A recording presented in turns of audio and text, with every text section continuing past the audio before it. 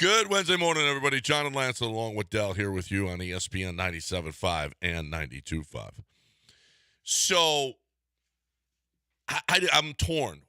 The most important story, Astros win 3-1 last night, okay? Nice win. Ronel Blanco, our ace. He was on some bullshit again yesterday. Boy, he was tough. Holy crap, his pitches were awesome. But I'm torn. Is that the lead story this morning, or the fact that Joey Chestnut will not be competing at the Nathan's hot dog eating contest on July 4th? That was a big one yesterday. That's huge. That's a bomb. Basically, this country, How do we stand for freedom right now? There's questions about peaceably assembling for protest. Is it this? Is it that? We wrestle with First Amendment issues. With what Andrea Carter's wearing today? We're wrestling with that issue. Wrestling with that. We're wrestling with the Caitlin Clark thing that is Caitlin Clark is just polarizing our country. And then now we have this. The 4th of July was created for two things. We made this for two things: to celebrate us and to celebrate hot dogs. And eating of hot dogs with water, with buns dipped in water. Right. That's why this. That was one of the reasons that was created. That they made this a holiday where we could have a day off, was so that Joey Chestnut could eat. First, I will admit, it was an Asian hot dog eater. Whose name Kobayashi. was? Yeah, Kobayashi. What a great name. It is. Kobayashi. Oh. And then, and then Joey Chestnut took it, and now it's like, do we even celebrate freedom anymore? Listen. Are we even free? Freedom? You can't have freedom without free, but you can't have 4th of July without Joey eating, what was it, 60 hot dogs? More. 70 hot dogs? I don't know. No one knows. I mean, isn't that what freedom's about? Is it a bigger snub, Caitlin Clark or Joey Chestnut? Oh, man. Well, Joey Chestnut's got beef, though, right? Well, he doesn't have beef. He actually has signed up with an impossible that's what I company. Mean. That's what I mean. Joey's. This is one where they have to do this. I guess it's. Well, yeah. I mean, this is one. If we're going on merit, Joey Chestnut should always be in a hot dog eating contest. Yeah, if it's based on merit. Unfortunately, this is It's not a meritocracy. No, it's This is a business decision. Yeah. I mean, he has decided that he has signed up with a company that's competing with Nathan's. Actually, it's some kind of Impossible Burger or something. Yeah. It's not a real. It's not real meat. So Joey Chestnut, actually, I think he has he sold out. It's like he's with Liv. He's with the Liv. Or he's just going healthy. Maybe after all these years of eating billions of hot dogs, maybe he said, you know what, if I'm going to stuff my face, I'm going to do it with something that's not actually a hot dog. George Shea. What is a hot dog, though, at this point? That's the question. It would be like Michael Jordan saying to Nike, I'm going to represent Adidas. Bye. That's what the event organizer said. So Chestnut issued his own statement saying he is gutted to find out that he wouldn't be able to compete. Oh, so they made the decision. Nathan's did. Bro, Nathan's is stupid. Wait a minute. This does feel like a Caitlin Clark issue. It is. You mean people are only going to tune in to watch Joey Chestnut? Honestly. Hold on. If you change the names around, do you actually care about hot dog eating contests, or do you only care about Joey Chestnut? Well, if you've got Joey Chestnut, all the eyes on it. And I want the eyes. If you want to promote your sport, you need Joey Chestnut. This feels like you really could interchange Caitlin Clark Olympics with Joey Chestnut hot dog eating. It's absolutely true. I mean, are you going to watch this year without Joey Chestnut in it? I mean, no, I didn't last year either or the year before, but I'm really not watching. Now I'm not even thinking. It's almost identical to women's basketball. I'm not going to wager on it over. Yeah. I didn't watch the year before. I haven't watched it all. But I've considered making a bet on an over-under of Joey Chestnut hot dogs. Right. Like a women's basketball game. Right. Underdog. How many hot dogs? Yeah, how many points will she score? Higher or lower? They may have had that, but not now. No. Who are we going to do it now for? Sammy the hot dog eater? Who knows these other people? I only know one person in the hot dog eating game, and it's him. That's it. Name another. There's other great ones. I don't know. Who? I don't care, though. Who? Yeah. I'm not watching now. I am not watching. But you're right. I didn't watch. A couple of times. It's pretty gross. Like if you had a real hot dog eating contest where they had, Chicago dogs, and then the next one has just chopped onions and mustard. Then the next one is like a hot dog wrapped in bacon that's been deep fried. If you went like, hardcore hot dogs and then you can't dip them in water, I mean, I'd be curious. I'd be maybe a little more curious. I'm not curious about dipping buns in water. Yeah, no, it I'm looks out on gross. that. It really is gross. I mean, he looks like a disgusting. Like, how does anyone ever have relations with that guy after they see him do that? Yeah, that's horrible. And for women to do that, what is wrong with you? And what he told, he was on with Hoffy back in the day here. Yeah, he came in, and he said, "Boy, it takes a long time to get all that stuff out of him to his recover." body. Oh yeah. And he's got to stretch his stomach out in the days before. Like, golly. But it was the after thing that really got me. Oh yeah, no, I knew you would be into this. So what's like 4 in the morning? He said he's up, and that's not. I'm just drinking the boo boo juice, and we're just gonna get this thing done in one long sit. Maybe just watch a show, watch some Kevin Costner movie. It's about 3 hours. Yeah, be done with it, and not ever see it again. That'll be great. So Astros win, and listen, do you have to have Justin Verlander pitching great? You've got Fromber on the mound today. Eric Getty's pitching his ass off. You've got Hunter Brown is pitching his ass. I mean, do you have to have? You don't even need a bullpen anymore. You don't have to have a bullpen. You've got Ronel Blanco. Del, do you hear this confidence? It's back. What? We won. We won a game. Losses, we won a game, and it's back. Yeah. No, you hear it? Okay. Oh, were you not moved yesterday? Were you not moved by that performance? No, I like Blancos. Yeah. Yeah, not really the bats so much. You did score on the error. Scored an infield single and error, and then a ground out. Well, but hey, Jordan Hicks is pretty good. Yeah. That's just in. He's good. Jordan Hicks is pretty good. And you know what? Webb is pretty good, too. That's some good you pitching beat those two, yesterday. which is what you're going to do today, an afternoon game today. You're going to have yourself a big time. This was quite the accomplishment, winning 2 out of 3 in San Francisco. Wait a minute. We entered this run going, well, they're playing teams that aren't as good. They got a chance to gain some ground. Now it's quite an accomplishment.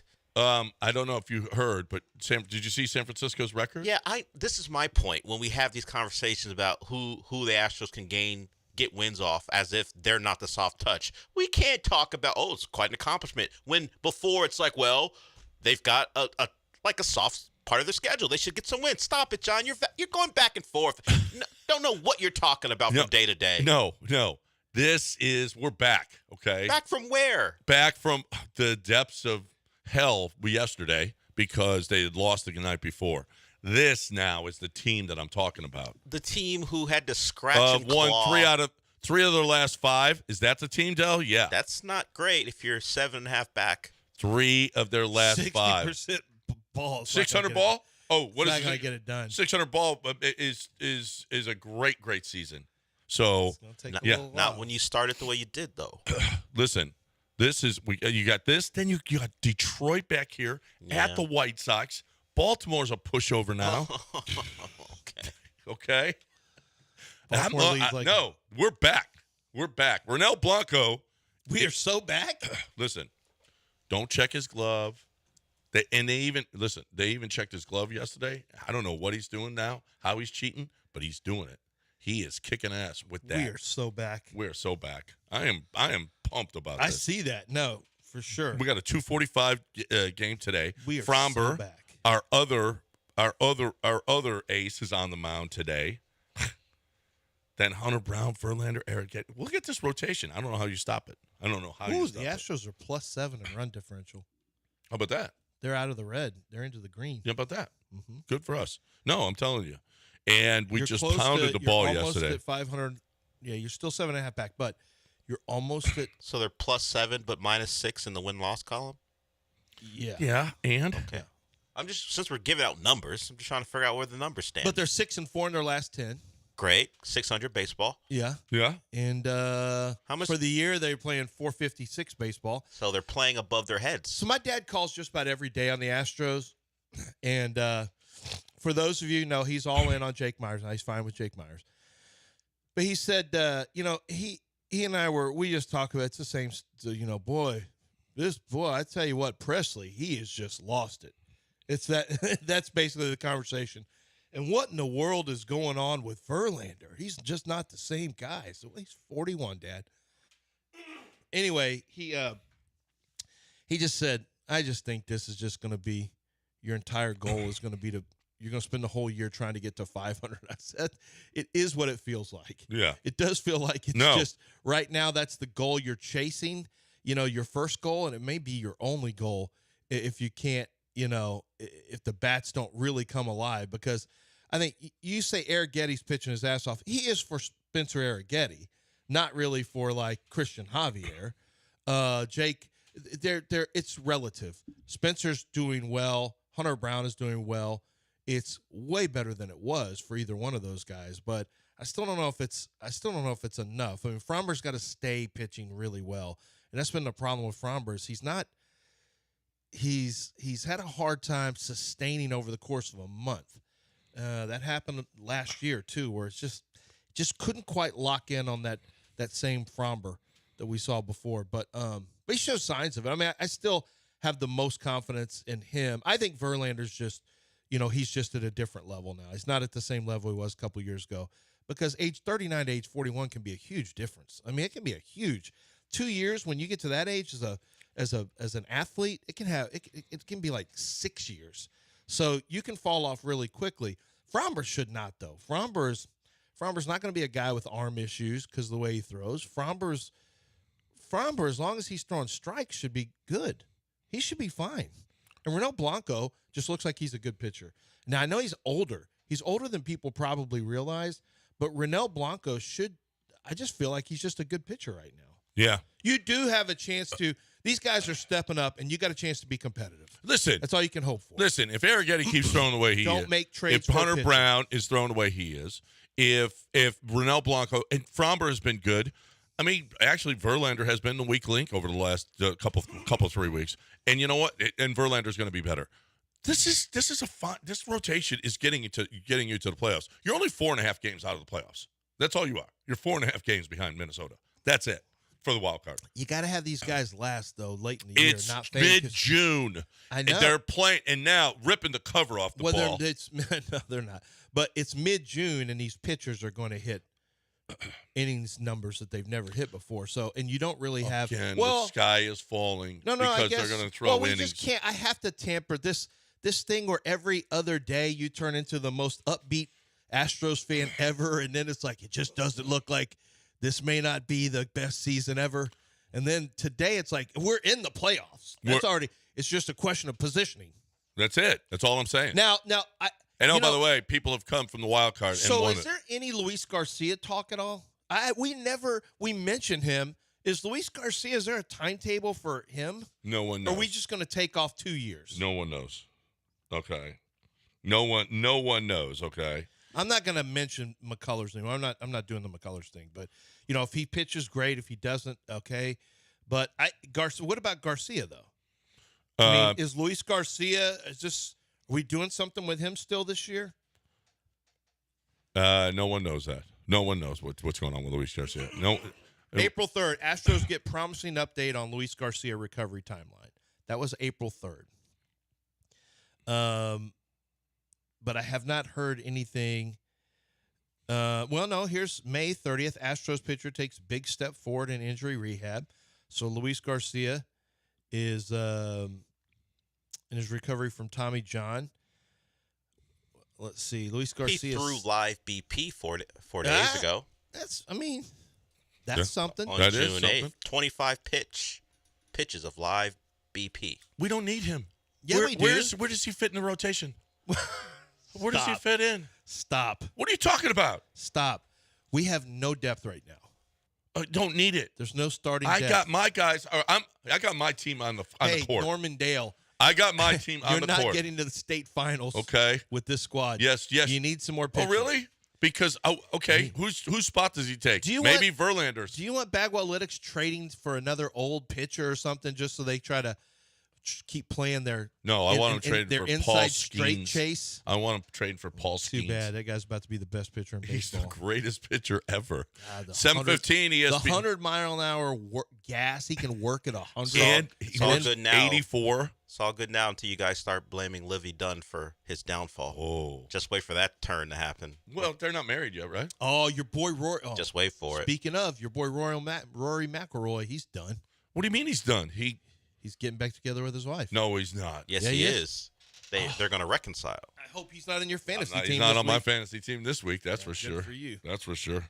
He's cooked. He's done. Beat it, Rory. You know what's usually good when you have all these fights with your wife and you have all these fights, you decide you're getting divorced and you go, you know what'd be better?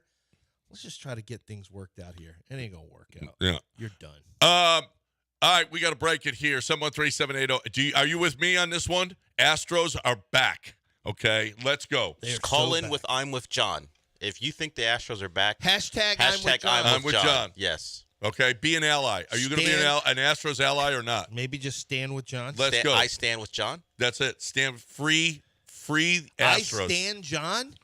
Well, I'm sure they're fans too. Are there some John stands But I out stand there? with John. If you are in line with John that the Astros are back after that scrappy win against the Doesn't get any scrappier. Giants That doesn't get any scrappier. in the dead of night, you probably weren't awake for it. But if you're awake now and you saw the highlights and you think the Astros are back, call in. Let's go. 713-780. So back. We are the backest I've ever I didn't seen. see it. It was late at night. I was asleep, but man, from what I could tell, and Ryan Presley got a second save. How about that? We may be back. We Might be back. Ryan Presley got a with second a clean save. sheet. A clean sheet. 2 strikeouts, 1 innings, no hits, no runs, no home runs. Yeah. We might be back, Dell. We I had- may be over. The bullpen was perfect. I The might back be too end was negative right now. awesome. We may be back. Ryan Presley comes in, destroys. Let's go. Who's with me? Who stands with John? 713-780-3776. Who stands? Listen, I'm going to tell you this. You got a 245 game today. You can bet on a Fromber. Yes, you can bet on Fromber. Where do you do it? MyBookie.ag, promo code BET975. You've got everything you could possibly need at MyBookie.ag, promo code BET975. It is the best place for you to get your bet on. Get your bet on at MyBookie.ag, promo code BET975. It doesn't get any better than everything that early cash outs, okay? They've got live dealers, okay? They've got a bonus for you signing up for the first time. MyBookie.ag, promo code BET975. It's the place to play, win, and get paid. You can bet anything, anytime, anywhere. You're gonna see all the odds boost. Listen, who gives you more money to play with than you deposit? None of your bookies are doing that. MyBookie is doing that right now. So go to mybookie.ag, promo code BET975.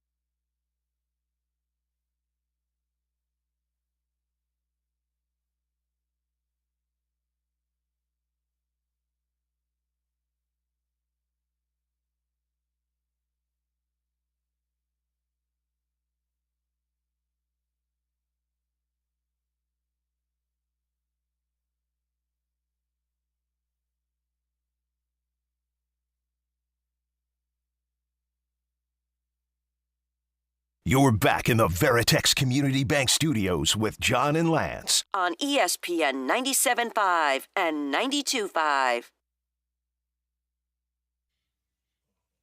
All right, welcome back here on ESPN 97.5 and 92.5. Yep, look it. The board is full of people. Well, we did have some we calls. did have now one we're down guy, to one. We got Sebastian. Anthony And from it's Anthony from New York. Anthony from New York.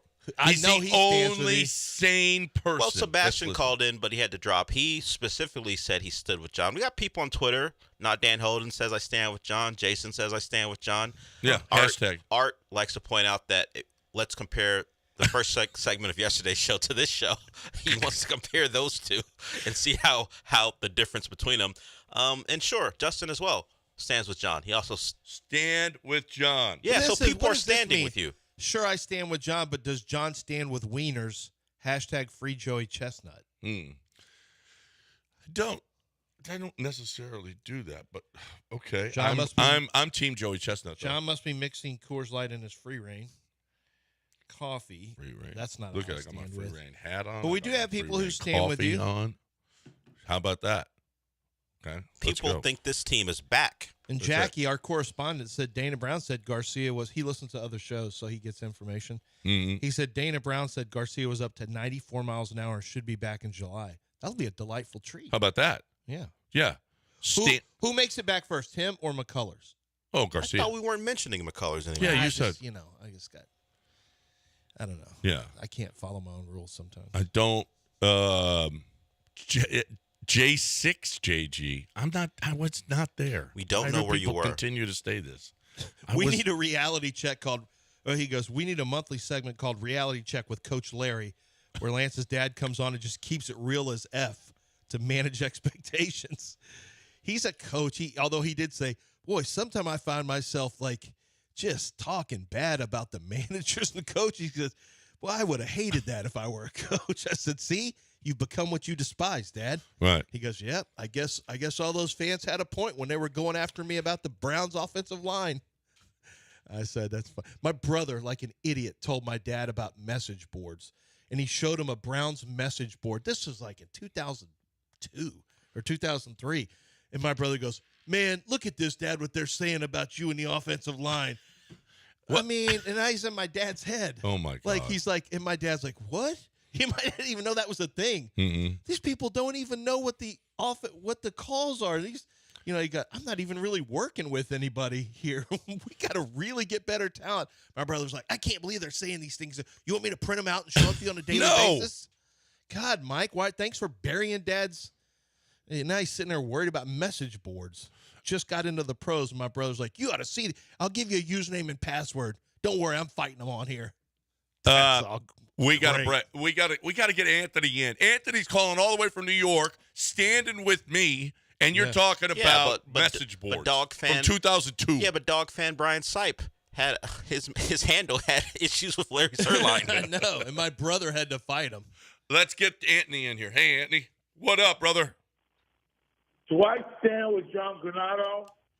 I always stand with John Granado. Thank you. By the time I come down there in August, we're going to be battling for first place. All right, we're going to be in first place. I'm telling you, these guys don't believe. Hold us back in. We will be in first place. The Astros will be in first place in July. In July, they'll be in first place. Wow. What point in July? It's in the month of July. So by the time July is over, they will be in first place. They will be in first place. They're going to make up how many games? 7.5. Okay. Let's see how many games. I'm going to do the math. See how many games they have to. Seattle will choke. Seattle's a will bunch choke. of chokers. As usual. Yeah. Angels are the Angels. It's just a matter of time. Oh, Anthony, It's a matter of time. let me ask you a question, Anthony. How far out of second place in the division are our Houston Astros? One game. One. That's how That's bad. what I'm saying. That's how bad And the Rangers believe it or are. not, I wasn't even aware of we're only 4 games out of the wild card. Yeah, 4.5. That's We're easy 4.5 said. back. That's it. Yeah. That's it. And It's these a matter people of don't time. believe. You know what, Anthony? Please. They're non-believers. I think they're atheists. Okay? They don't believe in our team or our Lord and Savior. Terrible. Yeah. Where Terrible. the hell is this segment going? All right. All right, guys, I got to get back to building things. Go get it, Talk to you Andy. later. We appreciate There's you. nothing worse than a one-game win streak dealing with Yeah. John. John, so the Astros, if I did my quick counting right, they have 40 games between now and the end of July. They're going to make up 7.5 games. of 7.5 games. Okay. That's going to take a lot. 7.5 games. We're going on a run here, boys. I don't know if you heard. Everybody's throwing great right now. Presley's so bad. Everybody's throwing great except one guy, Verlander. What about Presley? And you know what? And he's a Hall of Famer. That's the guy that we can't count on? Are you kidding me? Watch today. Fromberg going to destroy Logan Webb. He's got no shot. Logan Webb has no shot against our guys today. Wait. He should be a big favorite. Fromberg's going to destroy Logan Webb, or the lineup's going to destroy The him? lineup is Okay. going to destroy him. Okay. The lineup. You know that what? I scored- almost wish that Fromberg could bat right now. Okay. In place of Abreu, Yeah. And, who will well, probably be in the lineup today. I think I'd have more confidence in Fromber at the plate if you want to know the truth. Yeah, I'm with you on that one. 713-780-3776. Who else stands with me? Let's go. Get in here. There's not a lot of. I don't have a lot of people that are confident right now. People watched the entire season and heard what you said yesterday. You're flip flopping. Yeah. Get out of here, John Kerry. Mm-mm. Oh, God. You're going way back in He was presidential he lore. was the flip flopper. Yeah, I remember John's that. being a flip-flopper, too. John and John, both flip floppers. Yeah. 713-780-3776 is the number. Do you know when we come back? I'm gonna tell you how. I'm gonna play a video. I'll give Dell the video to play. It's a Joe Mazzulo video, and the head coach of the Celtics. Is it Joe? Yeah. Yeah. Yeah. It's a No, it's a video that it's that's- out there. Yeah. Well, but I thought it was AI. No, it's right. I really. Are you sure it's not? It's not. You're positive. It's I have everywhere. to check deepfakes. The deepfakes are getting pretty good with the mouth, and they're starting to imitate the No, voices. it's This real. is going to be a concern. It's real. We'll play it, but it's so far. It's such an aggressive answer, such an aggressively serious answer that I'm like, this is AI. This isn't real. And I'm checking and I'm Googling to see if this is maybe a deep, because I saw one the other day. Have you seen the ones with Luca? Where Yeah. Luca's saying wildly crazy stuff. Yeah, yeah. But it sounds like Luca. Yeah, no, you could tell AI. This is not AI. You can't tell AI, but it's only going to get Dude, better. and You know listen- AI, with computer learning, all it does is the more you feed it, the better it gets. Yeah. There's going to be a point where you're not going to be able to tell. Right. Well, I'm going to be able to tell you that you need to talk about Father's Day at Texas Star Grill Shop. Well, Father's Day at Texas Star Grill Shop about pizzas. Okay. Now I use I better tell you this. So I've got a grill in my kitchen and my outdoor kitchen. By the way, our friends over at Texas Star Grill Shop can design and install kitchens for you. The design is absolutely free, and they do an amazing job of their kitchens. But I already had a grill that was installed there, so what I bought from them was a griddle. And so it's a big, heavy panel that you put into. You take the grates out of one half of your grill. You put it in there, and I made smash burgers this weekend for the boys. I made smash burgers. Next up, I've kept it in there because I'm doing this week. I'm going to do Philly cheesesteaks. You can get a griddle, an entire standalone griddle. You can get it installed. You get a standalone.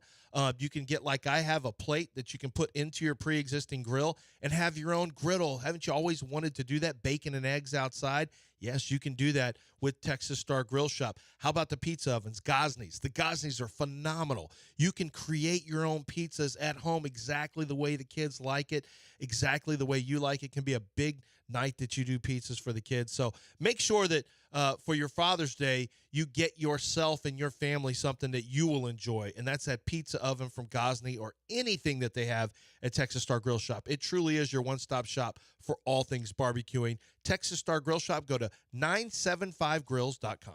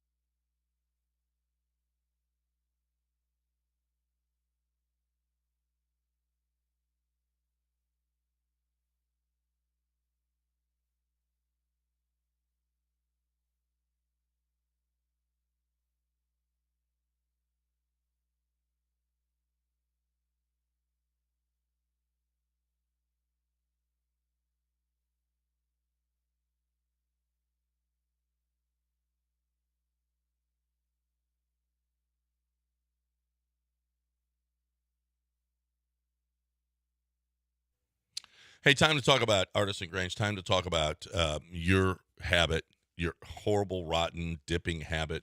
Saw a guy yesterday. He chews all the time, and his teeth are all yellow and the black that in between your teeth, and it's just awful. People, it's just a dipping. It's a gross way to go about your life. Okay, Nate. Okay, I want you to all the women in your life that say, "Yeah, dipping. I love when he dips. It's awesome." Zero, never happened. That is impossible to ever happen. So how about do it cleanly with hemp in a pouch made of hemp and CBD. CBD, which is going to help you, not hurt you, like tobacco and nicotine and the grossness, okay? So if you're somebody that dips all the time, you really need to think about your health. You really need to think about changing your life, okay? And this will change your life. That's not an exaggeration. It really is life-changing. You save yourself with CBD. Okay, CBD American Shaman says we love it. They're carrying it in their select stores, and you can get it. Stop already with your dip, your grossness. 975dip.com, 975dip.com.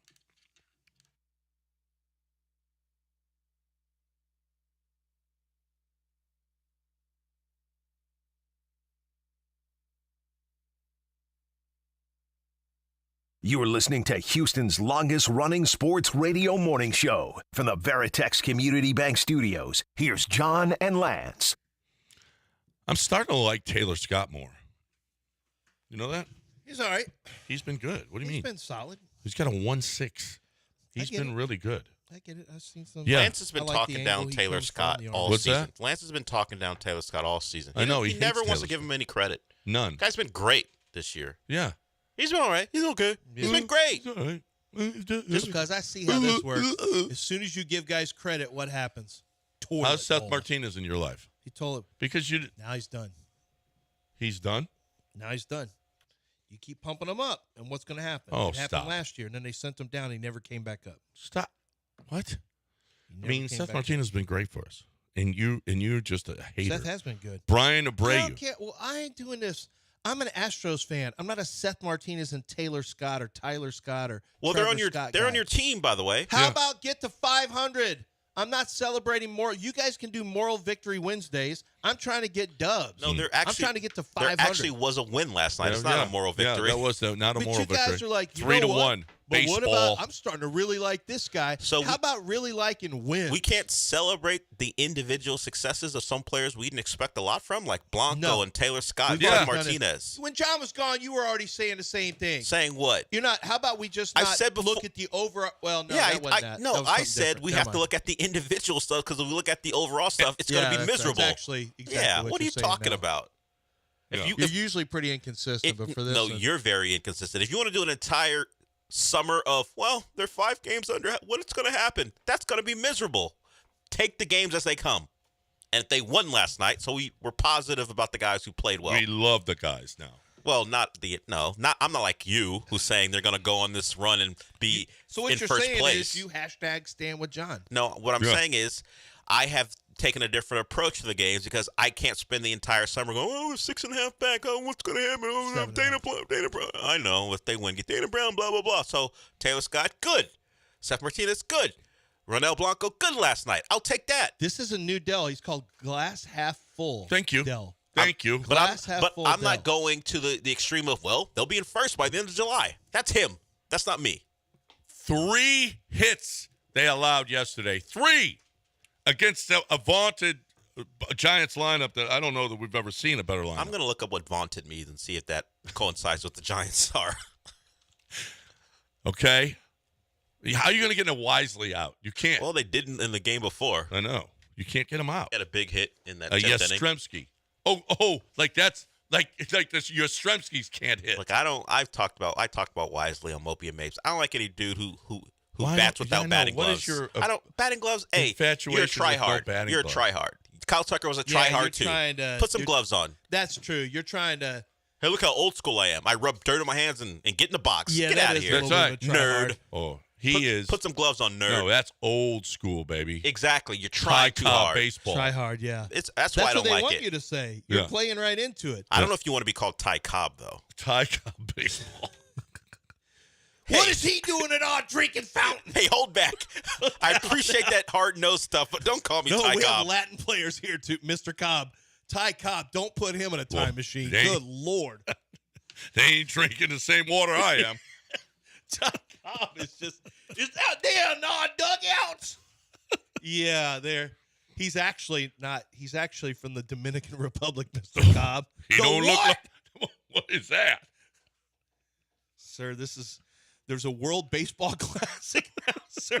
I mean, Ty Cobb would not be able. Yeah, I don't know if he. Ty Cobb no. could not handle this. Not this world. Not No, this not world. this world. Not this world. Mr. Cobb, this is a gender-neutral bathroom. Can you What the imagine is the that? problems Ty Cobb would have?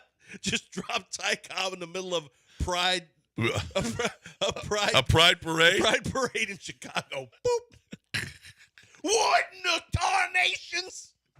Did you see the twerking going on in D.C. at the D.C. Pride parade?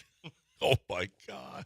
No, but I'm assuming it was aggressive. It was a very aggressive Ty Cobb at the D.C. Are you Pride guys sure parade. you want to do this knowing that Ty Cobb could be in a time machine somewhere with his spikes on? If Ty didn't like stuff, Oh he'd just no, come he'd in take you spikes right high. behind the stands. He'd just go spikes high with you. It didn't, Yeah, and then you guys duke it out underneath the stands. Now That's what what are you happens. going to do? Yeah. All right. So you wanted to play Well, Joe Mazzulla. Okay, so now it was. So here's the problem: not Ty Cobb, but Joe Mazzulla. This is actually from 2023. So you found a clip of Joe Mazzulla from a year ago, and you're wondering why I didn't hear it. What popped up? Yeah, it popped up on. It popped up on Twitter. On Twitter, you see everything Yeah. on Twitter too. So is this video that popped up on Twitter that I don't remember hearing last year. It just says NBA Finals in the background. It talks about this question is, with your 48 hours, everything is in the same context as it could be right now. And Well, it says conference finals. That might. it did say yeah. in the background? Yeah, it says Oh, conference okay. finals. I And saw the was date finals. says May 23rd or May 25th, 2023. Those are a couple context clues. Well, wait, not on Yeah. not on the tweet. Those it should did. have been tellers for you. No, not they on the should tweet. have been indicators. Oh, in the background. Yeah, well, Well, it it's says it on actually a very tight shot from mine, so I don't think it it's says even. well, the one I pulled it from NBA Central says, well, the clip is from May 25, 2023. But we Yeah. can play it. So, Yeah, if it you was so a choose. different. It's like some other video site or something. Well, Well, there's recycled. Yeah, this they is do why do that. everyone thinks everything's brand new when Yeah. they see it. So much stuff is actually recycled to piss people off. Right. Well, anyway, so I watched The this Athletic video. does that all the time. Oh, yeah. Well, the time. you have to look because they're Yeah, ads. yeah. Yeah, it's very tricky. I tried to book somebody based on one of those things. He goes, that's article I wrote that last year. Just I'd love to come on your show. I'm like, oh no, never mind. Never mind. I don't want you. So anyway, I think it was Max Olson or somebody.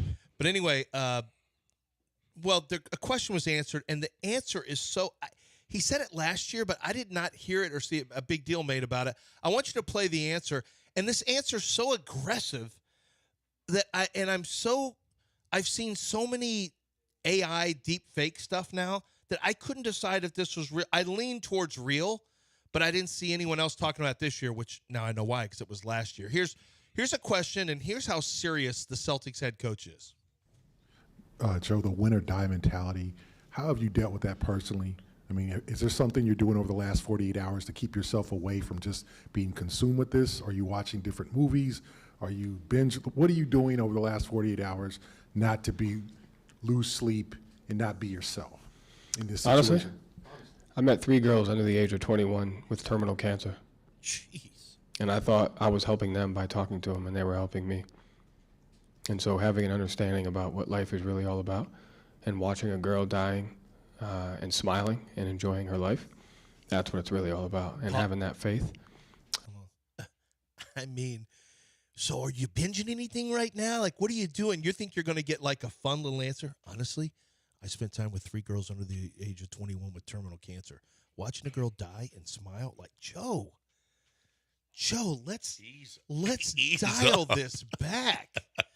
Well, The other day that you saw the guy's question, Yeah. you thought I was talking about the guy. Said, Yeah. What does it mean to you, 2 head coaches that are African American? First time that this has happened. 75.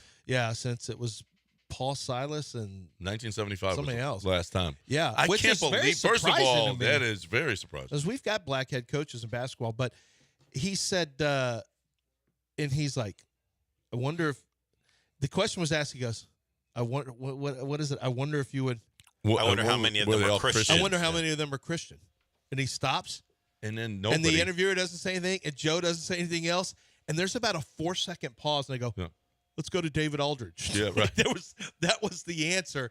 And his thing was he was diminishing, like, this for me is not about being a black coach. It's about being – so his whole thing was I consider myself a Christian too. It's a big part of how I identify myself. So he didn't expound on that time. I've seen him expound on identity before. But so that's the one you thought I was talking about. Yeah. But Joe tends to get a little bit serious. One from this year, I thought you were talking about. Yeah, you thought it was the one from this year, not last year. Not last year. Why would you assume that? I don't know. And I don't know who. I don't know why. Lance had like a pause, a year pause. Hey, let's talk about this. Yeah, in the middle of that question from the one from last year, it came out that all he does is like watch The Town. That's his favorite movie to watch, and he watches like 4 times a week. So I think inside that question was, is he from Boston? I mean, he's from the. I think he's from the Northeast. The Town with Ben it's Affleck. in Boston. Ben Affleck? Yeah, that movie. Sounds like he's just answering just to make the Southies happy that are in the Celtic fan base. So if you listen to that question, he goes, "Are you watching any other movies?" Because the storyline surrounding him was he just watched that movie consistently throughout the week. He loves The Town. It's a good show. It's a good movie. I like it. It's okay. I mean, I watch 4 times a week. It's on TNT all the time. Yeah, So but I maybe watch Blood In, Blood Out. Like I watched once Warrior. every 2 years. Well, we used to watch Warriors every weekend. The movie Warriors? Yeah. Well, I mean, now we're getting into a whole different thing, but like you couldn't not see, obviously we've all seen the ultimate, the one that's on TV the most ever is Shawshank Redemption. Yeah. Shawshank has been on TV probably more than any show has ever been on TV in a rerun. Yeah. The movie. Yeah. That thing is on all the time. By the way, speaking of regional, I meant to get to this yesterday, and then we got to get to a break. Dan Hurley turned down the Lakers, and I talked about, well, it's probably because all he knows is the Northeast. I went into his coaching career.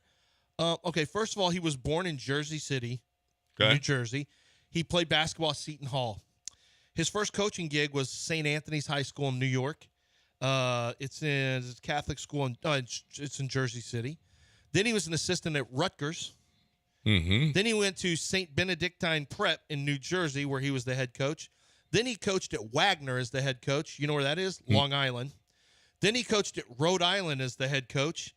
And now he's been, for the last 5 years, at UConn. This man doesn't know anything but the Northeast. He has not gone further west than New York City. Everywhere he's lived, there's been Tea Party issues. Well, no, New Jersey is actually west of New York City. There were you had people, and I mean, everything is the colonial times. He can go anywhere, and there's all kinds of historical, Revolutionary War stuff. Yeah, how many times has he watched The Town? Oh, probably. He lived it. Yeah, probably a bunch. I mean, how many times does he ever... Of course, he's Jersey and New York. He hates The Town. He couldn't. How could he move it to That's Kentucky? Boston. He was offered a Kentucky job, right? He can't move to Kentucky. He can't move to L.A. That's too much for him. No, his whole everybody is. They're like, you going to L.A.? Yeah. What? There's You know how far that is? Bobby Hurley. There's no chance Bobby Hurley. Where did he play? Didn't he play for Sacramento? You know how many lefties there are there? Yeah. Well, didn't one of them wind up at Arizona State? One of the Hurleys, right? Yeah, Bobby Hurley did. Yeah, so they've but ventured. Now they know he's better. an outcast.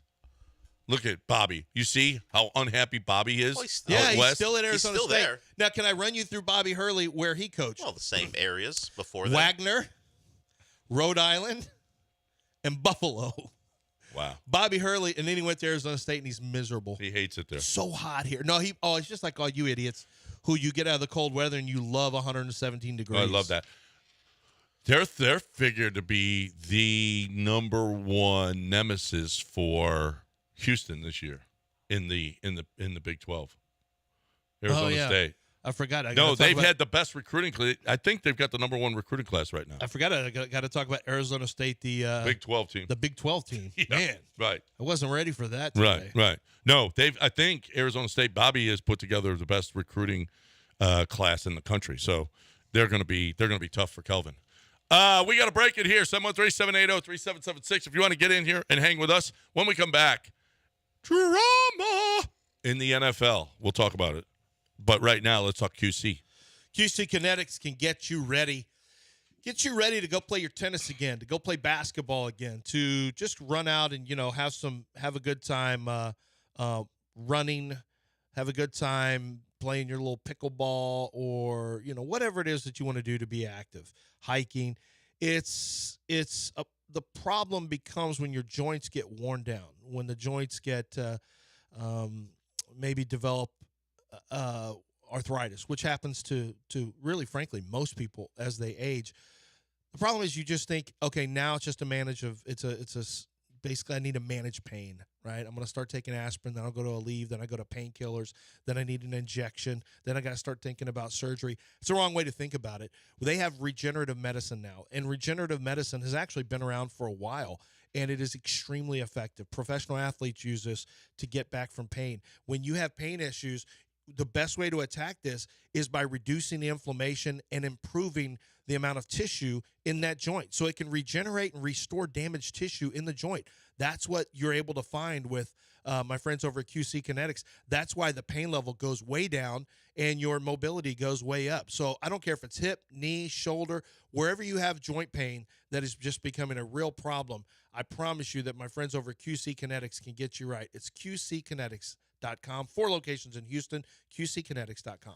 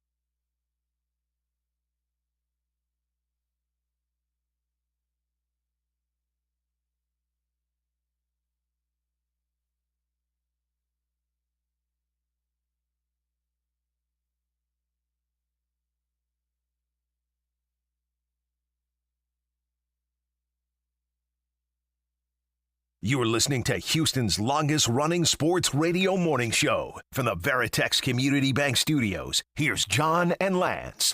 Have you guys seen the greens at Pinehurst, how ridiculous they are? Crazy. Stent meter's going crazy No. over there. Drop a ball, And it's and it rolls off. I did see that. You saw that? I did see that yesterday, Yeah. That's not the greens I'm focused on. That's what?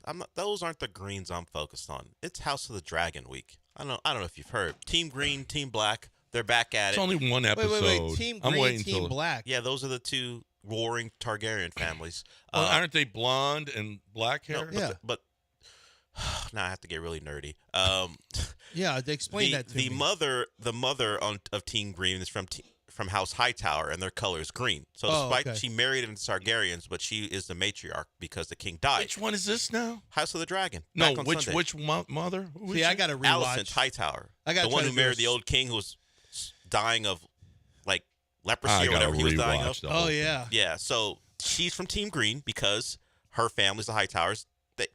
They're green. Team Black is Rhaenyra.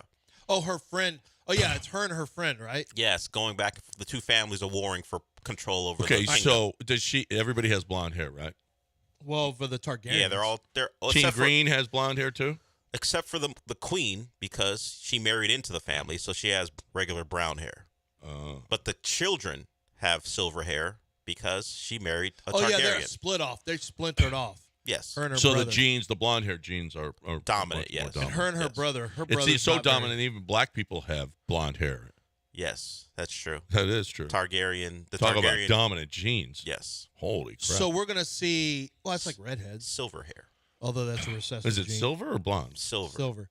So At least in the books. I don't know how they're doing it what's really in the blonde on? That's nerdy. Yeah. show. Yes. So you're going to. So we're going to.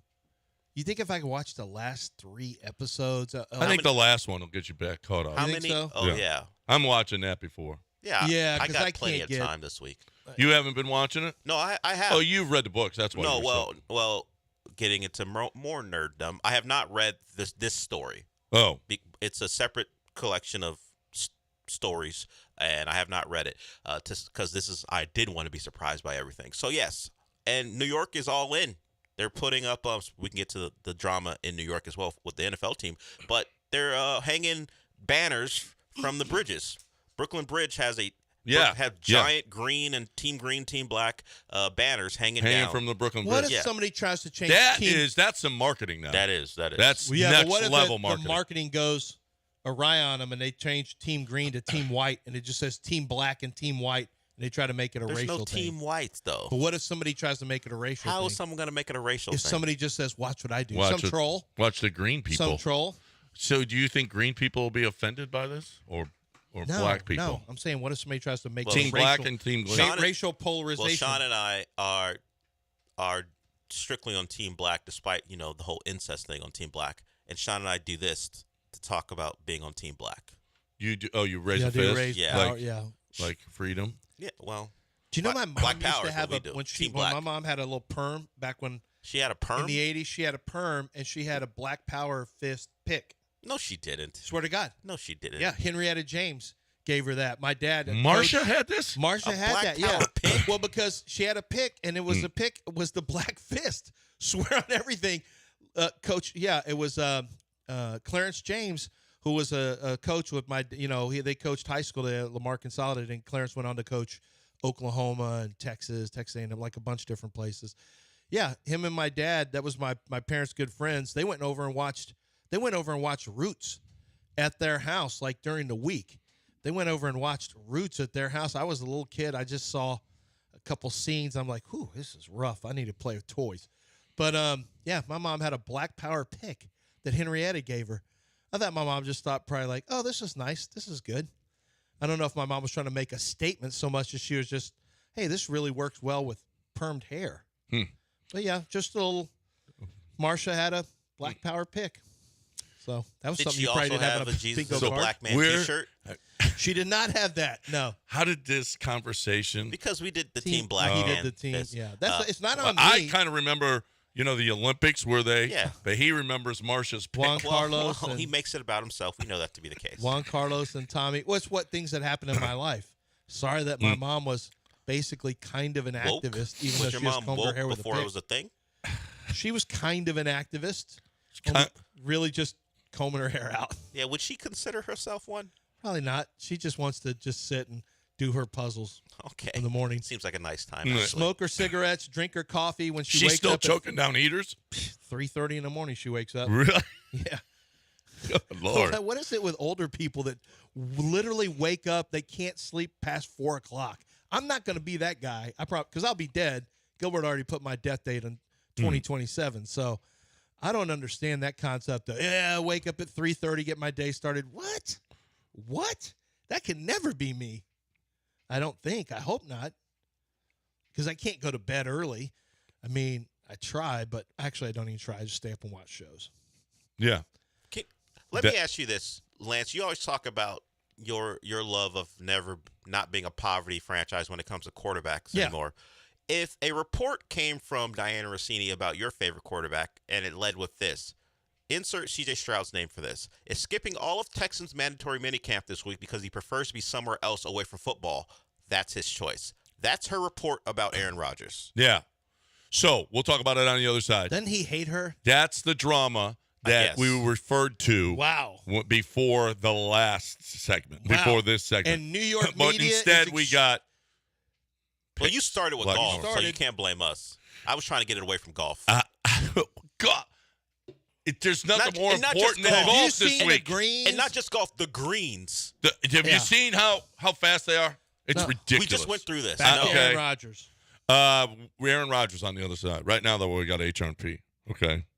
And these two probably are going to catch an HR calling at some point. I'm pretty sure they probably – Adele has already. Lance, I'm pretty sure you haven't, but he will. Here's the deal, is if you're somebody who needs payroll, okay, you're doing your own payroll. That's stupid. That's just not smart. Don't do your own payroll. If you've got 15, 20 employees or 20,000 employees, it doesn't matter. If you are somebody who's doing your own payroll or you're not completely satisfied with your payroll company right now, you're not completely set. You got an admin company, right, that's doing your payroll, they're doing your HR, your benefits packages. Man, I'm telling you that you probably are not getting the best deal that you possibly can. I don't care how big it is, how big your company is, how complicated it is, HR&P more than likely can save you money on that. Because here's the deal. They're not in the benefits package business. They're going to give you options where the admin companies are forcing theirs upon you. And that's not good for you. What's good for you is to have the options that are best for your company. So you're looking for a great way to get your people, the HR, to get your people to payroll, and benefits packages that are best for you. HRP.net, 281-880-6525 or HRP.net.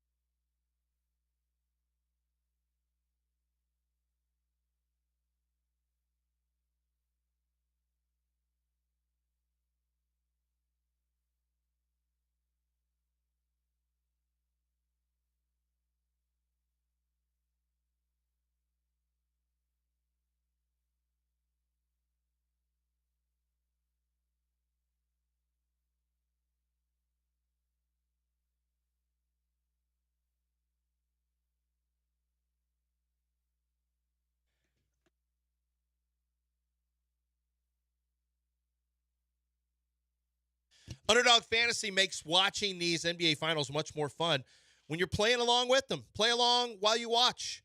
That's what Underdog Fantasy allows you to do. Download the app Underdog Fantasy. Go there right now. Load it up on your phone. And then check it out for yourself. You can, browse through it. When you're ready to get into it, when you're ready to get into the game, you're going to use promo code Lance on your first deposit. They're going to give you a special mystery pick in your Pick'em lobby. There's a Pick'em game that you can play on a daily basis. And you have to pick between 2 and 5 players to play Pick'em. And you decide if you want to go higher or lower than the stats that they have listed on there. So, Luka, Kyrie, you've seen how these games have gone. You've watched them. Do you have an opinion about how the game is going to go after adjustments or if players will play better? Luka had been playing with an issue with his chest, and so is he going to be even better this game? Is Kyrie finally going to hit a three-pointer? Is 0 for 8 in a series? These are things to understand, to know, to watch, and to counter whenever you're playing your pick'em challenge. You're going to get the mystery pick, which is basically going to be an easy winner for you. You'll see what I mean when you make your deposit.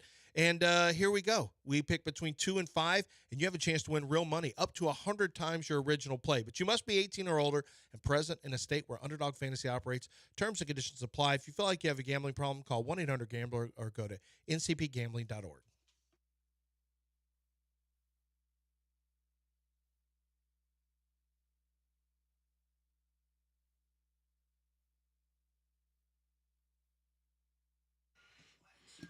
All right, welcome back here on ESPN 97.5 and 92.5.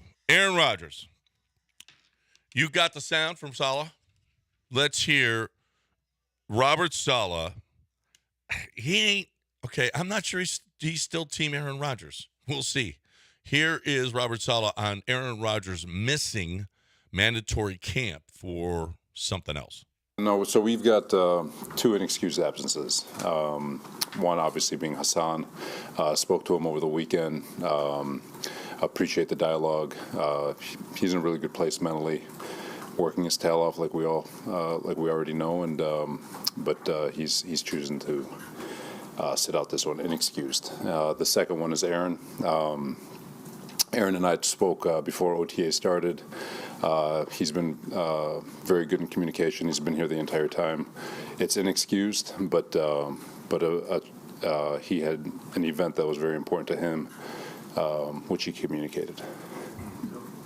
Both are inexcused? Both inexcused, yes. So are they getting fined in Reading? They're both subject to the CBA fine schedule. First question is he using the word correctly? I think it's incorrectly. It's unexcused. And in fact, I think the reporter tripped himself up because he was going to say inexcused and realized, wait a minute, that's not the word. Unexcused. Unexcused, yeah. Inexcusable is different than unexcused absence, yes, unexcused I believe. Absence. Okay, or maybe he finds it inexcusable that they're not there. Man, it is inexcusable. So, so the Jets, I mean, is Robert Saleh had it with the Aaron Rodgers This is drama what happened. and this saga? is what happened when you go all in on Aaron Rodgers. The guy has not even finished an entire series of football for you yet as a Jet. This is what happens when you go in with Aaron Rodgers. Unfortunately, he's one of the most talented to ever do it. Maybe the most talented quarterback I've ever seen as a quarterback. With that said, the Packers at some point became all in with Aaron Rodgers, and he pushed them around. And now you have the Jets, and he made them Randall Cobb. Got to sign Randall Cobb. He gave them the list of players he wanted them to sign. And guess what? They ended up signing a lot of them. Randall Cobb gone. Alan Lazard already gone. There's Aaron Rodgers in January 8th. And they've got this on the New York Post, the front page. January 8th. The bull bleep that has nothing to do with winning needs to get out of this building. And this is in January 8th. And Tuesday, Rodgers AWOL from Jets' first mandatory practice. Full of hot, and in their headline, full of hot air, AAR. That's one newspaper. The other newspaper says, call him Aaron Dodgers. Quarterback suddenly disappears as Gang Green begins mandatory minicamp. And they've got his face whited out of a picture where they basically just took his picture out. You know, he doesn't have they took white out and whited out the picture inside the helmet. What could Daily be News. more important than you being there after missing the entire year last year? That's what I want to know. And you know, it's probably like a concert or a sweat tent. He's got to go to one of those sweat lodges. Like he already had that set up with honestly, this is your Pat McAfee and the guy. You call him AJ Hawk. I just call him the guy who smokes cigars and doesn't say anything. That's AJ Hawk. Well, that's his name.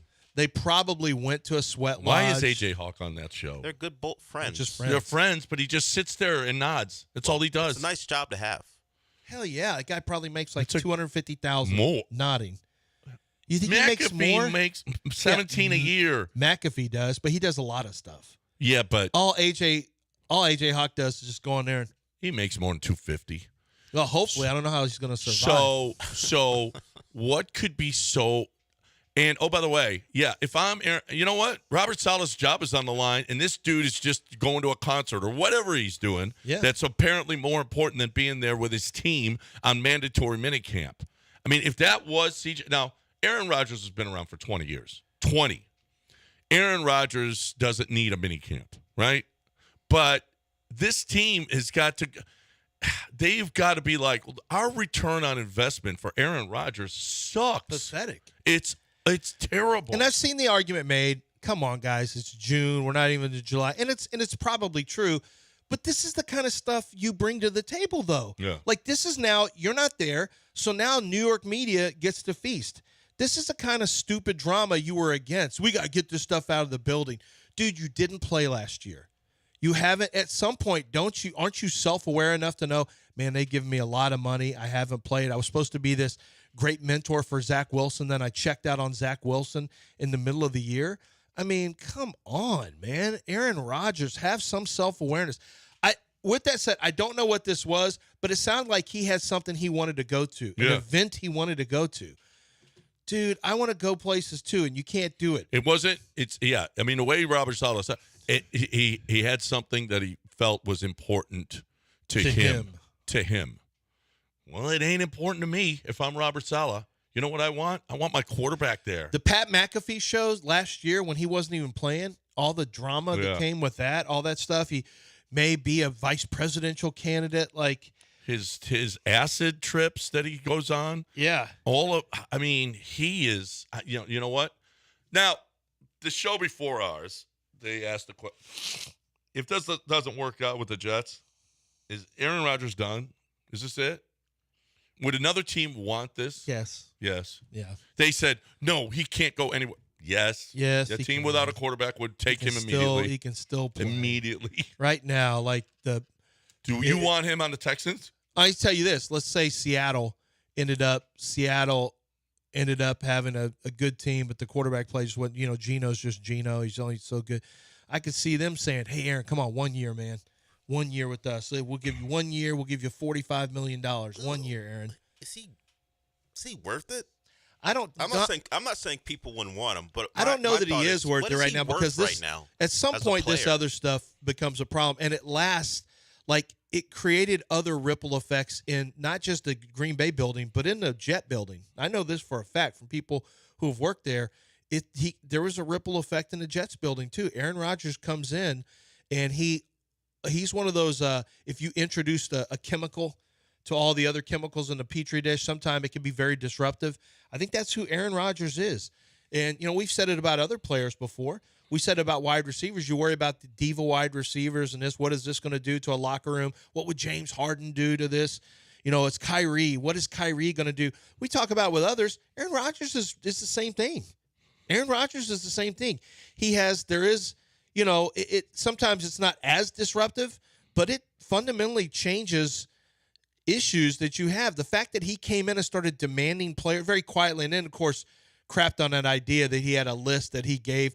I just told them some things that would be, cool. They asked me, and I said, yeah, it'd be cool if you signed my best friend. If you're signing someone's best friend to the team who's washed as a wide receiver, then that's not football. Then you're doing this for Aaron. You're not doing it for the team. It's an individual thing. Well, but they were so all in on him. They would give him any. They gave him the world. I know.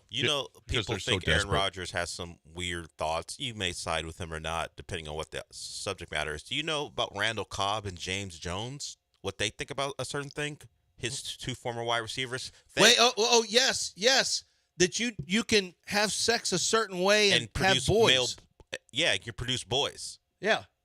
Thank you. James Jones, Randall Cobb was asked about it. How'd you get 4 boys? He goes, and what did he say? James Jones told him. Yeah, he said, how do I put this? He said, you can do a couple things to the left, a couple to the right, and then A-B, start. Yeah, pretty much, and then a couple down the middle, and then you left, right, A-B, start. And then you sit. You rest. And then soak. Like the Mormons do? Yes. And that's how you get boys. Huh. That sounds like a cheat code. Like it's Contra. That is Contra cheat code. Yeah. Basically is what So James Jones basically tried Wait a contra. minute. Left, right. Left, right, couple left, to the right. left, couple to the right, down the middle, and then you just sit. BA start or ABAB start? I think guess it's it all depends BA on how you start. set up your buttons. It's just a cheat code. Yeah. And Randall Cobb has, what, 4 boys? Watch this, John. You don't know about this because you were not a Contra player. But if I type in Contra cheat code, up, down, see, it'll show you right here. Here's the Contra cheat code. It's up, down, left, right, BA, start. Actually, I think it's up, down, BA. So see, up. Oh, no, here it is. Up. To get 30 lives, you go up, down, left, right, BA, start. That's basically what he said. Okay, this is the cheat code. You know. People can see you. Okay. And then you give Ice he Spice doesn't whatever think she people wants. can see him ever. Contra He cheat always code. does Right. things like they can't. Right. Maybe I just don't care. Maybe you don't care. When he does this, can you do your Cardi B again? No, never doing Cardi B again. Never doing Cardi B again. I really should be playing Contra. There's really no reason I shouldn't still I don't play know what Contra. that means. What Contra is? What is that? It's an old video game. Old folks told us woman on top gets you a boy. And we were 1 for 1. That's from Ian.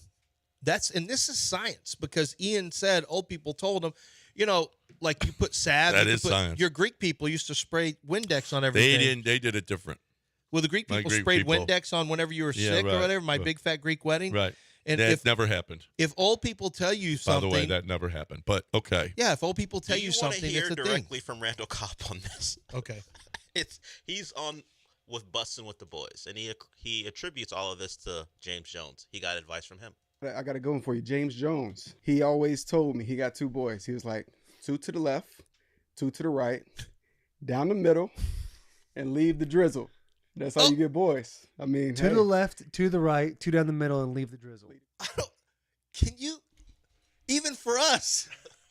Well, even for us. Wait a minute. If we got a problem, then only the internet people heard it.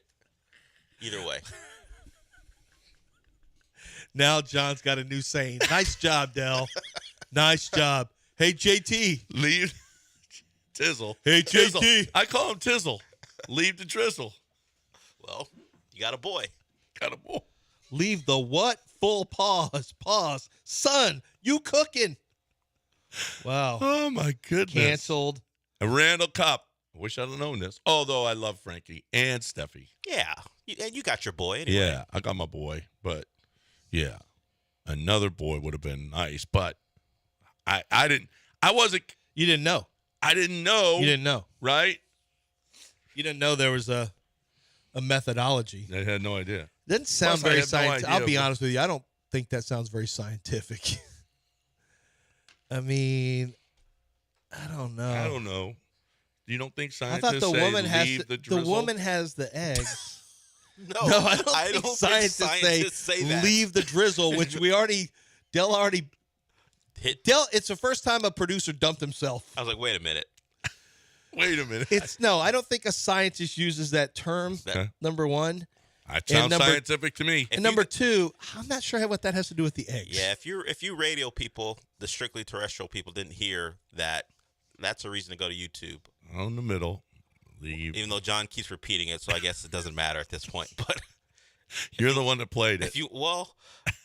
Notice I haven't said it though. You keep saying it, so somehow I've been able to avoid saying it over and over again. And they keep Twitch says, and they keep saying it.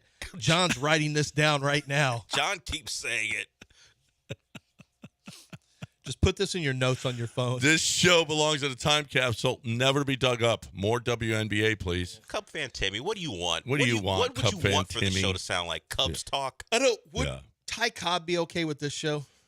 Ty Cobb. Not with Dell, Not but with would me, he be certainly. okay? He wouldn't be okay with our producer, but I don't even think Ty Cobb would like this show. No. 713-780-3776 if you'd like to leave. Nope. No. If you'd like to call into if you'd the like show, to call the show about something other than that. if you'd like to call into the show,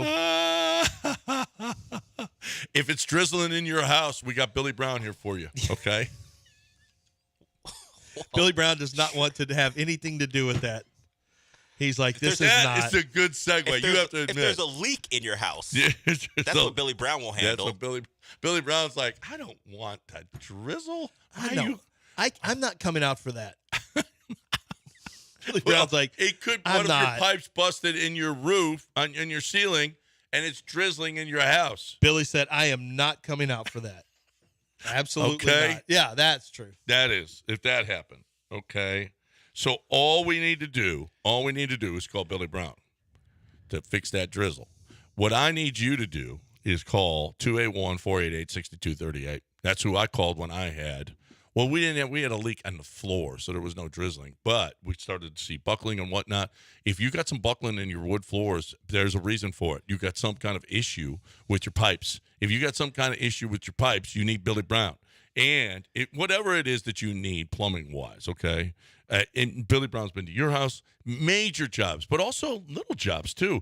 Your water wasn't coming through the way it should. No, I mean, if you've got a problem if you're concerned about just the water pressure, which is one of the number one complaints from people is water pressure, let Billy Brown and his people come out there. While they're there, have them do a hydrostatic test so they can check, see if you have any leaks around the house. But it's a great name to have in your phone ready to roll because having a good plumber that you can trust is hugely important. It's my good friend Billy Brown over at Aqueduct Plumbing Company. That's aqueductplumbingcompany.com.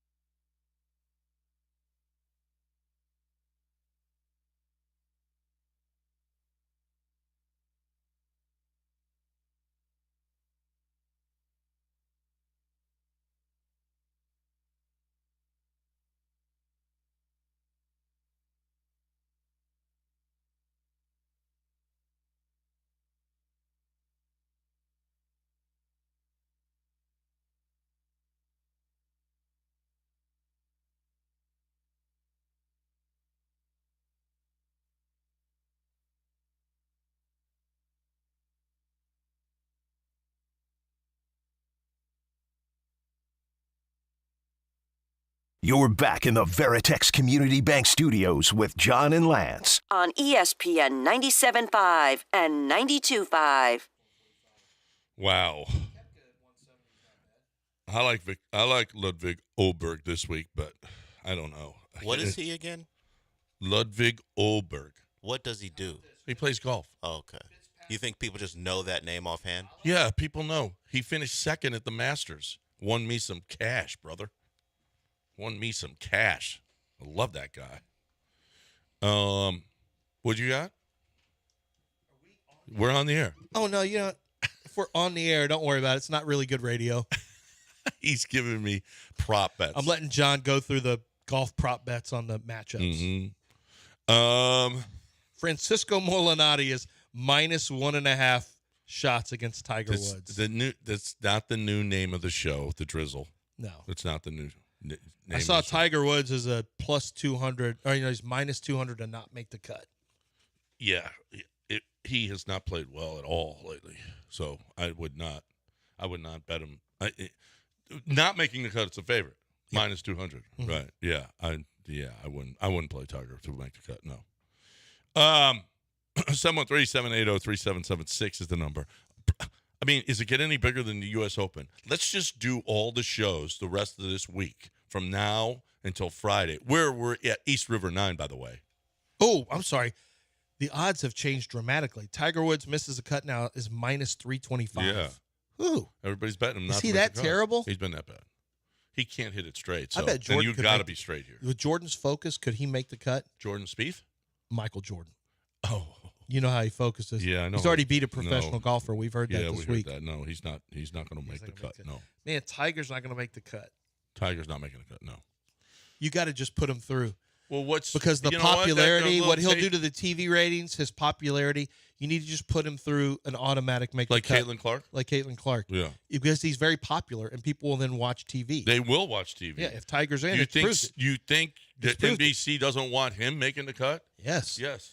NBC is hoping for mass amounts of injuries on the on the WNBA Olympic team. They're hoping that they collide into each other and snap each other's legs. Oof. So Caitlin gets on. You don't think And I NBC has it? Right? NBC's pissed. I think that is maybe the problem. Some people who have cared about the WNBA for years. I think maybe that's one of their biggest problems, that we've decided to treat the sport they love like a sideshow. I know. Hey, Right. We're just in real quick. That's like me with draft. yeah. Like what? I can feel that, Dell, because people come in and they try to tell me about my draft stuff. Like, I do this all year long, and they act like I don't know what's right. Hey, I'm sure WNBA fans feel that way and players feel that way too. Hey, I mean, who are you, interloper? Yeah, people may not realize it. They may not think that's what they're sending out, but the message is your sport's not really all that legitimate. And we think we can help you legitimize yourself we're trying to help you by doing something that would make a joke of your actual sport. Hey, go on.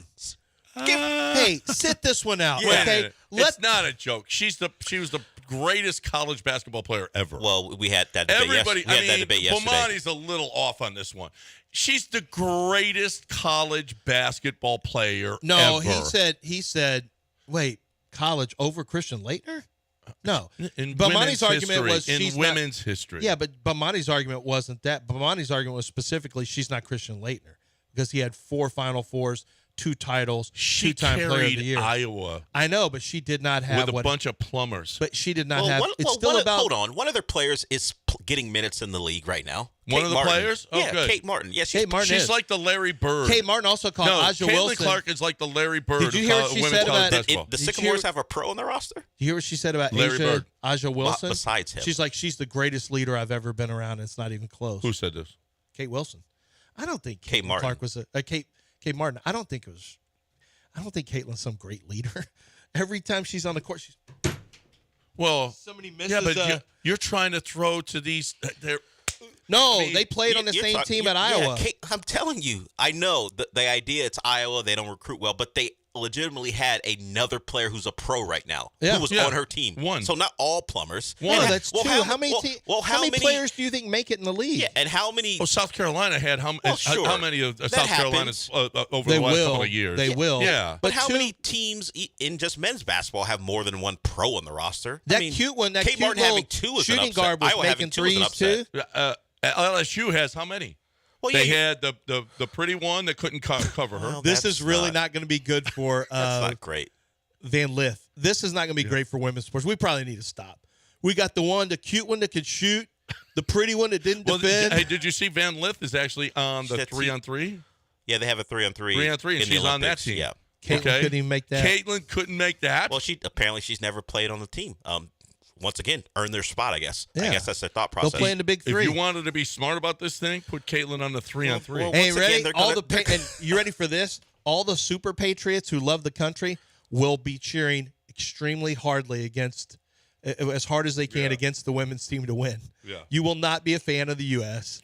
You'll be cheering for every and guess what? other team. The U.S. will destroy every team. Yes, by they will. Well, let 40. me ask you something, John. I mean, it's not apropos because it's the Olympics versus the All-Star game. What if Shohei Ohtani, great interest, what if he wasn't good in his first year as a pro? guy who can pitch, who can hit. Would there have been a giant push to put him on the All-Star team? I don't know. What kind of question is this? Well, she's leading her team in scoring. But she's not one of the. But she's not one of the best players. She's got a bunch of plumbers that she's with. Understood, but she's not one of the best players. So Shohei was having a good year, but the fans didn't vote him in. Or not a good year, but the fans didn't vote him in. Would there have been a push by the MLB to put him on the All-Star team? Probably even though he would have had great interest. And that's a different country. That's a lot of baseball watching. Yeah, the Japanese people, they would have watched him if he was on the All-Star team. It's huge watching. Yeah. So this is what I'm saying. If they're taking issue with anything, is hey, we're not the Savannah Bananas. We're not having this is not it's a minor little league, disrespectful. This is not a minor league team where we do things to get interest in our sport. Let us be real. The Savannah Bananas. No, but the people who act like they're so like I'm trying to help you get viewers. This is a great opportunity for the WNBA to get viewers and to really help your sport. You don't care about the sport. I don't care. Let's just be real. Everyone's operating from a place of I think everybody who's pushing Caitlin Clark so hard, I want to see her too. But I'm not so stupid to realize that I shouldn't be telling the league how they need to run their business. However, if Caitlin Clark was coming here to play, if two WNBA teams were coming to play, would you go to the game? Yes, but that's not now Caitlin Clark is coming. You would go. That's what I mean. But you wouldn't go if it was somebody else. No, that's never been the argument. I tell you readily, she's the most popular. She's the only reason I'm watching. That's why if she were to stop playing tomorrow, no one cares. That's why you can't listen to those people. The same people who will bail as soon as she doesn't play. If she decided, you know what, I'm just going to get married and have kids, then you're not watching women's basketball. So if you're not invested, that's like people who are just there for Tiger Woods, who didn't care about anyone else, who just told you about golf. You probably don't like that. I don't care. No, you're watching. I don't care. You watch for Tiger Woods? That's great. Watch for Tiger Woods. I don't care.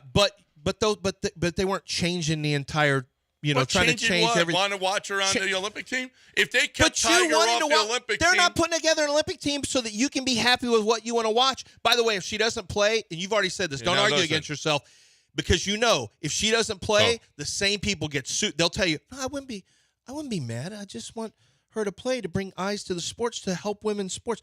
I'm just trying to help women's sports by putting Caitlin Clark there. I just want the WNBA to grow.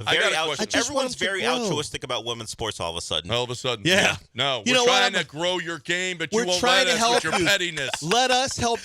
Hey, will you help us help you? Hey, you know the sport we haven't cared about for decades?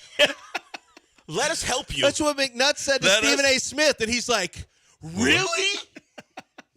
Then he had a whole podcast getting mad at Denise McNutt. I always forget Monica. Yeah. But you know what? You better watch yourself because Steven will get your ass. Oh, no. Hey, let me ask you this question. He got a little lip. Bob Myers got a little lippy. He said something the other day, and Steven was like, well, to be fair, he said, you don't want people. He goes, no one. When you win the championship, you get all these text messages. When you don't, like 2 people will text you after you lose the championship. Stephen A. And Stephen A. I was one of them.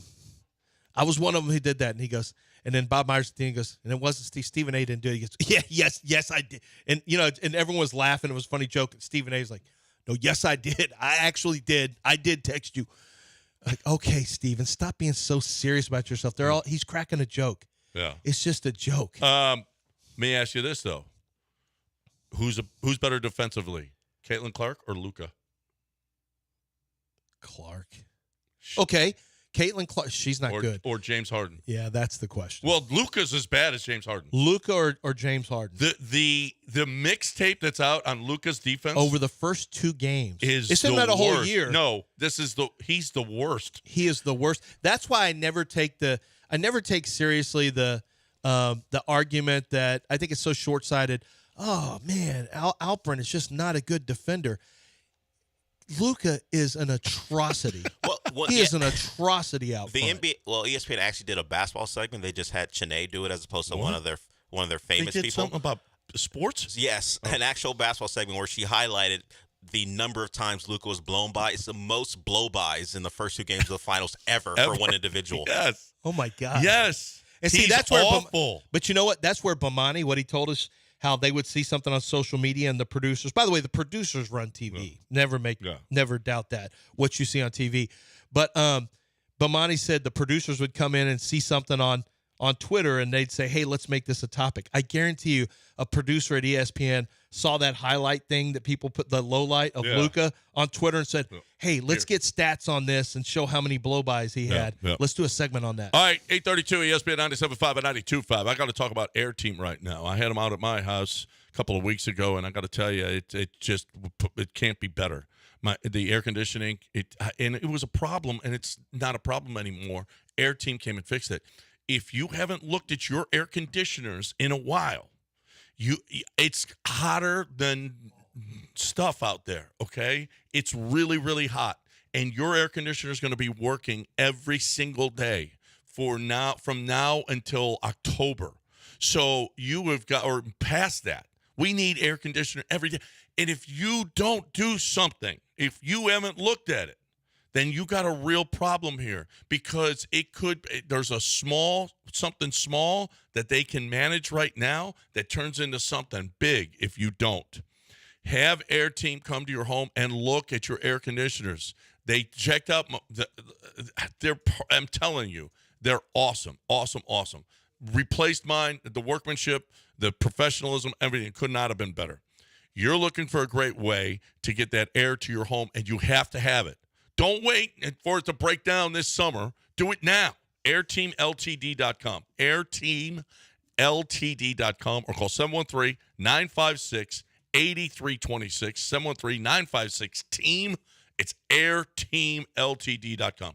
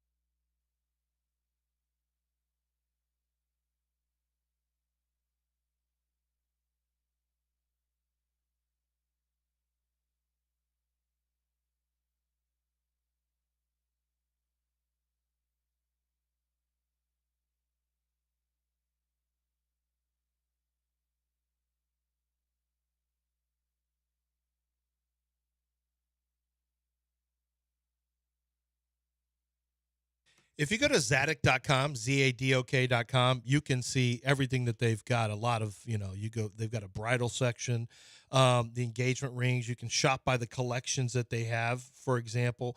But they've got a chance to really help you with the proposal, with everything. You go up to the second floor, and it's Marry Me Month. So you got a chance to go get your engagement ring in the second floor where they have the entire bridal section. And it really sets you up for success. And that's really the key here, is making that a very special moment for her. And if you go to Zadok.com, you can see all the different rings that they have available for you, the different styles, the selections. Maybe you're very open with your girl, and You're talking very openly about marriage. Why don't you just take her to the website and have her take a look at it to start off with, and then go in at 1801 Post Oak Boulevard. They've got everything there that you can imagine to make your wedding day perfect when it comes to, well, just the engagement. The engagement process. Let's stick there. Let's not get too far ahead of ourselves, but she's going to love it. It's going to be memorable, and you can find all the greatest selections of diamond bracelets, necklaces, earrings, fantastic luxury watches. It's all in one location, 1801 Post Oak Boulevard, over 28,000 square feet of greatness at Zadig Jewelers.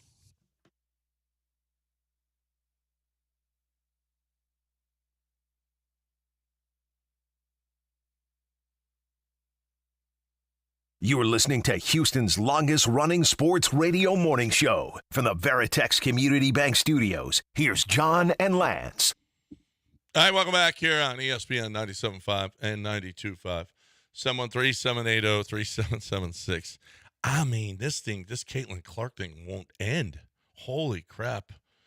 I don't think it's great for the sport either. Honestly, I think all of her new super fans, and I'm as big a fan. I love watching, but I'm not going to be annoying about it. I'm just not, because there's a whole sport that needs to be played, and I already know that this culture war that she's being dragged into, all it's going to do is make people, they're going to make her the face of this, and she's going to suffer. This is what's happening right now. Caitlin Clark, people are now going to cheer because they're in these online fights with other culture warriors about anti-Caitlin, pro-Caitlin, and what's going to happen is she's now the face of whatever you don't like or whoever you don't like, and people who previously may have cheered for her in college are going to start to turn against her only because they want her to fail so the people they're arguing with on social media can fail. That's what's going to happen. She's not going to be helped by the fans. She's only going to be hurt by her fans. And she can't just tell people, like, I was thinking about this. You know, the thing, if she could say, listen. You've been thinking about Caitlin a lot lately. Well, yeah, it's because it's every topic on every show. But if she said this, could she do this, John? Could she say, listen, I want to say to all my fans, I really appreciate, I love the fact that you guys have my back and that but I really need you to stop, because the fact is, they've made a decision here. I just want to keep doing. I don't think she can afford. Well, it's not. It's the media. No, it is. All of the Paul Pierces and the yes. All of these. But it's also fans on social media. No, yeah. It's everything. You're right. It's the media, but it's everything. And so now, since now it's a culture war. So now people are going to look at her as, if she fails, the same way Caitlin Clark only fans are going to say, I want the women's basketball team to fail. I want the United States to fail. Caitlin Clark is on OnlyFans? Yeah, he's done that a couple of times. Caitlin Clark OnlyFans. I know what you're saying. It started when Yao Ming was here, and Rocket fans would call him Yao OnlyFans. I don't know if I want to see Caitlin. Maybe Caitlin Clark stands is what. Okay, you yeah, that's yeah. I actually, the words do go together, I guess, now that I think about it. Well, Caitlin Clark only. I get what They're you're saying. only fans of Caitlin Clark. They don't care about WNBA. The same way Yao had fans that were only fans of Yao. They didn't really care about the Rockets at all. We dealt with that. Jeremy Lin, the same thing.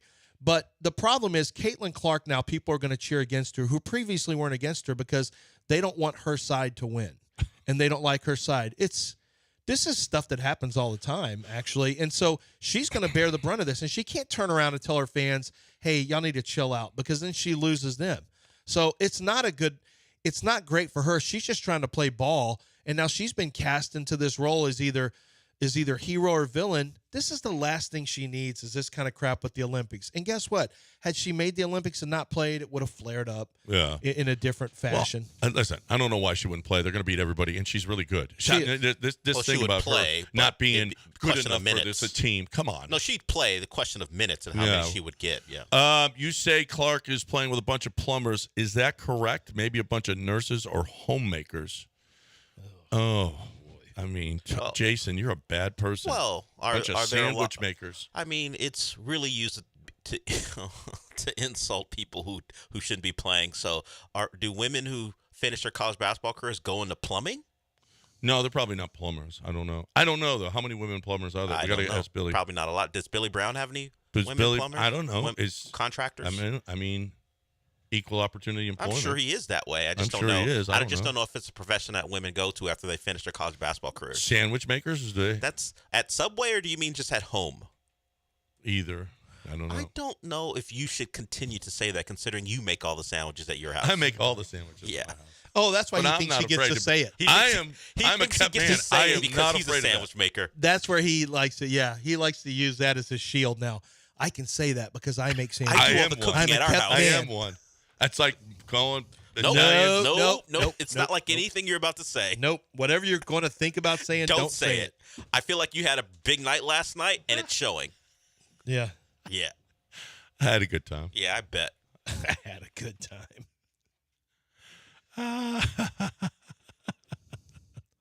If people think I hate you. If I was really out to get you, I'd let you finish your sentences sometimes. Yeah. That's how you know Dell's a, He's Dell's an a ally. true friend. He's an ally. He's a true friend and an I ally. bet Caitlin Clark is tired of all the Caitlin Clark talk. She just wants the ball, man. Just let her I ball. want to play. Can I just play basketball? I don't want y'all Now to do- she's probably got about a month off because she played 11 games in 4 days, and they had 12 games in and Vegas played 3. Yeah, her coach, her ex-coach at Iowa was like, "What are we doing? Why would you put her against the best teams in the league so early and in so short amount of time? Yeah. What kind of planning is that?" Yeah, nice job, WNBA. We can fix your game. Hey, just ask us. Just ask us. We'll help you. All right? We'll help you. We don't care enough to do that, though, do we? No. Pretty sure we don't. 713-780-3776. Just ask us. Right now, I'm talking hoops. You want your daughter to be Caitlin Clark? Yes. How's she going to be Caitlin Clark? By shooting. Shoot. And she's little, right? Listen, I'm telling you here and now. A good way to get college money, put your daughter on the court, let her shoot, okay? If listen, it's not about shooting, it's about making. And if you make baskets, you're going to get money for college. It's awfully important. But you know what? You know what you're not getting money for? You're sitting around playing with dolls. She needs to be outside shooting. That's what she needs to do. And you need a hoop from Pro Dunk because you can lower the goal when she's little. She gets that shooting eye. You can't score if you don't shoot. Keep on shooting. Keep shooting, Doc. Get her out there, all right? 7 hours a day. She needs to be out there shooting hoops, okay? So she can get that money for college. You want your daughter to make money for college? Get her a Pro Dunk goal so she can shoot when she's little. She keeps shooting 7 hours a day, and she gets some money for college. And otherwise, she's just going to be – she might be worn out. But here's the deal. You don't care. You want that money for college. All you need to do is get a Pro Dunk. Lower the goal, raise the goal. The kids love it. It's the best goal in the history of the world. Your wife will love it. Everybody will love a Pro Dunk goal. You're looking for a goal that actually is going to make you money with your daughter going to college and getting money for it? ProDunk.com, ProDunk.com.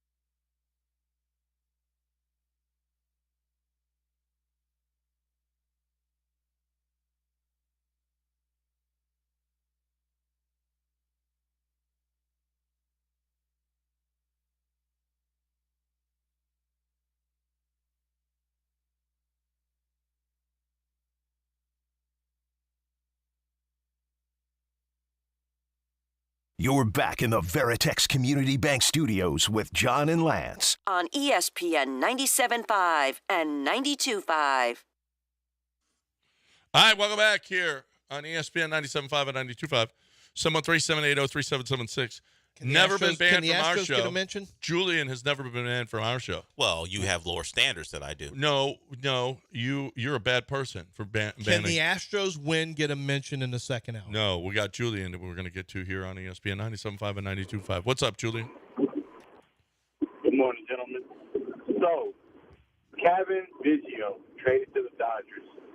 If he comes and plays, I don't know if Dodgers have already made the trip over here this year or not, but if and when he comes and plays here, does he get booed or does he get cheered? And like always, they'll bang bang. I knew you weren't going to be able to get that off. Sorry, Julian. You only got the bang bang part out. Yeah. No, well, he can say that on this show. No, Dell was ready. We're not dictators well, like you. Well, he shouldn't lead up to it like that. If he's trying to get that off, you might as well just say, don't say like always, Dell, and warn me of it. Yeah, Right. Putin. So Kevin Biggio was DFA'd by Toronto. And then they eventually traded him to the Dodgers. Yeah. He's not been good. No. So what the question was... Will they boo him? Why would Astro fans boo Kevin Biggio? Because of what his dad's doing to the team? That's a weird question. No one's going to boo him. Nobody's going to... Who cares? These are the type of things I get on my show. You think I should ban him? Well, you also get... Will some actress get an OnlyFans page? Yes, like actresses who used to be on like the cover of But Stuff that's and good Maxim. I actually think that's good radio. That's a whole podcast. Yeah. Well, if he's asking me about Amy Smart, she's never going to be having OnlyFans. Amy Will Smart Mary is, Elizabeth Winstead? Wait, Amy Nah, Smart, not her either. Yes, the actress, yes. that was on The Office and other serious things? She was the girlfriend in Varsity Blues. Oh, She was on The Office? I don't remember that. I didn't watch The Office. No, that's not. Who's Amy Smart? You're talking about the redhead. Amy. No. I was talking about the. Wait, who is this? You'll recognize Amy Smart. She's been in a lot of stuff. No, but what Will she be?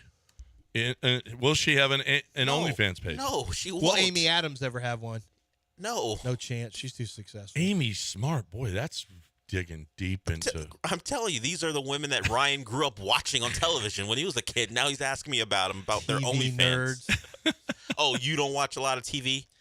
Somebody from the Gilmore Girls. By the way, are you guys watching Clipped?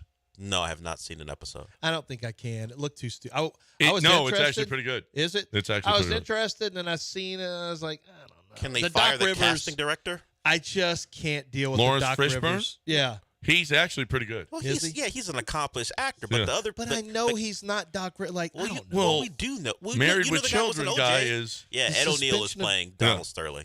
And actually, he does a pretty good job. Do you know Ed O'Neill is a Brazilian Jiu-Jitsu black belt? Really? Yeah. He has been. He's trained for years. Yeah, he's BJJ black belt.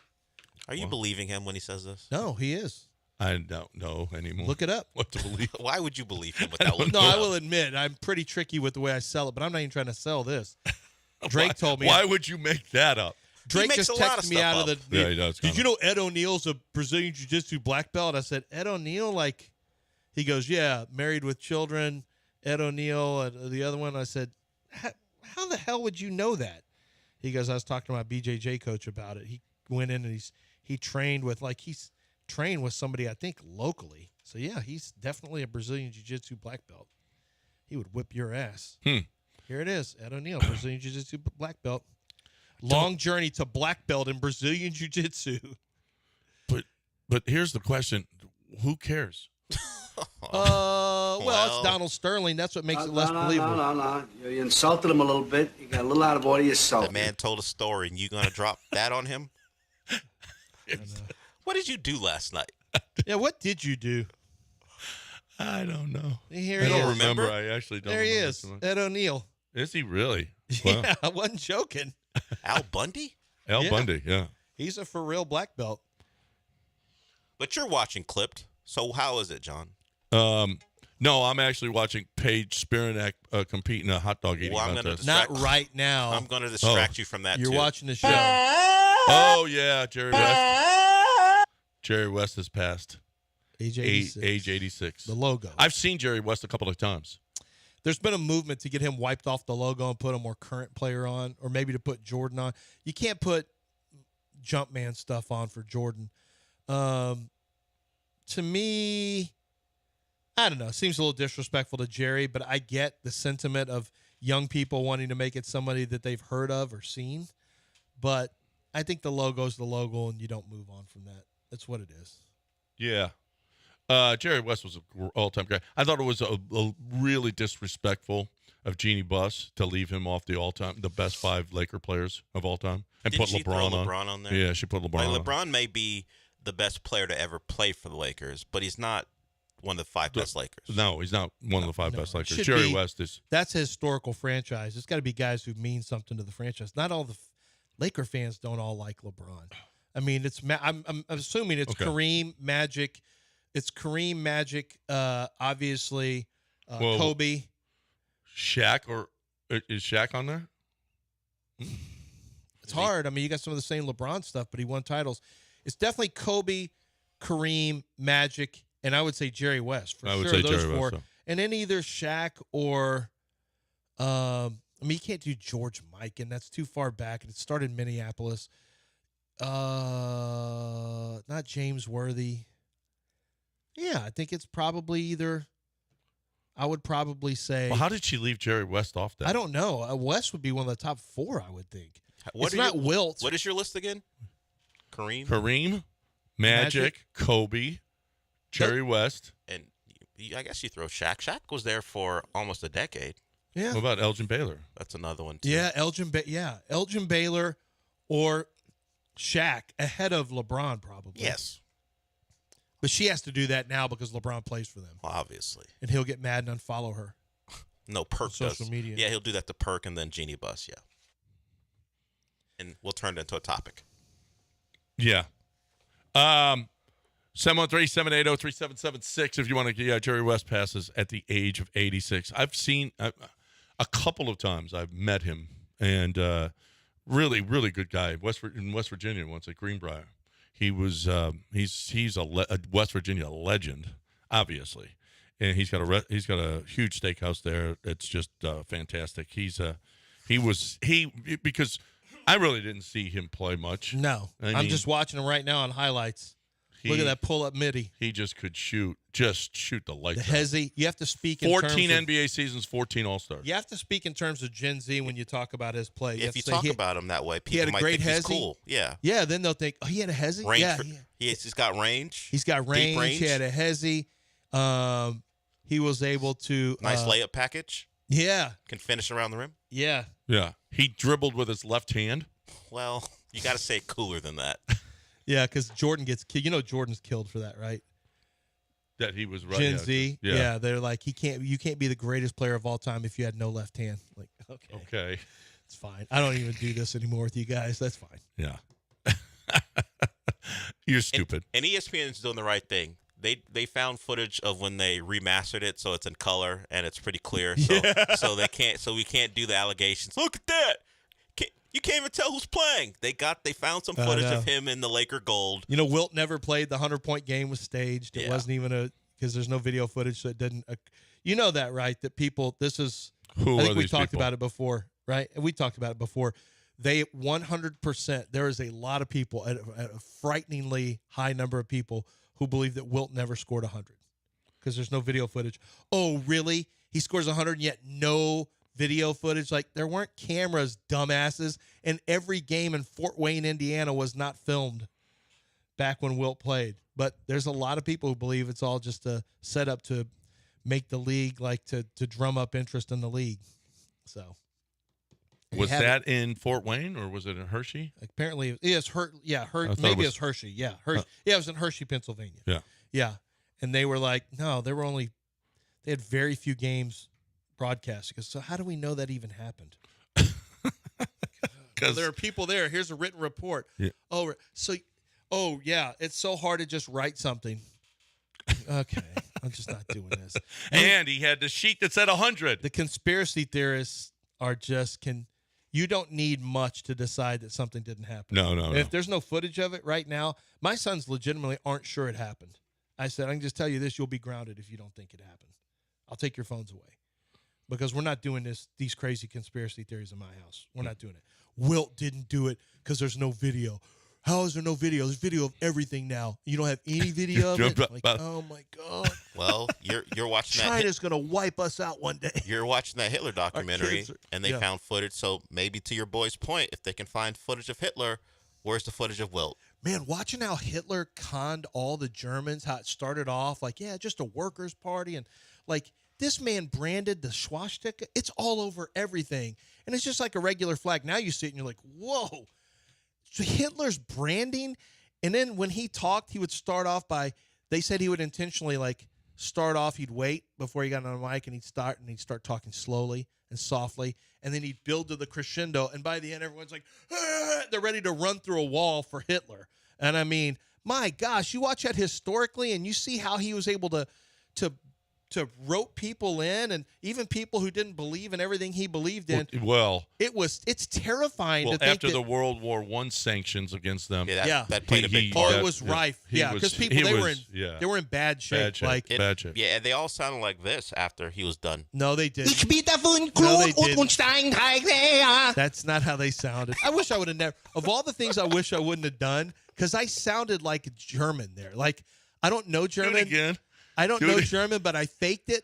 But of all the things I haven't done, what did you say? Was that some kind of No, I didn't say anything, but it sounds like I did. Was that some kind of Nazi propaganda that you were just saying? What was that? Let me hear it again. He took the words out of Goebbels' mouth. I'm going to go to the Google Translate, and I'm going to see when you what play that it means? if it says anything. If it says anything, because it sounds like, and that's just, I'm good at what I do. What is that? Which is make myself sound like I know things or can speak in different languages or different accents. Uh-huh. We're going to change that to German. Here we go. Well, we can do that on the when other we side. come back. On the other side. But first, let's talk about Air Team. Let's talk about Air Team and the greatness that is Air Team. I love what they did for me, and I know they're going to do it for you. This is a family-owned and operated business. They've been around for over 35 years. The Curtises, they're just great at this, and Darren and Dawn, and now their son, Garrett, is there as well. They are really, really good at this air conditioning thing. I'm telling you, I've been there. We did a show there a while ago, been back, and I worked out the deal, and they'll work out a deal with you as far as the best way that they can get you there. There's air conditioners with the rebates that they can get you, with the service that's second to none.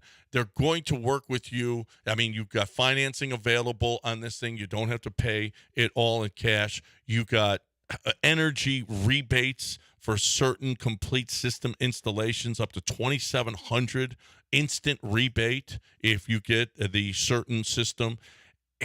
Everything about it's painful to have to put in air conditioners. Well, they made it as easy as they possibly could for me, and they'll do that for you as well. Everybody is important to them. They've done over 140,000 AC systems. That's a lot. That's a lot. They know what they're doing. So you need air conditioning help, airteamltd.com, 713-956-8326, 713-956-TEAM.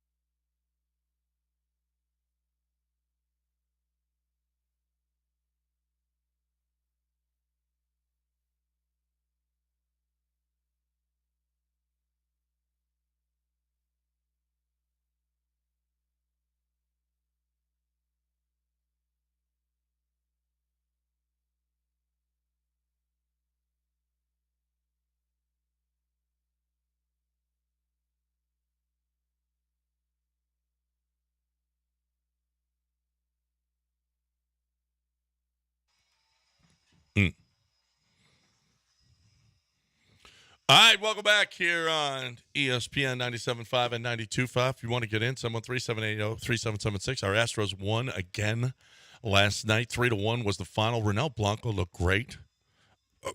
Ryan Presley came in and got the save. Ryan Presley even pitched well. Is it all psychological, or is it just the number of days he has off? Because when he has like 3 days off, he's awful. Yep. When he has 0 days off, he's not great either. Not great. 1 day, he's good. One in 2 days, he's pretty good. So then let's just pitch him every other day.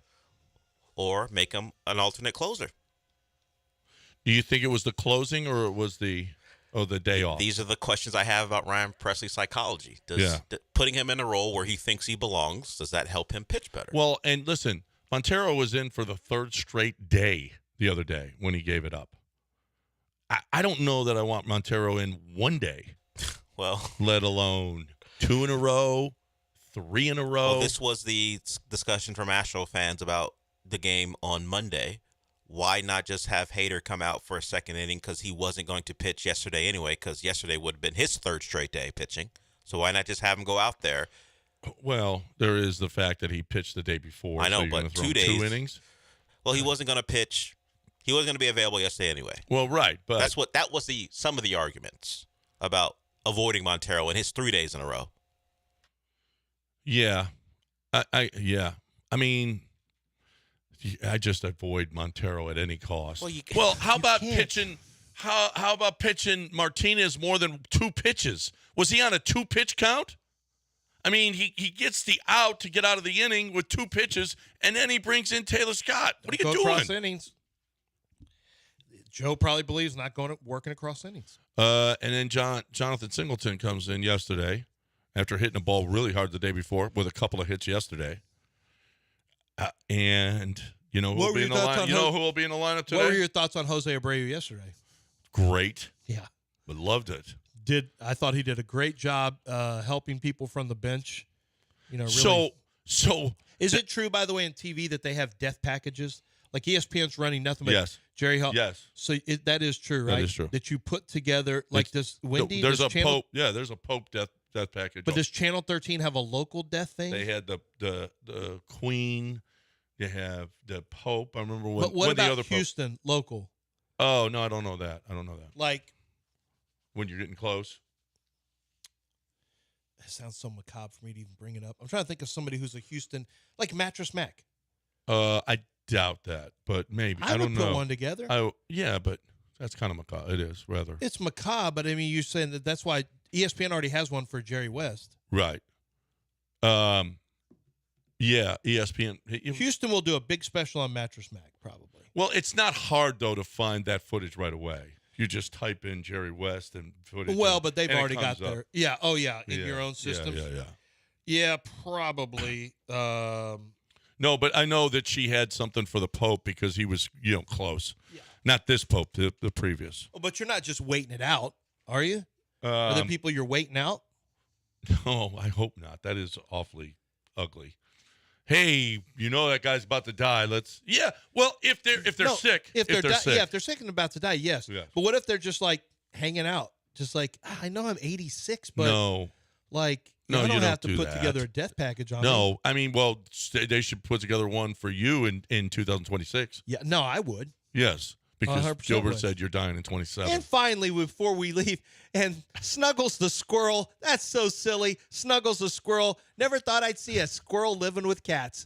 And finally, before we leave, local sports talk host and NFL draft expert and the preeminent draft expert of the country has died. He fell down a ravine when he was hiking. His wife said they're sad, but life insurance should cushion the blow. You think they're going to label you as the preeminent draft expert of the country? Of the country. Why would they not? I think they would say local, longtime radio host Lance Erline. Yeah. The way. I don't think they're going to draft stuff. Tell Wendy to put the draft stuff in. I'll tell her. Yeah. Preeminent draft expert throughout the country. Devoted father, and which would be not so true, but okay. Now we're just I think preeminent draft expert will make the list. Not sure about that whole father thing. Devoted father and loving husband, philanthropist, and helpers of others. Somebody with a you kind want heart. them to mention eyelids for kids? Yeah, kind heart. Don't put that in there. He started. He started a fraudulent charity on his, I'm through not. his Venmo. You know, I just there's some info has come to light on eyelids for kids that makes me uncomfortable. We don't have any comment now, but we're trying to gather information on it. Yeah. Your guy, man, the Astros, it's got to be a difficult 24 hours for you. Astros win, and your heart is all aflutter this morning because you say we're back. We're so back. But then ESPN comes out with an article, and the ESPN Cincinnati writer by the name of Ben Baby, Benbaby, Ben Baby's his name. It's not a rap name. It's a real name. He's got an article that says, Joe Burrow grapples with football mortality as his wrist heals. Joe Burrow remained excited for the challenge of coming back from a wrist injury that ended his 23 season. But as the injuries accumulate in his career, the fifth-year Cincinnati Bengals quarterback opened up about the mental aspect of continually recovering from significant injuries with the wrist issues, the latest one he has to overcome. According to Joe, whenever the injuries start to stack up, your football mortality kind of comes into the back of your mind, Burrow said. So that's definitely something I've thought about and something I've had to fight through. Yeah, sounds like it sounds like he's almost done. No, he's not almost done. He's just. Can Joe stop being so dramatic about a wrist injury? No. Dude, you ever try to throw a ball with a wrist injury? Yeah, Understood. it's not great, It but makes then it I came difficult, back but from it. you'll come back from it. It's very difficult. Stop very being so difficult. dramatic. That's why you got to quit putting Joe Burrow in top 5 lists or whatever for your quarterbacks. C.J. Stroud knew. When he putting him on there, he missed last year. His injuries are, in his words, stacking up. Well, they are starting to stack up, actually. I think this is just desserts for you, John. After all your slander of the Alabama quarterback. Now, look, your guy can't even make it through a year healthy. You did this to Joe Burrow. No one else. No. I forgot. He had strained right calf. Uh-huh. Then he had wrist. He's got the ACL. He's had ACL. What's next? Nothing. What's next for Joe? Nothing's next for Joe. Joe's going to Shoulder? watch Joe win an MVP for the Super Bowl this year. Concussion or shoulder are the favorites. How are you going to win an MVP when your nickname is Joe Fragile? He ain't Joe. Oh, really? How about Tua? Okay. No one knows what you're doing except for like 120 people. So He you might didn't have to miss say the any words. time. He He didn't miss any played all time. the games last year. He didn't miss any time. Played 18 games. What was Joe? Joe had hurt his wrist this time. First, it was his calf that atrophied to where he couldn't barely walk. Joe's the Now it's best. his wrist. And then he hurt his Tua wrist. sucks. Ow, my wrist hurts. I can't play football anymore. Yeah. Put a brace on it. Can you imagine what he would say puss. if Tua was a LSU Tiger and Joe was a Crimson Tide quarterback? Oh, we know how he would treat him Slaughter Joe Burrow. He would slaughter for him. being all flimsy and fragile. Joe gets knocked out Get in in the the weight Central room. Florida game, gets up and leads the team to victory. Hey, Joe, get in the weight room. We're going back to the 2000s. Yeah. How many years you stretching back now? 2018? Yeah. That's right. Tell your guy to get in the weight room. Doesn't get any tougher than Joe. Except for all the other quarterbacks who played the games last year, not named him. Oh, I'm sorry. Get your man in the weight broken room. wrist. Get in the weight room. Oh yeah, that'll help a broken wrist. Well, if you were stronger, maybe your wrist wouldn't have been broken. Get in the weight room. How do Joe. you get a stronger wrist, Del? Well, not what Randall Cobb is doing. Do something else. Kellen Winslow had some strong No, wrists. see, I tried to dance around it a little bit, but This show is so immature. I'm so much more mature than this show. that was an awful incident. And you were just joking about it. First, you're joking about a man's livelihood and wealth and health, doing those gyrations about Tua. Everyone who can't see it know that John's a bad person. He was so into it. He's going off camera. You couldn't barely see him in a frame. He was so into his act. John's a bad person, everybody. That's not. He's just a. They did that. Melanie Lawson's father passed, and they had a show all ready for him, but it was a show that had aired the year before, so they replayed that show. Her father, but Melanie Lawson's father was a pastor who worked with Dr. Martin Luther King. Oh, okay. Yeah, I didn't know that. Yeah. I was about to say he must have been somebody famous. He was Did real she famous. give huge... Lance's mom the Afro pick? No, that was Henrietta James. Gave your mom And she gave her a Black Power pick. She did. That my mom used on her was it perm when Marsha had curly hair. Yeah, and she was still choking down Smokestone. I think she's been rolling that way since she was about 10. No kidding. Yeah, she got in trouble for burning down a outhouse on a farm. Her and my Because she my was Aunt smoking? Dee. Because they were they got some spankings for that. I guess. You I burned bet. down the outhouse? I mean, yeah. And they're out there trying to smoke in there. You really want to have a cigarette if you're smoking it in the outhouse. Yeah, well, you're trying to hide from bad Grandpa place. Stevens. Right. That's what you do. Go behind it. I know. That's early to be smoking. So she drove her first. She got my grandpa put her behind at the age of 12, like, drive this. Or maybe it was even 9. Maybe it was even earlier. She had to learn to drive a stick shift at the age of like 9 or 10 on a farm. I mean, you're on a farm. What are you going to run into somebody? You're in the field. Who cares? Really, I mean, like, who cares? John, drive wherever. Drive left, John, right. do you want to remind the people what you think this Astros season is about to be? Because you were very strong in the first segment. They won. They're back on their winning ways. Yeah. They're only They'll be in first place by July. Only 4.5 behind the last wild card Before spot. August, they'll be in first place. But do you think they're going to make up 7.5 games? 7.5 games in about 40 games? Yeah. Yeah. I got to see their schedule. If they play Seattle, heads up, they sweep them. That's Because 3 games this right season there. has shown that they can play with Seattle. And Yeah, beat them. just because let's not bring up their record against winning teams because that's irrelevant right now. It kind of matters. You're going to have to play those teams at some point. It's the same thing we always say. Man, if you actually look at the pitching staff and if you actually look at the lineup, I mean, it's Yep, they got together. They got 3 at Seattle, July 19th, 20th, 21st. By the 22nd, they'll be in first place. We did this with the last road trip where you said, well, if they get to Seattle, they could take over the lead by the end of the road trip. You did that already. And they got the Dodgers. The Dodgers come here in late July. And you feel good about that. And then you get Paul Skeens in Pittsburgh.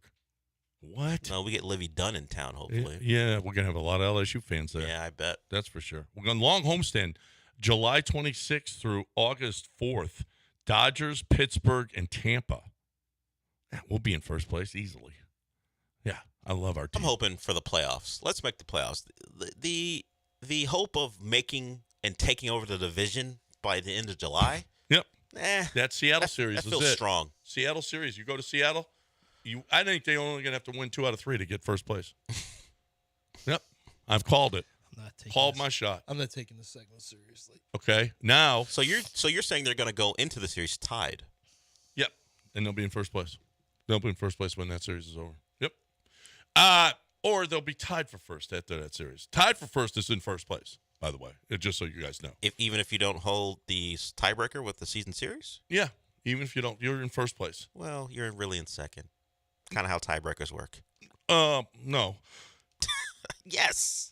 First place is first place. Until the end of the season, and if you don't own the tiebreaker, then you finish in second. No one cares about tiebreakers anymore, Del. Say, like Del said, stay focused on game at a time, John. There'll still be 2 months left of the season. Take one game at a You're time. in first Stop place. putting the Astros in first place. Take one game at a time. Take your little Scott and Martinez victories on the pitching mound. Take those victories. And Renel Blanco, And 8 Renel strikeouts. Blanco. Yep. He was great. He was great. He's my guy. God, I wonder how he's cheating now. No, he's clean. Oh, is he? Is he? Yeah, they checked the glove several times. I know, but somehow he's doing it. You don't think Somehow he can be he's good getting without away with cheating? it. I'm not You're sure. you're not a real fan. I'm not sure. I don't care. No, I don't care. Keep on cheating. But you find new ways. But don't throw accusations at your own players. I don't care. As long as he throws 8 strikeouts, I don't care. That ball was moving yesterday too. Okay, here we go. It was great. John is the worst. Maestro de Bell is the best. Maestro de Bell is the best. We're talking about a tequila made in Tequila, Mexico that has a very distinct flavor profile for each and every single tequila they have. I know a lot of you may think, how many tequilas can you have? Don't you have just the silver and the gold? No, that's not how it works. You've got silver for a legitimate, outstanding high-end tequila. You've got your silver. For them, they've got smoked silver, which is a little smokier flavor.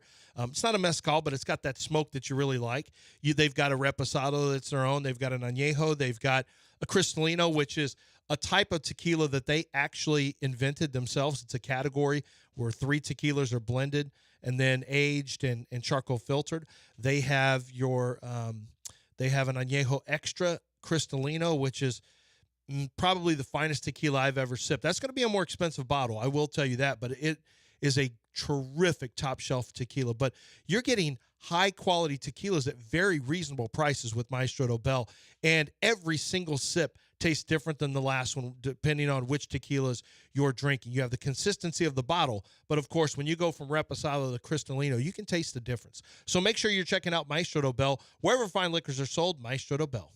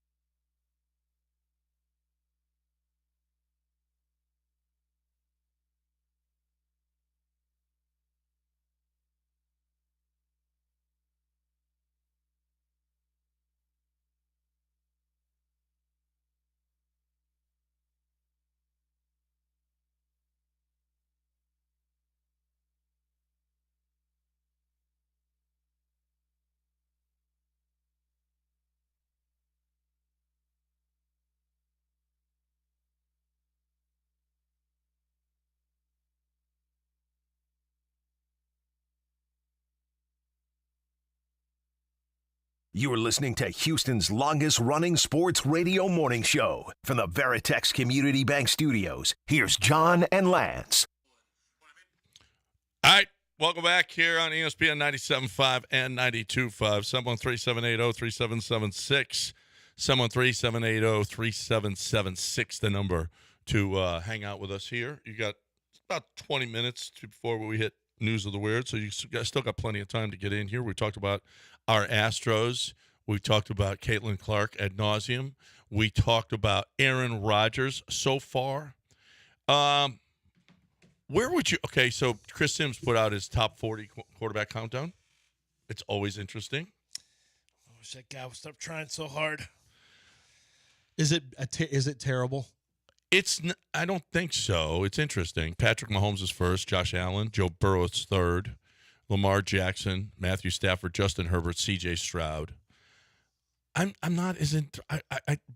don't get the Justin Herbert love. I just don't get it. Yeah, I'm to the point now where is it me? Do I not see it either? Like, we can't take Dell seriously on this one, but why? Because I'm right. People who look at it open-minded like us. Sure, he's big. He's strong arm, can move. People love it. Wins, good performances against good defenses. Be damned. They love the attributes. And it is. It's all that. And the first two seasons, you could sell me on it because the numbers were great, and then they made the playoffs in year two. But since that point, he's gotten worse. They've gone through OCs and now two head coaches. He's fine, but this talk about top five, get Justin Herbert help. He had Keenan Allen and Mike Williams and Austin Eckler before he became washed. He had talent and did nothing. You know, his 2022 was a lot like Matt Schaub's best year. He had 4,739 yards, but he averaged 6.8 per attempt when he completed 68%. That's a really low number. Some of it you might say, some of that's Keenan Allen. Throwing to Eckler, Keenan Allen, who's not really separating. He had 25 touchdowns, 10 interceptions. Some of those weren't on him. I've seen I've seen people put together video footage of, to show that the interceptions, people try to hound him about touchdowns and interceptions. But you're right. From a statistical standpoint, it has not been as good since 2021. Now, what will happen? You've got Ladd McConkey there now. Quentin Johnston, who you drafted last year in the first round, did nothing last year. Had a big problem with drops. He did in college. It's right back to square one in the pros in his first year. He has Ladd McConkey now.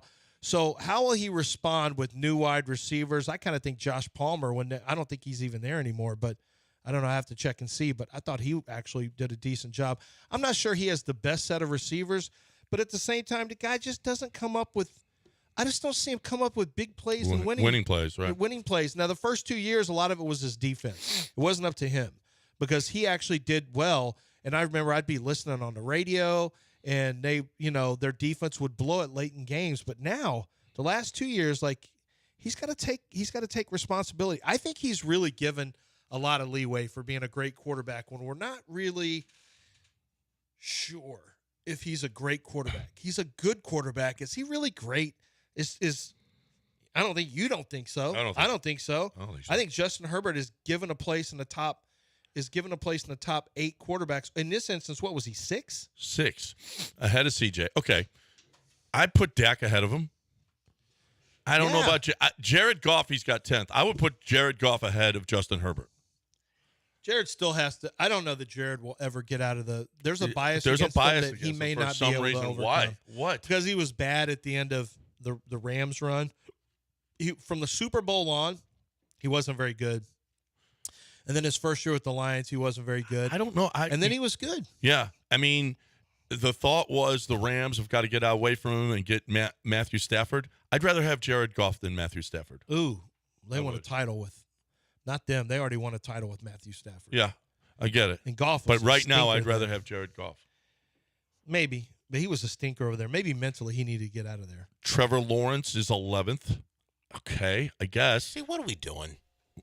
What how? Why? How? I don't get it. What about Trevor Lawrence suggests, other than draft status, that he should be a top 15 quarterback?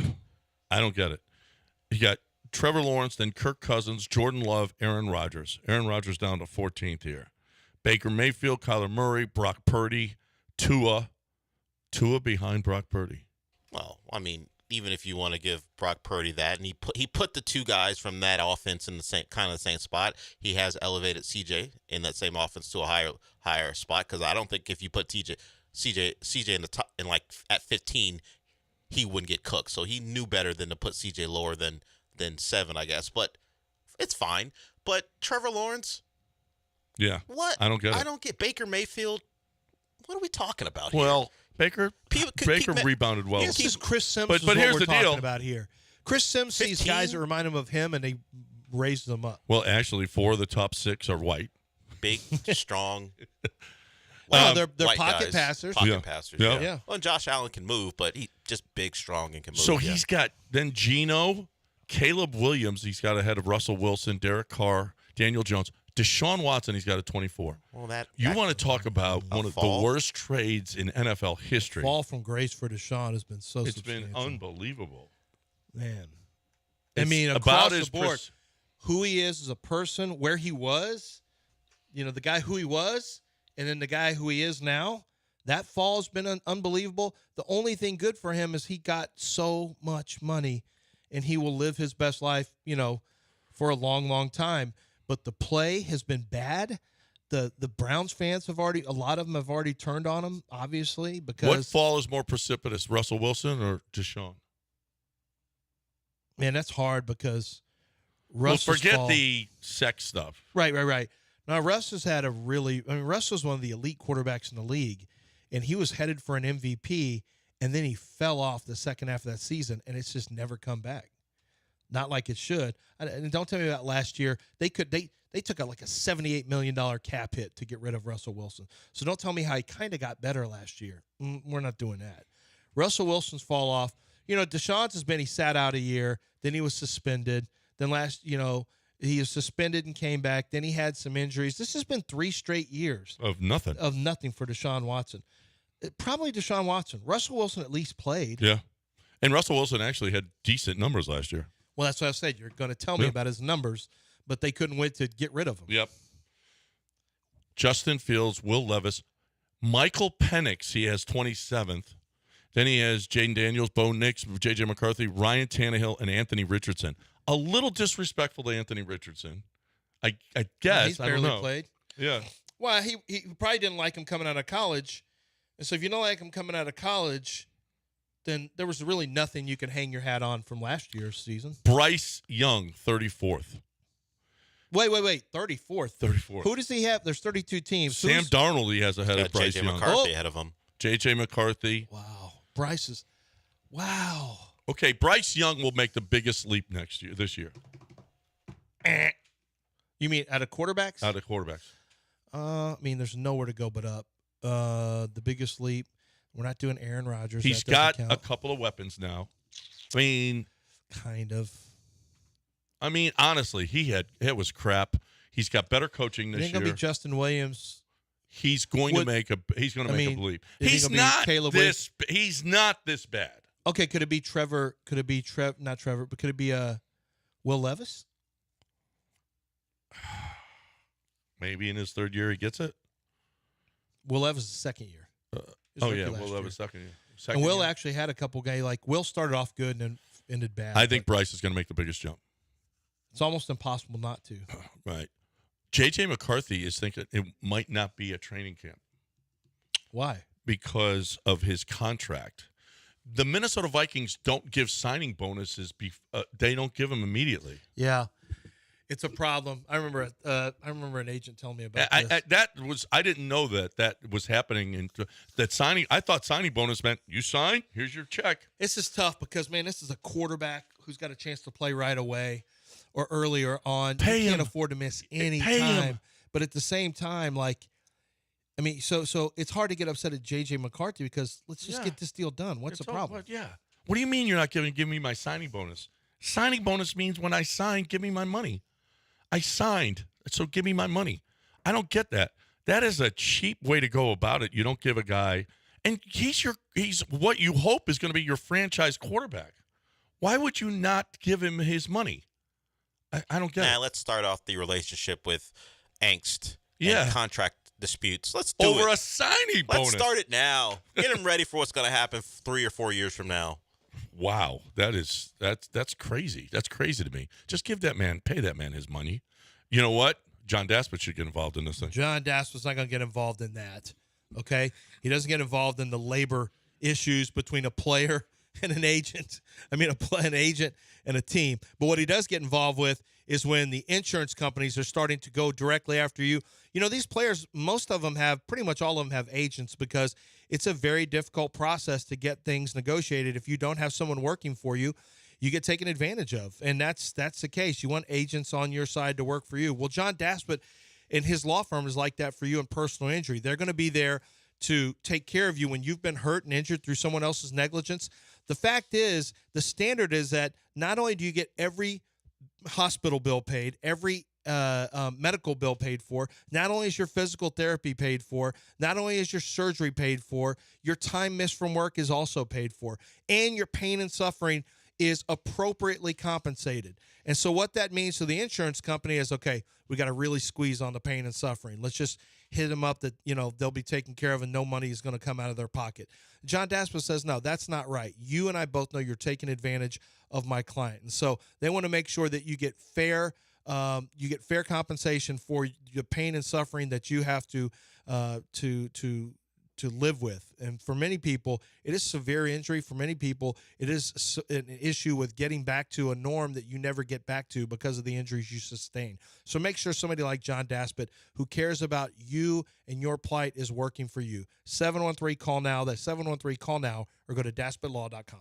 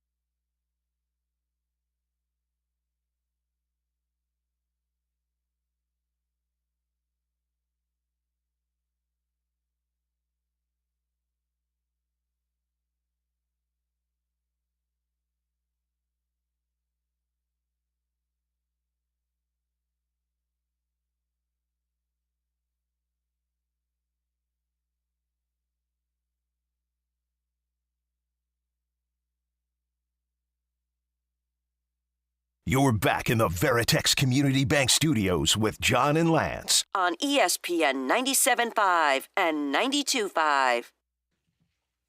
All right, welcome back here on ESPN 97.5 and 92.5. Someone 3780-3776.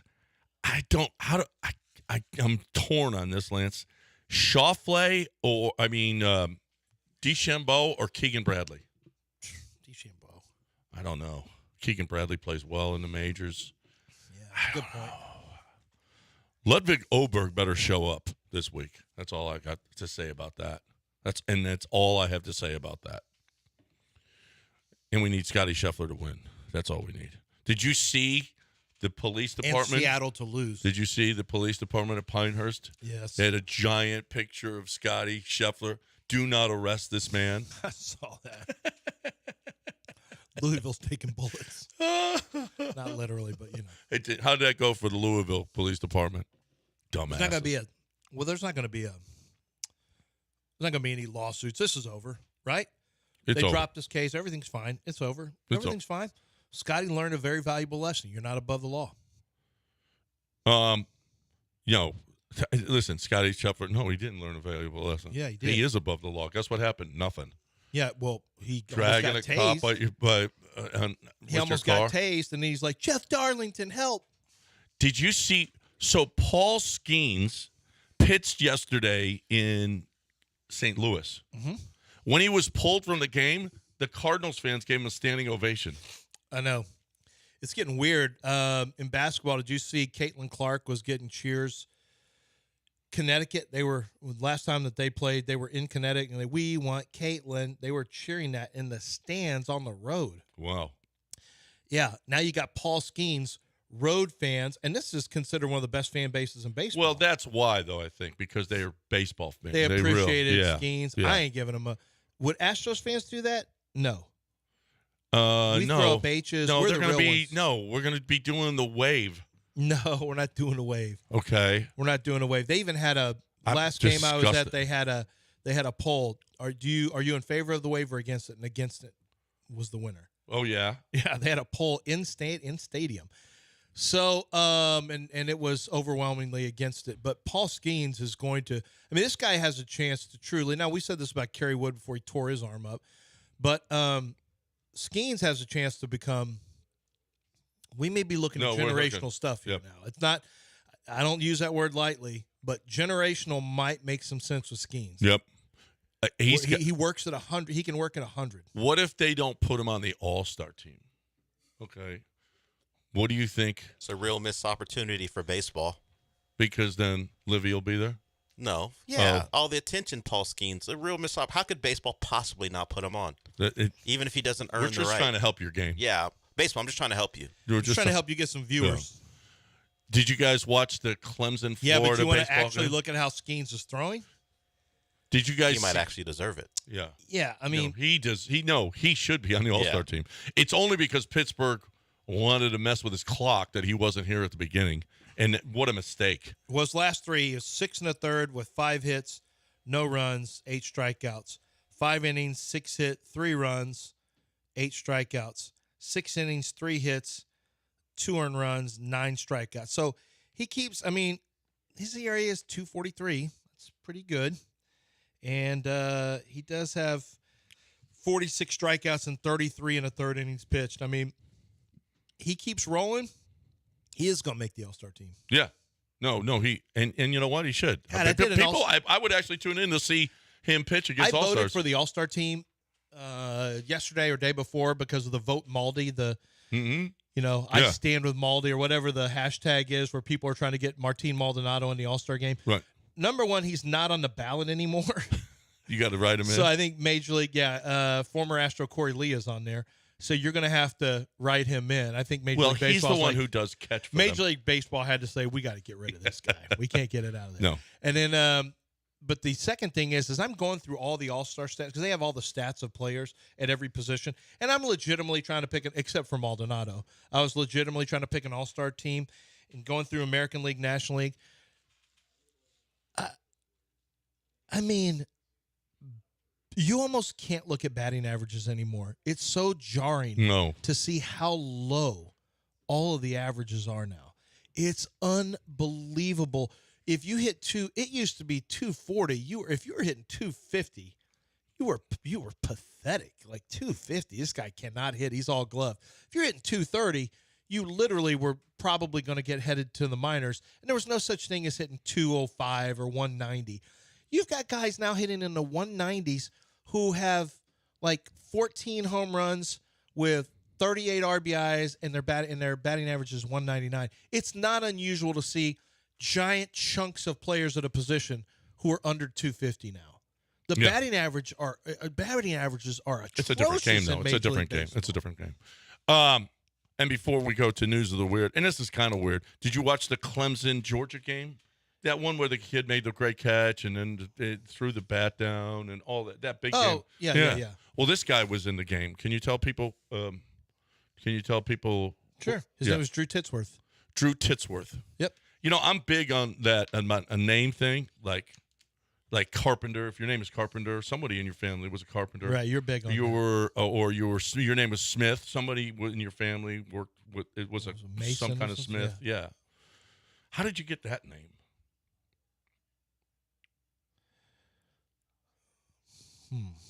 I'm trying to Dell? I'm trying to come up with an answer.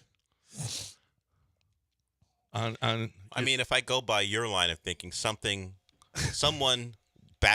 way back had something that was worth something. Yeah. Those must have been worth something. Those are considered worthy. I mean, yeah. Okay, let me switch it. What do you think the country of origin is on that one? First thing I think is English. English. Yeah. Titsworth. You have to say it fast. Yeah. Titsworth. Maybe Dutch, but I think probably English. Yeah. I think it's probably an English name. Yeah. But if he makes it to the majors, what's his number? It's 00. Okay. No, it's not. Yes, it is. His number is 00. Oh my God. Just these two big zeros, right? That's a real thing. How would you like to go That's through? a real thing. He's 00. There's no way that's an accident. What do you think? Have you ever heard of anyone that's 00? They're just zero. Yeah. He did that on purpose. Yeah, he did. Scoot Henderson is 00. It happens. So occasionally. So who was 00? Scoot Henderson. Oh, but I'm not Oh, counting yeah, him. 00. Oh, you mean Rookie of the Year, Scoot? No. So let me ask you a not question. Rookie of the Year. So what do you think his nickname is? Do they have it? No. On the thing? Okay. No. I don't like this game. Worthy? No. Pretty sure it's not going to be worthy. I mean, what would Milo have said? Oh. Hey, see? Well, I can't wait until he's in the bigs. I hope the Astros draft him. So Todd, don't you want to be rooting for him? Jeff Blum will have jokes.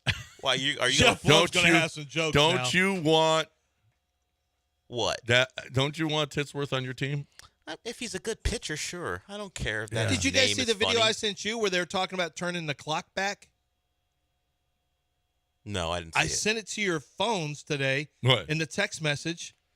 Yeah. About turning the clock back. Yeah. But the guy screwed up. Yeah, that's old. That's another one you found that was from a few years ago. Still a banger. It's still a banger. Yeah, don't you remember that one, Dell?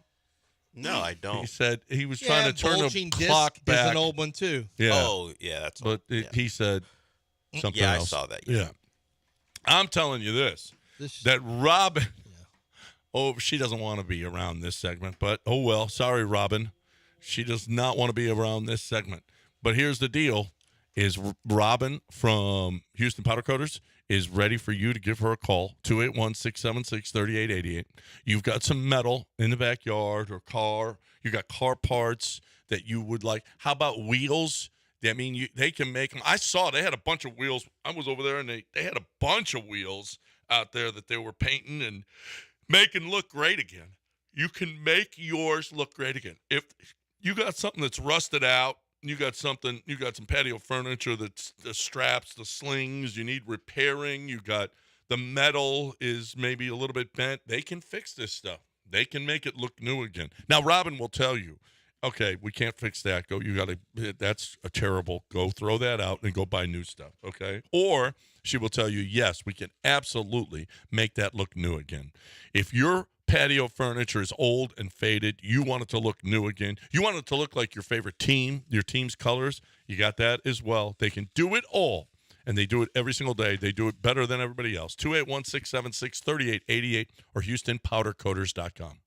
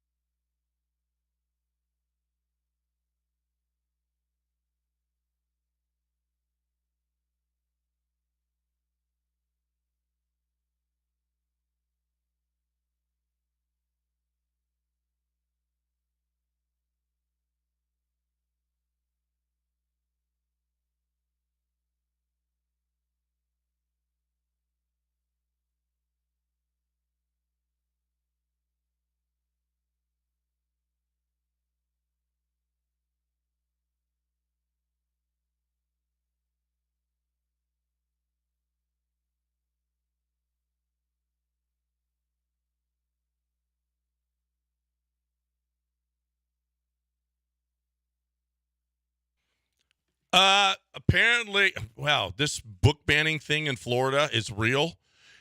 They banned another book. The book is about book bans, and it's been banned by Florida School Board.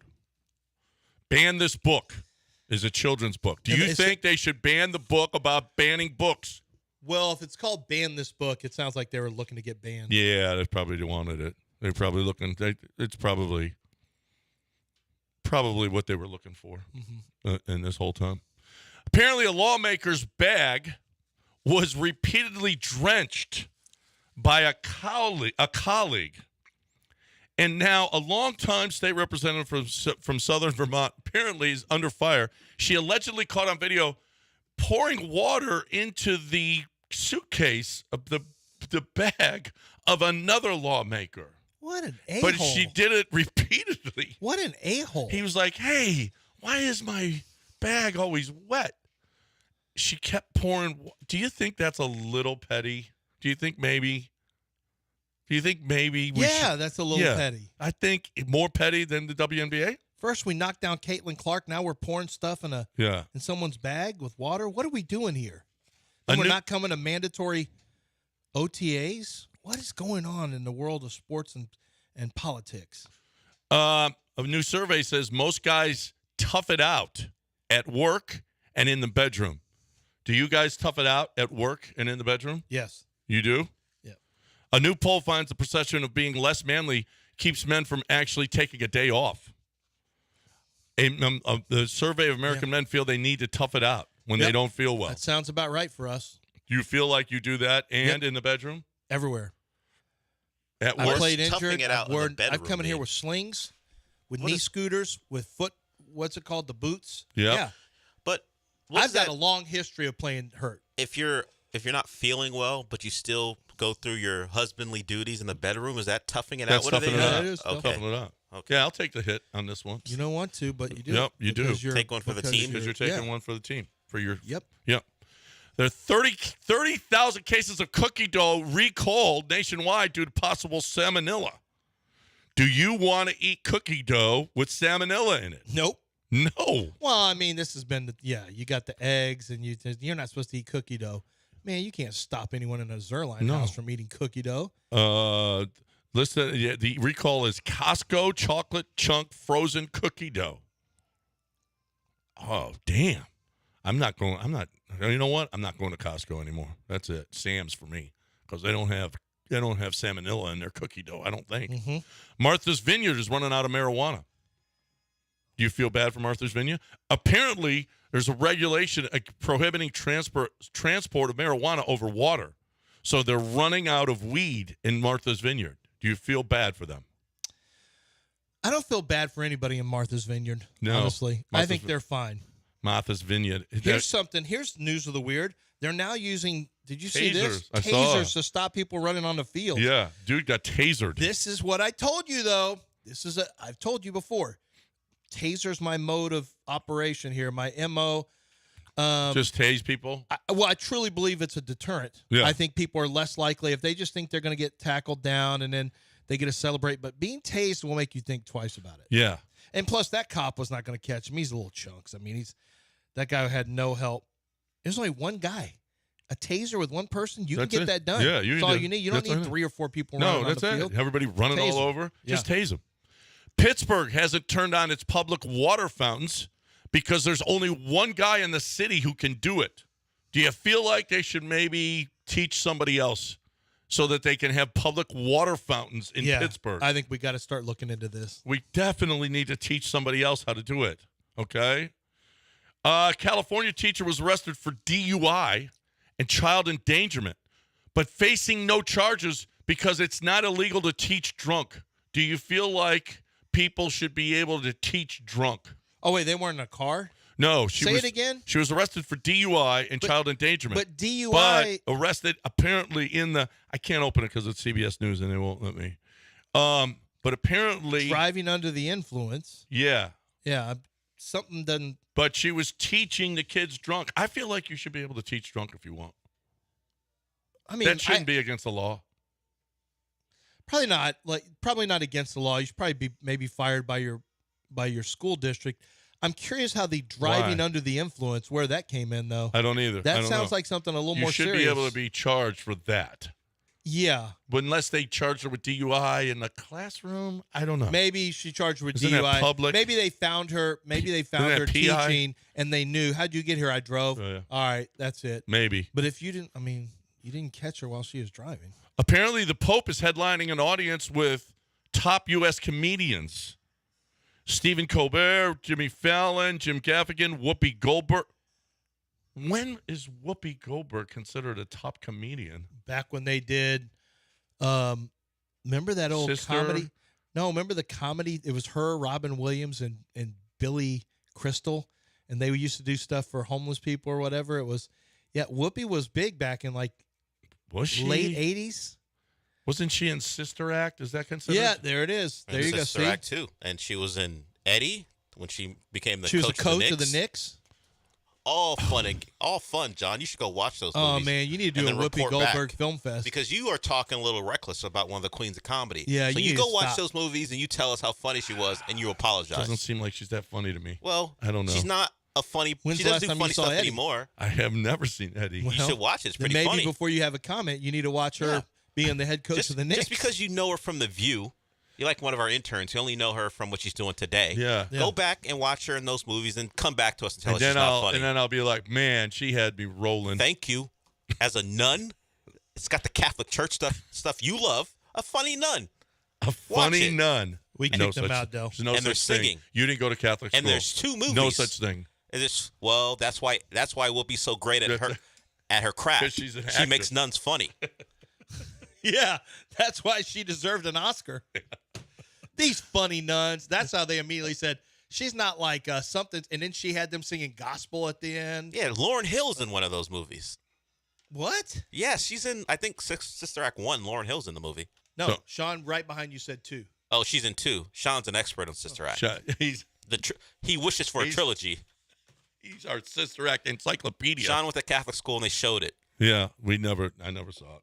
Well, you're I getting missed that one beaten too. by nuns. That's why. Yeah, no. I didn't want anything to do with them. Here's the deal. If you're if you in the mortgage game right now, you need a mortgage. Okay. How about this? You want to know whether or not you can afford a house. How much will you have to pay down? How much will you have for your down payment? How much is the house? You can call Kent Jones and get a scenario quote. Kent Jones, a third-generation Houstonian, die-hard Houston sports fan. He loves mortgages. He nerds out on this mortgage thing, okay? He loves it. He is going to work his hardest to make sure that you get the best. We had a caller this week called in and said, man, you turned me on. I learned this weekend that Kent Jones is awesome at saving me money on my mortgage. He will save you money. I never had a mortgage broker. Mortgage brokers are the way to go. They're going to work their tail off for you. Kent Jones, he says, I'm only going to take at most eight clients at once so that I could give as much attention as possible. You think these mortgage companies with bowl games and that have their name on golf tournaments and bowl games are doing that? No. They're just you're just a number to them. How about this? You want to save money, get top-notch service. One place to go see my man, Kent Jones, at Dream Rate. 713-520-5626. 713-520-LOAN or 975loans.com. Tell Kent that you heard it right here. I'm telling you, you will not regret going with Kent Jones at Dream Rate.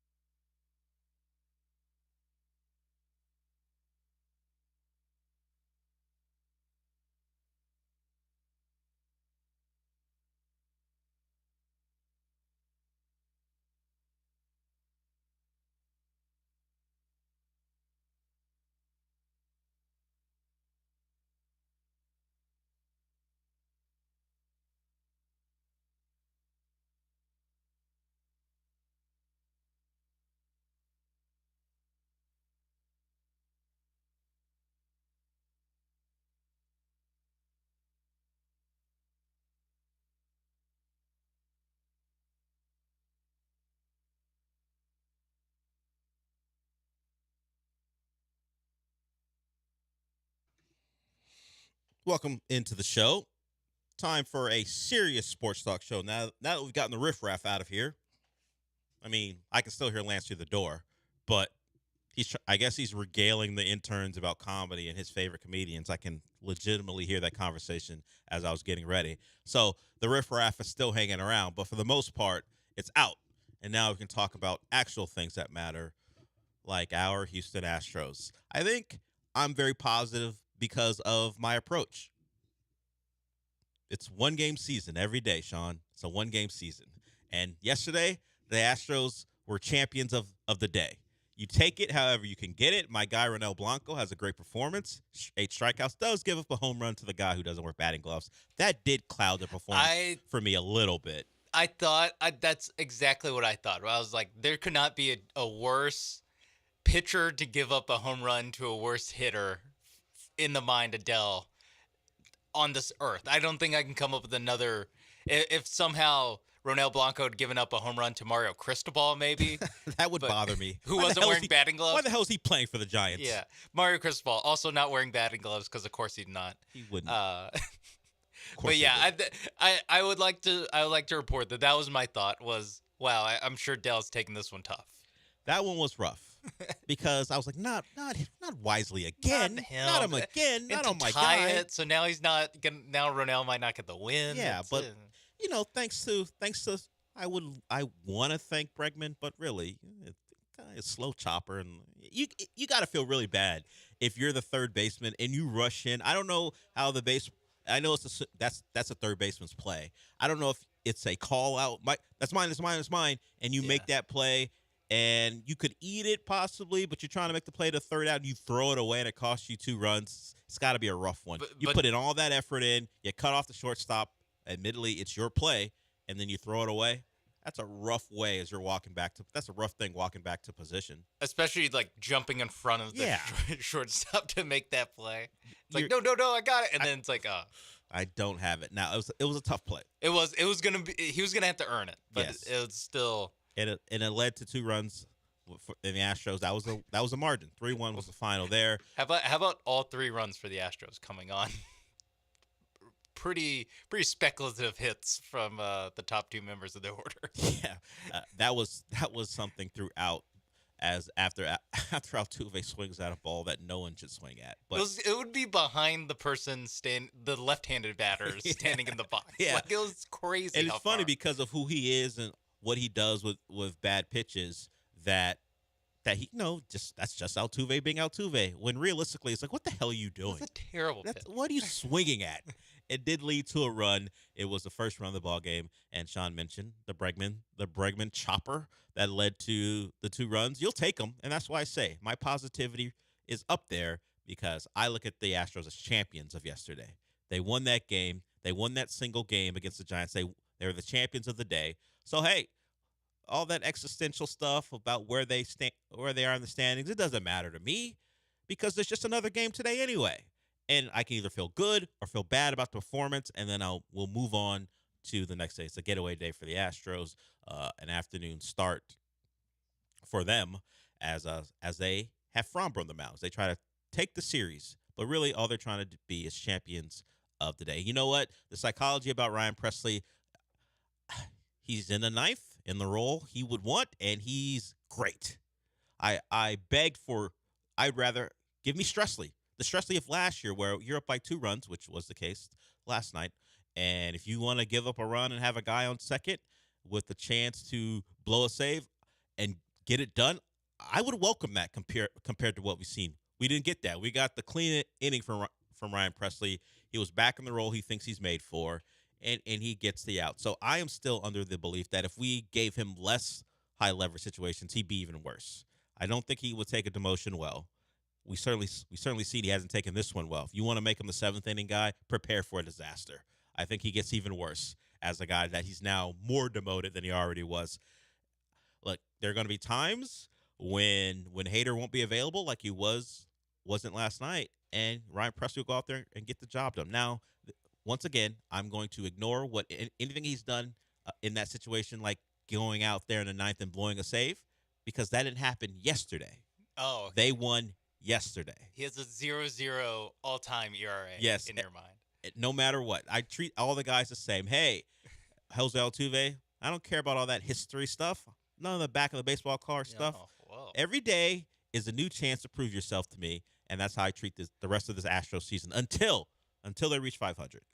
When they reach 500, we can start to actually talk about things about what this season can be. But until that day comes, it's all about the moment, and that's how I don't freak out if they lose the day, and if they win the day, I can walk away with some positivity and think, hey, maybe they'll do it again tomorrow. I'm with you there. Until they get 500, like this is all the same to me. Like them being 8 games under 500 versus 7 versus 5. Yeah, what's the difference? Does not matter to me.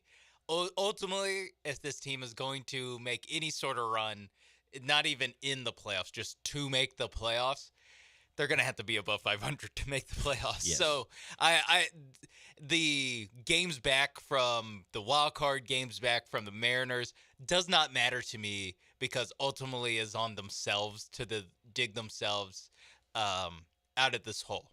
Yes, the 4.5 back they are out of the final wild card spot, the 7.5 back of the Mariners. I know people are now latching on to, hey, they're only 4.5 back of the final playoff spot. Well, if they continue to play the way they played through the first 68 games, they're not making the playoffs. So I don't really care with their positioning. Get to 500. That means you may have a shot to be in a race. Then I'll be a believer. Even believer might be strong. But I will start to consider some of the season goals as opposed to my day-to-day goals.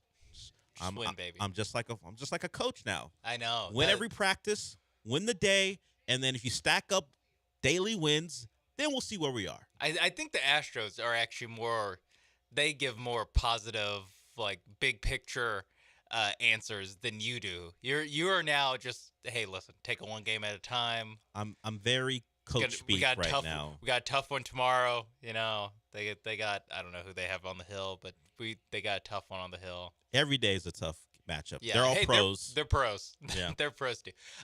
They get paid too. To speak to the Ryan Presley issue, probably issue. Possibly issue, yes. What if the Astros just employ the strategy of every 2 games Josh Hader pitches, and then that third one he's unavailable, so our closer has to be Ryan Presley, and he just does not pitch. He doesn't pitch at all unless he does he's not closing. pitch unless it's the 9th inning when Hader is unavailable. What I know this is not ideal. I know this is not how a baseball team should operate. Run. Yeah. However, maybe it's the way it's gotta what's be. best for Ryan Presley. It's got to be this way. I don't know. You go with Scott and Abreu and Hader on days where Hader's available, and if you get to a situation where you can close out a game through 7, 8, 9, Presley just knows already going in if it doesn't line up, I'm not gonna pitch. But on the days that Hader's unavailable and we got a shot, I know it's just I'm like the the guy. old days. Yeah. Play the Johnny Cash. Let's go. I don't mind it. I know it's not going to happen because it's not going to happen. It's a very like Madden way to think about it. Definitely. It's the strategy. If for some reason one of your players could not play outside the 9th inning, you'd just be like, okay, then he's just the backup closer. Yeah, what he is for me, the backup closer. Well, no, but literally that is his entire role. That's all he does. He doesn't do anything else I other than know backup he close. actually is the backup closer, but I'm treating him like the backup quarterback. Yes. Yeah, exactly. He only plays when the other guy isn't available. That's it. Yes. You do not. He is not an 8th inning pitcher. He's not a 7th inning pitcher. He's not a 6th. He is a 9th inning pitcher. Yeah, this isn't college football where the backup will get in because of a blowout one way or the other. No. We're going to treat this like the NFL where generally the backups never play unless there's an injury, which would lead to Hader's unavailability, but hopefully no injury, just simply he's pitched 2 days in a row. Backup closer, that's your only position. We'll see how you do. And then if you thrive there, we can have a different conversation about maybe you helping the team in other ways. But I like it, Sean. Actually, no. Look, I'm trying to wring more out of him than just backup closer. But I'm with backup you. Closer. But I'm with you right now. Just make him the backup closer. See how he does.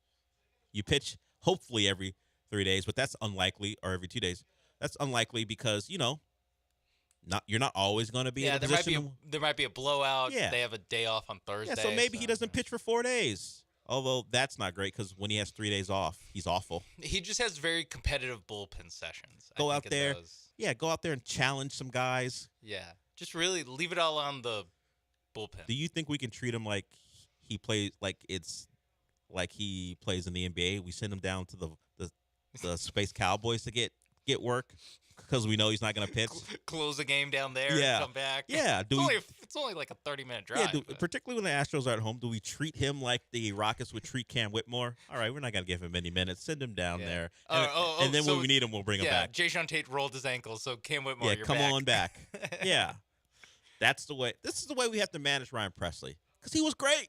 Yeah. There's no explanation for what has been this year other than he doesn't like where he's been put, and he's dealing with it mentally because the Astros, they'll tell you about some discomfort, then that'll transition into some epic injury that sits a guy for 18 months. They have not said that about Ryan Presley. They just say they believe in him.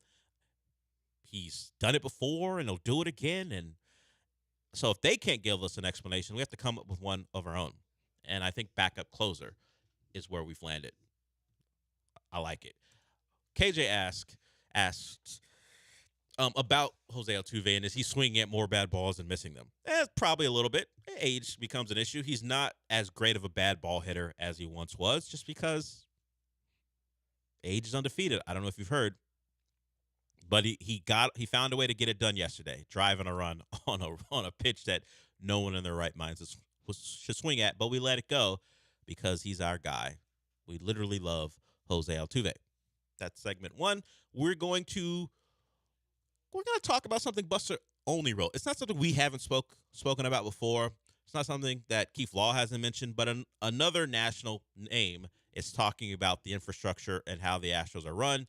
It is a story that centers about really all of baseball. It's not just about the Astros, but they're listed, and it's a discussion about what they should do this year about this team, something I don't like talking about because I'm a one-day-at-a-time guy. But Buster Olney, a little different. He operates differently. So we'll talk about that and what he thinks about Jim Crane and his influence on the day-to-day. We'll be back.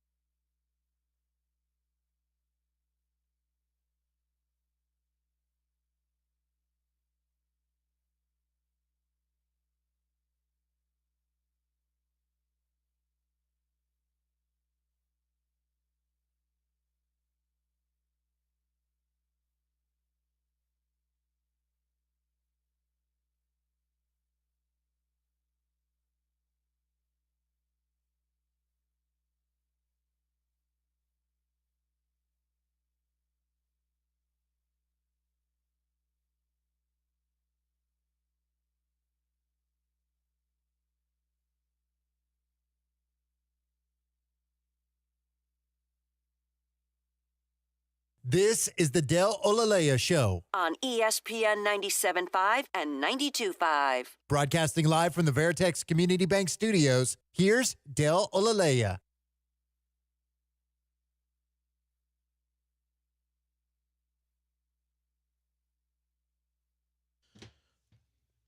I sometimes think how long I could let the music play without talking before you got nervous. Like, could I just not say anything for a minute and then hey, let's get going, or would you just sit there and wait? Because I run the board for and produce for the morning show, and John's generally pretty quick about getting back. Lance a little different; he gets a little distracted, but they're pretty good about. As soon as that rejoin hits, they're back on the mic. What would it be? 35 seconds, 40 seconds if I just sat here before you were like, "Hey, man, we're getting close to ending it," or would you just let it go? I think once you got to like 40, I'd be like, "What's going on?" It gets a little awkward. Yeah, the music's playing. It's just an instrumental. Let's pick it up, buddy. We got stuff to do here.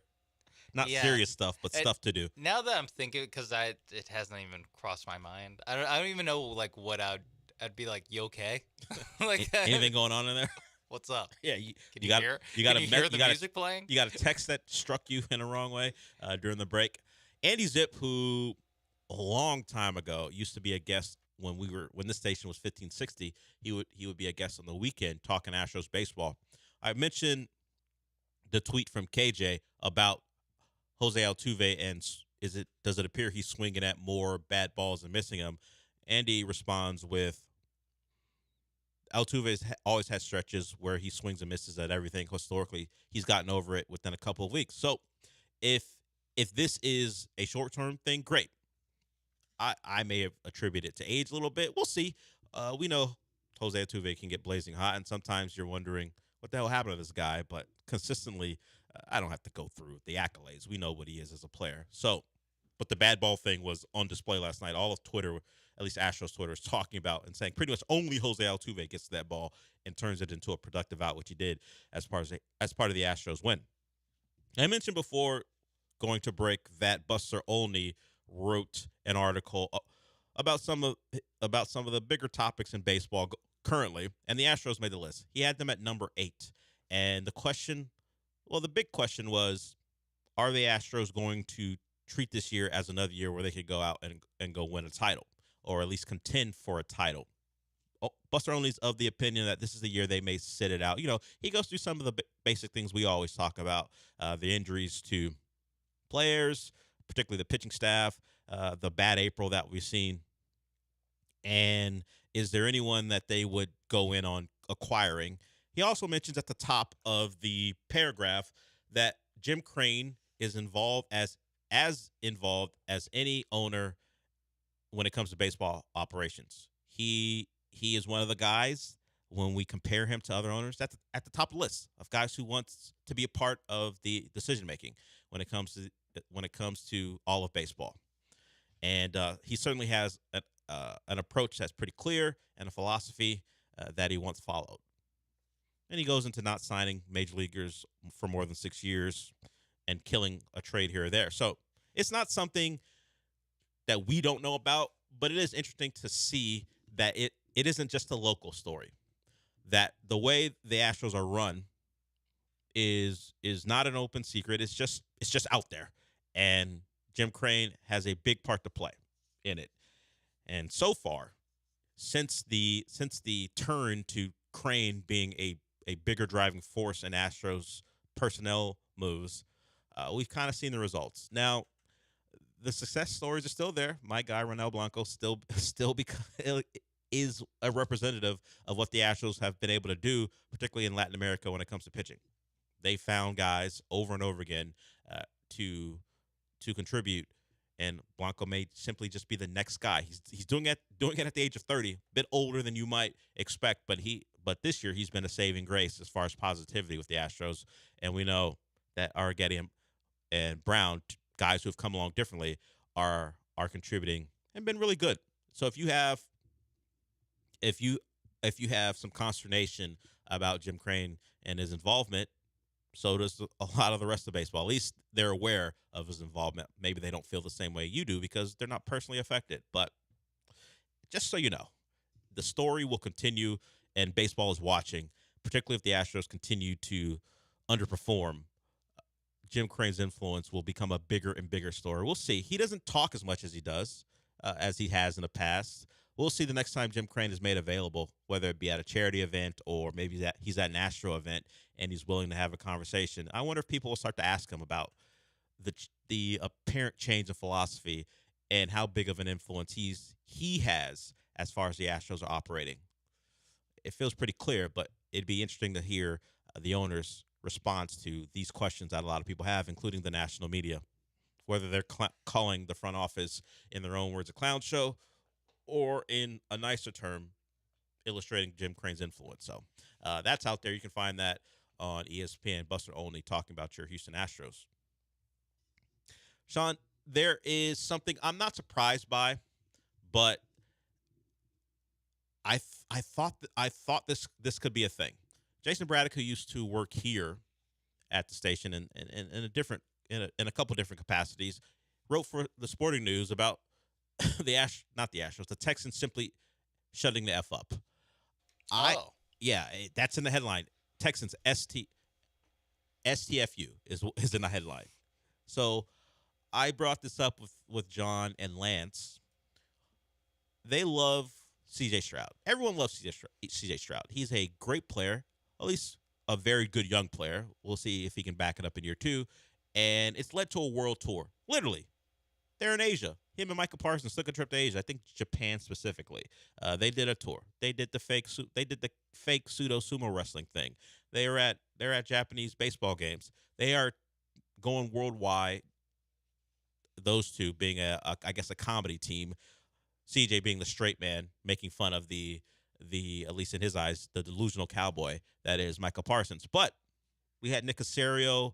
He was on the rights holder 610 discussing how he kind of scoffs at different war rooms when they react to getting their draft guy. He made fun of those war rooms, saying, "All right, guys, relax, calm down." Yeah, and saying we don't do that here. Where basically every pick gets like a standing ovation from everyone. Everyone's excited about every pick they have, and it's for the cameras and everything. And Nick Caserio kind of scoffed at that. And of course, the guys sitting around him who were hosting the show at 610, yeah, Nick, go after him, which speaks to what Jason Braddock was talking about. This now unbelievable positivity and love affair with whatever the Texans say. And I said, locally, that's cool. I understand. They won last year in surprising fashion. You got some personalities on the team, particularly at quarterback. People are going to love to hear from those guys. And now that Nick Caserio's apparently opening up, he's having conversations. It's cool to open up when you're winning and people are excited about your moves. Now it's time to open up and have conversations and be a jokester. So, met with enormous positivity.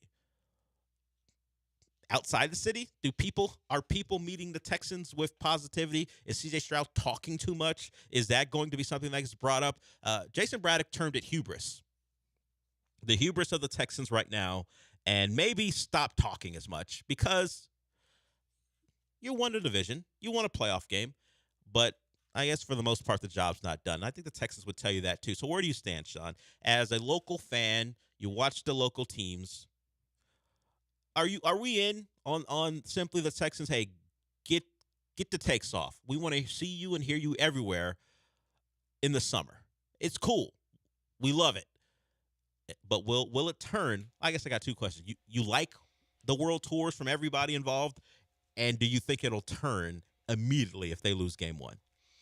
To answer the second one first, yes.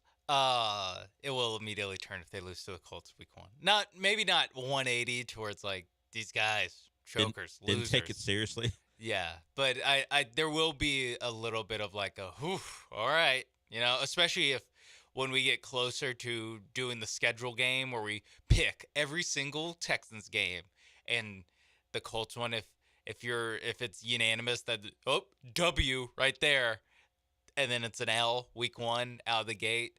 That I feel like that's when things will kind of get serious for the Texans because so far all they've done is exceed expectations. Sure.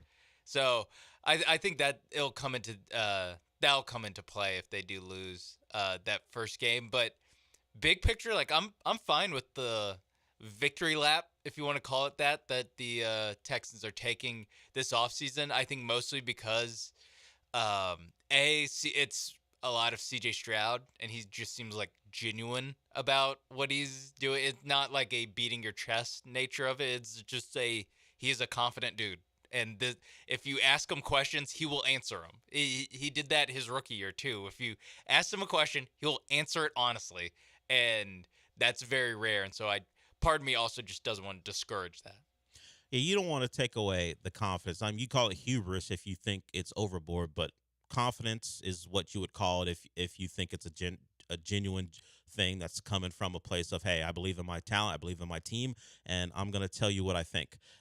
Some of it, the rest of the article talks about, hey, go out there and do something the team has never done before we get into these conversations, and we have Casario taking shots at others, and, C.J. Stroud will he'll take his shots at people as well. He took a little bit of a shot at Aaron Rodgers. Yeah, he will. A ricochet at Aaron Rodgers. Yeah. Aaron Rodgers caught some shrapnel. The bullet bounced off a wall. It wasn't pointed at it Aaron bounced Rodgers. The bullet bounced off something and hit Aaron Rodgers on the way out. The conversation made Aaron Rodgers look very bad, or not look very bad, but it's clear that C.J. Stroud does not think that highly of Aaron Rodgers. Yes. So I don't mind the talking.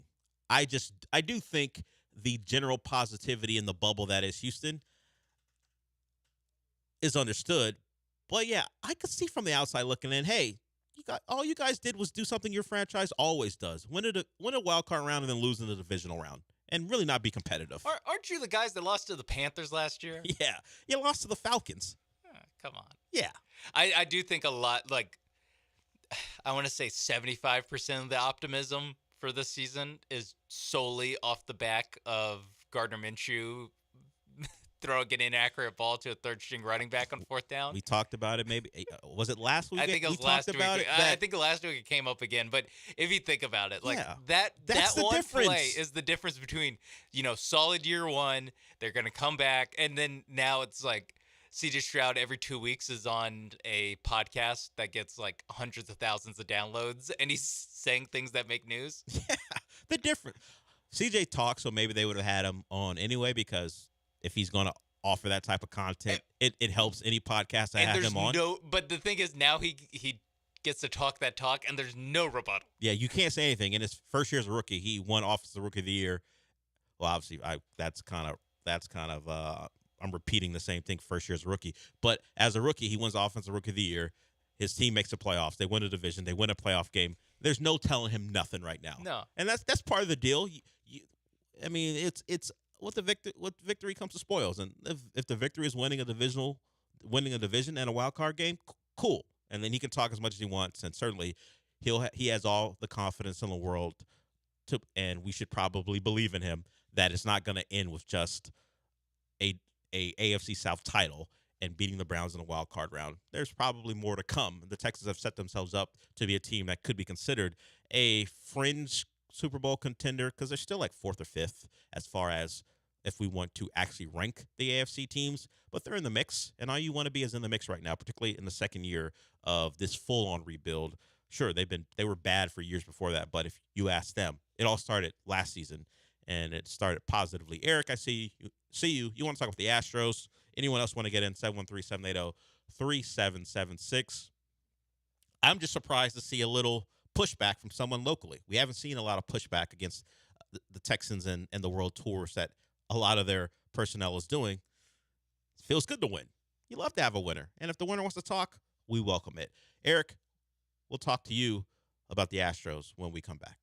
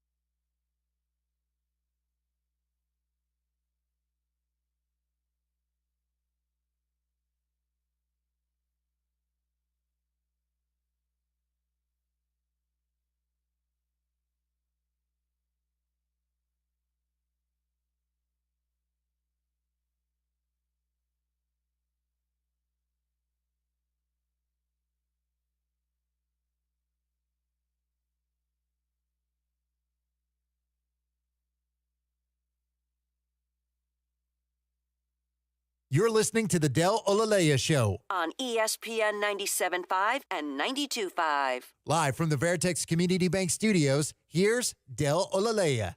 Sometimes I get confused because I mention things in breaks. I'm not sure if I mentioned them on the air. I was talking to Joe about this. Our own Jeremy Branham had time yesterday, so he went and found all the videos of the Texans celebrating draft picks, particularly Nick Caserio, and go, wait a minute, you guys do this too.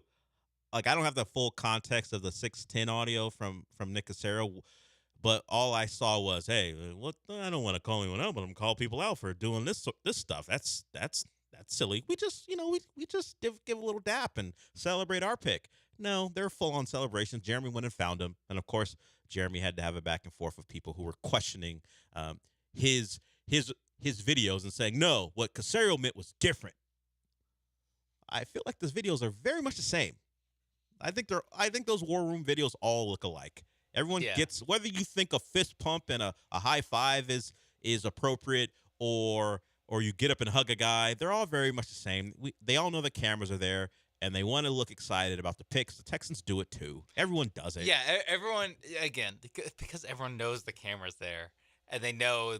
Not only do they know the camera's there, they know that this part is specifically what is going to be showed, either on NFL Live or ESPN or NFL Network or ESPN or on their very own social media clips. Like they're on camera the entire time, and I don't think they're entirely playing to the cameras all 7 hours. Yeah, but when they know it's getting close to showtime.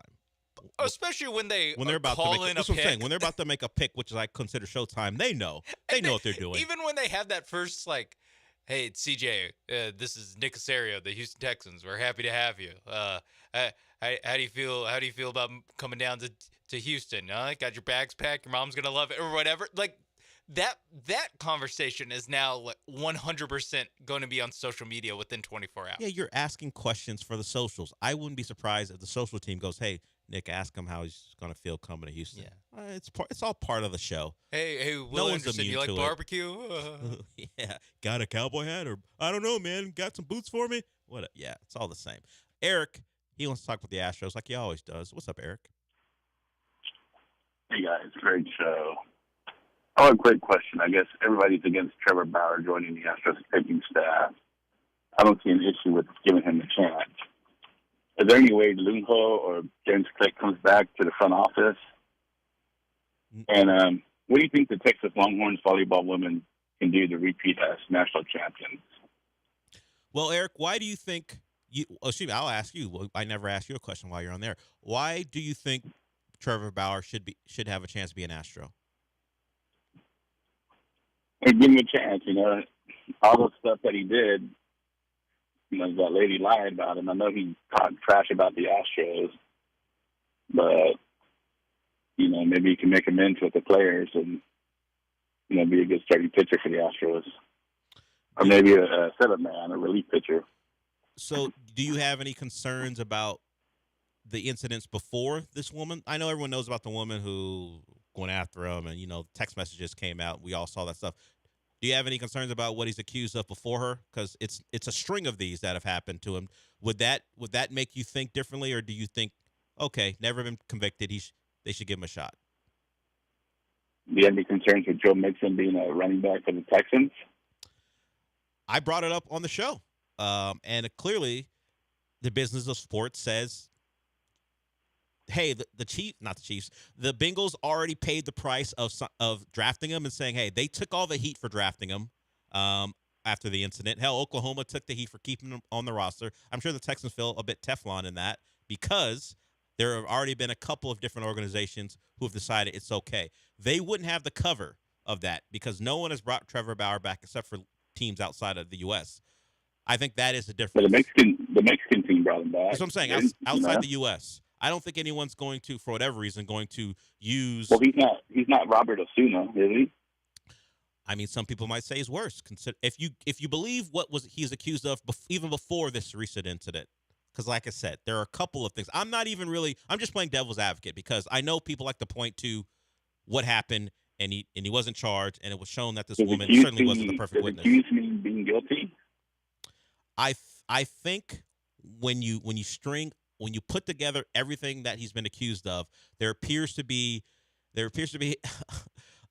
preponderance of evidence that suggests he may not treat women as well as he should. I don't have he's never been convicted. So if we're doing the whole not guilty till proven he's innocent until proven guilty, I can't fight you on that because he's never been proven guilty. I just think the Astros and a lot of people who support the Astros would suggest he ain't worth it. And maybe that's what it comes down I'm sure to. there's Is he worth it? numerous athletes that haven't treated women really great in the past and current.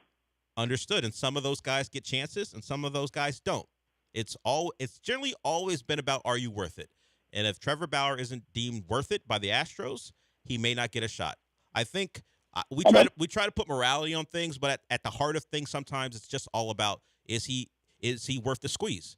And so far, Major League Baseball teams have suggested he isn't worth the squeeze. Well, what do you think about the Air Jordan 13 Dune Reds coming out in 2 weeks? Do you like them? I hang up the listen. All right, thanks. I wanted to engage Eric in an actual conversation. I don't think much about. I'm not a shoe guy, but I think you should take the Texas women volleyball question. You're into the Olympic sports when it comes to Texas sports. What do you think? Yeah, I mean, most of my base of knowledge is from like 2016 to 18, but yes, I got it. As long as Jared Elliott's run that program, I have faith in that they're going to be one of the best volleyball teams in the country, one of the best volleyball programs in the country. Really, they've been cycling very high level athletes in and out of that program for, since before I went to school there. So yes, losing a Madison Skinner type is going to be tough. But again, with how Jared Elliott has it set up, you just know that there's going to be a redshirt sophomore that steps in and is going to be the new Madison Skinner. I believe everything you said. Mostly because I dropped some names. I can't fight back against anything. I have no knowledge. So I'm going to believe it. You could have said anything. It was all, I'm sure it was very insightful, but it was all word salad to me just because I don't know anything about the sport. So I'm going to take your word for it that we don't have to worry about Texas women's volleyball. We don't. They're going to be just fine. TLDR, don't worry about it. If you were wondering, Eric, they're going to be fine. They're going to be a top 5 team. Yeah. They're one of the dominant programs in the sport. Don't you worry. Nebraska. Don't you worry about it, Eric. Nebraska, Kansas, Texas. We just assume. Always good. I'm sure LSU's always going to be great in women's gymnastics. I'm just going to assume things like that, things of that nature. Oklahoma, great in softball. Okay, yeah. I was going to say the LSU gymnastics one feels like it's based off of one person. No, but yes, she, much like Caitlin Clark, brought attention to that sport for people who haven't focused. But LSU is a really good gymnastics program. Yes. Much like Oklahoma. Maybe not like Oklahoma in softball. I don't know anyone who's really like Oklahoma in softball. Yeah, UConn women's basketball. Back in the day. Back in the day. Certainly. They would be a good comp for that. Eric, don't come at this show when you think you're not going to get real analysis. I've always got Sean for the Olympic sports, the non-revenue generating sports. I always got Sean for that. Don't you worry. Also, your Trevor Bauer conversation gave me plenty of time to look up stuff. If Jared Elliott was still the coach of the team, because now we are getting like 5 years removed from my your knowledge. Expertise. Yeah. Well, it's perfectly reasonable that he retired. Yeah. Yeah, it happens. The turnover rate's pretty high. Yeah, the swimming coach already retired. I had to learn a new name for the swimming and diving coach. But now you have that information. Did you see some? I want to know if you watch Red Zone like everyone else, right? Yes. Did you see the story involving our great American hero, our fearless leader? Yes. We'll talk about that when we come back.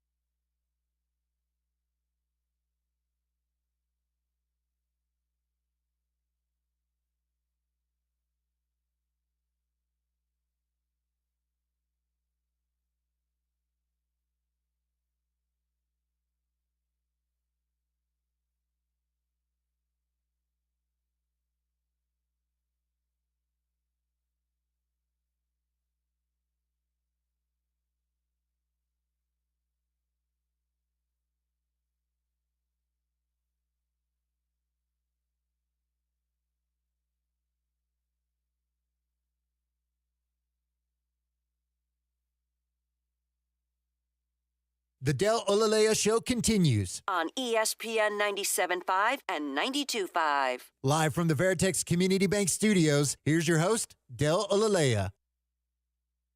We'll get to the American hero that is Scott Hansen in a little bit here. But first, we talked about it yesterday. Aaron Rodgers not showing up to Jets mandatory mini camp. Hassan Reddick as well, but he was traded for, and apparently he wants a new deal, so he's not there. Robert Saleh talked about him, saying he talked to Hassan, and he's in a good space, and he's working hard, blah, blah, blah, all the stuff coaches say when they're trying to not offend a player. Hassan Reddick, apparently fine. Certainly not the story here. Aaron Rodgers is. He has played 3 snaps. Did he get the 3? I think it was 3 snaps for the Jets in that Monday night game that resulted in one of the best sad fan cams we're ever going to see, considering all the hype surrounding him and the result of that hype, particularly the end of the hype. And you got to feel like the vibes have to be terrible at Jets camp. You know, Will Anderson, another guy from the Texans who does do a lot of talking, likes to talk about how the vibes are high with the Texans. Can the vibes be great for Saleh and the Jets if they got to watch Tyrod Taylor run around and run the offense? Oh, no, not Tyrod's cool, but the vibes can't be high if one of the epitomes of backup quarterbackship is out there running your offense while Aaron Rodgers doesn't show up for reasons unbeknownst to most of us. I'm sure Robert Saleh may know. He talked about it yesterday, saying it's very important for Aaron, this event that he's going to be at. That's why he's not here. He did say the absence are unexcused, which means he's subject to fines. So about 18 hours of that, the national media talking about it, the New York media talking about it, led to Robert Saleh having to address it again today. Here's what he said about Aaron Rodgers being gone and the controversy surrounding it. Robert, you said that you were aware that Aaron was not going to be here before yesterday, is that correct? Yeah.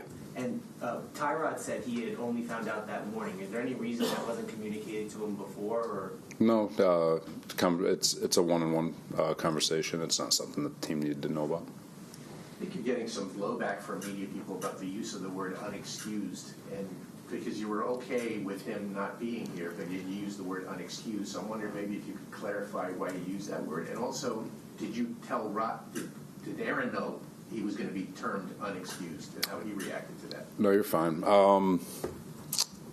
Talked about it yesterday, but Aaron and I are on the exact same page.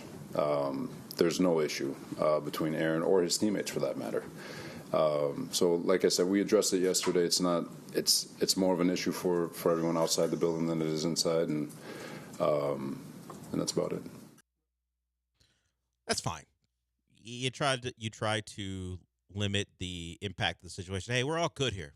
If I'm a coach, I just don't want Tyrod Taylor running my first team offense. I'd be like, you know what? I like Tyrod, but I can't deal with this. I've dealt with Zach Wilson. I've dealt with that Chris Streveler dude for a game. And who's the other guy who Jets fans like? Mike White? Not last year. Last year. There was another guy who they got really excited about. Trevor Siemian was one, but there was one guy like Jets fans like, yeah, and then he petered out. He played in the Black Friday game, and he was terrible. I have news for you, Del. I did not watch a second of the Black Friday game. Well, then you missed one of the great interception returns of all time. You know what? I did. I'll accept that. I'm okay with that. I was watching Iowa, Nebraska instead. Very entertaining football. Hey, it came down to a kick at the last second.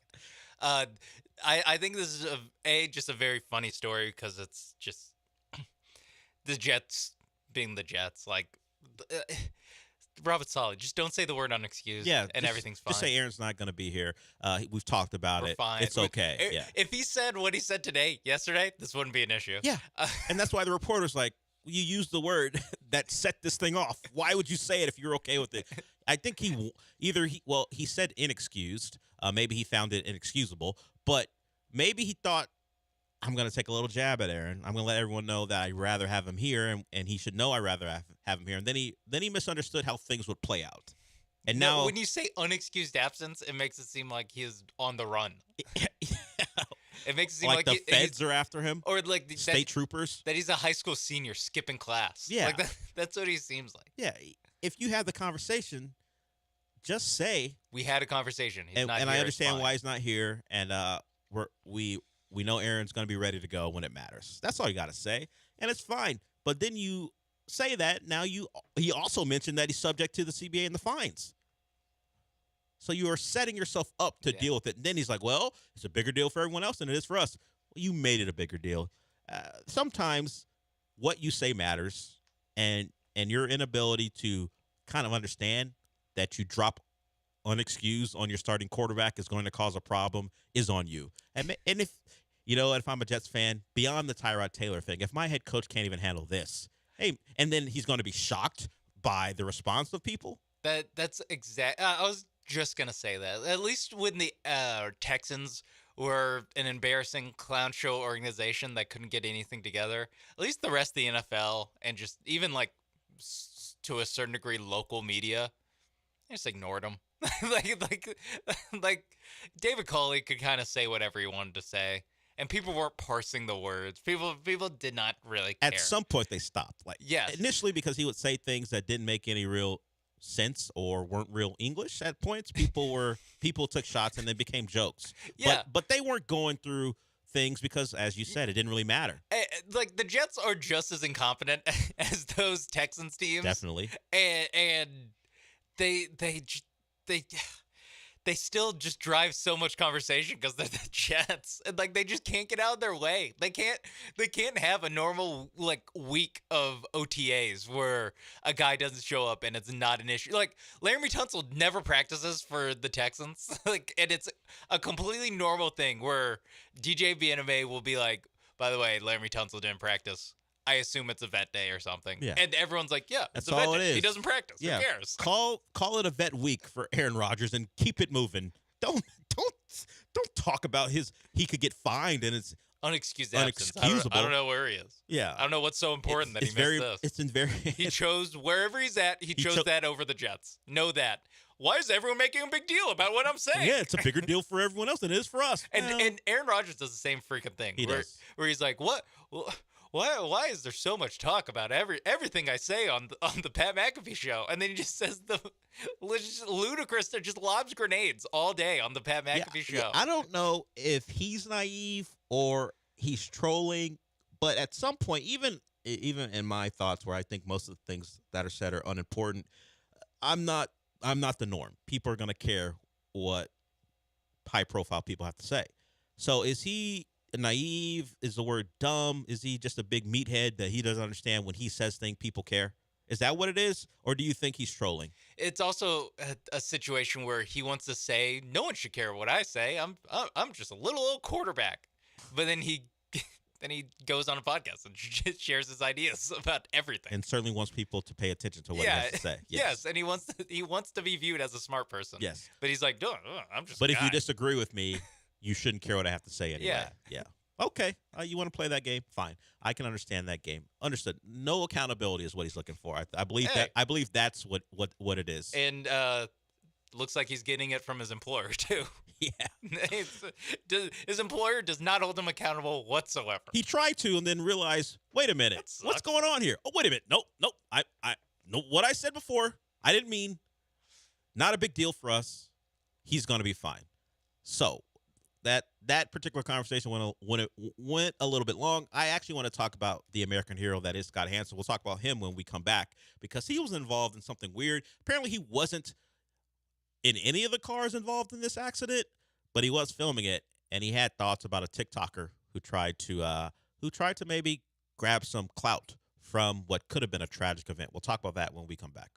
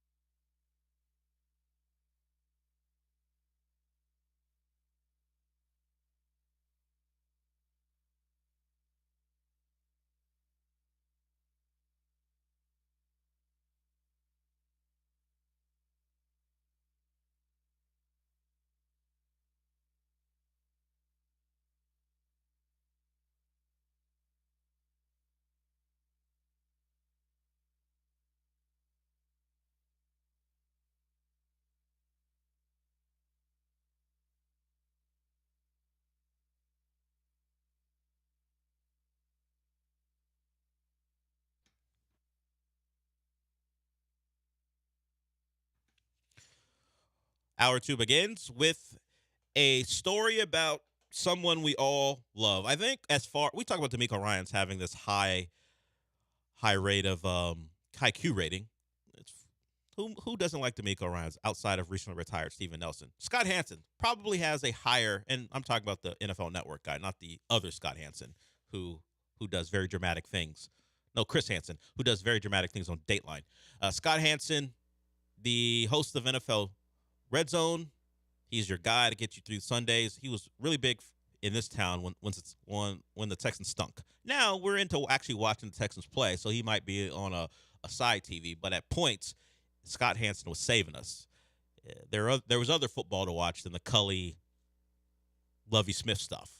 But he was involved. He wasn't involved. He was around, I will say, because he was not a driver. And what was a bad accident. And I say this because there was a car upended on its hood, upside down. And there happened to be a TikToker, because, of course, there's always a TikToker. For some reason, there was a crushed watermelon in one of the cars. Well, I know I was crushed. It was in an accident. But there was a watermelon in one of the cars, and the TikToker went into the car and picked out the watermelon to film it. And just so happens when he panned away from the car that he was rifling through, there was Scott Hansen. Scott Hansen had his camera out filming too. Don't think it was for TikTok. Maybe it was just for evidence. Here's Scott Hansen, and the audio is a little garbled because, it's just one guy pointing a phone at the other. But here's Scott Hansen I would expect him to sound like this when he's outside of NFL Red Zone stuff. This doesn't surprise me at all. Here's Scott Hansen commenting on the actions of a TikToker. Hey, dude, what are you doing?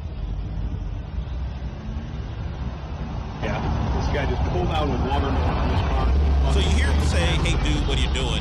And obviously you hear all the background stuff from the cars driving by. And then he also goes, "This guy's going through this car and grabbed a watermelon." That was part of it that you couldn't hear. "Hey, dude, what are you doing?" Yeah, that tracks. That tracks for Scott Hansen. Hey, man, what's up with you? You can find the video. It's very short, but that accident was. I haven't heard anything about anyone being seriously hurt. You don't see any emergency vehicles on site. It was probably happened right after this particular video. But yeah, hey, dude, what are you doing? What's wrong with that watermelon, it's dude? also the delivery of, what are you doing? Yeah, I wish he would use that on bad quarterback play. It might be hypocritical, but he should definitely use this for clout.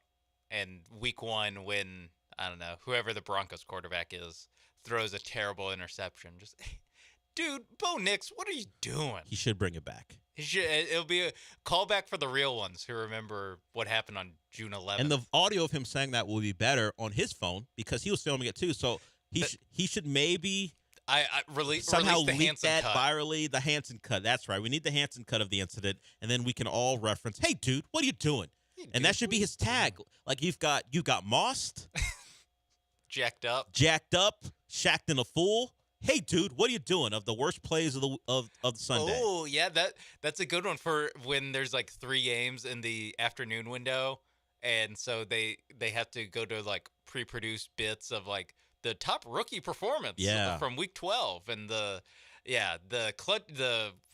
Amazon Prime clutch moment of the day. Yeah, and then they do the, brought to you by Ford. Hey man, what are you doing? We've got the witching hour. Probably not by a car company. Yeah, probably not. Considering what happened, probably not. Or maybe someone wants to lean in. Subaru? Who knows? Safest car in the industry. You won't have what happened. Not to Scott Hansen, but around Scott Hansen. If you drive a Subaru, your watermelon will be completely fine. That's right. Do a watermelon test in the car. That's what you do. But you got the witching hour when the 12 o'clock window, at least in centrally, he calls it something else. The 12 o'clock window games are ending. Then you have right around 4:15, where we're at halftime of the afternoon games. Like you said, maybe it's a light schedule. We have, "Hey, dude, what are you doing?" You wrap up the boneheaded plays of the first window and talk about what's coming up next. I like it. Scott Hansen, come to us. We're idea men. Idea what men. Are you doing? Yeah, and you have it in that tone, like. And then if it's a bigger boneheaded play, "Hey man, what are you doing?" You add stuff depending on the moment. And if you're a 4-time winner, do you treat it like Angry Runs where they get a shirt?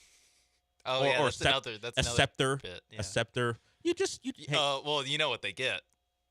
They get a crushed watermelon. well, they get to come on. You send a watermelon and they get to crush it with a hammer. That's what you do. You send $1 million although the idea. problem is there's some racial overtones if you send people watermelons. That is the problem. Now you got to always think about these things, Sean. You always have to have a guy You know in what? the room who thinks Yep. about the worst possible scenario. This is why diversity matters. Yes. I would have completely You would have overlooked forgot the about fact. it. And then Scott Hansen is sending a predominantly black league watermelons and talking about You how dumb they are, you and either it would have been a need- problem. You either need a black person in the room making the decision, or a very racist person to be like, Yeah. "Ha ha, I Yes. get it." Wait a minute. see? Wait, what's the joke? Yeah. What's the joke you're laughing What at? do you? Yeah, exactly. Wait a minute. What are you laughing at? You have laughing to too hard. You have to think things out. He can't. Yeah, the watermelon has to go because the context is you did something really dumb, and for your efforts, I'm sending you a watermelon. Yeah, we got to wipe that one off the table. Yeah, not. You know what? Not a watermelon. No, something else. I don't know what you do to recognize the situation, but not a watermelon. Can That'll we be do a problem. cantaloupe? No melons, I think. We Okay. got to take the melons out of the What about a equation. gourd of some sort? I don't know. Give 'em A pumpkin, squash? maybe a pumpkin. Yeah. Pumpkin could be fine. So Scott, okay, we do have ideas. Not all of them are great, No, but we're working on stuff. This is proof that we can think on the fly, come up with rough drafts, edit them, get a better final draft. That was the editing process, Scott. Yeah. You just saw it live. You just heard it at least, or if you're watching on YouTube for whatever I reason. think he is. Yeah. Yeah. So What are you doing? I'm glad everyone is safe. What are you doing? Should be a segment. Branding opportunities can go crazy for Scott Hansen. He's already got a Q rating that everyone that's very high. We love that guy. We're glad everyone made it out of that accident okay. And Scott has provided us with the tagline, and he should capitalize. Hey, dude, what are you doing? This is what I'm saying. Come on. It's great. Only if it was cleaner, I would make it a drop on the show. But except you got to explain it to people every time we're playing it. But, maybe we can get Michael Kerr on it. He's a whiz on that stuff, and then become something we use on the show going forward because there's Work some magic on the clarity. Yeah, because there's going to be a lot of reasons for us to play that throughout, particularly during the college football season, because a lot of guys do things where we ask the question, "What are you doing?" Hell, I've got a head coach who I ask that about all the time. Hey, dude, what are you doing? Thank you. Yes, I use different words because I'm in the safety of my own home. Yeah. But it's pretty much that. Dude might be a little too respectful for what you call Mario. Very. There's never some adjectives Yeah. beforehand, too. Yeah. It's a lot of that. But Dumb mother.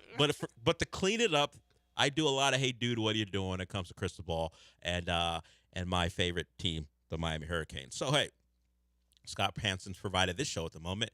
And he's always provided those. We appreciate it. Well, it's really the games, but Scott Hansen does a great job. And now he does stuff outside of football that we know about. And the personality makes sense.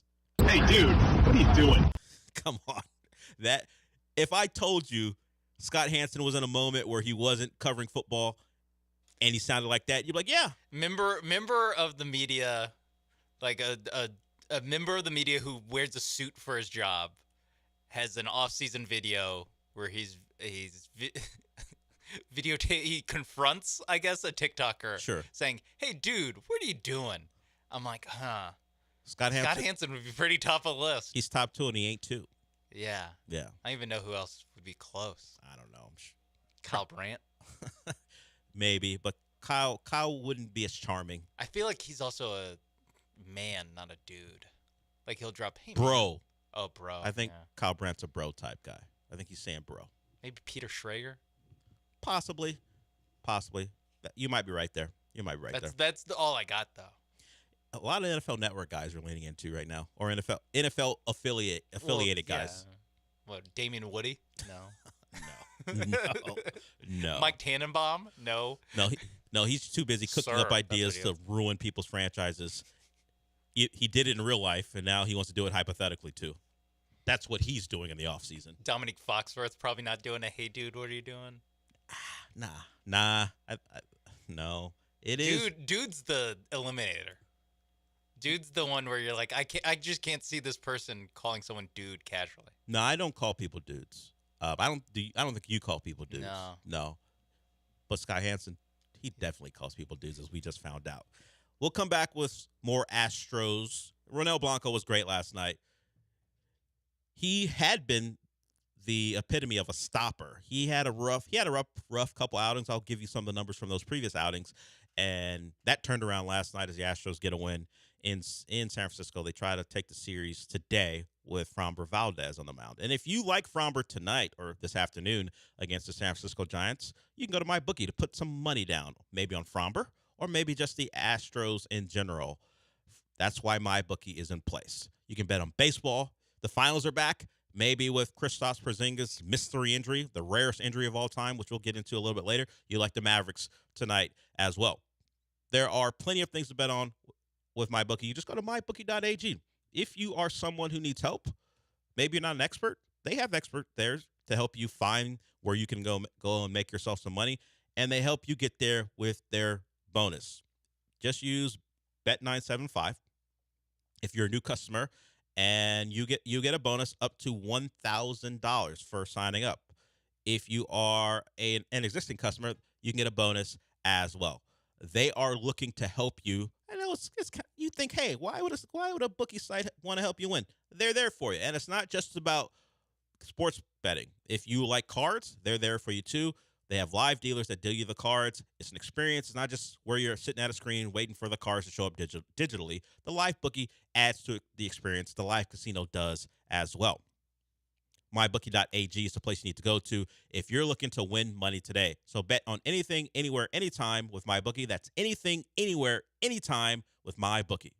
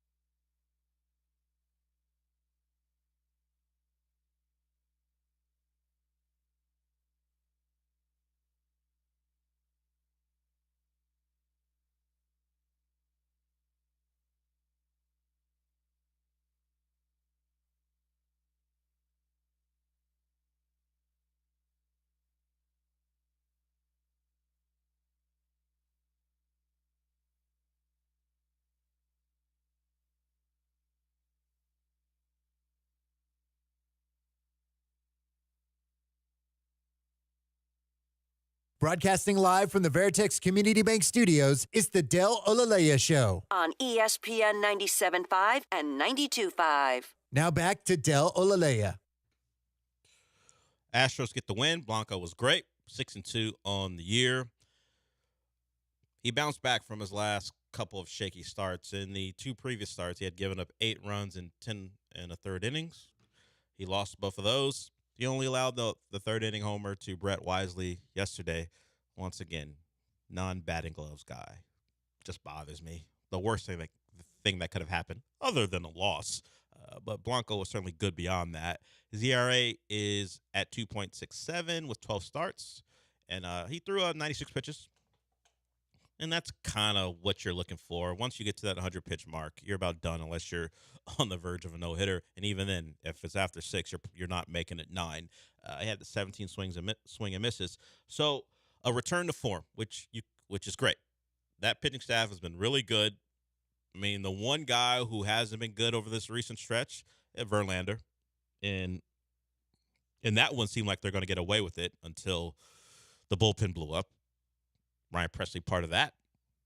He was good yesterday. We talked about in the first segment that the psychology of Ryan Presley is something, I don't know if a spot is equipped or even the organization's equipped to figure out. Does he need a sports psychologist? Because throw him in there in the ninth. Now, he's been generally bad. But last night in the ninth, when it was his game, it was his chance to close it out. Great. Not even the Stressley stuff where he's giving up a run and making it a ball game and stressing everyone out. He was great. Open and shut case. 3 up, 3 down. The Astros go on to win.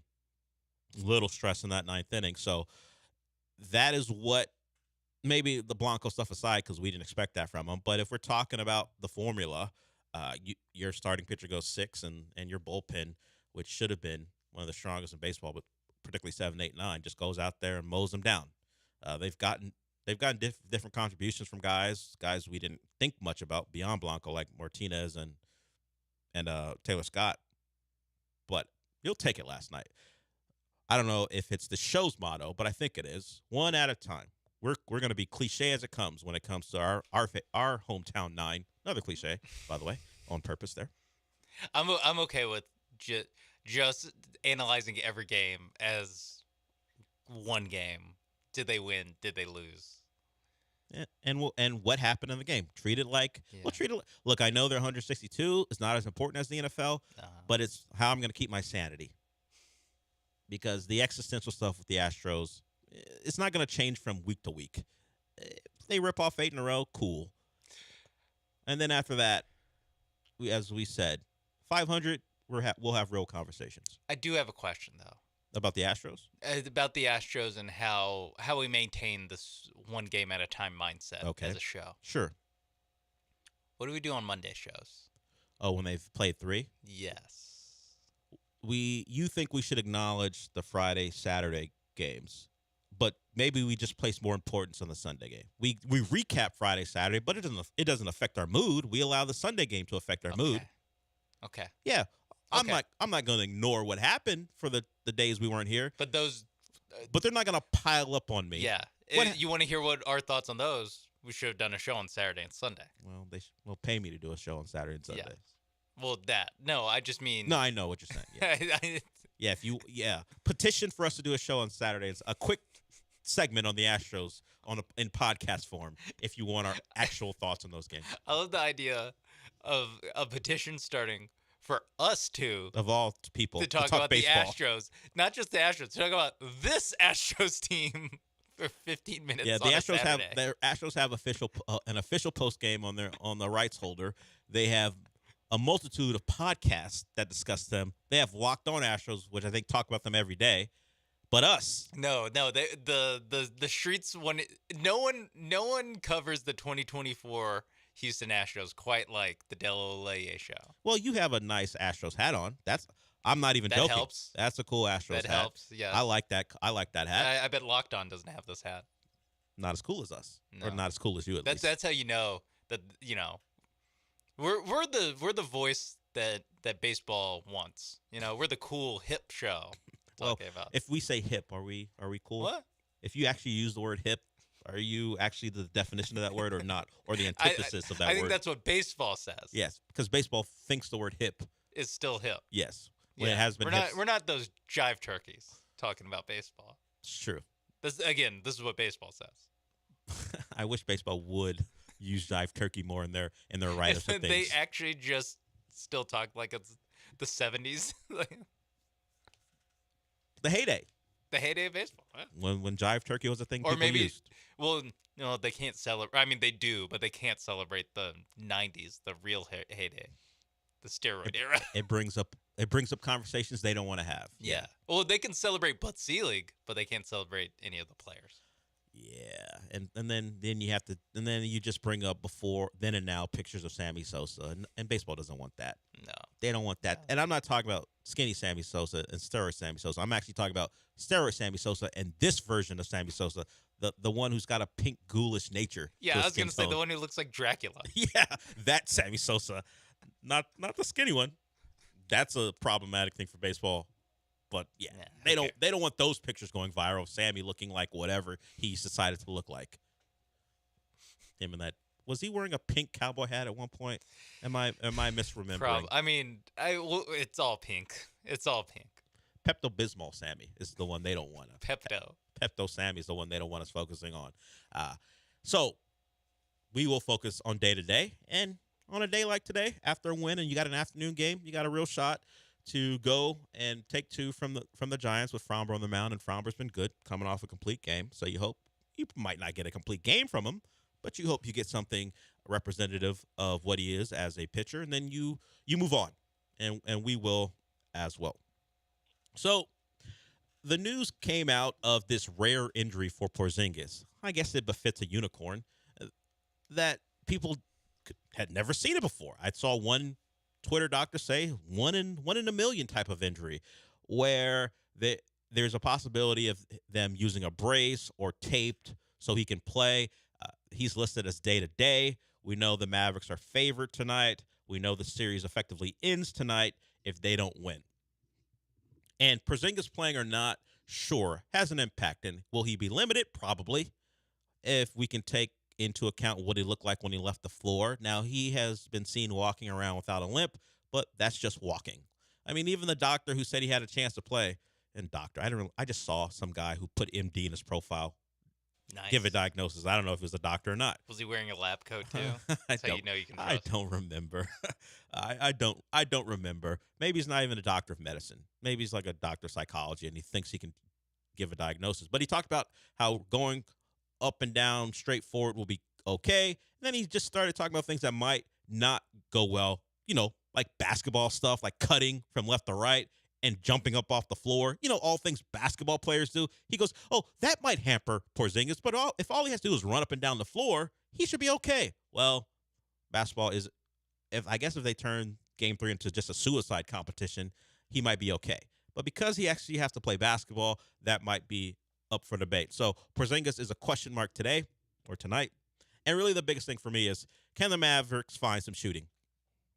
Obviously, Kyrie has to be better than Boobie Gibson, but also the guys who are going to get open looks. Can they – I don't think they can be as good as they were against the Thunder, because that's not who P.J. Washington or Derek Jones are. They're shooting more like they are in this series. It's what we call regression. But can you get to a happy medium for the Mavericks where the open looks are there and you make the Celtics pay? If you can find that, and of course if Luka could play Game 3, because that was a story that came out afterwards. We know he was questionable, and we saw he was wrapped up in ice, and he was holding his chest after every shot he took in pregame. The story was he took a painkiller before Game 2. I imagine if he needs to, he'll take another painkiller and play. The biggest pain relief would be watching Kyrie not dribble all over himself. If he could get an actual performance from Kyrie that's representative of what he is as a player, I think Luka would be just fine. He'll do all the complaining he normally does. When he misses a shot, he'll grab at the brace. That's just Luka's way. But I think it would make him feel better. Now he has the chest and midsection stuff to grab at. Yeah, it's going to be a lot of that tonight, particularly if shots aren't going down. It is funny that while I'm sure he is he is injured in some way, it has zero effect on any of our analysis. That's like, yeah, whatever. Yeah, because He always does this. Yeah, Luka, we can see you. We know what happens when you miss shots.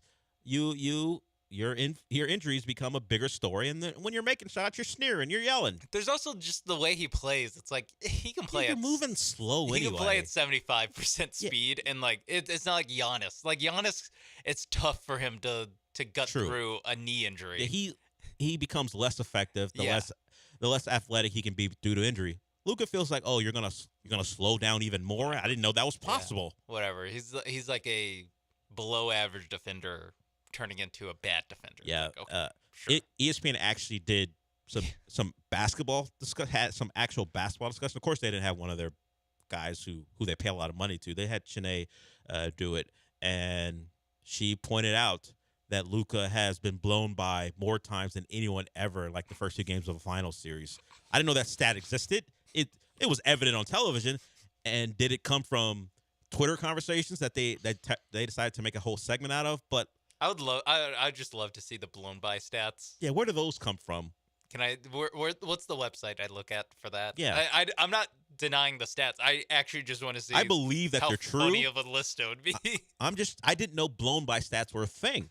Yeah, it makes sense where it's like, yeah, you're the primary defender, and the guy People putting you on switches. Yeah, and the guy gets a layup. You got blown by, or something. You know, or it leads to a paint touch that causes rotation that leads to an open 3. Yeah, things like that. Yeah.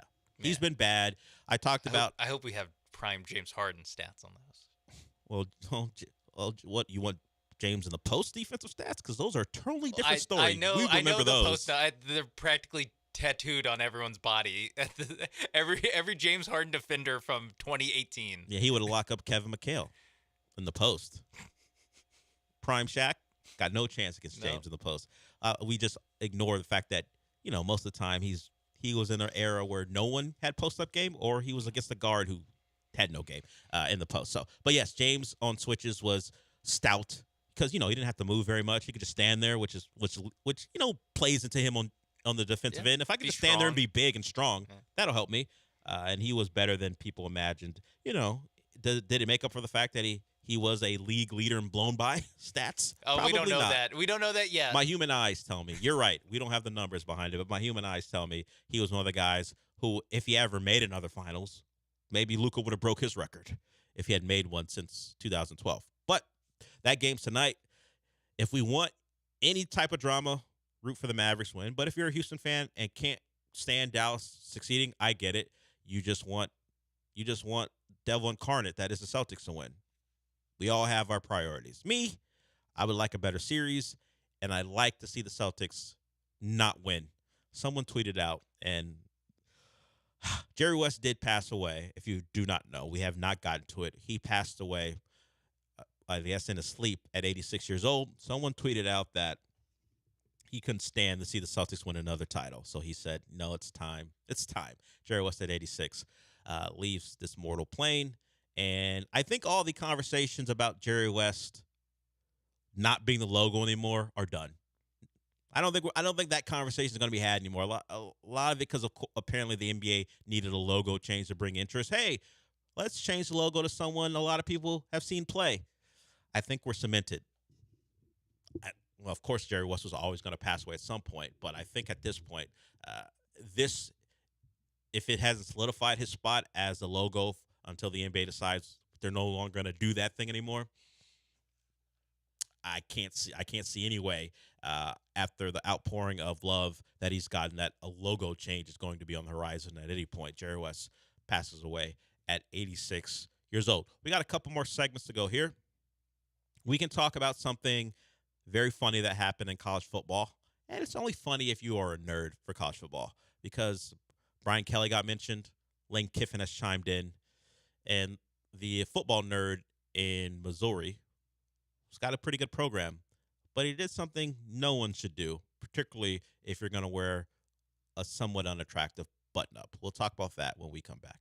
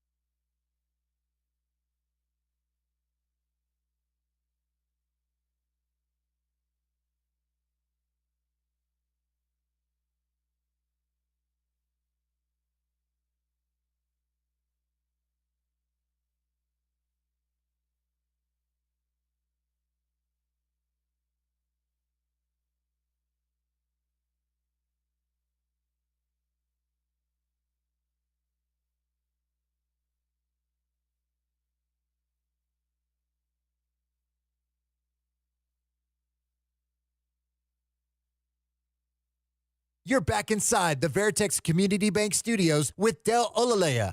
I mean, you're not actually in the studio, but if you watch ESPN Houston's YouTube channel, it's kind of like you are. No, not really? Okay. You can watch the show on ESPN Houston at YouTube. Just search that, and you can watch the entire lineup on the YouTube channel. So I mentioned before we went to break that there is another embarrassing coach video out there, and we talked about recruiting earlier in the week. People were very upset with the Longhorns for breaking out the Lambos as a corridor. If you look at the video, just lined up on each side to welcome recruits into the facility for a big recruiting weekend. And I would say Eli Drinkwitz should have gotten Lambos. He is the head coach of Missouri. That's a good program. He's done a good job there. They made a New Year's Six game last year, played Ohio State. I believe they won that game too. So that's a program people think can make the college football playoff. Not the real playoff, right, Sean? Not the 4-teamer. No, but, not the playoff from back in my day. yeah, but the 12-team playoff that will begin this year. And sometimes you got to do dumb things to get the attention of a 17 or 18-year-old. I mean, generally that's related to dating. Like, I was trying to think of the dumbest thing I ever did to have a woman, even beyond 17 or 18, pay attention to me, and they generally never work. Like, if you do something dumb, like, think about it, Sean. Maybe you don't want to open yourself up and be vulnerable. But think about what you thought would attract the attention of someone you liked. And now that you think about it, it was pretty dumb. Do you think it worked, or did it work? No. No. Generally doesn't work. Being dumb in those situations, and you don't think it's dumb at the time. You think, hey, I'm showing that I like you. Generally, those things are stupid and they don't work. Yeah. Generally. Sometimes, if you got enough Riz, it might work. Yeah. But for most of us who are Riz deficient, it usually doesn't work to be so stupid about and open about your potential affection. So Eli Drinkwitz is in the mode of recruiting. As I mentioned before, maybe earlier in the week, June is a time you get kids on campus, the calendar's pushed up, you try to get commitments from your big-time recruits. So what he's done is very similar to what Brian Kelly did when Brian Kelly got to LSU. It's one of those rooms where the camera circles around the player. It's something you might see at an event, I don't know, maybe at a wedding or a bachelorette party. Like, they have, like, it's very hard for me to explain. I'm not sure what the camera's called, but it just circles around the person in the vicinity, and it gives you this 360 view of them. And in this case, it's Eli Drinkwitz with a recruit in full Missouri gear. Like, the recruit is dressed up as if he's running out on the field for a Saturday afternoon. Eli Drinkwitz is in a button-up and some khakis, fake playing the guitar. And I say, Sean, you've seen both. Everyone has seen the Brian Kelly one, who is into college football like we are. Brian Kelly is poorly dancing. He's doing the whole finger thing across his eyes. It's really bad. Drinkwitz, after being clowned by Lane Kiffin, said, hey, man, sometimes you got to rock out to Creed. Of all bands he's decided to choose to make a joke, he said Creed. Or maybe Creed was really playing in the room. I hope not. For his recruiting sake. Play something else. No, that's what the kids love. Scott Stapp. That's what the kids love. That's how you build a football powerhouse. I'm sure it's written all over the facility. Can you take me higher? I'm sure it is. But hey, you've seen both. Drinkwitz, fake guitar playing, and he's really into it. The recruit's holding up a WWE championship belt. Where do you rank them as far as embarrassing coach videos, particularly when it comes to the SEC? I have to say, I think as far as embarrassing videos, I think that the Brian Kelly one is a little bit worse. I do too. Not just because of the action performed in the video, but if you think about it, Brian Kelly's a good football coach. Brian Kelly's won a lot of games. You've been to a title game, He's been Brian to a title Kelly. game. He's made the playoff. He hasn't won any of those games, but he's been there. Have some shame, I think is what you're saying. Yes, Understand, exactly. you have reached a level where you don't have to This do is this. something Eli Drinkwitz has to do. Yes. To get kids to go to Mizzou. This is You're LSU. You're LSU, and you're Brian Kelly. Like right now, if we want to, and some of this is helped by Nick Saban retiring and a lot of retirements. Jim Harbaugh leaving the sport or going to the NFL. Brian Kelly you could say is a top 3 coach in college football right now. Ooh. As far as resume and if you even want it like that way, we don't have like I don't know, is Larry Coker still coaching? Like we don't have some guy who was good 20 years ago. And Well, you've drifted us into an actual conversation as opposed to our haven of nonsense that we normally get into. So Brian Kelly, okay, let's with Harbaugh gone, he is another guy who has a national title on the resume who's no longer in the game. So national title winners, we don't even have Jimbo anymore. He's no longer there. No. We have Dabo. We have Dabo. We have Kirby Smart. And who else? We have Mac Brown. So we're going to remove Mac Brown from the top 3 okay. conversation. Okay. That's fast. No, I mean Mac Brown is. I mean, I said Larry Coker. Mac Brown is 100% fits into. He won that title. He won that title 4 years after Larry Coker did. He was great. He was great 20 years ago. Yeah. Now he's middling at North Carolina. So Mac Brown out of the equation. Kirby Smart up there. You're gonna have him at least top 3. He's number 1. Number 1 for you. So after that, let's go around the country. We stay in the ACC. Dabo would be their really only representative. If we're going to use the conference, we're going to pick him out of the conference, right? We need to see more from Bill O'Brien, but yes. Yes. Bill O'Brien at Boston College has a shot to rise up the rankings really quickly, I guess. In the Big Ten, there is not a national title winner. We know about your disdain for James Franklin. So I guess the only choice would be Ryan Day, who can't win the big game. No, right? Yeah, no. So he's out. So the Big Ten doesn't have one who should make the top 3. No, Kurt Ferentz maybe. I mean, longevity. He's been really good at Iowa, but come on. I don't actually believe this. There are levels to this thing. Yes. So we've removed the Big Ten from the equation as far as top 3. It's getting a little tough right now. We go to the Big 12. Is there anyone in the Big 12 do you think could be up there? Is Gundy? Who's even in the Big 12? Can Gundy be a top 3 coach? Kyle Whittingham. Kyle Whittingham's pretty good. If we're going to have a dark horse pick, Kyle Whittingham, I think putting him in the top 3, considering what he has to work with at Utah and what he's done, I think I might throw him in there. I mean, Dykes made a title game, but he's been pretty 7-5, 5-7 every other year. Coach Prime. No. Too early to tell on Coach Prime. Yeah. Lance Leopold, no, I can't. Yeah, Leipold and Leipold, the Kansas State, Kleiman. Yeah. Nah, Kleiman, yeah. Not really. So Matt Campbell, no. Not Aranda. Yeah. So who are you Gus taking? Malzahn. Is that UCF? He does. Forgot UCF. National title. You're right. I forgot about him as a national title winner. No, he was an OC. Gene Chizik won the national title. He went to but one. Gus Malzahn has been to a title game as a head coach. So, are we taking Kyle Whittingham as the best head coach out of the Big 12?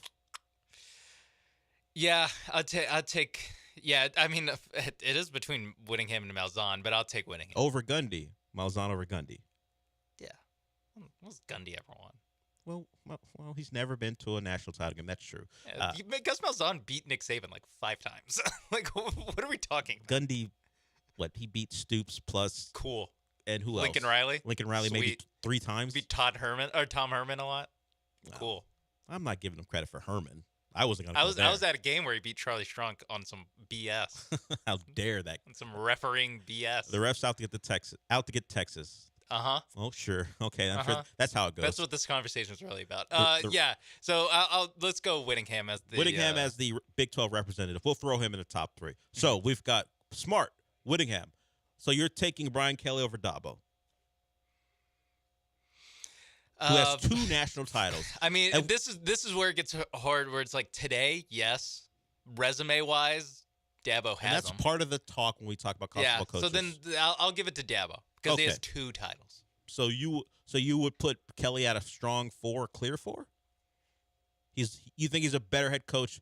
What he has to work with than say a Lane Kiffin. Lane Kiffin, this version of Lane Kiffin at Ole Miss, he's never going to be the recruiting giant that others. He has to work the transfer portal. He does a good job there. That Ole Miss team is a good to very good program under Lane Kiffin. Not great, but he has changed their trajectory where we are having conversations about them making the playoff. Yeah. They'll be a top 10 team. So are you putting Brian Kelly over Lane Kiffin? Yes. Okay. Just because he's actually done it. He's actually it's been He had a Heisman Trophy winner. It's been 12 years ago though. He won 10 games last year. Yeah, but you say he's actually done it. It was 12 years ago that he made a title game. Well, he made a playoff in like 2017. He Notre Damed his way in. Whatever. I barely give those guys credit when they make the playoff. Just saying, he did that. Sure. Okay, we'll give him that. And he did it with the 4-teamer, and then he made a BCS title game. So the harder road was certainly his. Mm-hmm. So, okay, you got him at 4. Or do you have him ahead of Whittingham or Dabo? Let's be clear. If you think he's better, I don't. But if you think he's better, I think I have Whittingham 4, Kelly 3. Interesting. I mean, there's other we didn't bring up Dan Lanning at all. Didn't bring up. True, that's another one. Lincoln Riley, because we forgot that they're in the Big Ten. I wouldn't have Lincoln Riley as a top 5 coach right now.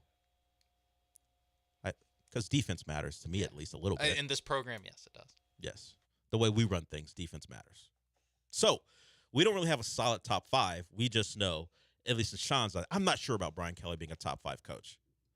Sean's leaning a lot into what he did at Notre Dame, which is now, at least particularly the national title run, or at least national title game run over a decade ago. But hey, he's up there. With all the departures, we usually use championship winning coach as a line of demarcation as far as where you're ranked. But a lot of those guys are out of the game or coaching at places where you can't win a national title like UCF. North Carolina would think they could win one, but I have my doubts about Mac Brown ever getting that program to a point where they can. So, hey, if Brian Kelly's in your top 5, he's in your top 5. He does have a top 2 embarrassing video, though. I think that conversation, he is top 5. Top 3 was, that's more preference, but he is top 5. Okay.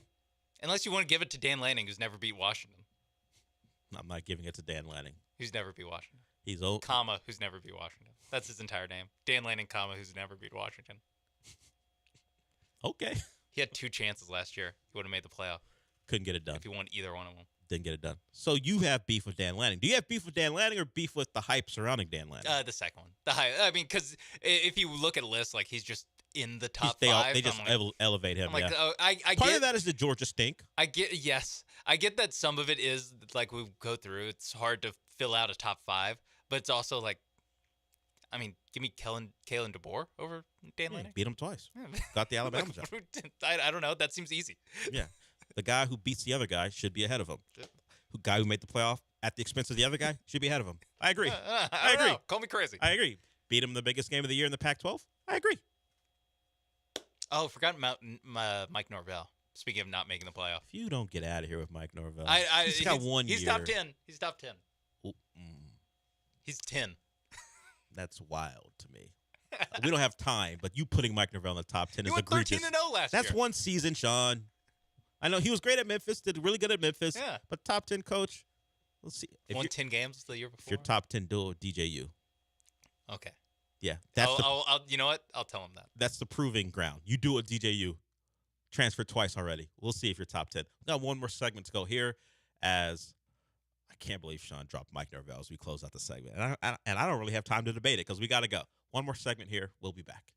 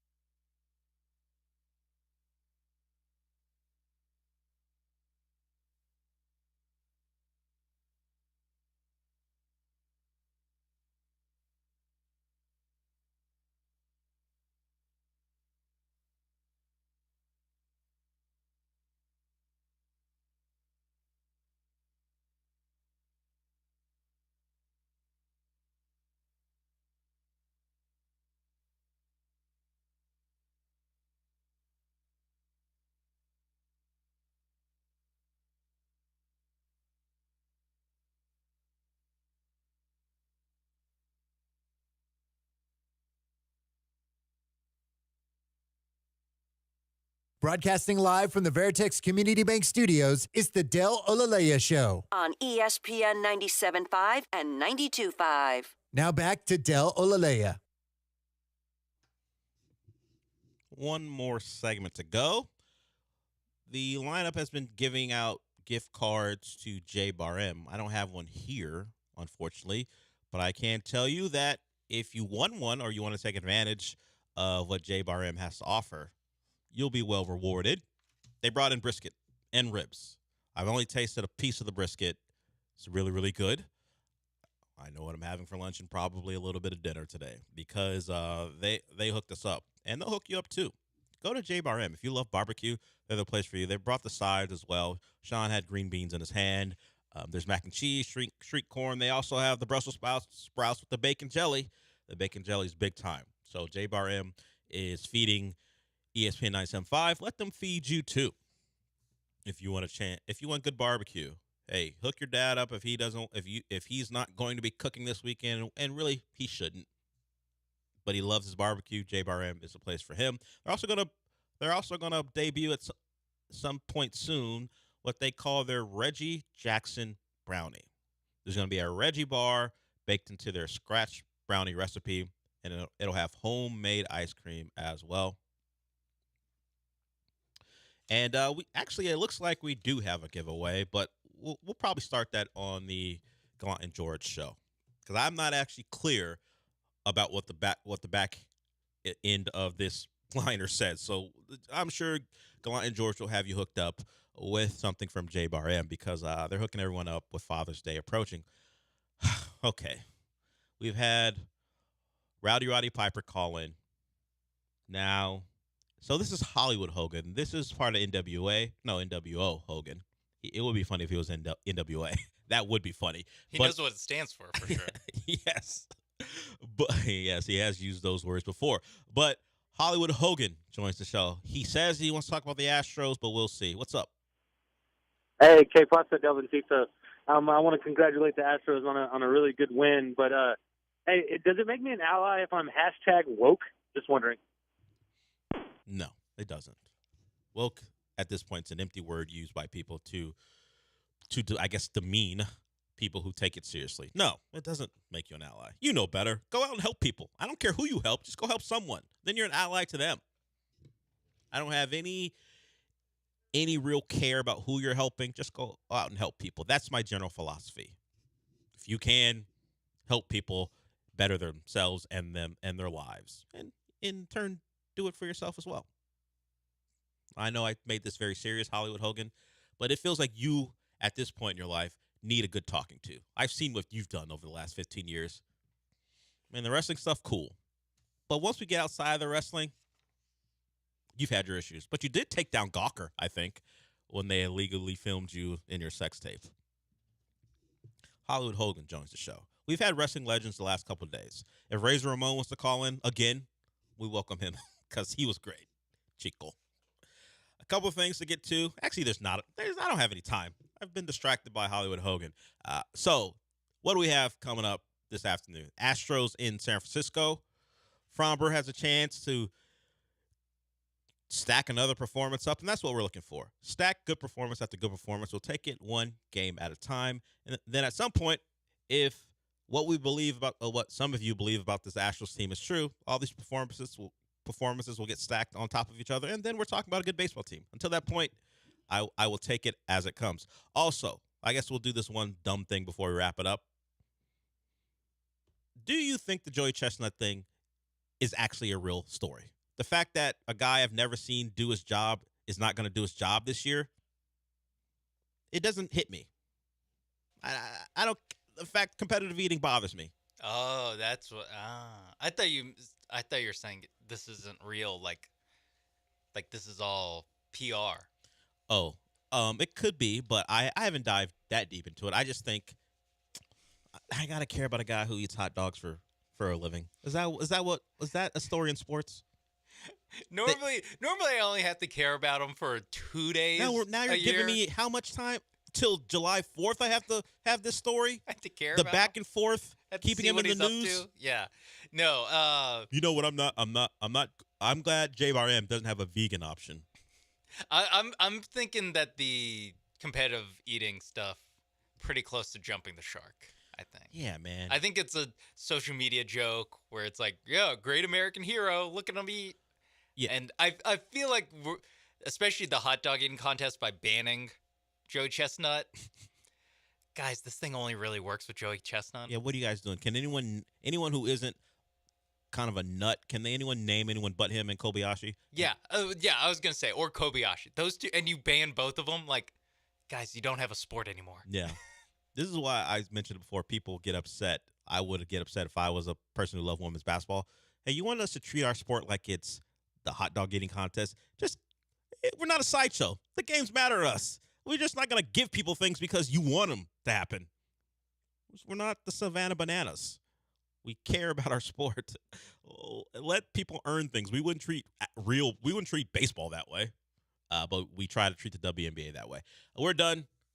Shout out to Joey Chestnut taking a stand, becoming a vegan, and he's got to pay the price, I guess. He can't be in the Nathan's hot dog eating contest. I won't be involved in that. I won't be watching it. Maybe you will. All power to you. I'm done for the day. Gallant George up next. I'll talk to you tomorrow.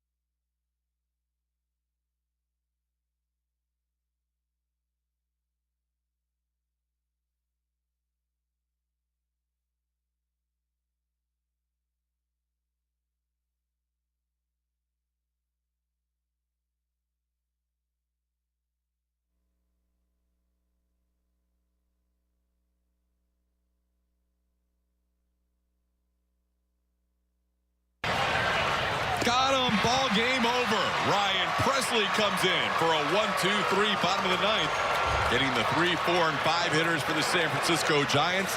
Astros win it 3-1. They're now 3-2 on this road trip. And Blummer, after we saw a couple of leads evaporate the last 2 nights, that was a big save for Ryan Presley. That was a huge save for Ryan Presley. Back in that familiar role, came in late, was able to shut that game down. So congratulations to him.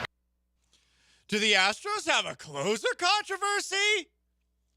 No, they don't actually have a closer controversy. Do the Astros have a Ryan Presley controversy? He must shave his face before every game until he's bad again. Do you believe that clean-shaven Ryan Presley is the reason that everything was clean last night? Clean-shaven Ryan Presley has a 0.00 ERA on the season, Paul. I like that. I mean, look, you got to take what you can get right now. That is quite the spin zone. Clean-shaven, clean inning. We're feeling a lot happier on today, Wednesday, June 12th of 2024. Your Houston Astros have a 3-1 win in the bank against the New York Giants. And theoretically, what they win this afternoon could take 2 out of 3 and still be very, very, very slowly heading in the right direction towards 500. Just one day at a time. One day at a time. We said win 2 out of 3 in the series. I still want to sweep. I know. And I'm still not going to act like I'm happy about winning 2 of 3 against San Francisco. But I suppose we got to take what we can get. We got to be positive. We got some brisket and ribs from J Bar M in our belly. Banana pudding. I need a nap. Yeah, I'm not going to go that far. Luckily, I've still got a ton of coffee to drink. They're also at J Bar M debuting the Reggie Jackson brownie.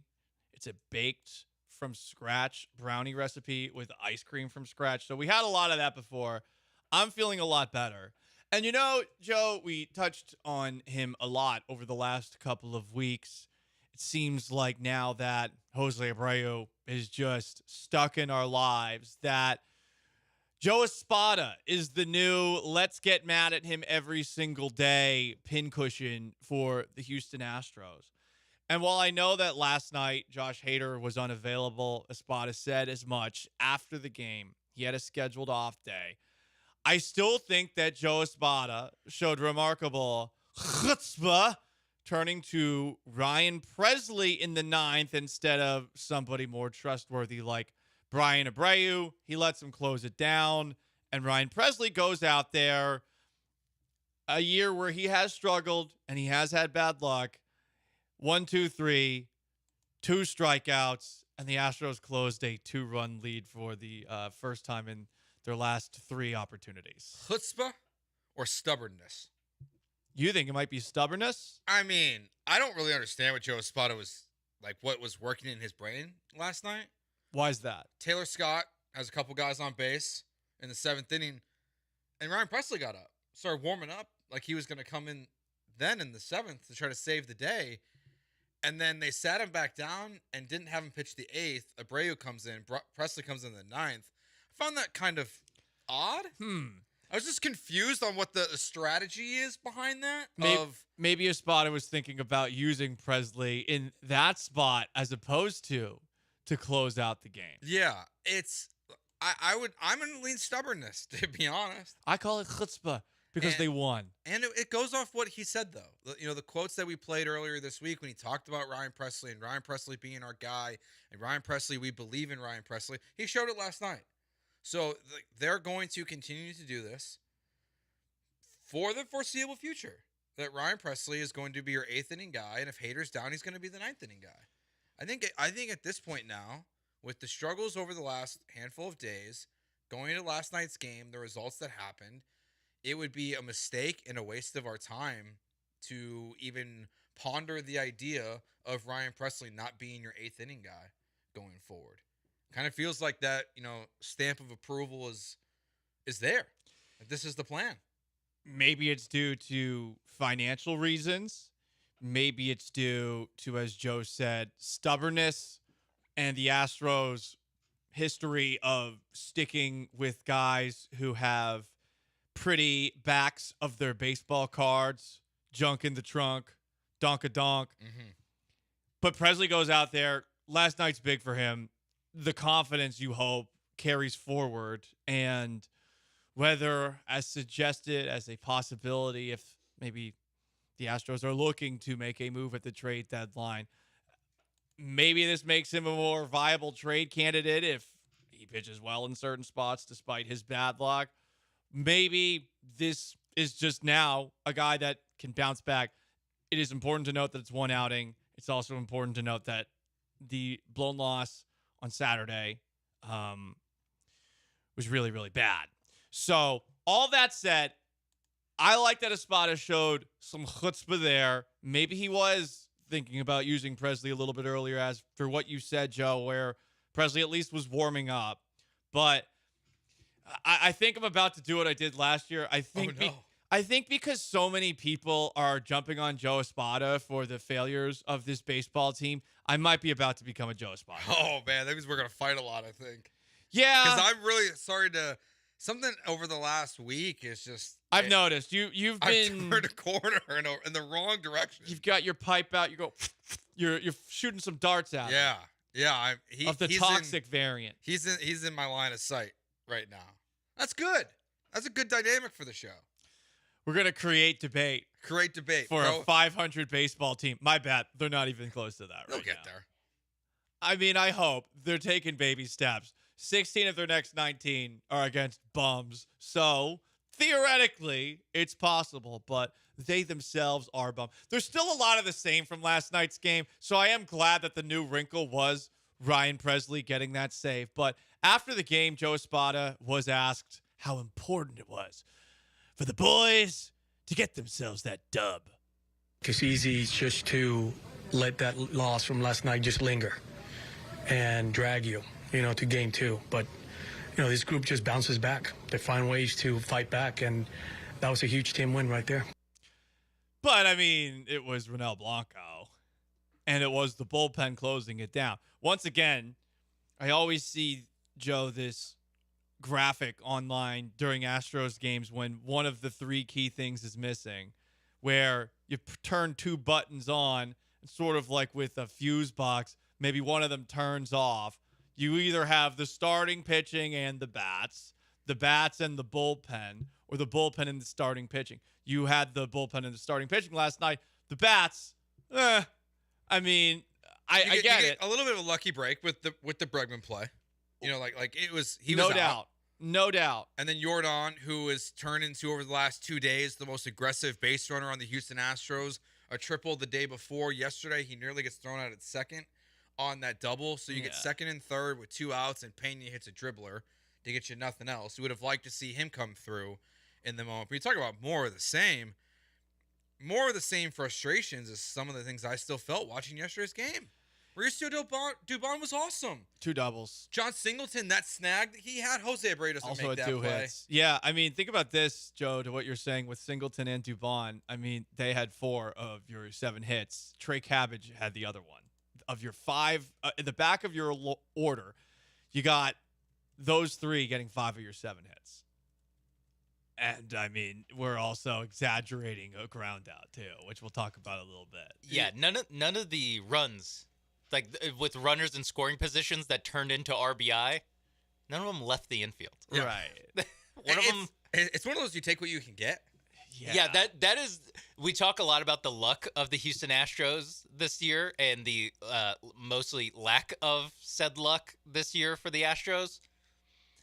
They got a little bit of they got some good karma yesterday. That's a game that they've lost before, where Matt Chapman maybe just makes that play against Alex Bregman, or maybe the Jose Altuve extendo bat that he has. Maybe he doesn't get a piece of that and he just swung at a terrible pitch. Maybe they don't score any runs and lose 1-0 instead of win 3-1. So it's a win. Hey, every win matters in this league. It's tough. It's tough to win in this league, as they say in the NFL. But this was not like a everything's going right kind of game. I mean, they won this game. They're 4-29 when they score 3 runs or less. Whew, there we go. And in this game, they barely got to 3. Yeah. I mean, the Altuve play is just, what are you swinging at? But it works. Some days. I guess if it works, it works.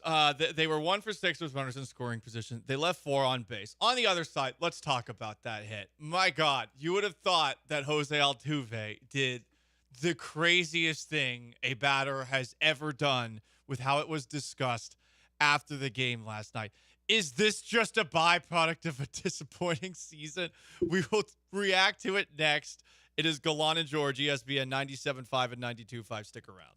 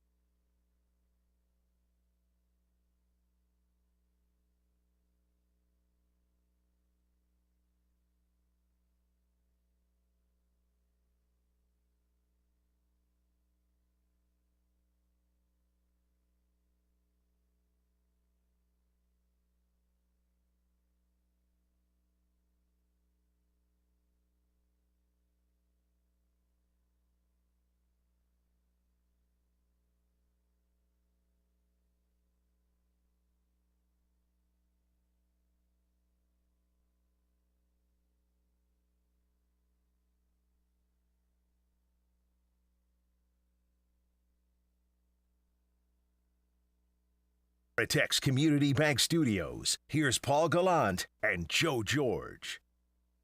Altuve reaches out and sends one to the middle of the diamond. That's going to be an RBI. I'm not sure how he hit that baseball. How did he hit that? How does he do it? Jose Altuve hits pitches that nobody else can hit, even when they're well off the plate. That was a ground out. That was a ground out where the pitcher tripped over himself because of the ball coming back at him slowly. It goes to the exact right spot in the infield where there's no play at home plate with Dubon taking off on contact. And I don't know why, Joe, but yesterday, this was praised on a level that depressed me. Come on. It just made you sad. I mean, they've been to 7 straight ALCS. We shouldn't be impressed by a ground out. where Jose Altuve That's where we're at right now. is swinging at a pitch that literally should not have been swinged at by anyone. Hey, look, no one should have swung at that pitch. An RBI is an RBI. I don't care. In the box score on the back of the baseball card, it still shows up as +1. It's true. true. It doesn't matter if it's, the most overrated hit we've seen in a while. It's okay. It's still an RBI. But it's not like a suicide squeeze was going on.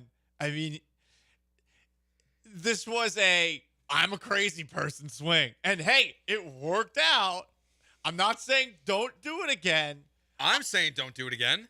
I'm more saying, can we stop acting like that was the Mona effing Lisa?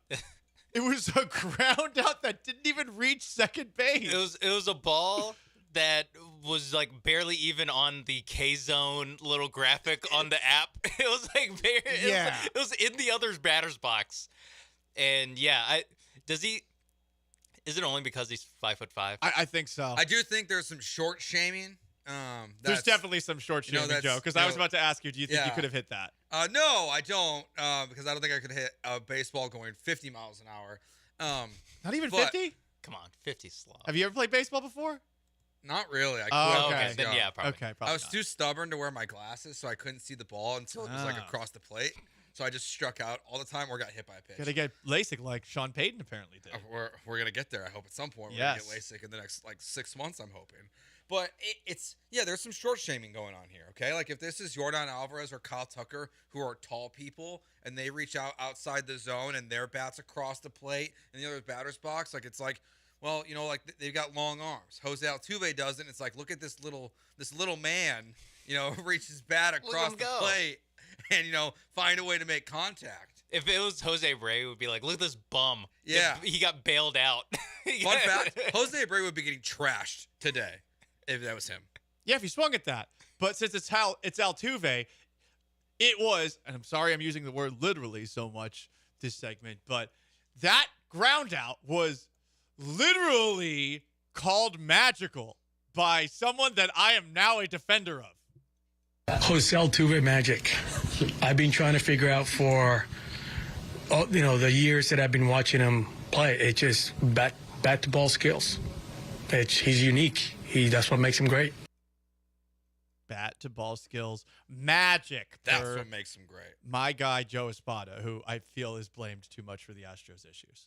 Not the walk-offs against the Yankees, the clutch performances in the World Series, batting champion, a ground MVP. out in the middle of the season. That's against a National League team that's under 500. Magic. Most home runs in postseason history. Yeah. Nah. It's the terrible pitches that he's swinging. This is the magic. It's the immaculate reception. He basically just called it the immaculate reception. I hate to be I sarcastic. think people are going to there. hate us for this. No. We're right here. We should not be praising this. It was fortunate for the Astros because it was one of the 3 runs that they scored to improve their record again to, on the year, 4-29 when they scored 3 or fewer, which is concerning considering their starting pitching for the most part has been good. Shout out to Ronel Blanco for last night's game. Wins a win, Paul. How many games did they just need that big hit with runners in scoring position? They got the big ground out yesterday, but they got the big ground out. You said the big hit. Big ground out. The big hit. The biggest ground out. Altuve, in particular, has weirdly not been good with runners in scoring position this year. And RBI.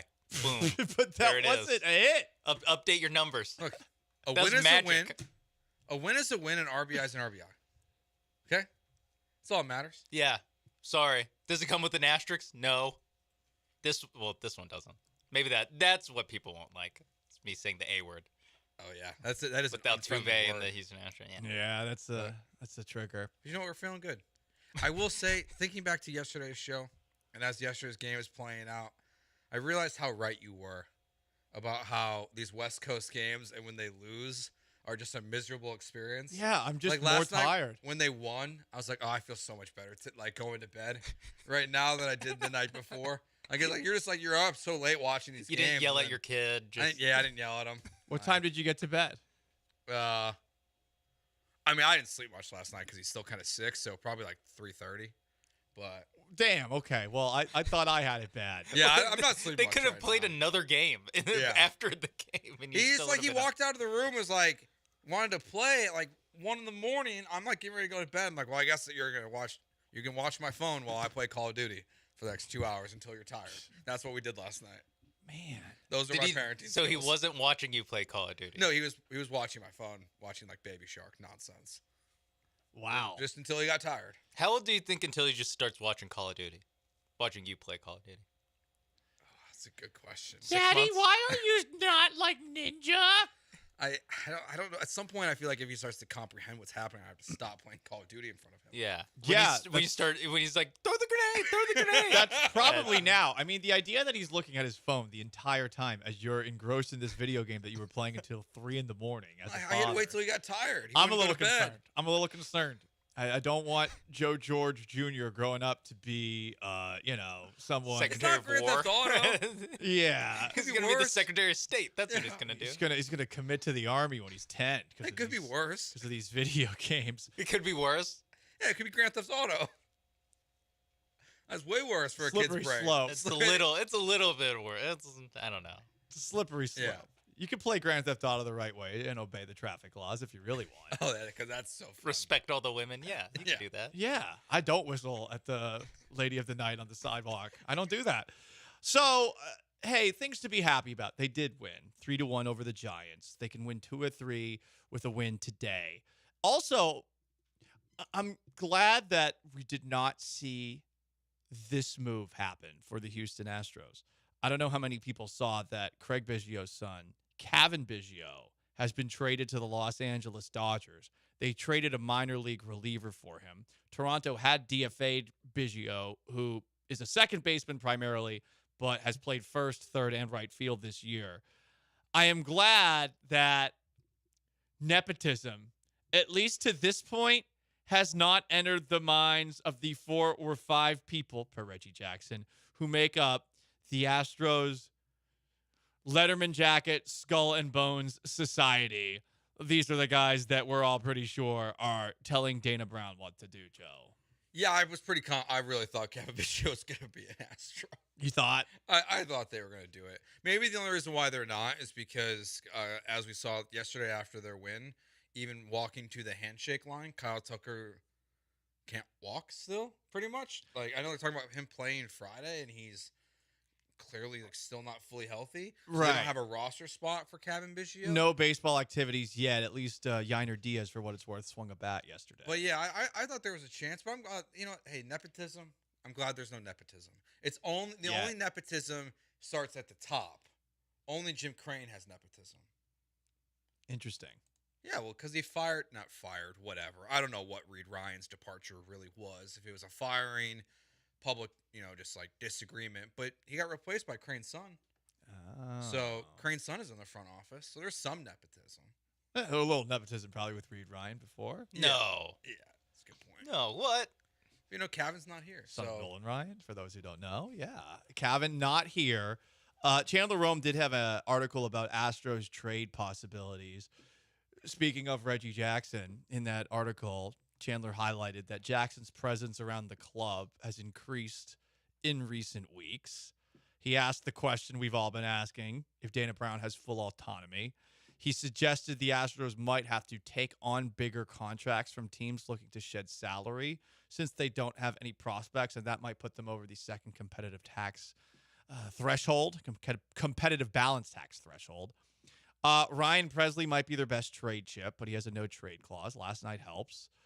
There might be a chance if they falter of Bregman, Tucker, Valdez being the part included in conversations. And Pete Alonso's the name circled. Any of that, Joe, pique your interest? Pete Alonso is interesting to me just because, you've already done this deal with the Mets. The difference is that he's going to be free agent in 3 months after the season. And you can't do another Drew Gilbert level prospect for Pete Alonso for a rental. Because at least JV, was under contract for last year, this year, and he hits 140 innings. He could be he could be back next year as well. So, you're giving up prospects, but you're not immediately losing the guy.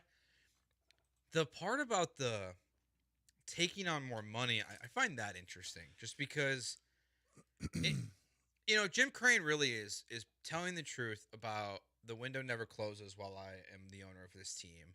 That is something that an owner would do. It would be to give up lesser prospects, take on a bigger expiring contract. Even if it's not expiring, Vlad Guerrero Jr. is a name that's been brought up a couple times, even though the Blue Jays are playing a little bit better baseball recently. He's got a good chunk of change owed to him next year as well before he hits free agency. So Pete Alonso would be interesting. I mean, he's hitting 236 this year, but Is it better than Jose Abreu? Is it better than John Singleton, who had 2 hits and a nice web gem last night? He's so much younger, so yes. I mean, he's 29. In the last 2 years before this year, he hit 46 and 40 home runs.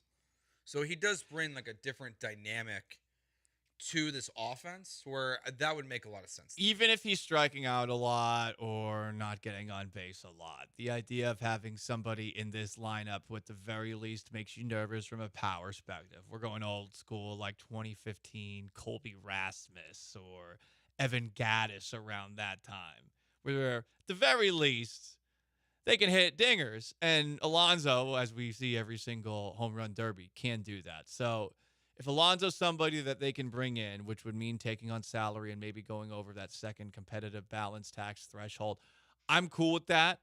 Joe, you did have an interesting suggestion that we might have to get to a little bit later about it, but another potential trade chip for the Astros. Maybe we'll do that in the 2 o'clock hour. Up next, we got Soft Boys. Who's been soft in the world of sports? 713-780-3776 to call, to text. The Houston Astros, one guy in particular that frustrates me a lot, has made the cut. First, let me tell you about my friends at MyBookie and MyBookie.ag. Enter promo code BET975. You're going to get an awesome deposit bonus of up to $1,000. And you get to play with that right away. How do you play with it? Well, do a little blackjack, do a little poker with the live dealers at mybookie.ag. You can bet on all sorts of things that are not betting on sports, but mybookie.ag is where you go to bet for sports if you are here in H-Town. Mybookie.ag allows you to bet on baseball. Maybe you want the Astros, who are 1.5-run dogs with Framber Valdez on the hill, against the Giants this afternoon. Or maybe you're taking a look at the NBA Finals, game number 3, tipping off at 7:30. The Mavericks are 2.5-point favorites over Boston. Kristaps Porzingis might have suffered a serious injury. That's what head coach Joe Mazzulla said.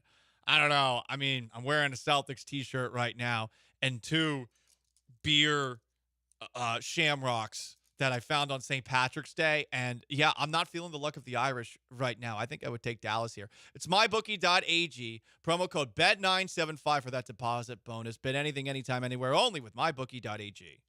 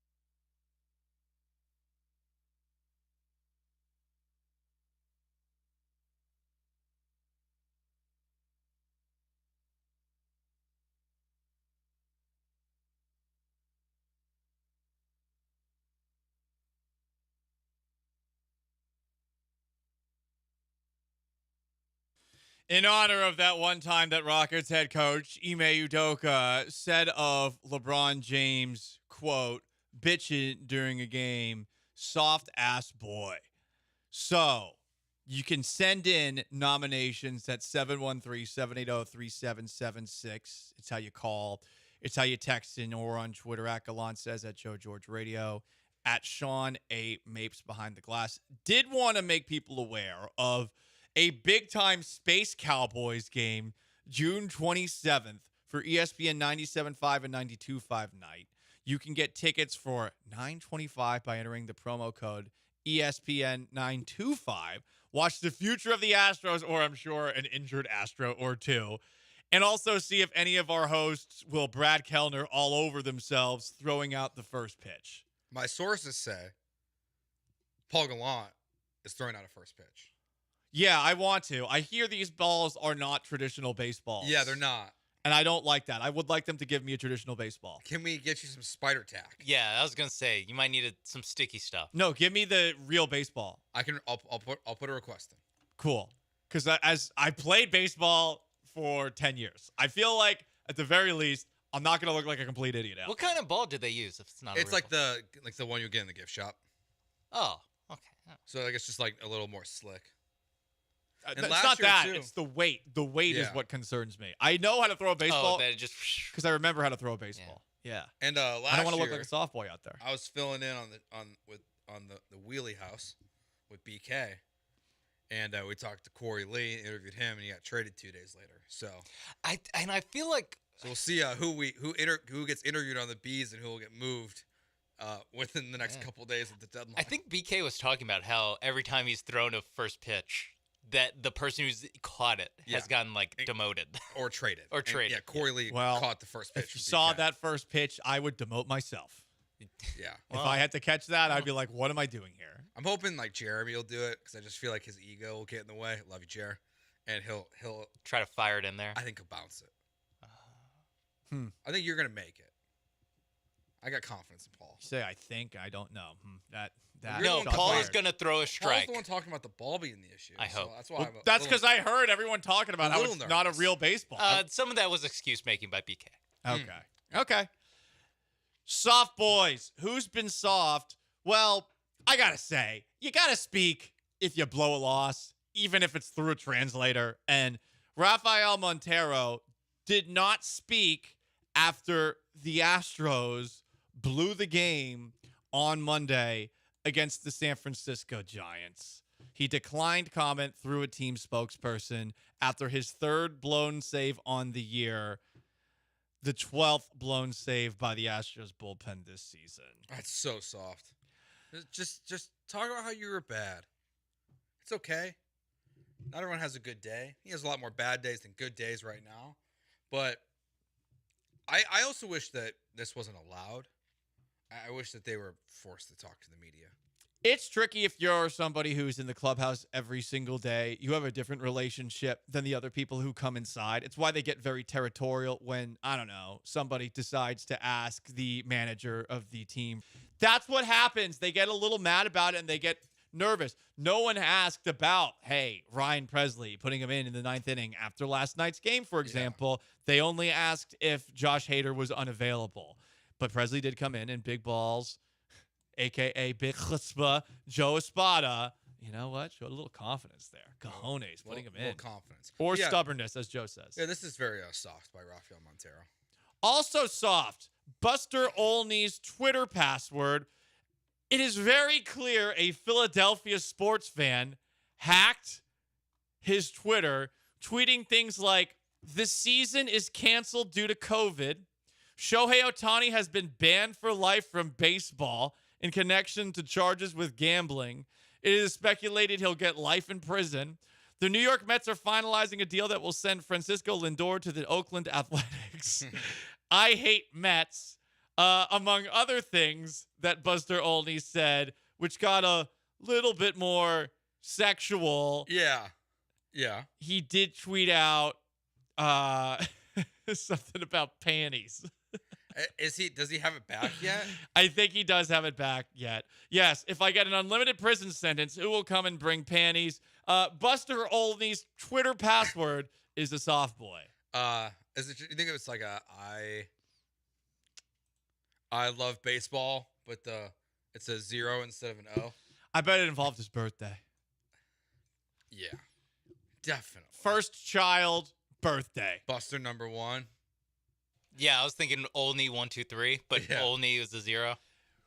When you work at big corporations, you have to change your password a lot to the point where it gets annoying. Usually it's exhausting. Once every 3 months. So some of the ways that I was remembering my passwords were very filthy in nature. Very filthy. Would you?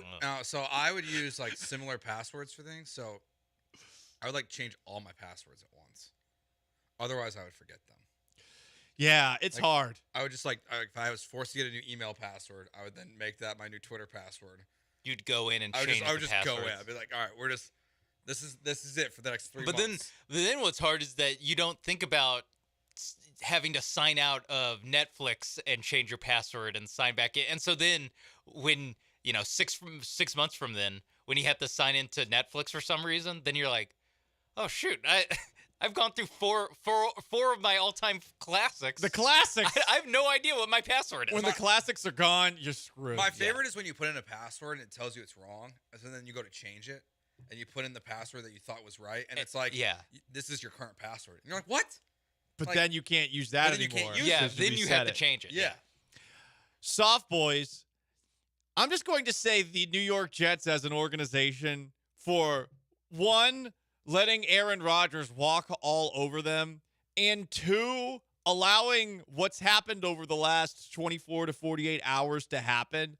All they had to say was that Aaron Rodgers is doing something that's important to him, and we gave him the practice off. Instead, they said it was an unexcused absence. Today, head coach of the New York Jets, Robert Saleh, was attacked by crows pecking at his neck. New York media asking him about what the hell's going on with Aaron Rodgers. Robert, you said that you were aware that Aaron was not going to be here before yesterday. Is that correct? Yeah. And Tyrod said he had only found out that morning. Is there any reason that wasn't communicated to him before? Or? No, it's a one-on-one conversation. It's not something that the team needed to know about. I think you're getting some blowback from media people about the use of the word unexcused, and because you were okay with him not being here, but you used the word unexcused. So I'm wondering maybe if you could clarify why you used that word. And also, did you tell did Aaron know he was going to be termed unexcused, and how he reacted to that? No, you're fine. Talked about it yesterday, but Aaron and I are on the exact same page. There's no issue between Aaron or his teammates, for that matter. So, like I said, we addressed it yesterday. It's more of an issue for everyone outside the building than it is inside, and that's about it. This is not going to make this go away, Joe. I feel like he should have just answered this saying, yeah, he's not here. He's dealing with a personal matter. You don't have to say if it was excused or unexcused. In saying it was unexcused, you have allowed the vultures to circle in New York, and this is why no one can take the Jets seriously as an organization. They consistently find a way to make routine things distractions that would not be distractions for any of the 31 other teams in the NFL. Yeah, and I do think that this story is less of one with Rodgers if they're not also at the same exact time dealing with Hassan Reddick, who they just traded for, and he's not there. Like, that's a very clear, unexcused absence. This one, it sounds like they were aware of Aaron Rodgers. I mean, Robert Saleh said that. I do find it odd that they didn't tell Tyrod Taylor ahead of time that, like, hey, man, you're going to be QB1 today. I mean, communication until like that Aaron with gets the back. Astros would lead to Joe Espada getting crushed. Yeah. So I'm not too surprised that the Jets are handling this wrong. Robert Saleh's an idiot. Like, there's a reason why we selected him as the coach most likely to get fired when they lose to the Texans. I'm not going to go so far as to say he's an idiot, but I will say that I feel like he is in over his head specifically in this market, and I feel like he is going to be a defensive coordinator again very, very soon. Because at the very least, he was good at that. And all Rodgers just has to do is, like, hey, guys, not going to be here next week. I'm going to do a bunch of drugs. The team's aware of it. Thanks. But if he says he's going to some sort of, I don't know, Robert F. Kennedy event, the guy that he was allegedly considering being the vice presidential nomination next to on the ticket for this year's upcoming election, see, that's where it gets dicey. That's where you don't want Aaron Rodgers to say anything. But if you didn't say anything, this wouldn't have turned into the story that it became. Soft boys, is John Rahm soft for withdrawing from the U.S. Open at Pinehurst? He has an infected sore located between the little toe and next toe on his left foot. On one hand, golfers, tennis players, it's something about that country club vibe where for the most part, I feel like all of them I could take in a fight. And because I feel like I could take them in a fight, I think they're soft. But if you are over the course of 4 days walking around as much as a golfer has to, and you have an infected sore on one of your feet, that would be pretty brutal. It might not affect your swing, but it would be pretty excruciating pain in between holes. Apparently, he's been walking around with like a flip-flop and a shoe, which is also just weird behavior. So because it hurts too much to wear a shoe. So instead of wearing flip-flops on both of his feet, he's got one shoe on, one flip-flop on. Yeah, that makes sense, though, because you probably want to have one foot where you feel comfortable planting in, I would assume. Well, he's just walking around. He's just like walking the golf Just making the rounds? Yeah, why not just go both flip-flops? That's too bad. That's not respecting Pinehurst. I just You don't got to respect the course. I think his biggest issue in this report comes with the 2 words, little toe. Yes. If it just says he has a sore between his toes, let the mind wonder about, oh, okay, that must, when you put in the, oh, it's his little toe that got hurt. Why'd he pull out? Oh, because his little toe is hurt. It puts it in the wrong, like, framing. Yeah, Ronnie Lott, 49ers great safety, he might have cut off his little toe for that. Exactly. But it's between the little toe and the, I guess, ring Next toe. one, yeah, that one doesn't have a name. Yeah, I that's learned. what I was thinking too. I was like, ring finger, ring toe. Yeah. I am watching a video here that Barstool put in their blog. It's from this weekend in Houston, it looks like, when he's playing for the Live Golf. The old live, laugh, love. How's he moving? He hits it, and he is in immense amount of pain, and he can't get it over the water. So maybe he is actually hurt. Is it like the Kyle Tucker play? As Sean says, it's a little toe. Thus, I deem him soft boy. If it was any other toe, I think he's all right. It's a little toe. I Marty Smith did him no favors. Or just say it's on your foot. Yeah, a foot issue. Yeah. A sore on his foot. Yeah, because then you could think it's on the bottom of your foot. We would all understand that. Yeah. But between your little toe and the whatever the next toe Even if it's his big toe, I think everyone's like, yeah, his big toe's hurt. That's important. You can't walk without a big toe. Walking would be hard with the little toe there. One last quick one. Dodgers fans overtook Yankee Stadium over the weekend. And Yankees fans and Yankees players said, never expected it here in New York. Oh! Hopefully no one was stabbed because Dodgers fans sometimes do that. Also, a texter says Joe George for always thinking about the Angry Bees. I don't always think about the Angry Bees. That's what the texter wrote. I didn't mention the Angry Bees today. I know, but that's what from the 346. Maybe yesterday? Joe George is soft for always worrying about the bees. Disagree, but okay.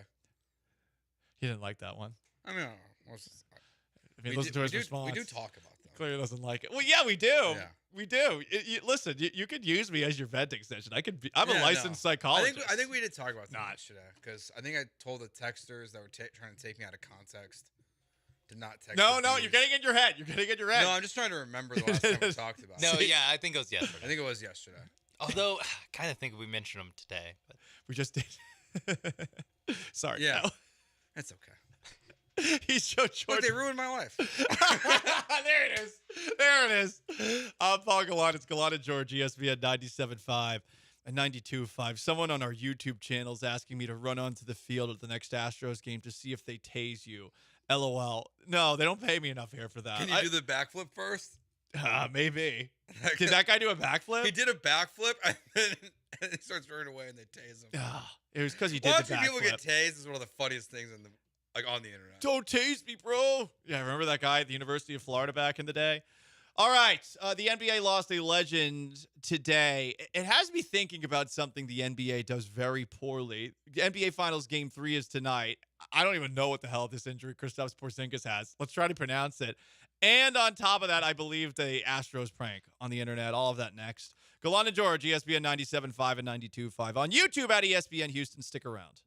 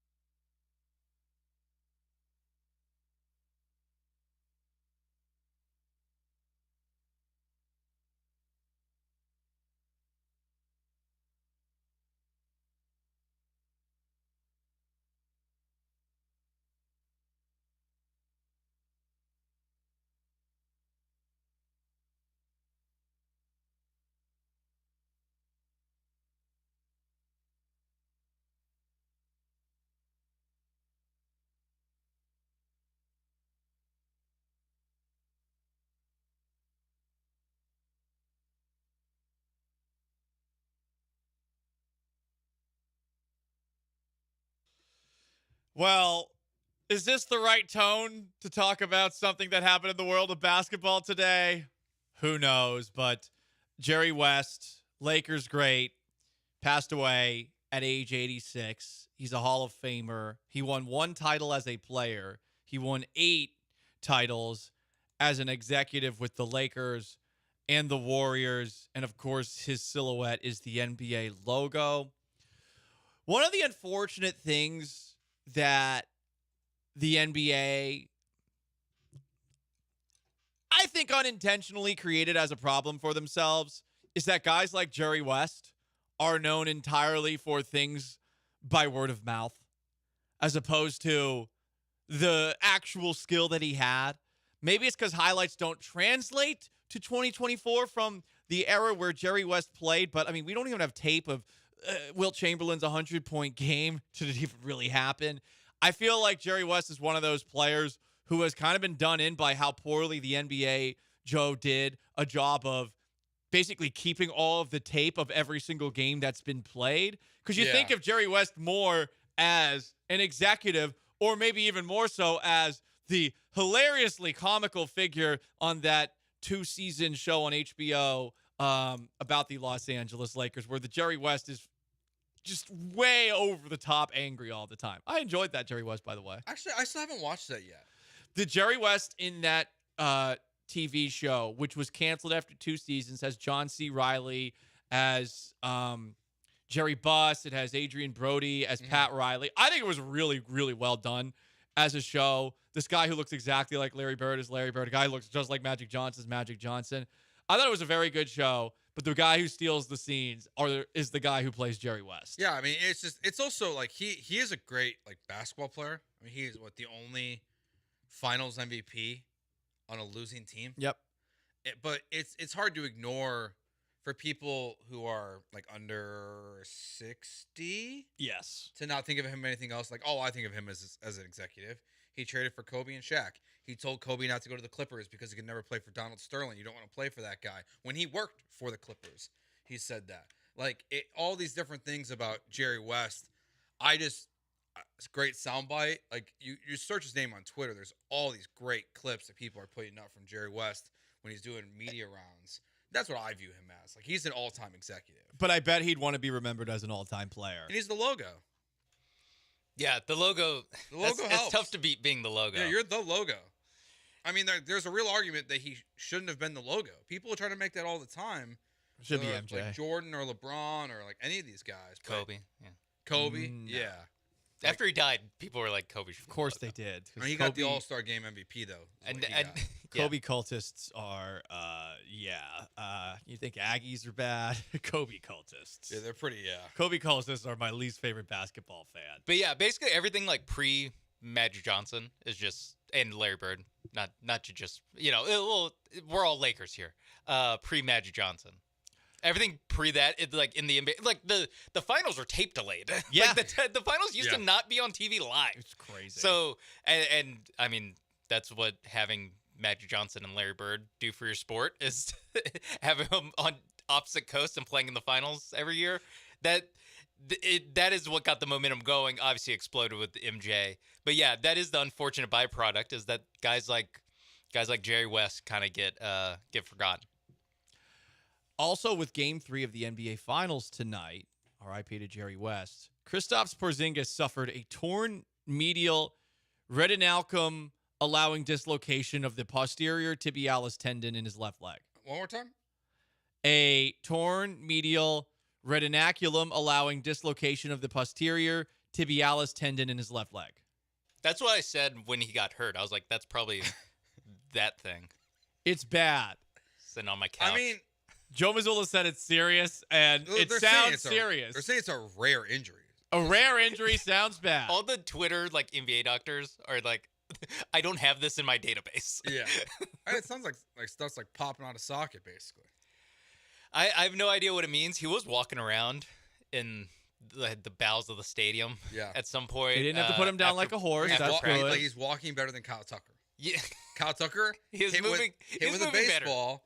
Kristaps has this injury thing, walking better. And they said it doesn't really affect your straight line, but it's the lateral stuff, which is what a lot of playing basketball is moving side to side.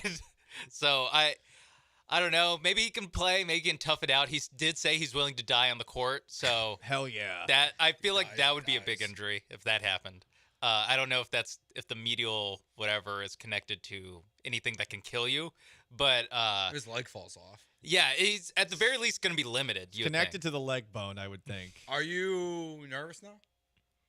Yeah, I am a little bit. It changes your perspective. Yeah, it's the kind of break that Dallas needed. They needed something like this.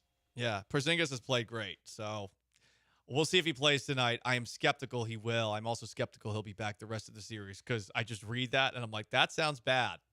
Even like when if he plays, like, is he really going to be playing? That is almost, like that's who's, probably not worse than like him. Like the Knicks, when OG. Yeah, OG Anunoby. Like he played and was just limping up and down the court for 5 minutes, and then they couldn't pulled do him. anything. Yeah, like it's like they threw him out there. He couldn't shoot. He couldn't walk. Like that's kind of what this feels like. Kristaps is going to go in there, off the bench, 7 minutes into the game. He might be out there for 3 minutes. Well, you're just not going to get the full Kristaps like experience. Like he could just stand in a corner. I'm sure he can stand in a corner and shoot a three. Yeah. Like he could probably still do that. It's just the pick and pop stuff, and then everything on defense basically that isn't standing under the rim and being 7'3". Like that is what's going to struggle. And at a certain point, is it worth it? Is it worth it to run him out there if he's being this bad? So they might try it, like OG Anunoby. They might try it and just be like, didn't work. Give him some drugs. Lots of they drugs. were 100% doing. I mean, they taking drugs. Yeah, they full on report. Normally, they don't report in the middle of a series that like, hey, one of the guys is taking painkillers to play. Normally, that comes up afterwards after they lose. They're like, and by the way, he was taking painkillers since game 2. Well, it's usually it's the excuse that you use. Yeah. Of Luka was in so much pain, but he was so tough taking these painkillers. So tough getting that triple-double. Yeah. And playing elite level defense. That is not the case, but everything else. He got a Harden tape out just off of game 2. He got some of the James Harden highlights on defense. Yeah, they're not great. That's Joe George. Sean Mapes is behind the glass. I'm Paul Gallant. It's Gallant and George, ESPN 97.5 and 92.5. The Houston Texans seem to really be taking Nick Saban, of all people, to heart. We will explain how next. It is ESPN 97.5 and 92.5 at ESPN Houston on YouTube and at twitch.tv/ESPN 97.5. Stick around.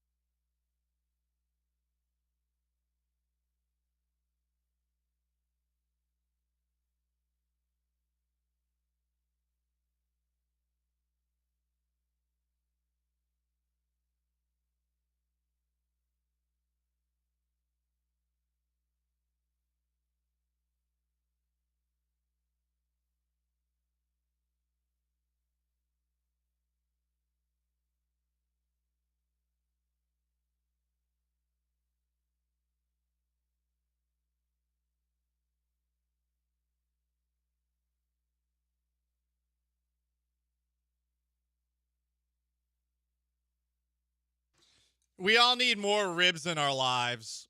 Shout out to J Bar M downtown stopping by and giving us some goodies before the show. Not just brisket, but ribs. Love me some ribs. They're so good. And so is the mac and cheese.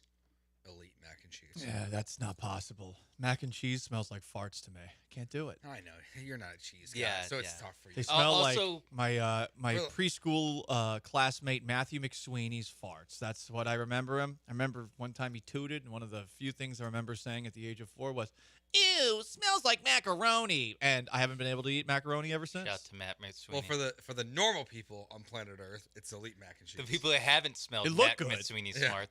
farts. Also, the Reggie Jackson brownie. Ooh, I yeah. can report back. So they got homemade ice Awesome. cream and they got homemade brownies. The ice cream's incredible. So you finished the whole thing. Yes. That's what you're saying. I have one bite left. Normally, Saving it. I don't know, shout out or association with Reggie Jackson on this show is not necessarily something that's smiled upon, but in this situation, Yeah, Mr. October. He knows his brownie. Mr. October knows how to hit in October and how to make some brownies. So there you go. There's an article on the Go Long podcast Go Long website by Tyler Dunn, who we've had on this show before. He's actually going to join us at 2:15 today. And it talks about all of the hype for the Houston Texans going into this season, which, Joe, we have heard a lot of. Honestly, it's been hard to find anybody who is skeptical of the Houston Texans going into this season outside of on our very own Twitch channel. Yeah, and if the skepticism is almost like, yeah, they're going to make the playoffs. They probably can get to the AFC Championship game. I don't think they can get to the Super Bowl this year. Like that feels like the skepticism is they can go farther than they've ever gone as a franchise. They just can't go the distance. It's more, I'm not sure they're ready to beat the Chiefs, but I do think they're good. And they can beat everyone else. So like it's very limited skepticism at this point for the Houston Texans. People believe. Like the people are buyers. When you look at whether it's like Pro Football Focus and everything they're saying about where the Texans rank in terms of duos and offensive line and quarterback. Chris Sims just put out his top 40 quarterback list that he does every year. He's got CJ at number 7. And then you hear people talk about the team, and it's like they can go far into the playoffs. They're going to win the division, even with a tough schedule. Like, they're going to be just fine. They've pushed all the right buttons. Like, it just seems like they are the talk of the town across the NFL this year. Yeah, they are the talk of the league. They are everyone's sweetheart, darlings, not even dark horse anymore. I think they're way too out in the sunlight for anybody to say, yeah, they're my sneaky pick this year. No, everyone's picking them. And this article that Dunn writes at his Go Long Substack, golongtd.com, has this as a headline: Rat poison, smiles, bullets dodged. Why this Texans hype feels real. No AFC team will generate buzz up to week 1 quite like these Houston Texans. Teams in the past have succumbed to the burden of Super Bowl expectations. This group, however, has the right mix. And throughout the article, the theme rat poison is brought up a lot. I smell a rat, to quote one Jack Nicholson in the movie The Departed. Great movie.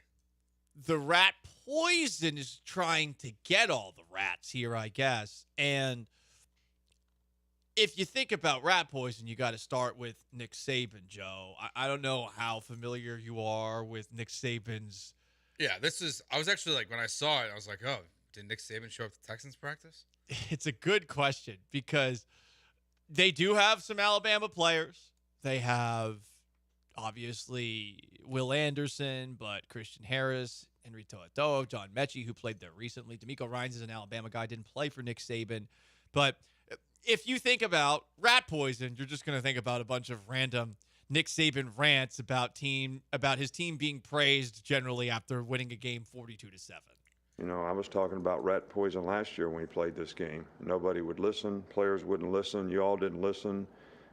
They had lost the week before. We were big favorites. It was like no big deal. Just show up for this game, go play the next game. And I don't get affected by it because I don't listen to you all. I really don't have any interest in what anybody thinks about any of this stuff. I do have an interest in how it affects and impacts the players on our team. And I think it does. And I think they have to show maturity in how they manage it and know that external opinion, external noise, whatever you want to call it, rat poison, whatever it is, absolutely has nothing to do with the outcome of the game. So that's Nick Saban talking about rat poison and how he's always trying to make sure his players aren't feeling themselves too much. I feel, Joe, though, that that's going to be tough for the Texans going into this year.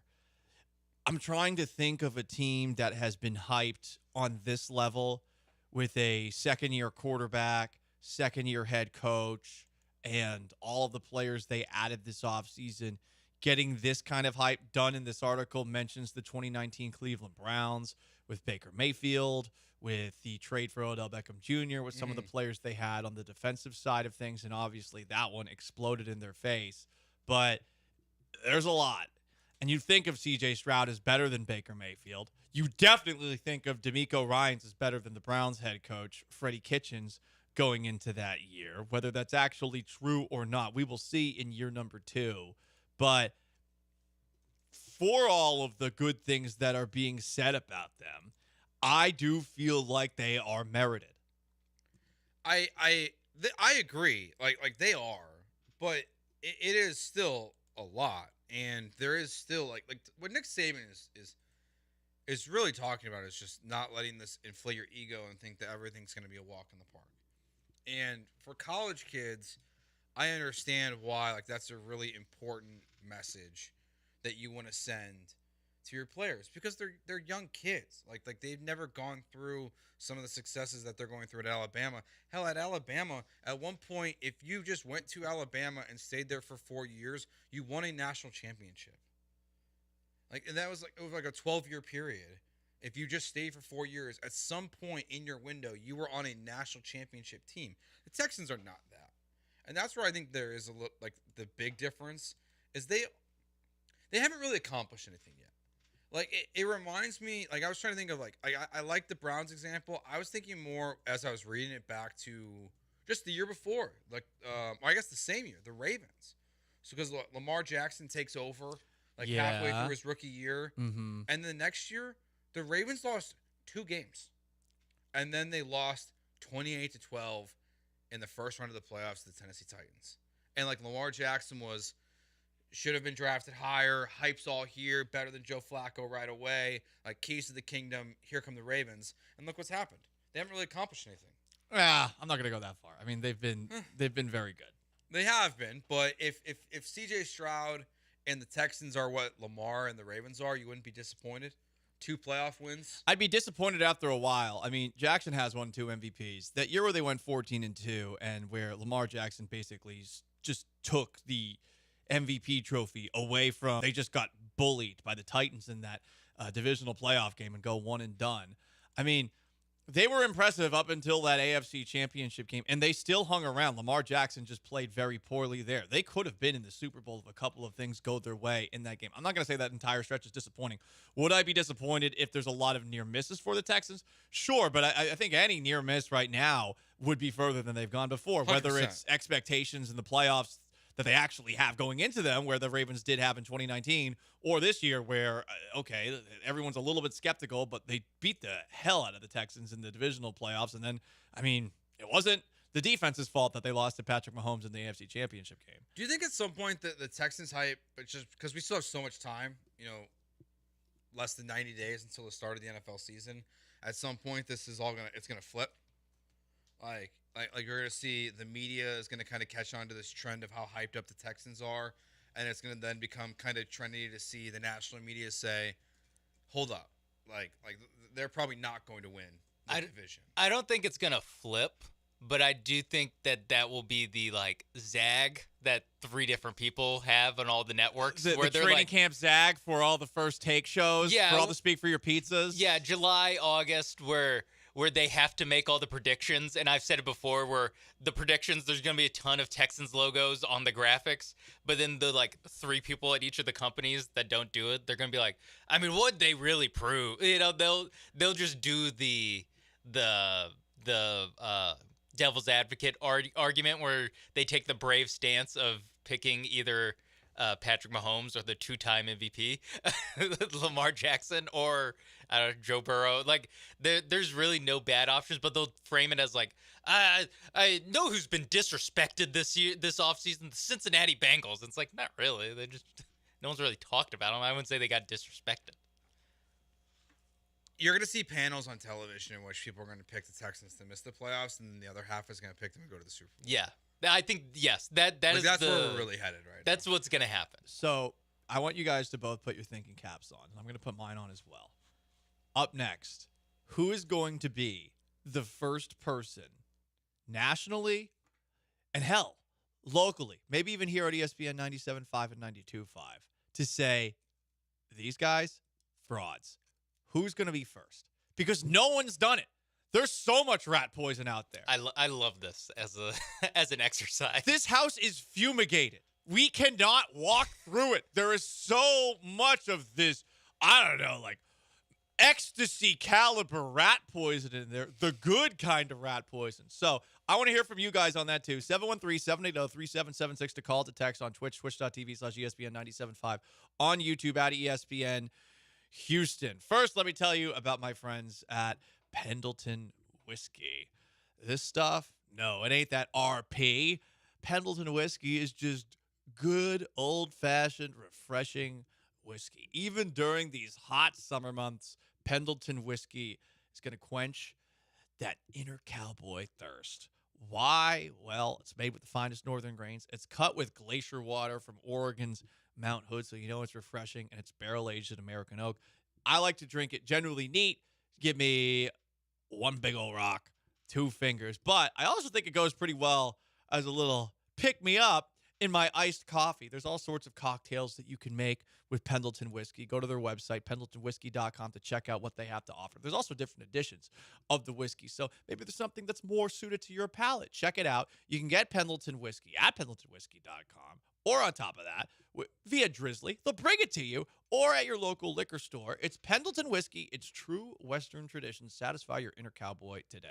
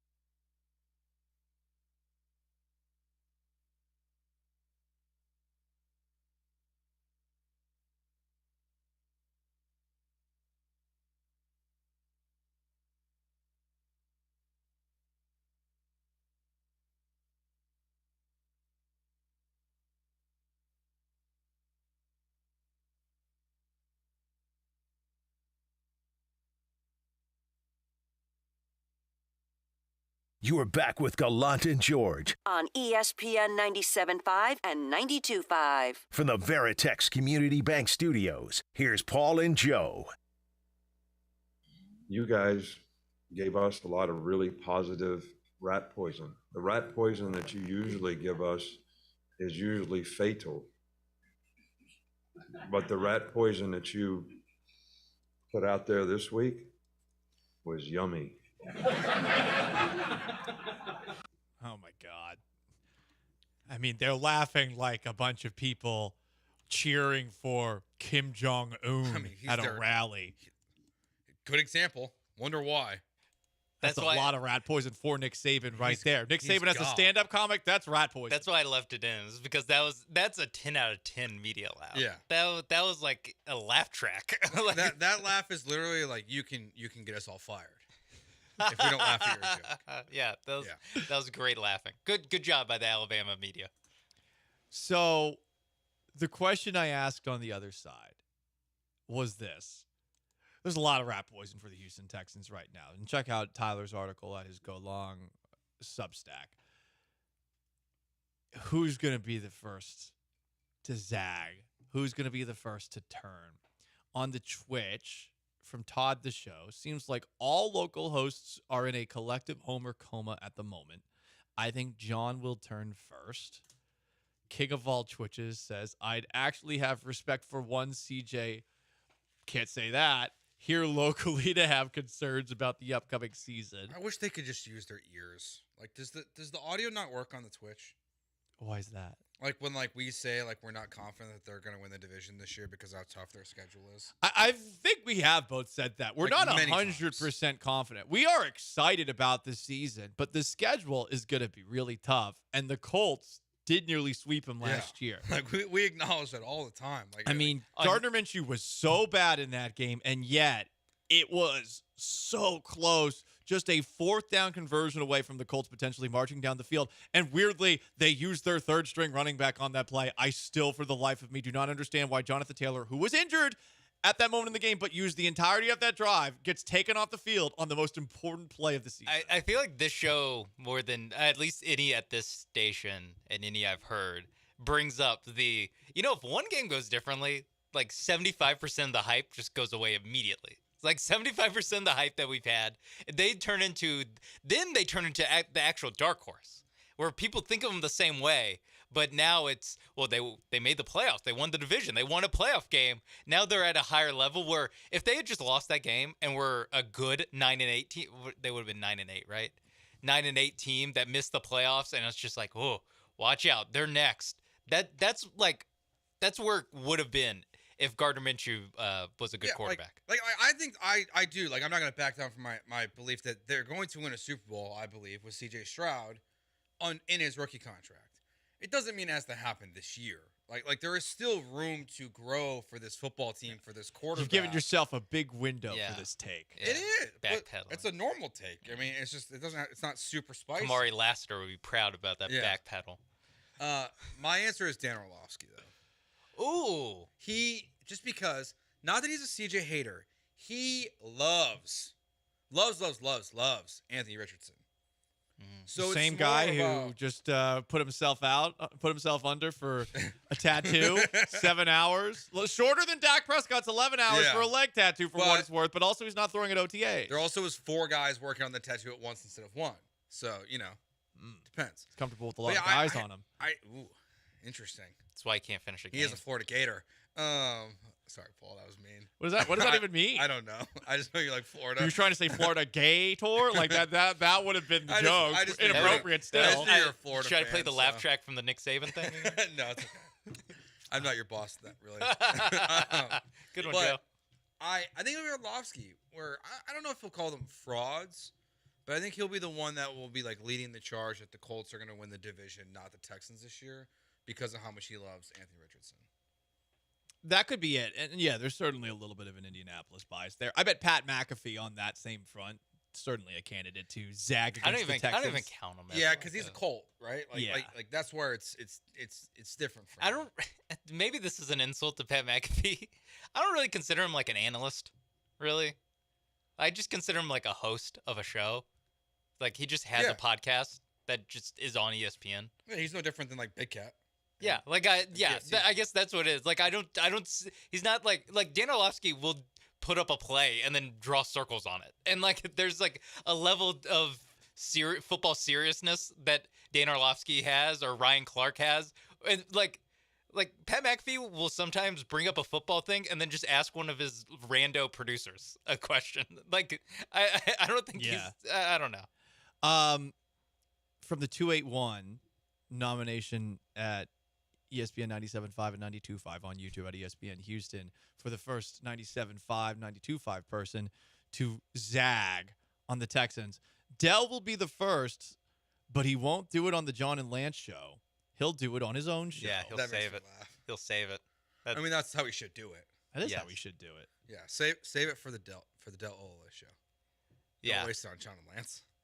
Come on, save it for yourself. Yeah, I think Dell and one of the B's, I think, are the. I mean, I was just gonna say both the B's.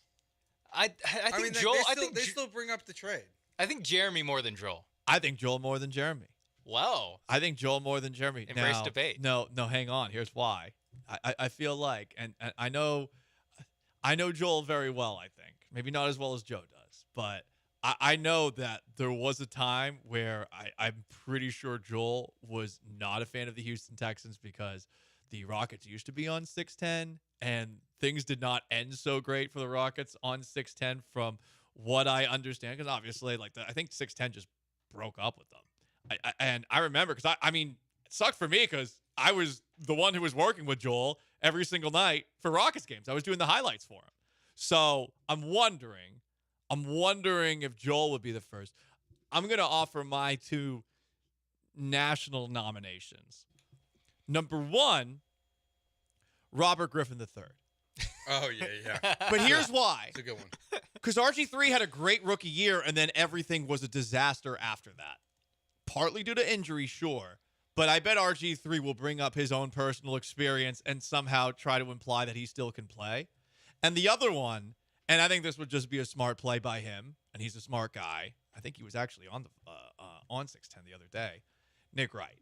I wrote down Nick Wright. Here's why with Nick. One, he's the Chiefs guy, and it is his job to roast everybody else from the top of the mountain.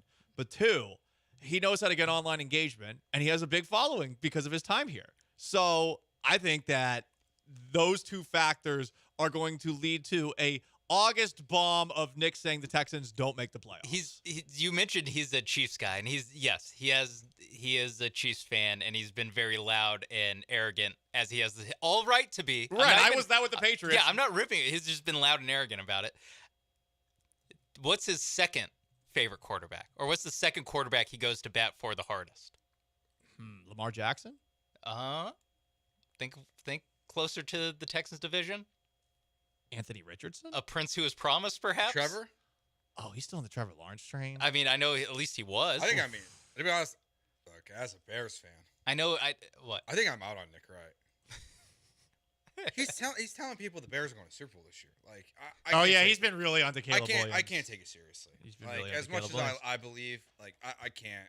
No, he's even Rich Eisen, who said the same thing. Like I can't do it. Yeah, I don't know why anyone. They're saying they're going to. They're not saying they're winning the Super Bowl. Yeah, I don't know how. I don't know how anyone can take a look at what Caleb Williams did his last year at USC and thinks that is going to turn into his rookie season a Super Bowl. I don't know how you can do that. Again, I get everyone loves to buy into the hype of all these quarterbacks, but as somebody who has been doing this long enough to realize that most of these quarterbacks are probably not the guy, I think there is no reason to put yourself on an island with a rookie quarterback. It does work. I mean, if you are the guy who says, yes, this guy's the guy, the earliest, then you become that guy's guy, and then you can theoretically rise to national prominence. If you maybe asked C.J. Stroud about his winning mentality when he was 0-2 as an NFL player.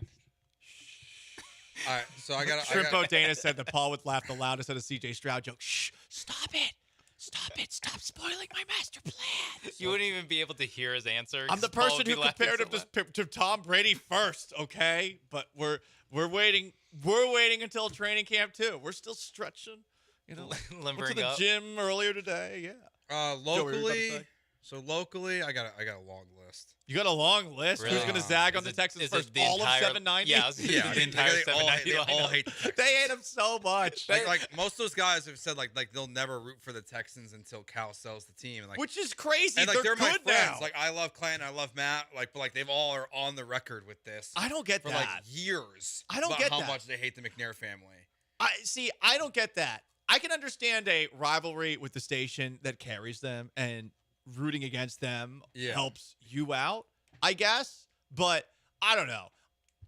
Surprisingly, despite my angry rage outbursts like all of yesterday's show, I feel like I am at my best when the teams are doing well because I can be happy. I don't want to go Dracarys Paul, House of the Dragons back on Sunday. I don't want to be, blasting fire all the time. I want to be prancing around like a cocky little boy.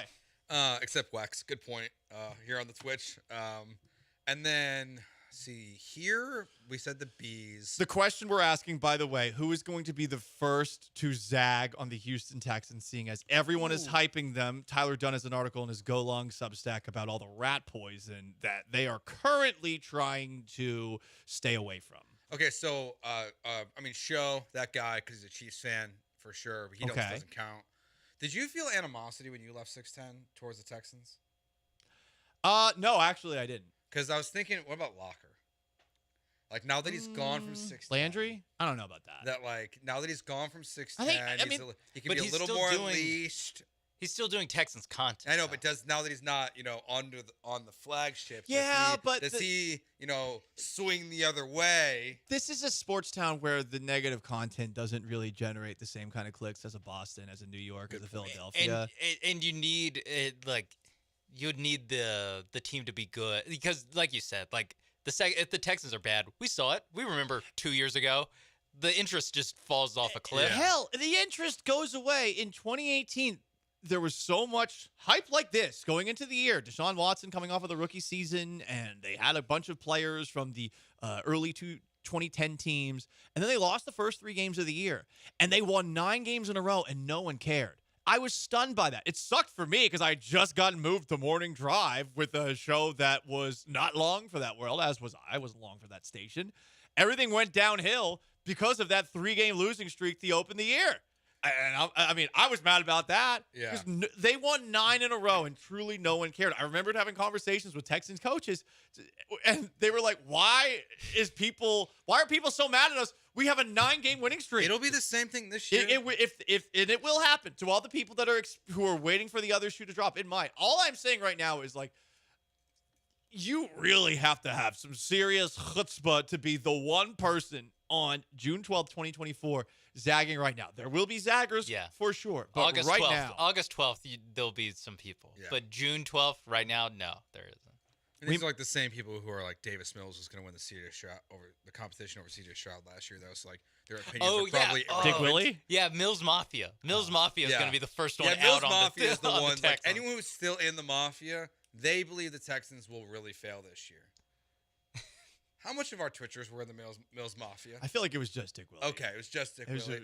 Pour one out. I wasn't really. I wasn't part of the station when Mills Mafia was really a thing. You weren't in the Twitch trenches when. Yeah, when I mean, because I think most people last year were like, "Duh, CJ's gonna win the job," except for Smoke. Have to remember the loudest number 85 of all time, and on top of that, one of football's most beloved players got yelled at by a bunch of angry moms today. You'll hear the audio of that. Stick around.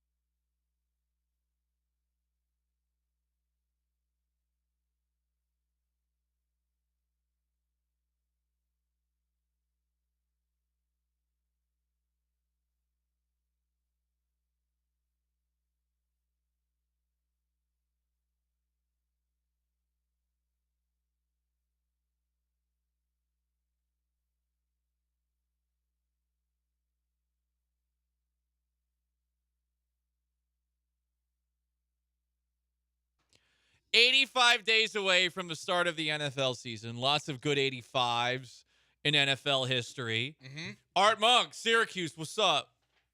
Antonio Gates, who is not a Hall of Famer yet. Maybe never will be, but definitely a possibility. Steroid user, probably keeps him out. Whoa. Was that a real thing? I actually did not know that. Yeah, he got suspended for steroids towards the end of his career, I believe. Did not know that. George Kittle, still in the game. Max McGee, the hungover hero of Super Bowl I for the Green Bay Packers. Mm-hmm. But I feel like number one when it comes to 85 is a man that I once fist bumped in a locker room. Chad Johnson, the artist formerly known as Chad Ochocinco. What's up, man? This is your boy, Chad, a.k.a. Ocho Cinco, a.k.a. the Black Mexican. What's up with the what's up? I need to hear the things that they say I can't do anymore. He's done. He's washed up. He's getting old. Child, please. Hey, that's one of them like, child, please. Child, please. You know what child, please mean? Child, please is a nice way of telling someone, you know, f*** you. If somebody come to you, if coach come to you and be like, man, did he cover you? You can just look at coach and be like, man, coach, child, please, because you really disrespecting me, right? Like, I really don't need to explain this to you, but if I say it with some oomph, child, please, that's like, man, f*** you too. You feel me? Try it, man. It work. Do we want to do that as a show going forward? Child, please. Child, please. Bring back Child, please. I mean, we could try. Okay. As a group of, let's be honest, Hoytsmen? Caucasians. Yeah, no black Mexicans among us. Fact. Correct. We could not do the AKAs. Correct. Can we pull this off? Child, please. Of course Probably we can. Huh? Not a great Did that number. work? Yeah. No? I mean, it's okay. Okay. Not Child, a great please. number for the Texans, I will say. Can you tell me a number 85? Noah Brown. Noah Brown is great. You'll know Houston Texan player. You'll know a lot of these names. Noah Brown, a perfectly capable number 85. I'm guessing Pharaoh Brown. Pharaoh Brown, yeah. Nate Washington. Forgot he was a Texan. Yeah. Yep. Kevin Walter. Yep. Not Walters. Kevin Walter. Michael Pruitt. Nice. Joel Dreesen. I was thinking one of the white tight ends. I didn't know which. I forgot which one the white tight end. Hey, you know what? That's 2 days in a row he's got to mention on the show. That's right. That's true. Let's go for 3 tomorrow. Shout out to Joel Dreesen out there. Yeah. All right. So, 85 days away from the start of the NFL season. We're in the midst of football camp season. The kids are being sent to football camp. Did you ever go to a football camp? Nope.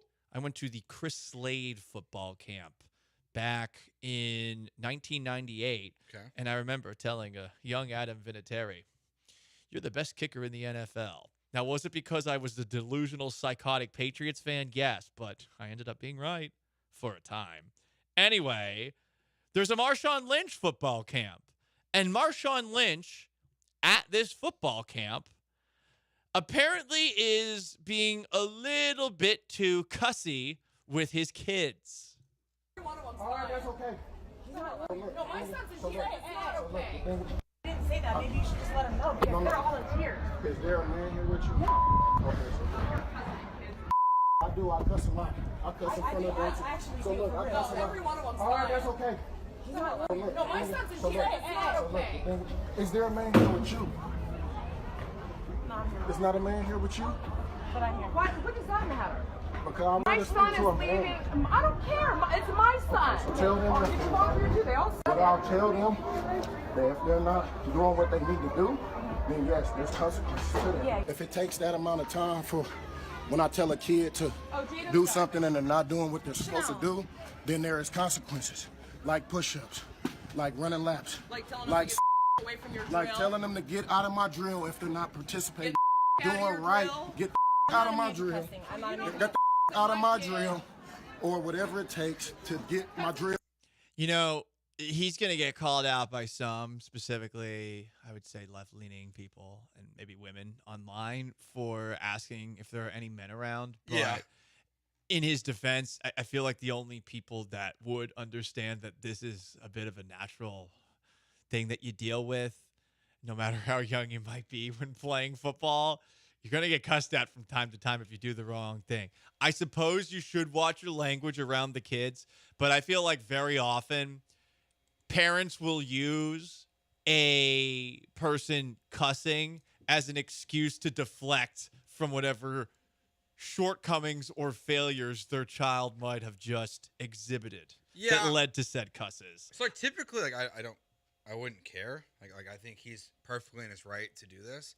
I do find it odd to do it at a football camp. Like if he was just their coach, that's one thing. But you don't know the kids, so I kind of get where they're coming from a little bit, because like that's not what you expect when you go to one of these football camps. Like it's always like rah feel good story, but it's also you send your kid to Marshawn Lynch camp. That's what I was gonna say. Like what do you expect? I was gonna say maybe if you get sent to the Chris Slade football camp, you don't expect to get cussed at. There's gonna be at the very least some casual curse words thrown around at the Marshawn Lynch camp. I feel like anyone should know that when they sign up.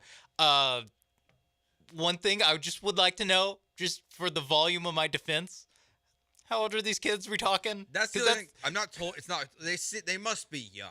Because they said some of the kids are crying, and so I'm like, okay, if their age is under double digits, if we're talking like 10 and under, maybe Marshawn Lynch should chill out a little bit, telling these kids get the bleep out of my drill. I'm guessing they were. If he doesn't, if this was like a high school camp, who cares?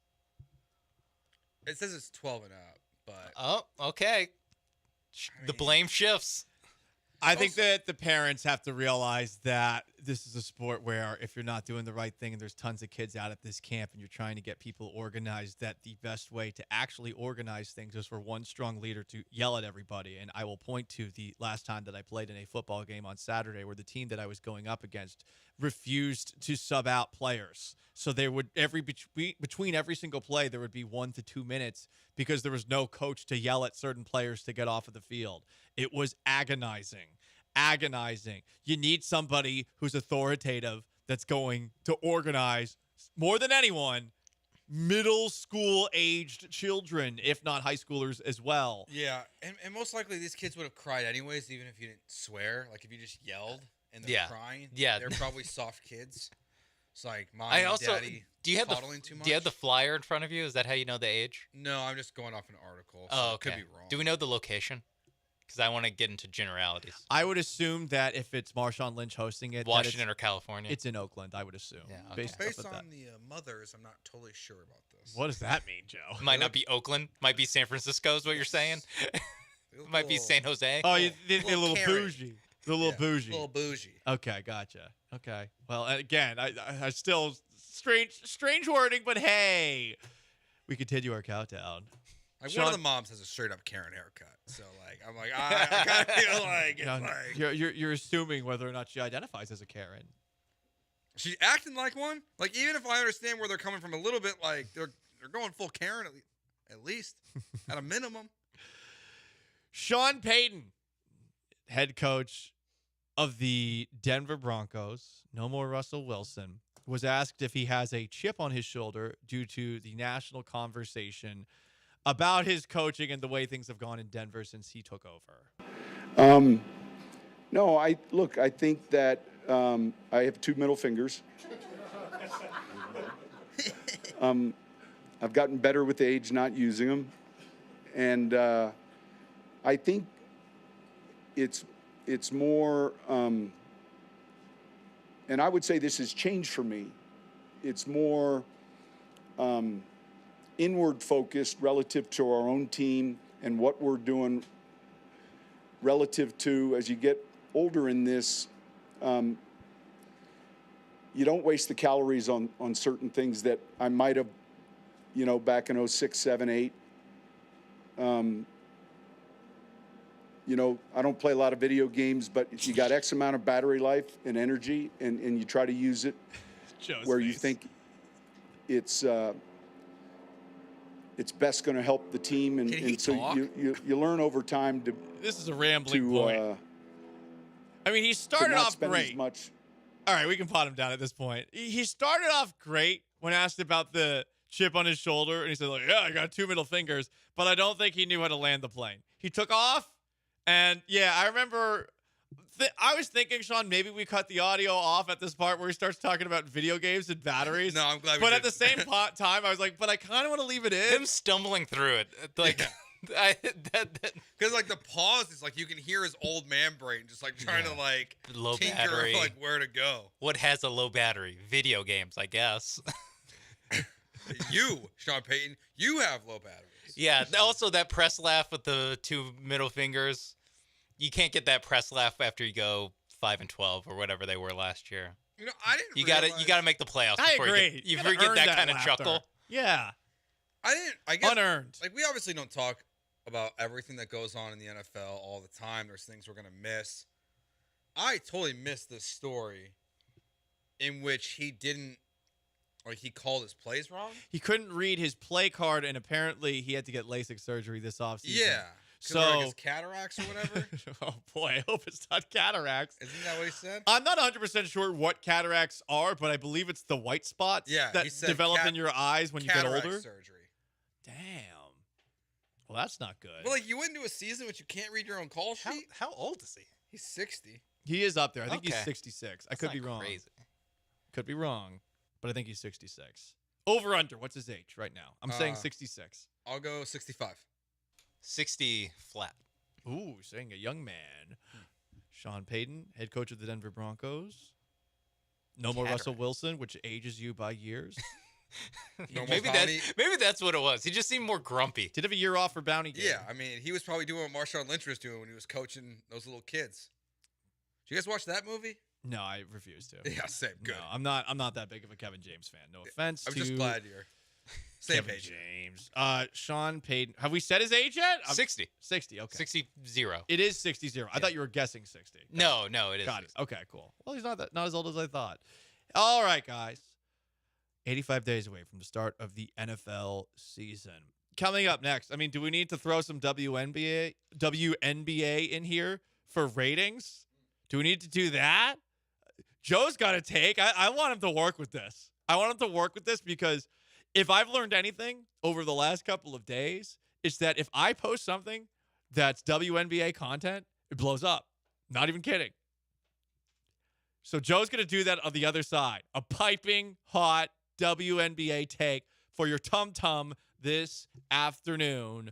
Gallant George, ESPN 97.5 and 92.5.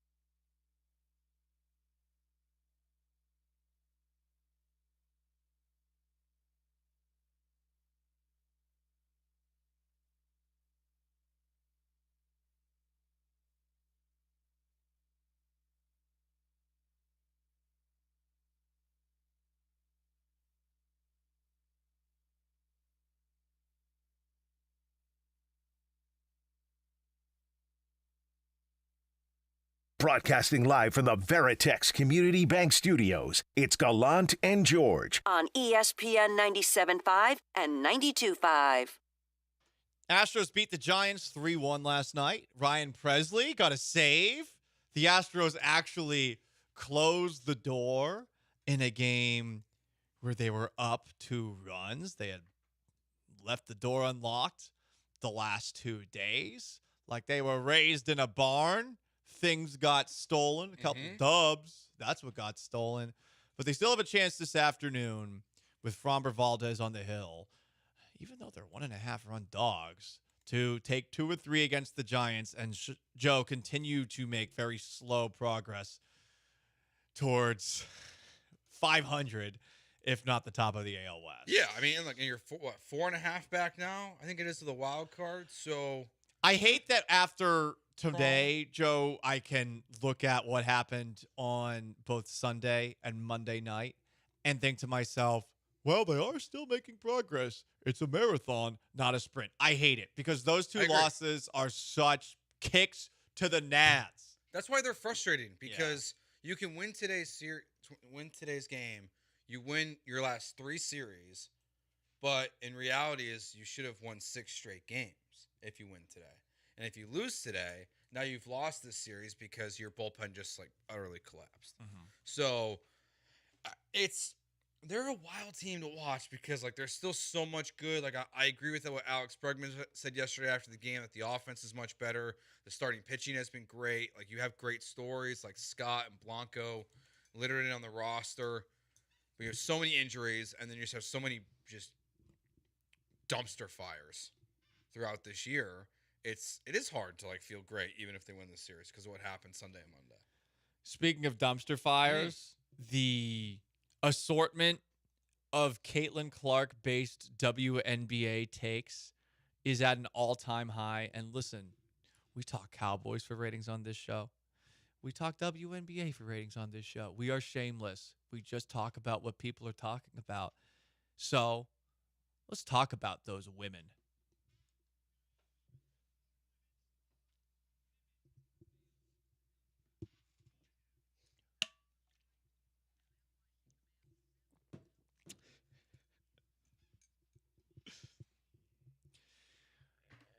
Joe George is working with a take. I got a take. Hit us. Caitlin Clark is the new Tim Tebow. No one really cares, to be honest. Like, who really cared about Tim Tebow? I did. After he left Denver. Even when he was in Denver. After he left Denver, I did not care about him. He was an awful quarterback, and they still won 7 straight games. The reason he became a big deal is because they kept winning in these ways where it seemed like divine intervention was actually happening. And it's funny because he never, Joe, looked good in any of those games. There was a game where he was like 3 for 8 and they won. He wasn't good in the playoff game versus Steelers. No. He made 1 pass, and Demaryius Thomas did all the work. He was a circus with the Jets when he was all of a sudden being the protector on punts. As Bill Belichick said in his retirement press conference, there hadn't been this many cameras in New England since Tim Tebow was there. He was a joke within our lives the last 3 years when he was in Jacksonville with Urban Meyer. Caitlin Clark's a much more talented basketball player than Tim Tebow was a football player. But the main take is that they are going to force Caitlin Clark on us and on the sports world through ESPN, through headline grabs, like they did with Tim Tebow. That even when we think the story is over and beat to death and there is no reason to talk about it anymore because she's just a basketball player and it's cool story, bro. They're going to be talking about Caitlin Clark way more than they talked about Tim Tebow. Here's where I push back a little bit. With Tebow, there is an evangelism layer of this. Yes. There was a very, very large religious component of why Tebow had the support that he did. And Tebow, by all accounts, is actually that guy that he was billed to be off of the field. I've met Tim once, and he's awesome. I've heard lots of great things about him. And I obviously am very biased because I rooted for him. He was going to high school in Florida when I was, and I loved watching him on those Gator teams, which won a couple of national titles, Urban Meyer and lots of other less savory players, less savory teammates on that team. That's a good way to put it. That rookie season, 2011, when I first moved down here with the Broncos, was so fun. It really was. But that's all it was. I think the difference is going to be, Joe, there's a chance that Caitlin Clark figures out the WNBA level. I don't think it's going to be overnight. I think she's overmatched right now, and honestly, I don't think she deserves a spot on Team USA with how good they are. I think she is, though, eventually going to figure it out because we've seen a couple of glimpses of it. She's a shooter. She needs better teammates around her, and she also just needs to get bigger. It's unfair that WNBA players are coming straight from college right into the league. I mean, what a jump. She didn't even get to try out for Team USA because the Final Four was going on. So these are just things to keep in the back of your head when it comes to Caitlin Clark. But that she is as polarizing as she is without having actually done anything controversial is pretty interesting. That's how she's like Tim Tebow. And a little bit of, yes, she is post Denver Broncos Tim Tebow right now. She can grow out of it, but right now it is like there's not really results that we're talking about. Like, we're not talking about her on the court at all. Yeah, when we talked about the last fight, like, we briefly mentioned it, but she had scored like 3 points in her next game. No one cared. It wasn't When she got left off the what's it called? Team USA, and she said they woke up a monster. The next game, she scored 10 points. Yeah. And people were still talking about how she definitely should be on the team. Where it's like, no, this is just absent of anything happening on the field. And that is like Tim Tebow. Now, Tim Tebow, it's because he was not on the field. He was not good enough to be on the field. Where she is at least good enough to play. But the discussion is 0% of what's on the field. And you also, Tim Tebow really invented the I'm a Tebow guy on TV and I'm anti-Tebow on TV, where it's just two distinct camps. It was Skip and it was Stephen A. It was pro Tebow, anti Tebow. Yeah. And that is just how we're going to talk about this. And him and LeBron basically helped invent that. Is there and that's what Caitlin Clark has a piece of that too, where it's just like the next generation. There are people that are just like, I am a Caitlin Clark person. Do you believe that as she gets better at basketball that they'll keep her at this relevance? I honestly don't know. Because I kind of feel like I'm skeptical about it. Yeah, like the better she gets, the less of a story it becomes. I feel like once you win the championship, I feel like that will be a thing. Yeah, I do think this could be. is going to die off. The thing that they have going for them right now is that there are so many people that are responding to her when they play against her in adversarial ways. I think that's great too. All these quotes that everyone's like, oh, why are they doing this to Caitlin Clark? Tell me that's not great drama. Yeah. All this physical play that we don't see in the NBA, which is a soft-ass league with all these huge men, but they can't actually touch one another. The WNBA is 90s basketball. I brought this up. Great. It is. I mean, a girl got kicked in the face in a game, and they just kept on playing. Like, this stuff is a much more physical game. Yes, there's no dunking. Yes, it's not as athleticism-oriented. But I don't know. I mean, they do all the little things really well, and they hit each other, and they don't like each other. All of it. It makes for a better, honestly, watching experience in a lot of NBA games. So when Angel Reese said that, like, it's not just Caitlin Clark, that's also me as for why the WNBA is exploding, she's not right on the court. She's 100% right when it comes to interest off the court, where Caitlin Clark, like, there's no story to Caitlin Clark, especially right now when she's not good in the WNBA.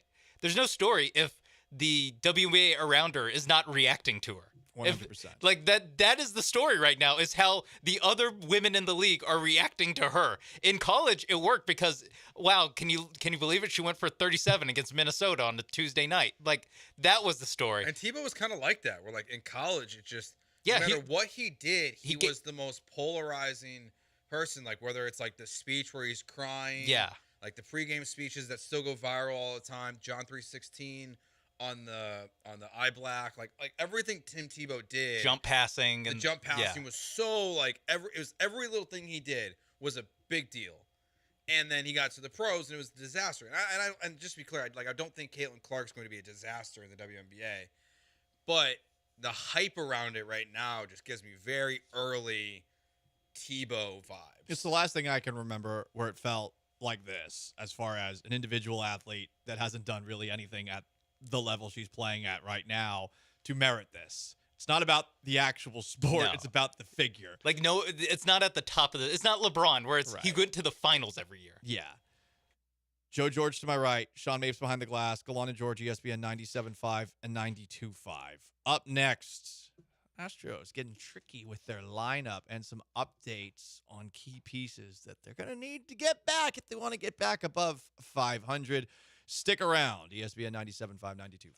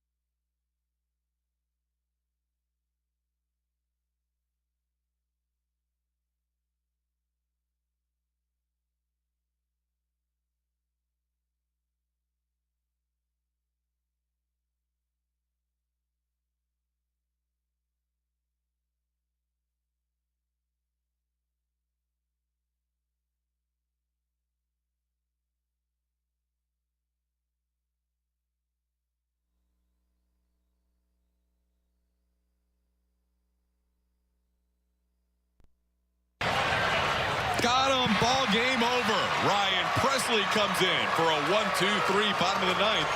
Getting the 3, 4, and 5 hitters for the San Francisco Giants. Astros win it 3-1. They're now 3-2 on this road trip. And Blummer, after we saw a couple of leads evaporate the last 2 nights, that was a big save for Ryan Presley. That was a huge save for Ryan Presley. Back in that familiar role, came in late, was able to shut that game down. So congratulations to him. Congratulations indeed to Ryan Presley, who does not have rib sauce all over his hands like I do from J Bar M.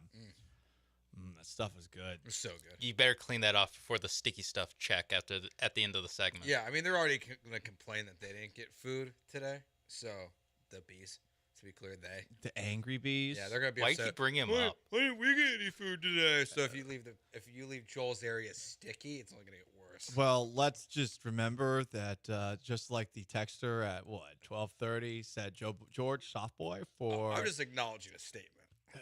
A fact. I never even brought up the killer bees here. You're I'm trying just- to create drama. I'm just telling you what's going to happen today. I'm predicting the future. But it's not my problem because they're not going to say anything to me about it. I know. They're only going to say it to you Because for whatever reason, you are the person who everyone has to complain to. Oh, AP. Middle management, baby. Middle management Joe over here. Middle management Joe. Maybe I should make a complaint box. I'd be cool with that. Just like put it out there. But I'm going to send in ridiculous complaints all the time if you do that. And maybe we'll read them on the air once a week. Yeah, just put a box out in the bullpen. Yeah. And you just fold up a piece of paper, put it on there. That would be fun. And hopefully people would have fun with it. And then actually write some real complaints. Yeah, I want people to get too serious with it. Yeah. I don't know. I think the angry bees are going to abuse it. I think they're going to write like, F you. Hey, Joe. Suck a fatty. They're just going to send in mean messages there, and you're going to open it up. Bleep off. You're gonna. That's my line. You Wait, know why it was do me. 4 of them all say bleep off? Guys, like these aren't constructive criticism. You're gonna read it, and it's gonna bring you to tears. I'm just gonna cry on the air. And then you're gonna be like, damn it. I'm gonna be like one of those little boys at Marshawn Lynch's football camp. Yeah. I'm just gonna be crying. Oh, this cussing. You should. You're gonna have your mom.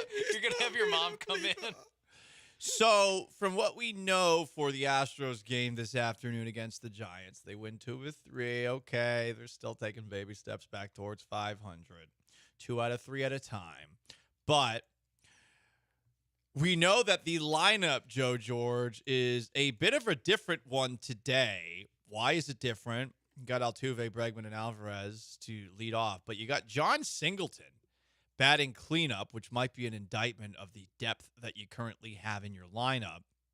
Jeremy Pena's 5th, Mauricio Dubon's 6th in center field. Victor Caratini again in for Yainer Diaz, who should be back by Friday from what we heard today. Jose Abreu is at first base with John Singleton. Trey Cabbage in right field. So once again, no Chas McCormick. Kind of sneaky like Trey Cabbage though. He's off to a decent start. Yeah, I don't know. He's a good depth piece. Just watching him, like he's like, oh, this guy kind of works out here a little bit. It makes me more confused about Joey Loperfido. You know why Joe Espada said that there's going to be, with these injuries, there's going to be, spots for him to play and to be in the lineup.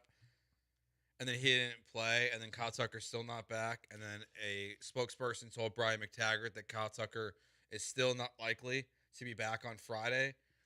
So Cabbage is playing every day, and Loperfido is in Sugarland. Mm-hmm. I don't quite understand the philosophy behind that when clearly your manager said he was going to play while he was up here. But, you do you, Astros. You do you. Indeed. Yeah, look, there's a lot of confusing things going on with the lineup and with the roster. And I would just like everyone to have that in the back of their mind when they're criticizing Joe Espada, Joe George. I like you to have it in the back of your mind because I feel like I'm now a Joe Espada guy, and I'm not doing this as a bit, and I'm not doing this to zag. I just feel like too many people are blaming Joe Espada for the many issues, and I'm not somebody who's going to get super angry about in-game decisions. You blame the players. Yeah, hit the ball, pitch the ball.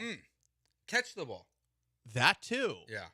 I always blame the players. The manager has some things to do, but when the roster is being assigned to you by Dana Brown and clear directives to play guys like, I don't know, Jose Abreu are being given to you, what are you supposed to do?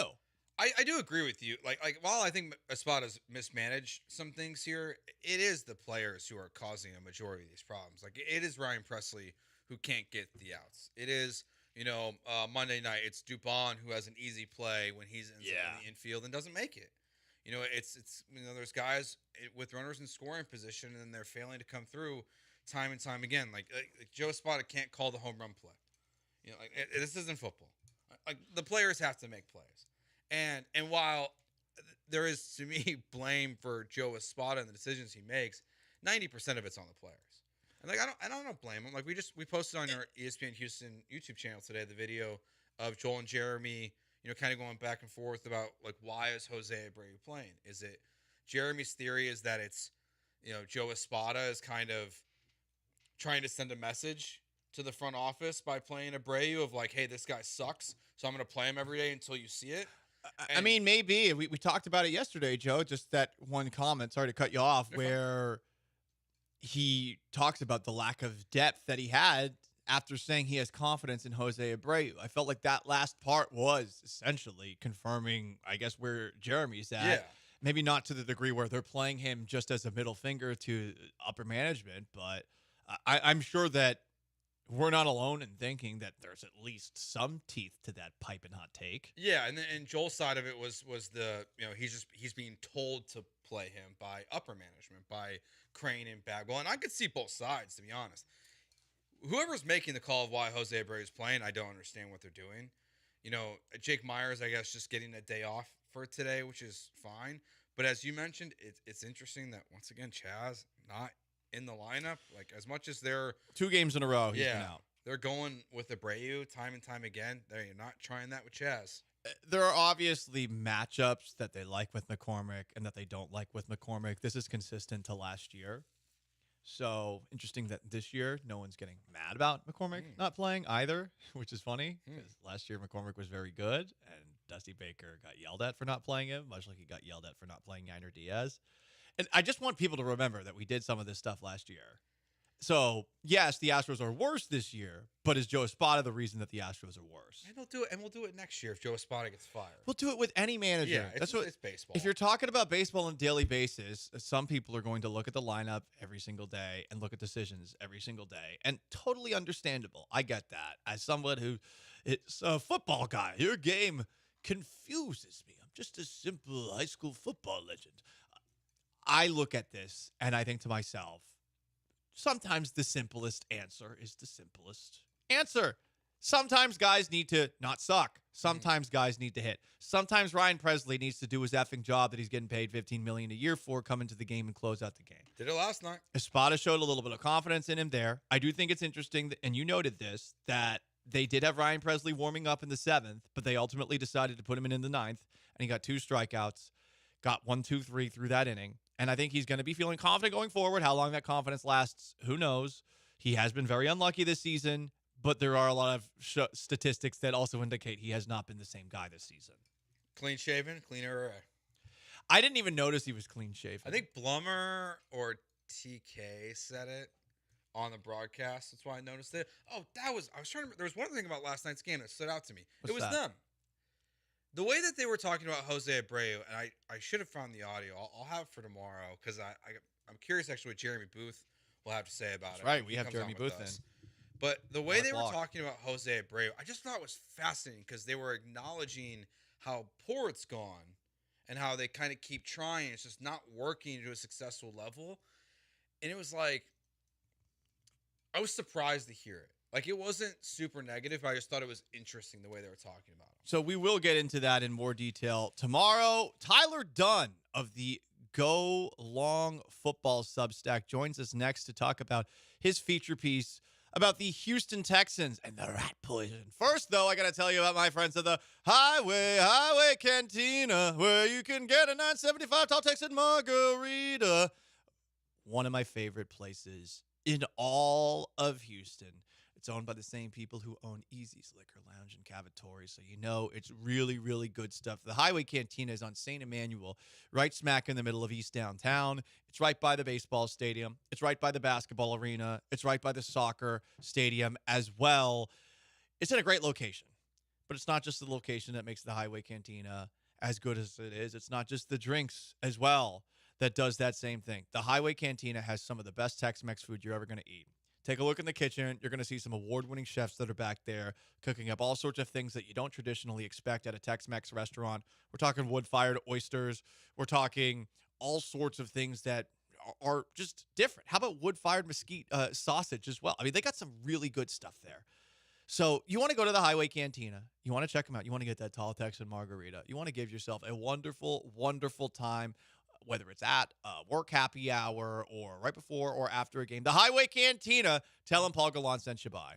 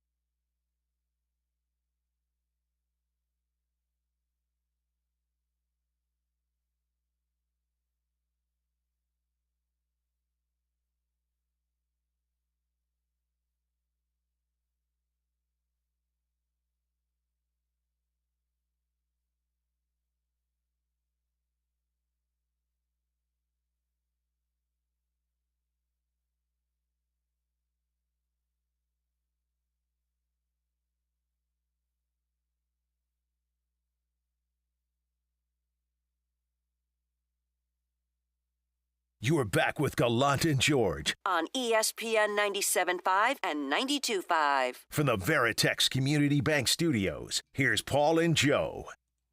And joining us right now on the HR&P guest line from golongtd.com, a fantastic spot for NFL long-form features, the one and only Tyler Dunn, who we've had on this show before to talk about Stephon Diggs and his time in Buffalo. Tyler, very familiar with him there. Tyler, what's going on, man? Thanks for joining us. It's a pleasure to be here. Thanks so much, man. Yeah, it's kind of perfect timing to spend last week with the Texans, get a feel for that squad, and then I'm staring out at Highmark Stadium right now here in Orchard Park, New York. So two teams that made two very bold decisions here when it comes to Stephon Diggs. 100%. The article that you wrote, the headline reads, Rat Poison, Smiles, Bullets Dodged, Why This Texans Hype Feels Real. Are you surprised by the seeming consensus? I feel like 99% to 100% of NFL analysts this offseason are really buying hook, line, and sinker into what the Texans are putting together. And it's understandable with C.J. Stroud and DeMeco Ryans and all the big names that they added this offseason.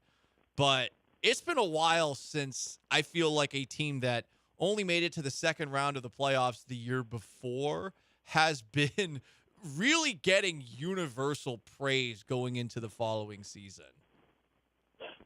Yeah, I'm not surprised because I think that this is what we all do, right? In the midst of a dynasty, and the dynasty now is the Kansas City Chiefs, Andy Reid, Patrick Mahomes.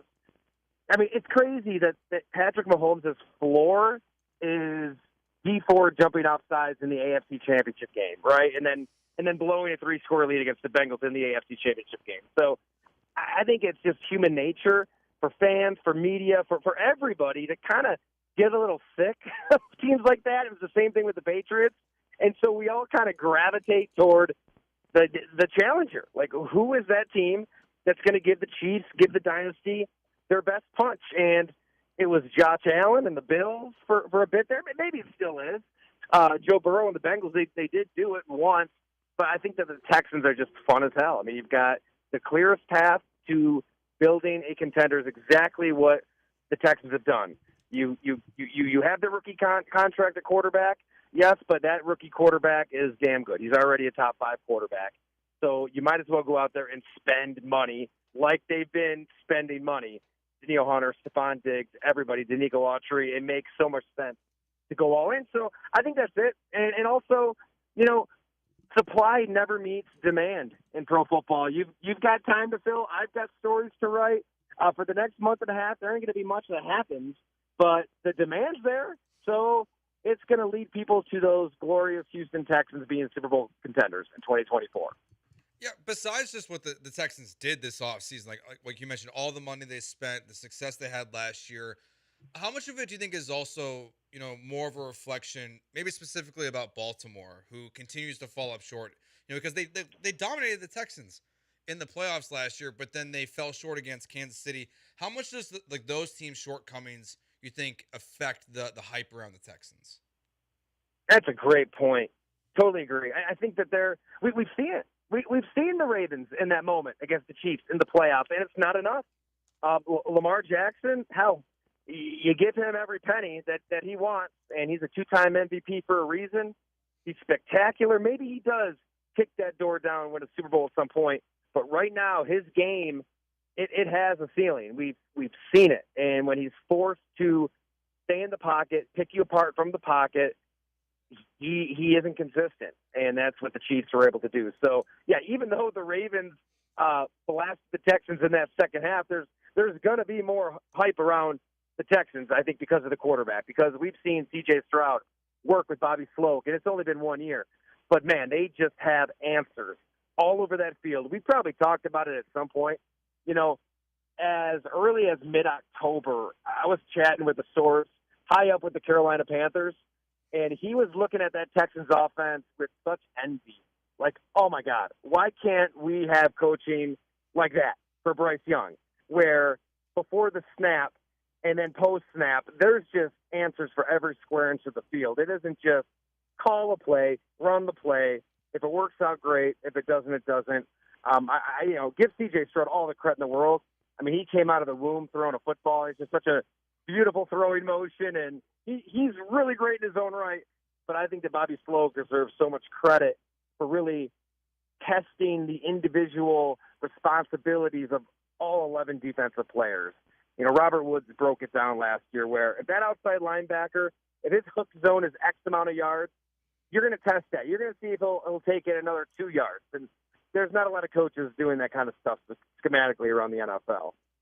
Tyler Dunn of GoLongTD.com with us right now, the HRNP guest line. I'm Paul Gallant. He is Joe George. Tyler, last we spoke with you, I think there were still some questions about how Stephon Diggs, who Bobby Slokes is going to be working with this coming season, ultimately ended up becoming a Houston Texan. He finally met with the media. Diggs did last week. In his availability, I felt like he said all the right things. Seems like he is in a better place. But I was a little disappointed, as was a Houston Texans beat reporter, a little disappointed in no one asking, wait, so did you ask out of Buffalo? Did you figure out how things ended up the way that they did? Did Diggs ask for a trade? Did he ask for specific destinations? And I know in this article, Brandon Beane, the general manager of the Bills, danced around that. But I'm curious about how this run that he had in Buffalo finally hit the point where it was donezo, and if we've learned anything more since last we spoke.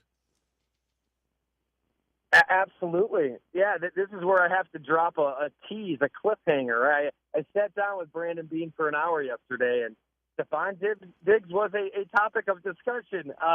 So we'll have more there, but nice. I've been reporting that go along. Multiple sources, teammates have stressed to me that Diggs was done with the head coach. That he did not enjoy playing for Sean McDermott. I mean, it's not a shock. This time last year, there was all of the drama in minicamp here in Buffalo, and McDermott was, quote-unquote, very concerned about Diggs, and, he was there, but he left, and then he came back, and, nothing to see here. Well, there was something to see there. There's a disconnect with the head coach. Maybe there's some stuff with the quarterback. He's liking certain tweets, criticizing Allen here and there. But I think it was genuine when Stephon Diggs kind of had Josh Allen's back publicly at that press conference. Yeah, I just think there's a schism of the head coach, and I do believe he wanted out, and he asked for a trade. But I also do think that the Bills could have been like, hey, Steph, great, you want out, but you're under contract. We just gave you a 4-year, $96 million extension. You've got 2 years left. You've got to play under that contract. I'm sorry, 3 years left. You've got to play under that contract. They made the conscious decision to move on as well, and I think that they were in a position of quote-unquote transition and wanting new leaders to emerge, and maybe he didn't necessarily fit into all of that. And I'm sure that the playoff performance factors in as well. In these playoff losses, Diggs hasn't been what he was in the regular season. So it is all the above. To answer your question, though, yeah, he wanted out of Buffalo, and Buffalo was happy to oblige that request. Now that he's here, and it's going through your article, you talk about Nico Collins, and you talk about Tank Dell, and you have Diggs. This wide receiver room by Pro Football Focus has said it's the number 1 or number 2 wide receiver trio in the NFL. But now that you see a little bit more behind the scenes about Diggs and how this team is working together, do you think that this has a chance to be one of the best wide receiver groups in the NFL, if not the best, in 2024? Without question. I don't really know which receiving core rivals what Houston has. And I'm probably higher on Nico Collins than most. I mean, you look at the best wide receivers in the NFL statistically, nobody is 6'4", decisive in and out cuts out of breaks. I mean, he plays like he's 5'10", 5'11", and 6'4". I mean, that's a dangerous receiver. And for him to actually stay healthy for a stretch, he went through all the groin problems, opened up on it when we caught up last October.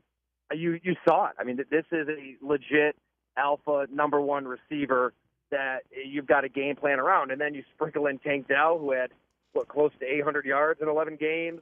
He was on his way to having a similar season. And Stephon Diggs, if he's a third option playing in the slot, you're going to have advantageous matchups all game. Now, he's got to be okay with that role. And he made it clear in so many words that he knows what he's walking into here, that there are a lot of mouths to feed. If he's okay with that, I don't think you really have it. Where do you even start as a defense? Where do you even start to defend all of these weapons? Joe Mixon mixed in there, Dalton Schultz, Brevin Jordan. There's a lot to account for. It's the best in the NFL. I mean, I'm not just pandering. I really believe that. And you've got the quarterback. You've got the trigger man that you believe in. I don't know how you defend the Texans, especially with the coaching. It's going to be really tough for anybody that faces this team. We all love hearing that. And we've been making jokes all off season that every little bit of hype that we get is a bit of a deep steel blue pill, whether it's because we're living in dreamland or because, I don't know, it's getting us going.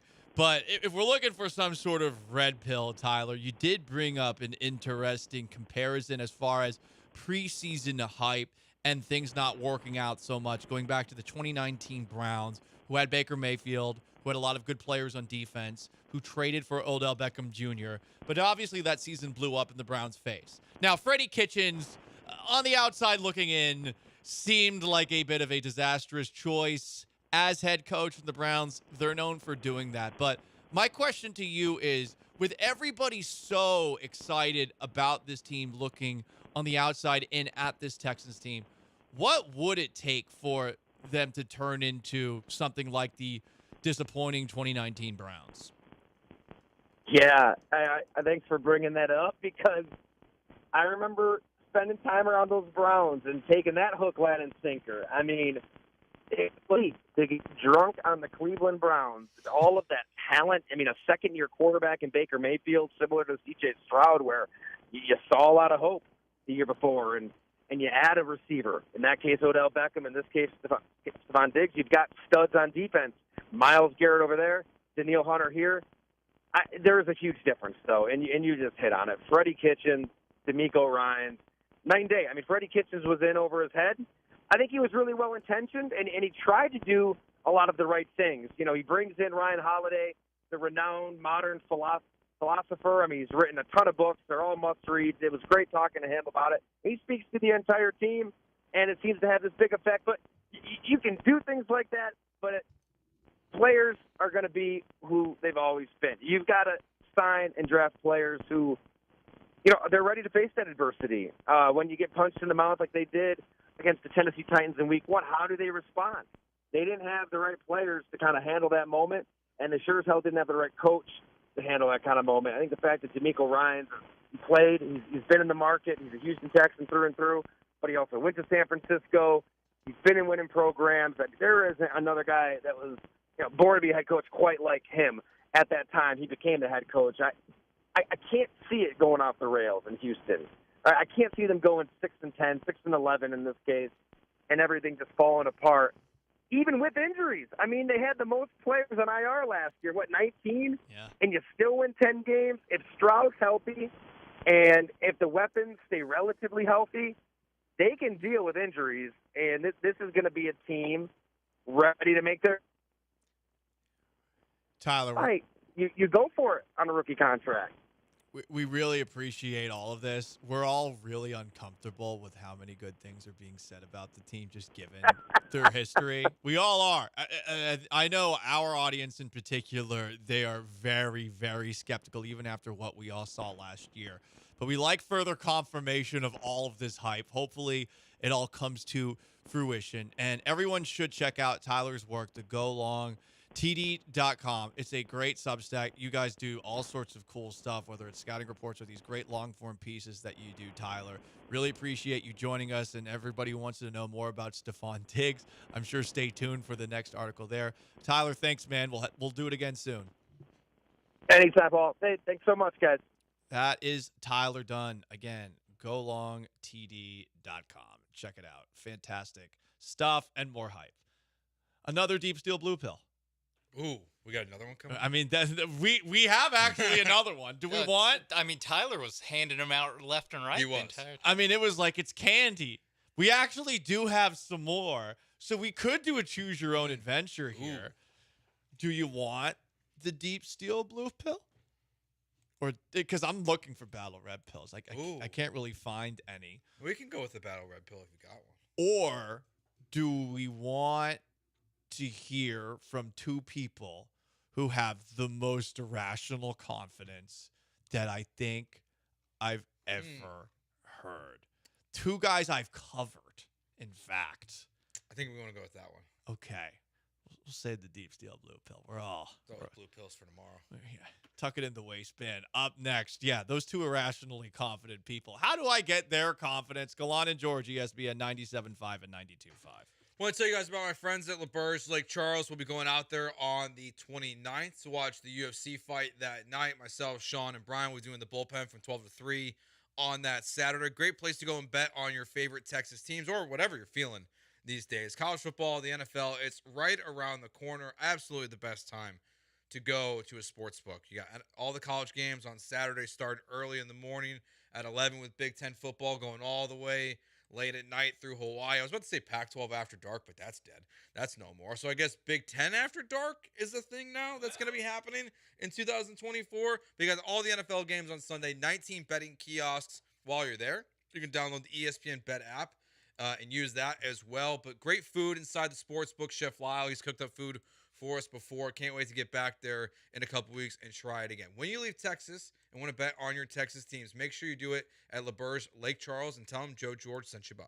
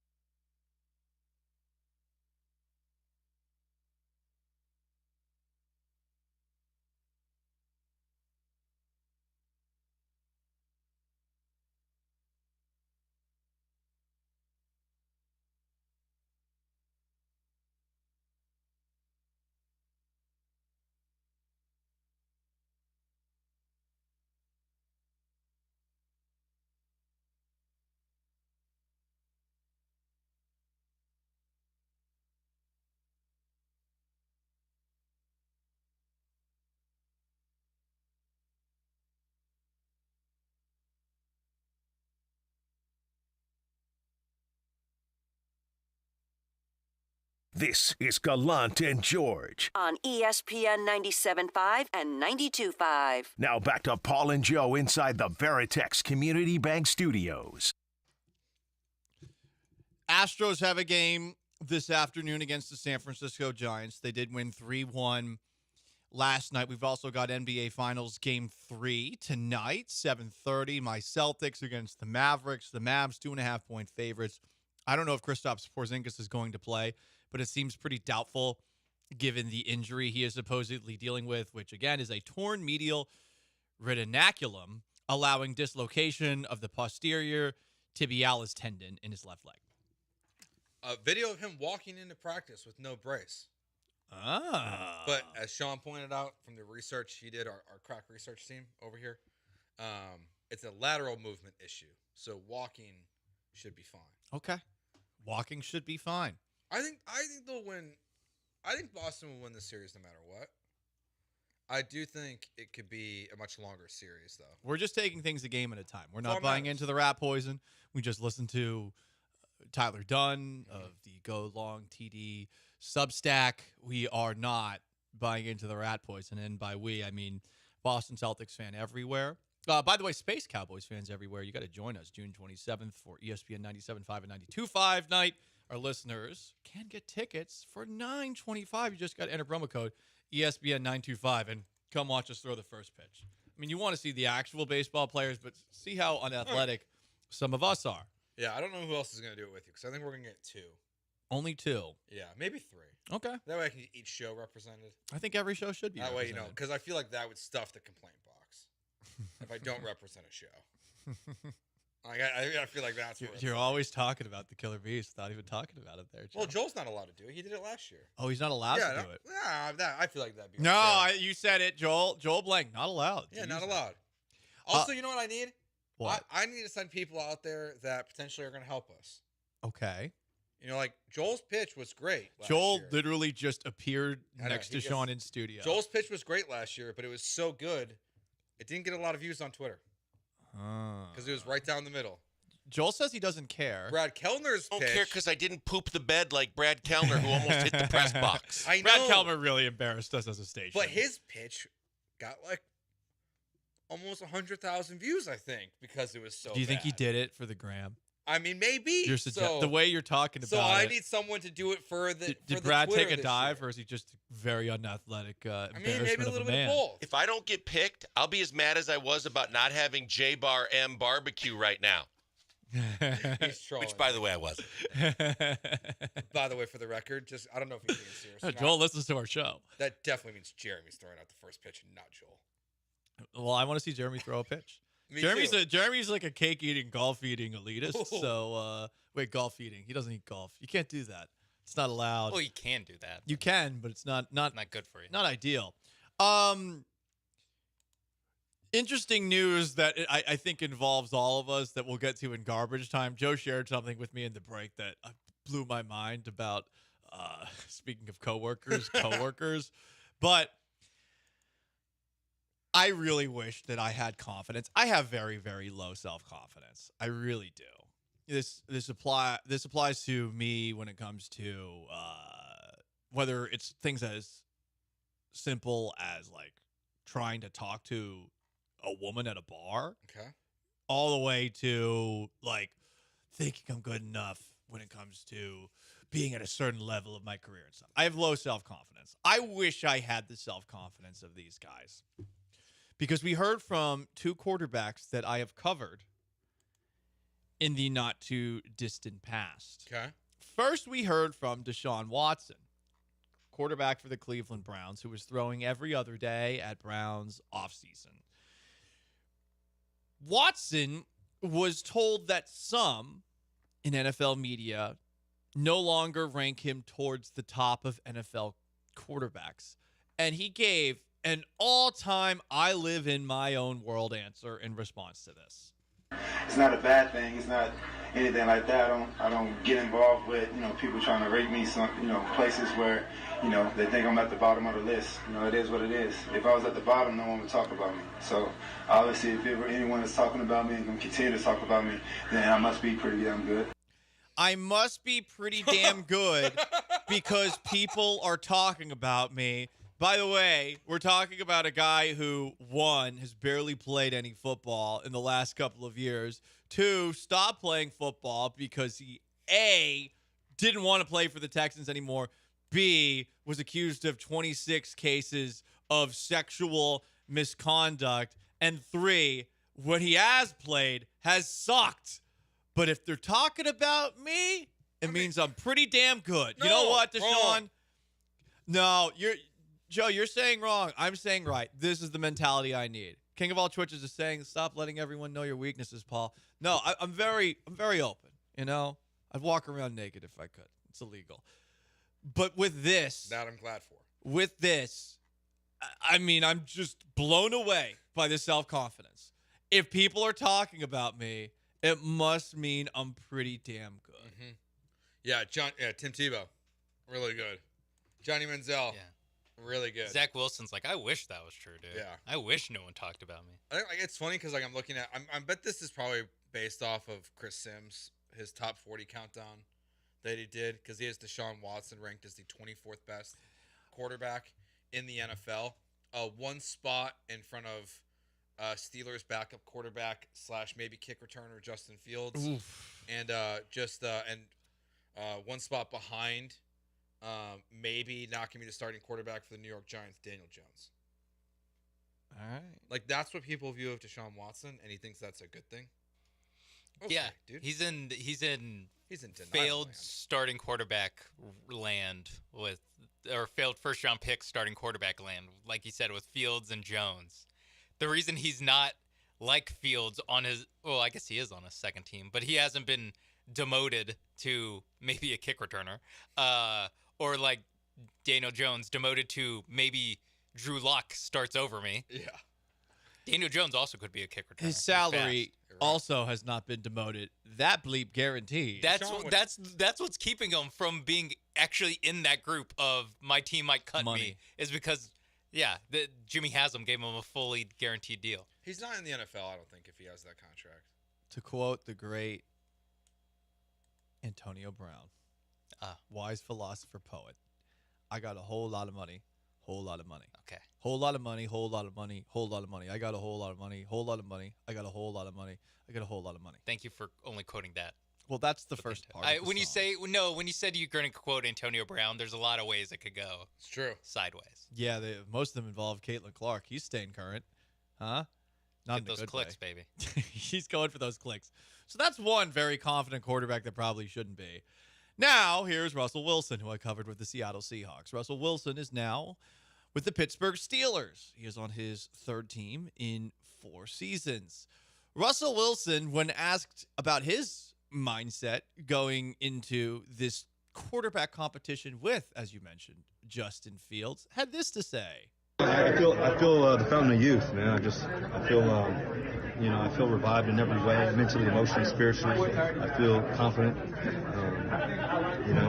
I think that at some point you got to know who you are.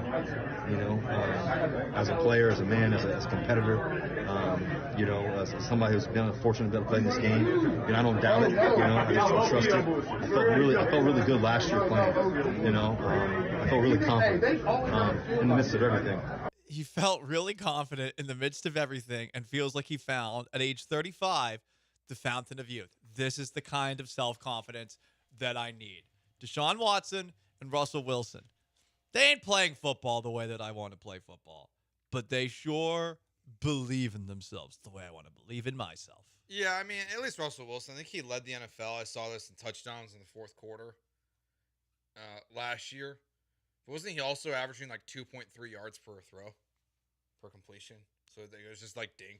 He was dinking and dunking a lot. Yeah, and maybe at the end of the games, like he was making big moments. That was their strategy last year. It worked for them. Sometimes you got to dink, and sometimes you got to dunk. Yeah, sometimes you got to have irrational confidence. Yeah. No, look, now let's say Russell Wilson never had it.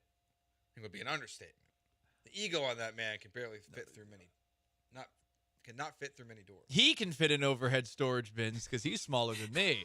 But Russell Wilson, when it comes to, yes, his ego, the man who talked about his legacy more than probably any NFL player ever, which is really saying something, when asked about team success, that guy for sure has a huge ego. If I'm a Steelers fan and he says, I found the fountain of youth, or I am the fountain of youth, or whatever he said. That would be great if he said, I am the fountain of youth. But he said, I feel good mentally, emotionally, and spiritually. I would be like, would it kill you to throw in a physically? Because famously, that's what the fountain of youth does, is help you physically. Can we get a physically in there with how good you're feeling? No? Okay. I guess we'll go with quarterback / kick returner Justin Fields. Sure, he feels great physically until he gets hit for the first time. Yeah, until he returns one of those kicks. Yeah, we'll see how that goes.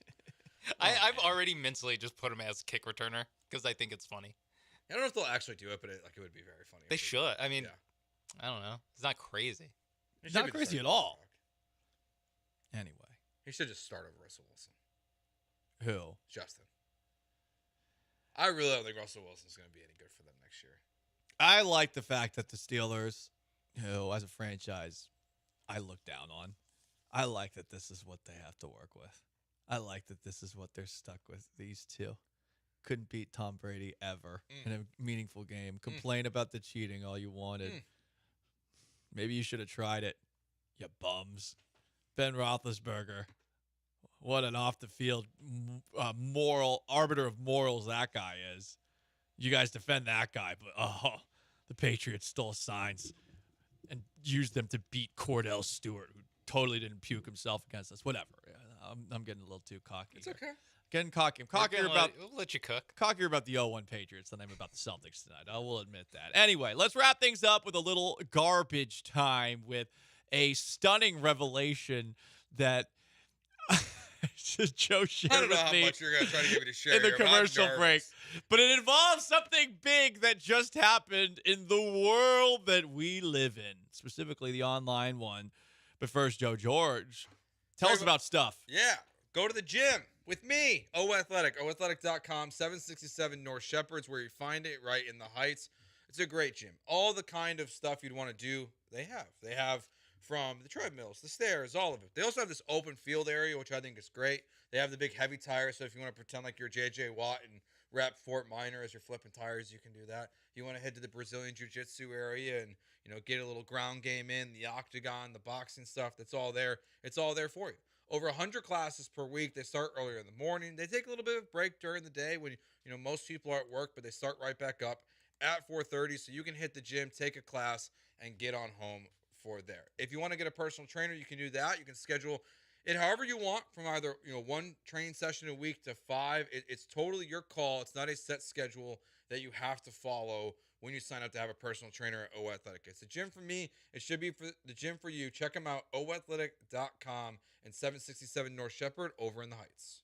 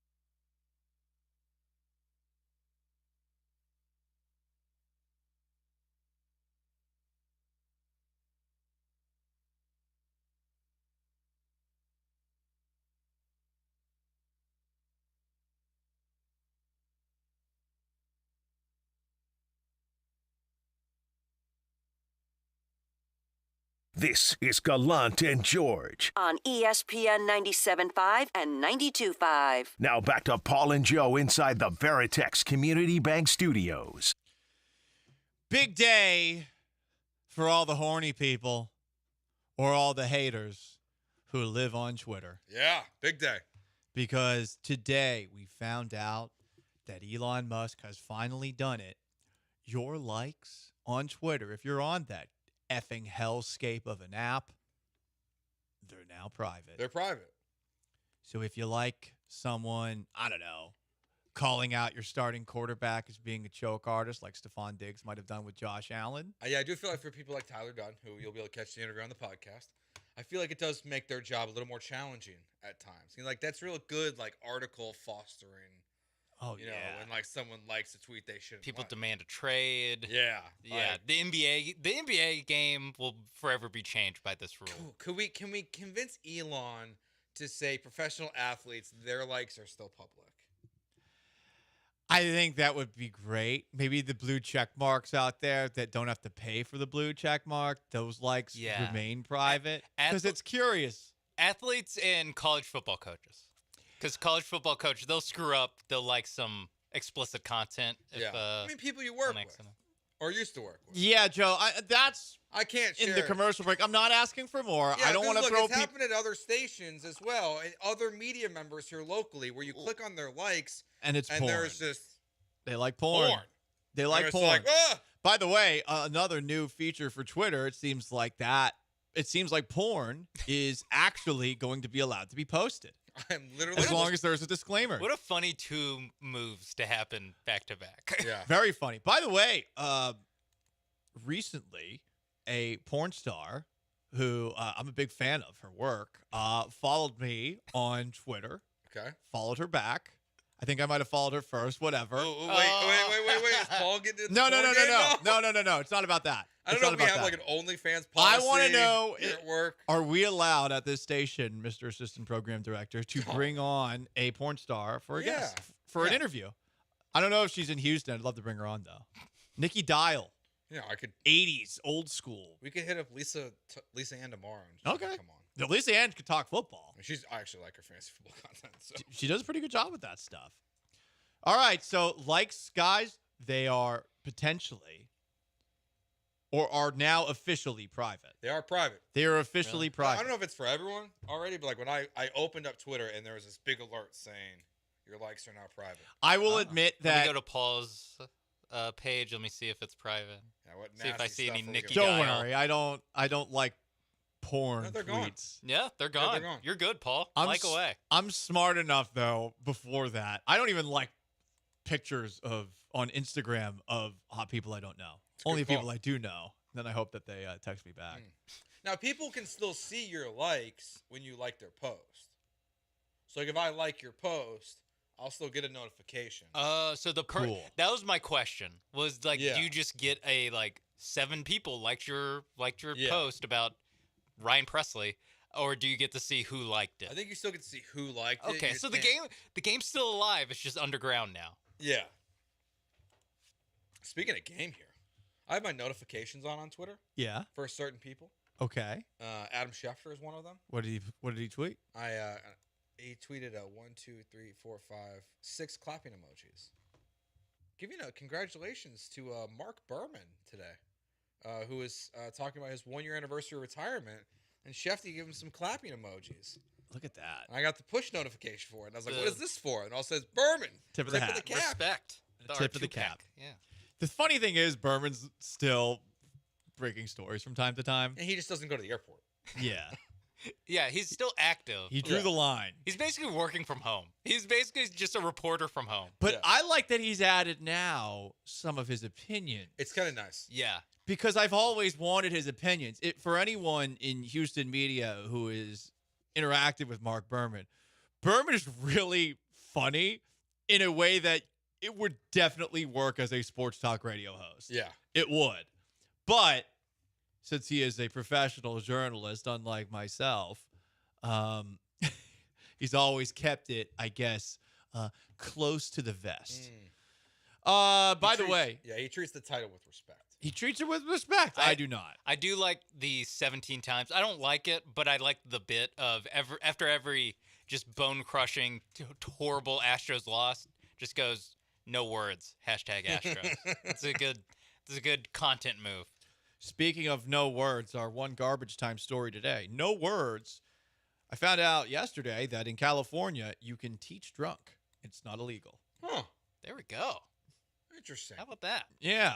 So everyone that's fleeing California for Texas, remember, you can teach while you're hammered. There's still freedom in some states. Exactly. Everyone thinks California is so left, so communist. You can teach drunk. Yeah, you got to deal with these little California brats. Like, they're probably encourage it. The kids have to learn how to deal with drunk people. Yeah. Okay? It's a big part of life. Although I didn't do a very good job of that this past weekend. Anyway, that's going to wrap up today's edition of Gallant George. Big thanks to Sean Mapes behind the glass, to Joe George, and of course Tyler Dunn. Check out the interview that we had with him about all this Texans hype on our show, podcast, Apple, and Spotify. I am merely Paul Gallant. So long, farewell. Have yourselves a wonderful Wednesday. The Killer Bees are up next. Peace!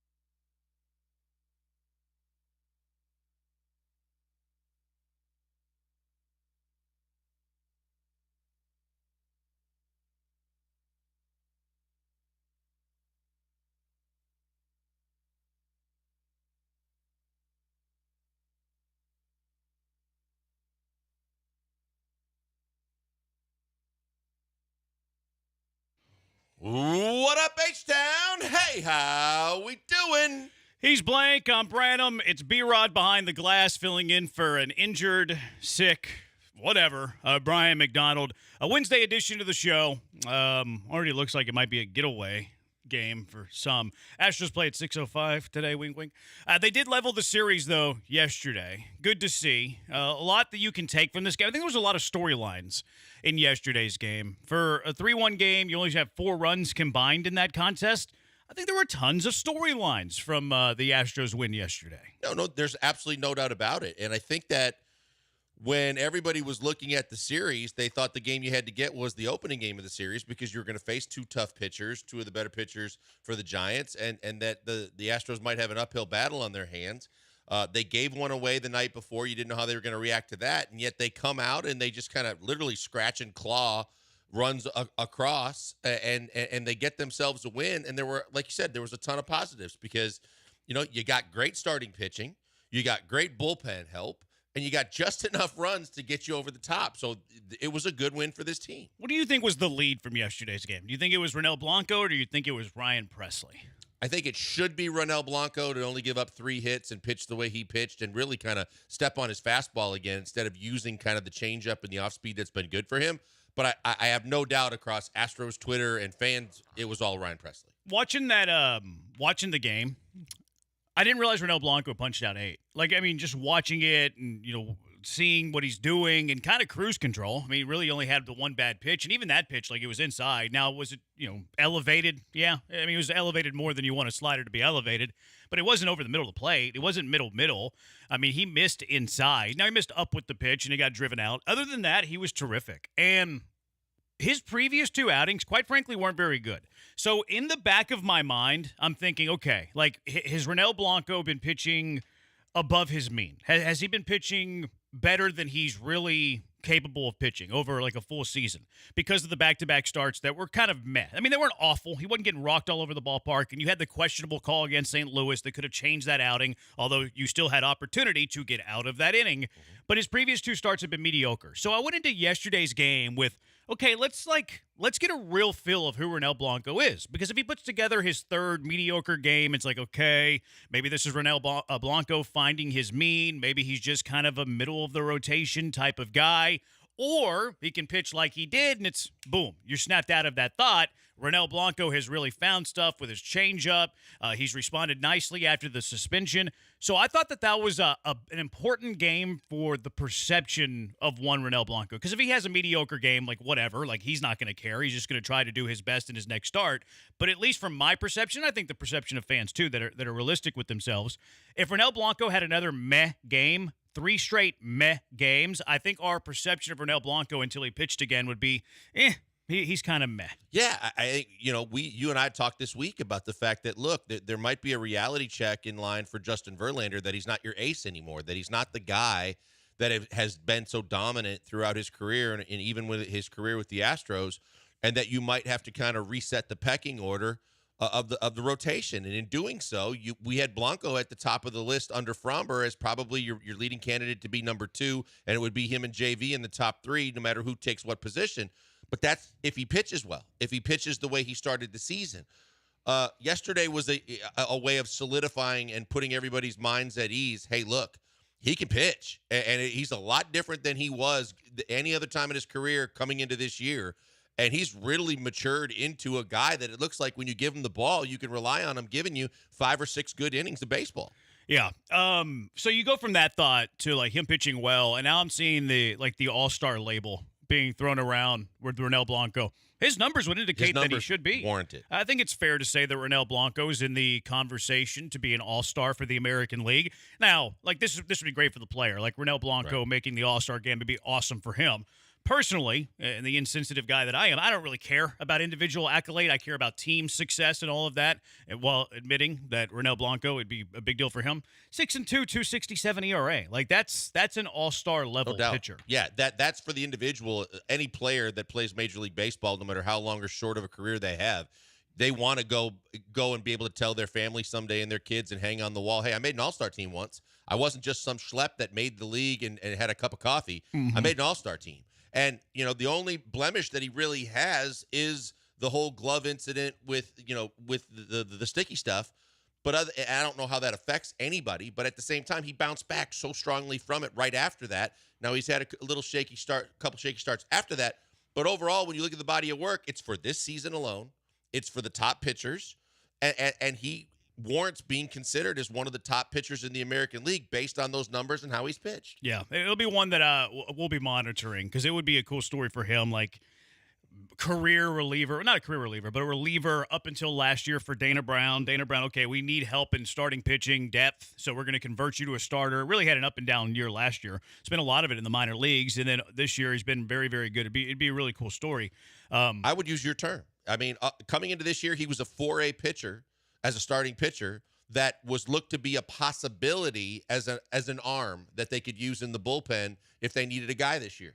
And all of a sudden now he solidified his name and pen in the starting five. Yeah, it's been really cool to see. The bullpen after that was good. You didn't have the services of Josh Hader yesterday because Hader would have been his third day in a row, and you weren't going to do that.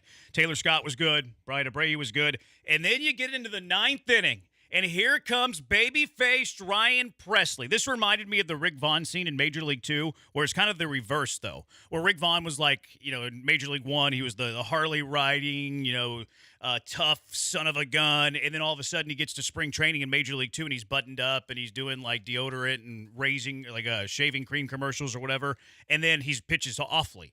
And then all of a sudden, late in the season, he goes back to his old ways, and here comes Rick Vaughn, and he's able to sit down. Was it Sam Parkman? What was Parkman's first name? I don't remember Parkman's first name. But he sits him down as he reverted back to his old self. This was Ryan Pressly last night, except the other way around. You have Ryan Pressly, this old rugged son of a gun with, the stubble. He's got kind of the stubbled beard. And then he comes into the ninth inning, baby-faced Ryan Pressly, a 1-2-3 inning against the Giants. Was cool to see. Very cool to see. This out number 2 was hammered, but cool to see. 1-2-3 inning. Yeah, look, I mean, for whatever the reason, because I was watching, I fell asleep last night, so I was watching the last couple innings this morning, and I'm fast forwarding through the commercials, and all of a sudden I go, wait, who the hell is that?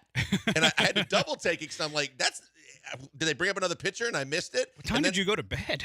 I fell asleep probably around 9. No, I think right at 10. Did you have supper at 5 or? I hadn't. Yeah. Well, when I got home, I was racing around and doing stuff with the kids. He didn't look like himself, though. No, at all. Looked I'm like, wait a minute. different. But then I'm like, okay, let's see how he does in the ninth in a save opportunity, and let's see if that makes any kind of a difference in his performance. And at least he got 1, 2, 3. Because you're right, that ball to center field was barreled up hard. Luckily, it was just hit right at somebody. Yeah, that was funny to see. Now, did you if you were catching up on it this morning, did you notice that Ryan Pressly got up late in the 7th inning? Ryan Pressly got up late in the 7th inning.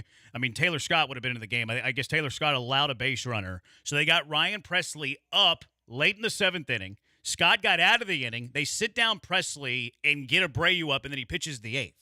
I have no idea what that was about. Why would you do it anyway? Unless, but even still, because of the pecking order, the way he went to it, does that mean that he was thinking about changing the order and that he was going to use Pressly, maybe 7th and 8th?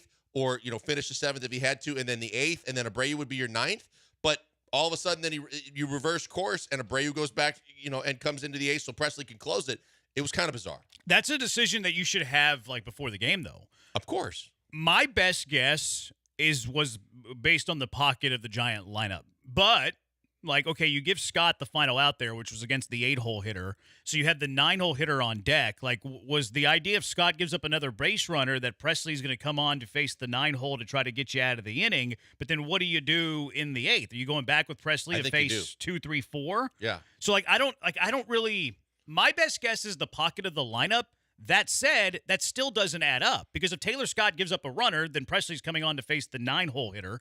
If he stays on in the 8th inning, then he's pitching against the top of the order, which Brian Abreu came into the game to face 9-1-2. So I have no idea. Maybe they got the phone lines crossed up. It really does not make any sense to me that Pressly was up in the 7th inning.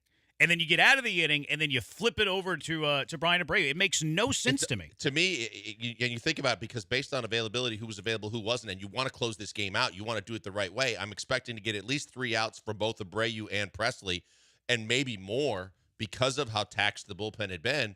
But yeah, it was a little bit. You got it twisted. I mean, I didn't understand it at the time, and I was trying to figure out was he trying to reverse the order, because it almost seemed like he would have preferred to have Abreu close the game out, but then maybe you're right. Maybe based on matchups, I would prefer Abreu against the best hitters in that lineup. That's my best guess, but then it was the same matchups. It's weird to me that he had I want somebody to give me their best explanation why Ryan Pressly got up with 2 outs in the 7th inning, only to sit down once Taylor Scott got out of the 7th, and they flip-flopped and went with Brian Abreu in the 8th. It was weird to me.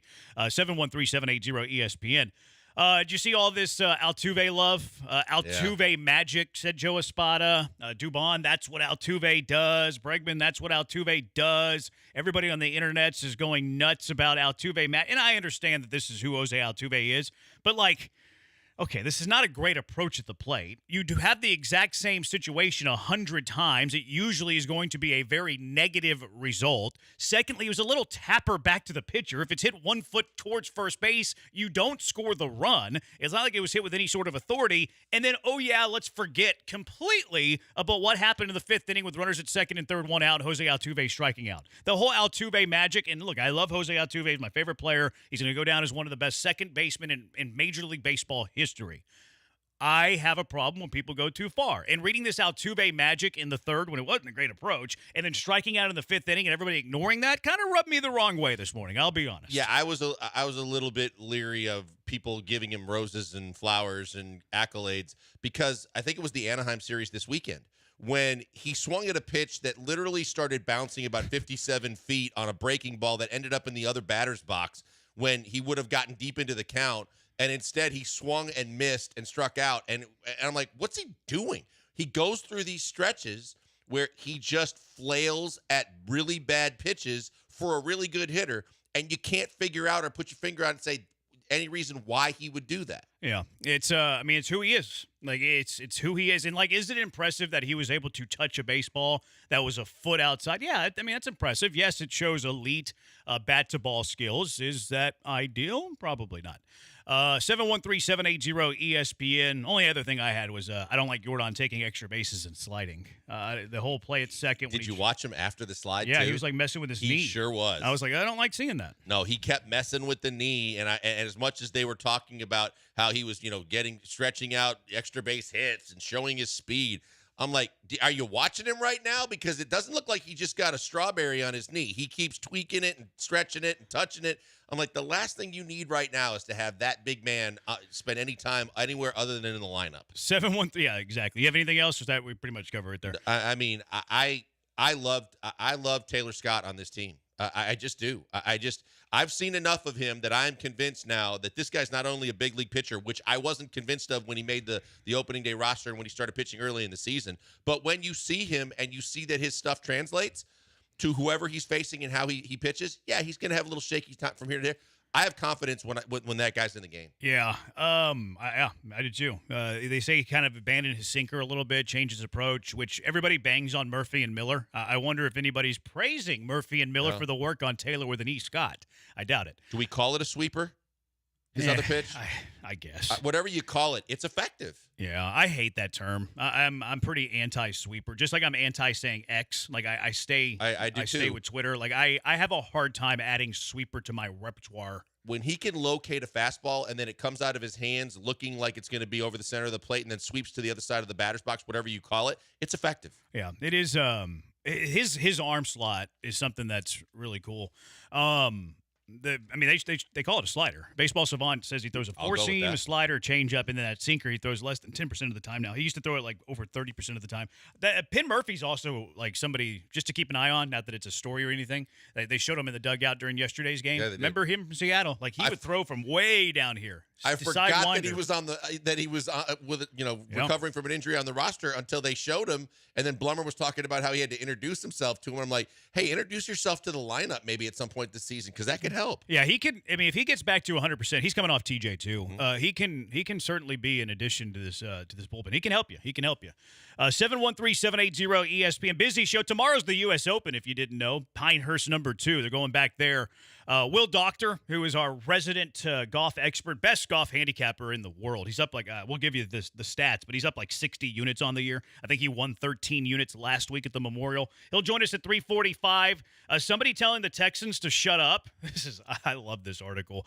We'll honor the late Jerry West passing away today. Rest in peace. We'll make mock drafts great again with the Rockets as well. And then who does this Astros front office best resemble that we've seen in this state.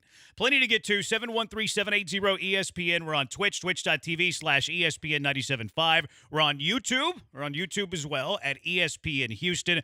Blankers is at Pac-Man Joel on the Twitter. I'm at Jeremy Branham on the Twitter. Coming up next, we're seeing more and more talk about one Trevor Bauer. Why are we seeing talk about one Trevor Bauer? It's the Bees on ESPN 97.5 and ESPN 92.5. Look, you guys are tired of potholes. We know that.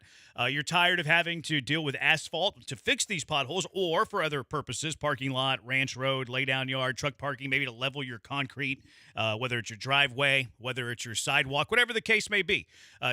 Big money in the asphalt game. You're tired of wasting the money. You want this fixed. Well, the best way to do it's with mechanical concrete. What is mechanical concrete? Well, it's Third Rock Renewables' patented technology, which is the only low-cost, industrial-strength, sustainable base that turns these end-of-life tires into a virtually indestructible building product. Anywhere that you need asphalt. Well, stop using the asphalt, get the mechanical concrete, and it's going to change your life for the better. You're never going to have to worry about this stuff again. It's going to cut your maintenance costs by 75% or more. It lowers your carbon emissions if you're into that sort of thing. And if you mention ESPN 97.5, an additional 20% off. Get rid of asphalt. Use mechanical concrete. Call Third Rock Renewables right now to figure out how they can help you. Free to call. Get the information. And then once you get the information, you're probably going to use them. 713-305-0507. Figure out how mechanical concrete can change your life for the good. 713-305-0507. Or visit them online. ThirdRockRenewables.com. ThirdRockRenewables.com.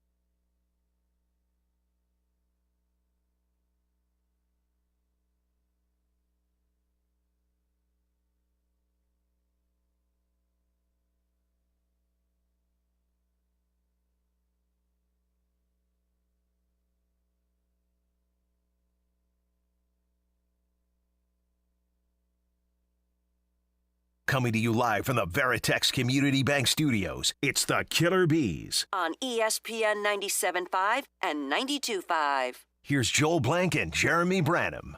All right, we'll get to the Trevor Bauer stuff in a moment. 713-780-ESPN. Got a caller on the HRMP listener line. Let's talk Stros. Larry in Stafford, you're in the Hive with the Bees. What's up, Larry? Hey, guys. Great show. Just heard rumors about the Astros might be in the market for Pete Alonso or Paul Goldschmidt. Yeah. How do y'all feel about that? And how do you feel about Joey Chestnut being discriminated against? I'll hang up and listen. Thank you. Larry sounds a whole lot like Eric Wong that calls Dell and John a lot. Oh, really? Yeah, he just changes his name a lot. Oh, I heard him talking about how he has like an alter ego. So maybe it would probably he has him. Several. Yeah, so it was because him. he sounds like it. It sounds like his voice. So what's the purpose of going to the alter ego? Because a lot of times he has ridiculous things that he wants to say on the radio, and it gets under the skin of Dell and others. Oh, I can admire that. I appreciate and then that. he calls them out. Yeah. I do appreciate that. Yeah, which one of those do you want to handle first? The hot dog or the Alonzo Goldschmidt thing? The Joey Chestnut thing is easy to me because of the fact that there's no contractual deal in place or anything that says you can't have sponsors. He gets paid. I mean, don't hate on the man for getting paid. He got paid. He got a sponsorship deal. Yeah, it's not Nathan's Hot Dogs, but at the same time, the reason why people are so jacked up in part about your contest every year is because you got this dude that just trounces the field by just putting in massive amounts of hot dogs, and now you just took him away. It's going to be interesting, the reaction and how many people are still there. And because I heard the other competitors go, well, now we got a chance. Well, if that's the Babe Ruth of your sport, don't take him out. I'm pro Nathan's here. Like, you can't allow a guy to sign with a competitor and then it's like if you're a Nike school and you're wearing Adidas. Like, you can't do it. You just can't do it. Plus, it's a vegan company. I'm sorry, but I'm pro meat in this case. The question is, though, was he trying to eat Impossible Dogs, or would he be eating the Nathan? No, I think it was just because they weren't going to let him endorse it on the stage. I don't think he was going to try to eat Impossible Dogs. I don't know that for sure, but I doubt it. Yeah, that was the one question I had, because other than that, I mean, I guess I understand but golfers wear all the different logos of all the different brands. NBA guys, I mean, he's a pro eater. He's part of that pro. They have a logo and everything for the pro eating league. Yeah.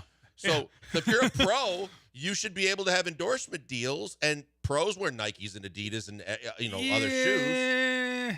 I mean, it depends on the collective bargaining agreement of the National Eating League, because there's some spots you can't. Like, I mean, this year, Major League Baseball, they wear Nike uniforms. You can't just be like, cover up the Nike and put like a Reebok on it. Now, the shoe thing's different, but that's collectively bargained. So, like, I mean, it's all the bylaws of it or whatever. Personally, I don't care that much. Like, I don't watch this anyways. I think it's gross and disgusting, and it's never done anything for me. Now, he was offered a contract from Nathan's, I was reading this morning, of $1.2 million for 4 years. I heard it was like $270,000.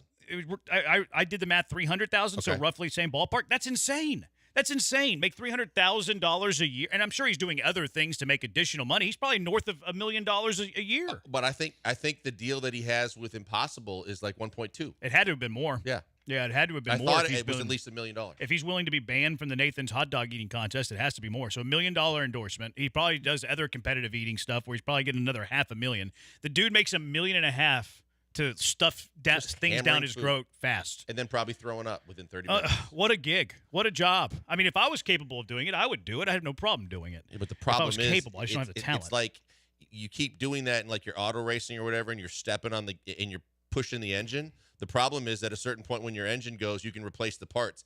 Your esophagus and your stomach, it's a little different story for how many times you're stretching it out and he's doing a lot of damage those to things. It. Yeah. Goldschmidt Alonzo.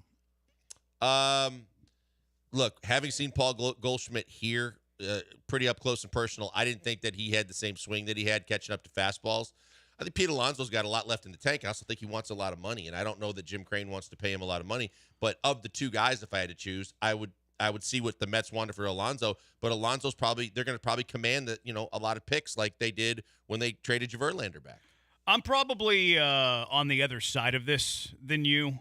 Now, I don't think you were going to re-sign Pete Alonso. So, like, the contract to me isn't like I don't think that would be the issue, because I think it'd be a complete rental. Is he out? Yeah, this is I didn't final know he was year. up his final year. So then you have like prospects. Okay, you don't have a great minor league system. How much do you continue wanting to deplete this minor league system in an attempt to try to continue throwing things into this team that right now is out of the playoffs and, 5-6 games below 500? So I think that the price is too rich probably there for Pete Alonso. And I'm not sure the Astros, quite frankly, have the prospects to outbid other teams that will also be in on Alonso. Goldschmidt is interesting to me.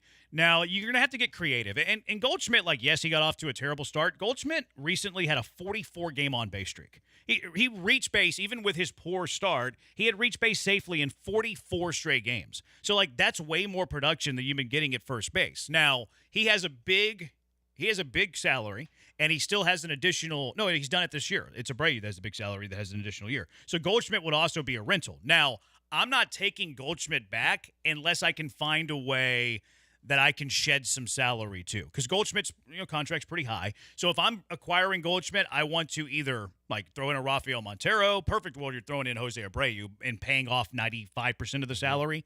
But I think you can find a creative way to make the Goldschmidt thing happen. A lot of things have to happen. The finances you have to work out, because that will be complicated. I think it's possible, but complicated. And then secondly, Cardinals will also need to fall out of the race. Right now, they're still in the race. They've been mentioned as buyers, not sellers. But if they do fall out of the race, they are sellers. You're still getting nothing at first base. You can make the contract, the financial situation of the trade work. I would be intrigued for Paul Goldschmidt to be on this team, because I think he's an upgrade over Abreu, and I think he's an upgrade over Singleton, who did have a good day at the plate yesterday. This bottle right here might be an upgrade over Jose Abreu. I know. So I'm with you on that. I think the one thing that I would say in defense of your argument is, if you put Goldschmidt in this lineup, I think it's a far more talented offensive lineup. He might even see better pitches. And look, he's been a good contact hitter over his career. So I wouldn't mind that, because any upgrade at first base is better than what you have with Jose Abreu. Now, you do have some guys within your system that seem to be hitting the ball okay that you could still probably work in there, but he's a proven veteran player that can hit the baseball. Yeah, 713-780-ESPN. So there's been a lot of conversation about Trevor Bauer. Astros, they went and watched his bullpen. There's also been reports. People said that there's no way they're going to sign him. Here are the Killer G's talking about Bauer yesterday. What's hurting you right now is that your bullpen, which is very expensive, cannot close out games, and your lineup getting hits but leaving 8 on base, going 3 for 11 with runners in scoring position, and scoring just 1 run against a 22-year-old who'd allowed at least 3 earned runs in the 5 starts before. Is Trevor Bauer fixing those 2 issues? And is bringing in somebody who probably will be at odds with everybody in the clubhouse going to really make much of an impact? Let's remove the name Trevor Bauer. Adding a starting pitcher to the Astros does not make Ryan Pressly good. It does not make Rafael Montero good. It does not fix your issues at first base. It does not fix your issues in left field when Chas McCormick is out there.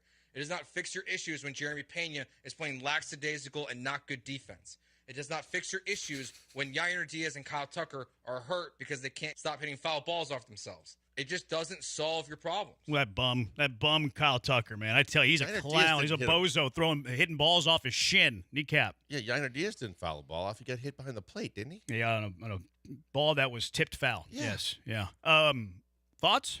Well, and Jeremy Pena is an outstanding defender that had a ball that basically was ruled a base hit the next day. Yeah, he was to tell you he didn't make an error on that play. Now, I think that Pena should have made the play. To be fair to Joe, I think Pena should have made that play. And this was them talking yesterday after the night where Pena did make the play. Yeah, screw Joe. My whole opinion on this, and everybody that's losing their mind over this, is it's not what you need. Like, we just got done talking about a great start by Blanco. We've seen Arrighetti get better and better now that he's settling in. You're getting good pitching from the top of your rotation. JV is JV, and I still believe he'll be fine. This is not what's been ailing you. Your pitching has been great with the exception of, yes, the back of the bullpen has imploded a few times. We know that. But then if you're doing anything at all, you might look for a closer. This guy has gotten into it with guys on your team like Alex Bregman. This guy is a disaster off the field. This guy is just a hurricane of possible negativity, and he's coming in to do what you already have plenty of guys that are capable of doing with 2 guys on the mend, possibly getting ready to help you even more down the road. You need offense. You need some hitting. You need some guys in this lineup that can fortify a weak-ass first base situation that is completely getting weaker by the day when your owner and his buddies keep force-feeding you a guy into the lineup that does no good. And the fact that your left field situation when Yordan's not out there is not the guy that should be playing. And you got to figure out where Yainer's best fit is, but at least Caratini's back behind the plate. There are ways that you can upgrade this team that will make this team better, and I don't think Trevor Bauer fits any of them. Okay. I don't want Trevor Bauer on this baseball team, but I don't like your argument. I don't like the Killer G's argument. I'll tell you why next. But also, if the Astros are indeed buyers, let's say they're trying to add on at the deadline, what should they be looking to upgrade? Who do you want? And I'm going to counter that. I'm going to push back a little bit, too. 713-780-3776. It's the Bees on ESPN 97.5 and ESPN 92.5. Hey, before we go to the break, a word from a good friend, Doc Linville. Doc Linville, best in the business at the NeoGraft procedure and getting your hair back or strengthening the hair that you have, because he has 2 different ways that can really help you if you're experiencing any of those type issues. First and foremost, you can start with PRP. It's easier, it's faster, and it's effective. It's like fertilizing your lawn. You already have grass on the lawn. You just need it to be thicker and stronger and show more together growth. Well, that's what PRP can do. But if Doc Linville looks at you and says, you know what, I just don't think PRP is going to get it done. You've already lost too much. It's going to be tough to salvage all the hair that you have. We can give you more, because 95% to 99% of the follicles that he moves, and that's right, he moves follicles. He basically told me, you never lose the hair on the sides and the back of your head. So he's going to move some of those and put them where you need them most. Maybe it's in the front at your hairline or up on top and back. The fact is that it's 95 to 99% successful. He says more to 99%, but he'll say 95% to be safe. It's a game changer. When I did it, I could not believe that almost immediately I saw all the follicles there. They were all lined up to grow in the same direction. They were all going to be right there, and they started to grow with every passing day. They got settled in. They got stronger. They got the thicker growth. And before you know it, in 6 to 9 months, I had my hairline back. It was amazing. And you can do the same thing. As a listener to ESPN 97.5, you get a free consultation with Doc and his staff. It literally should cost you $150 if you were just someone off the street. But if you go to 975hair.com and set up your appointment, it's free. Nothing out of pocket, no signing on the dotted line, no commitment to make, just you getting your questions answered and getting everybody to explain to you what the NeoGraft is, what PRP can do, and see if it's right for you. It was right for me. I think he's the best in the business. Check him out today. Go to 975hair.com.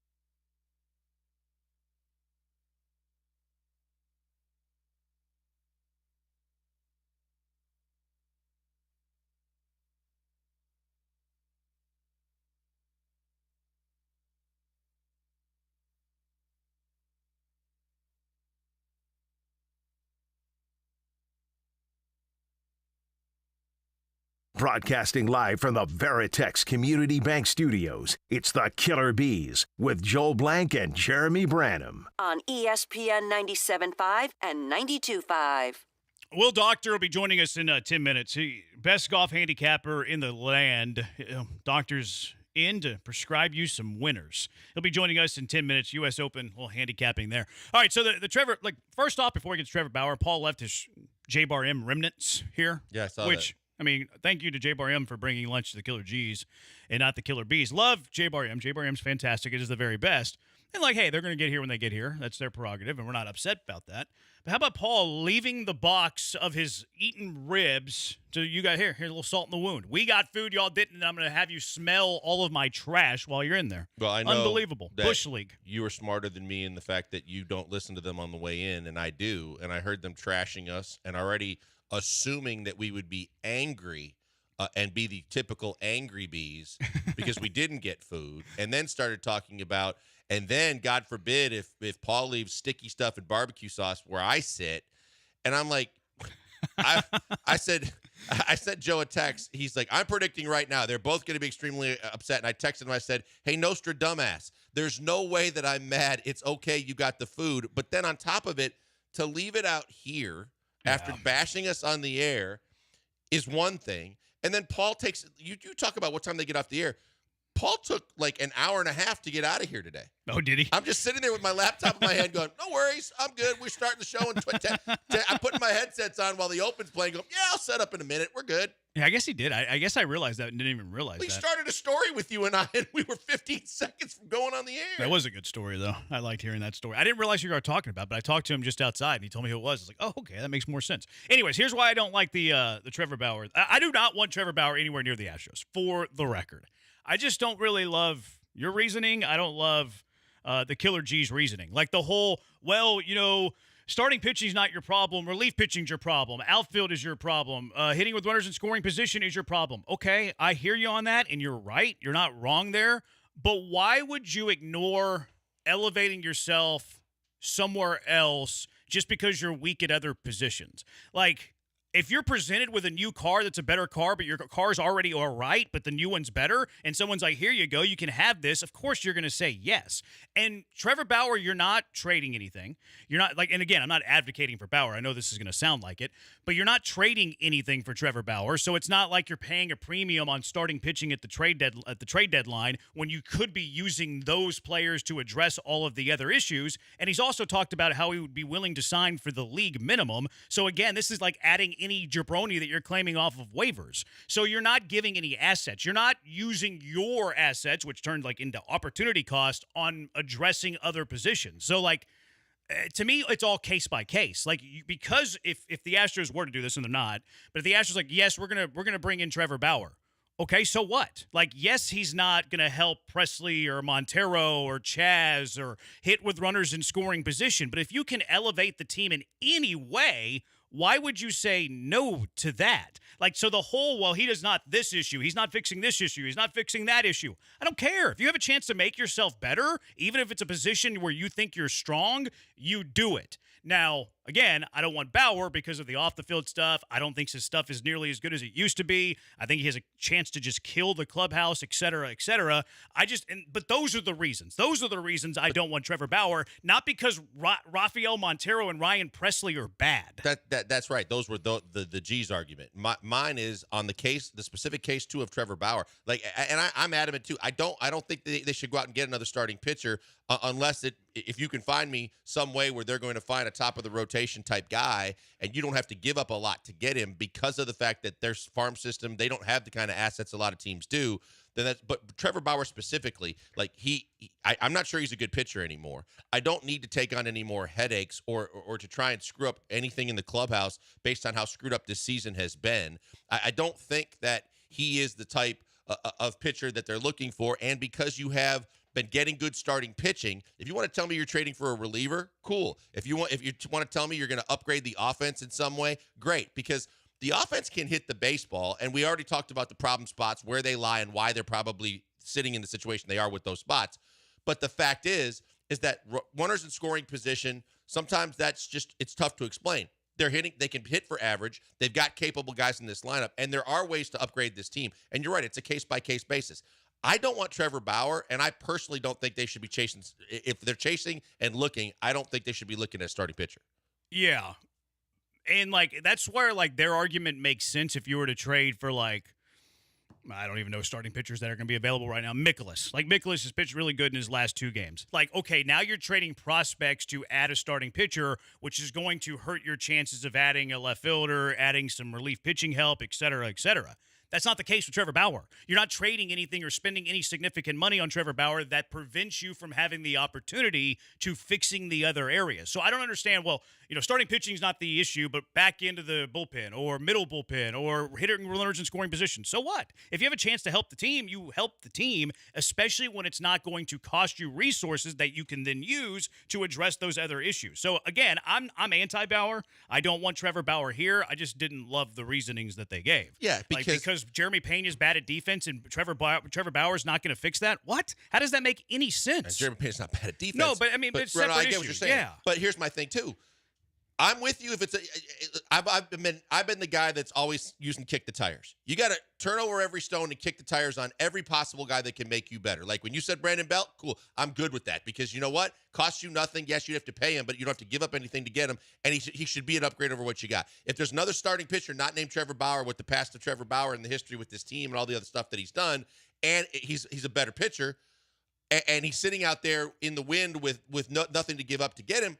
Yes, kick the tires. Go look at him pitch and see if he can help you. Because now maybe one of those starters you have penciled in can go to the bullpen and help you in that bullpen as well. And you spread it out. You do it a different way. There's a million different formulas that can work.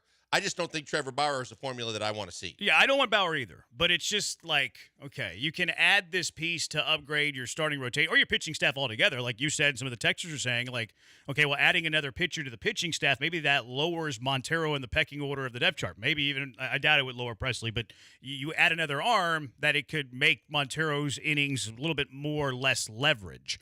But the whole like, okay, well, you know, he's not going to help your problems with runners in scoring position. No, I agree with you. He's not going to help your problems with runners in scoring position. But what if the other team has less runs because he is a better pitcher than whoever your number 5 is or whoever your last guy on the pitching staff is? So, yeah, I'm not going to fix an area that's a strength because he doesn't fix an issue that is a weakness. It doesn't really make a whole lot of sense. It's kind of like, it's a little similar to like the Texans signing Danielle Hunter. Like, well, we already have Will Anderson. We already have Danico Autry that we're bringing in. Why should we sign Danielle Hunter? He's not fixing an issue. He's not fixing one of our holes. Nobody's upgrading one of your strengths. And shouldn't you be looking to upgrade across the board whenever you're presented the opportunity? Same thing with Stephon Diggs. Like, okay, your weakness is running back. Well, we missed out on a weakness at running back. So instead of that, okay, how can we help the team? How about we add a strength to what is already a strong wide receiver room? Like, these things are case by case. Just because he doesn't fix an issue doesn't mean it doesn't mean that it wouldn't make your team better. And again, I don't like that I'm sounding like this because it sounds like I'm advocating for Trevor Bauer, and I'm not. What if he would be willing to pitch out of the bullpen and you could replace Montero with Bauer? Well, that's a good point. Like, that now does help the Rafael Montero problem. Look, you know, and I watched some of the highlights last night, and Chafin pitched again in Detroit. And again, to your point, I mean, a lot of these teams have to be just completely out of it, and they're going to start unloading. But, you know, I like adding a lefty bullpen guy that has experience. I like adding a guy that can help no matter what you want to do with Presley or Montero or the fact that you're taxed because you keep throwing the same guys out there over and over again. But I'm not interested in Trevor Bauer, and I'm more interested in guys that aren't going to cost you a whole lot on a rental. Yeah, and I hated that. That's like my argument there because I don't want Trevor Bauer. I want nothing to do with Trevor Bauer. But the reasoning there, I didn't love. 713-780-ESPN. The doctor is in. He's going to prescribe some winners at the U.S. Open when we come back. Will Doctor, best golf handicapper you'll ever see. Joins us next. It's the Bees on ESPN 97.5 and ESPN 92.5.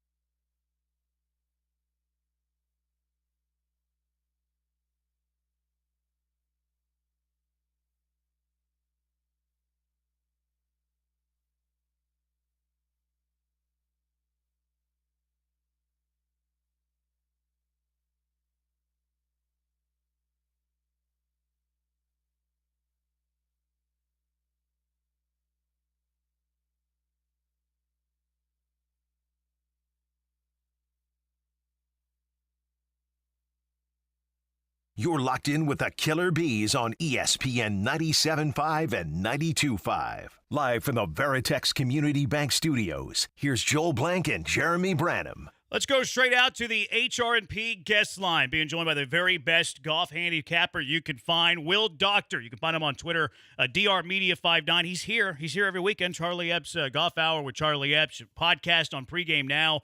Will he was up 13.8 units at Memorial last week, and this year to date, he's up 69.1 units. He's making the people money. Go check out the podcast on Pregame Now. Listen to it a little bit last night, a little bit this morning.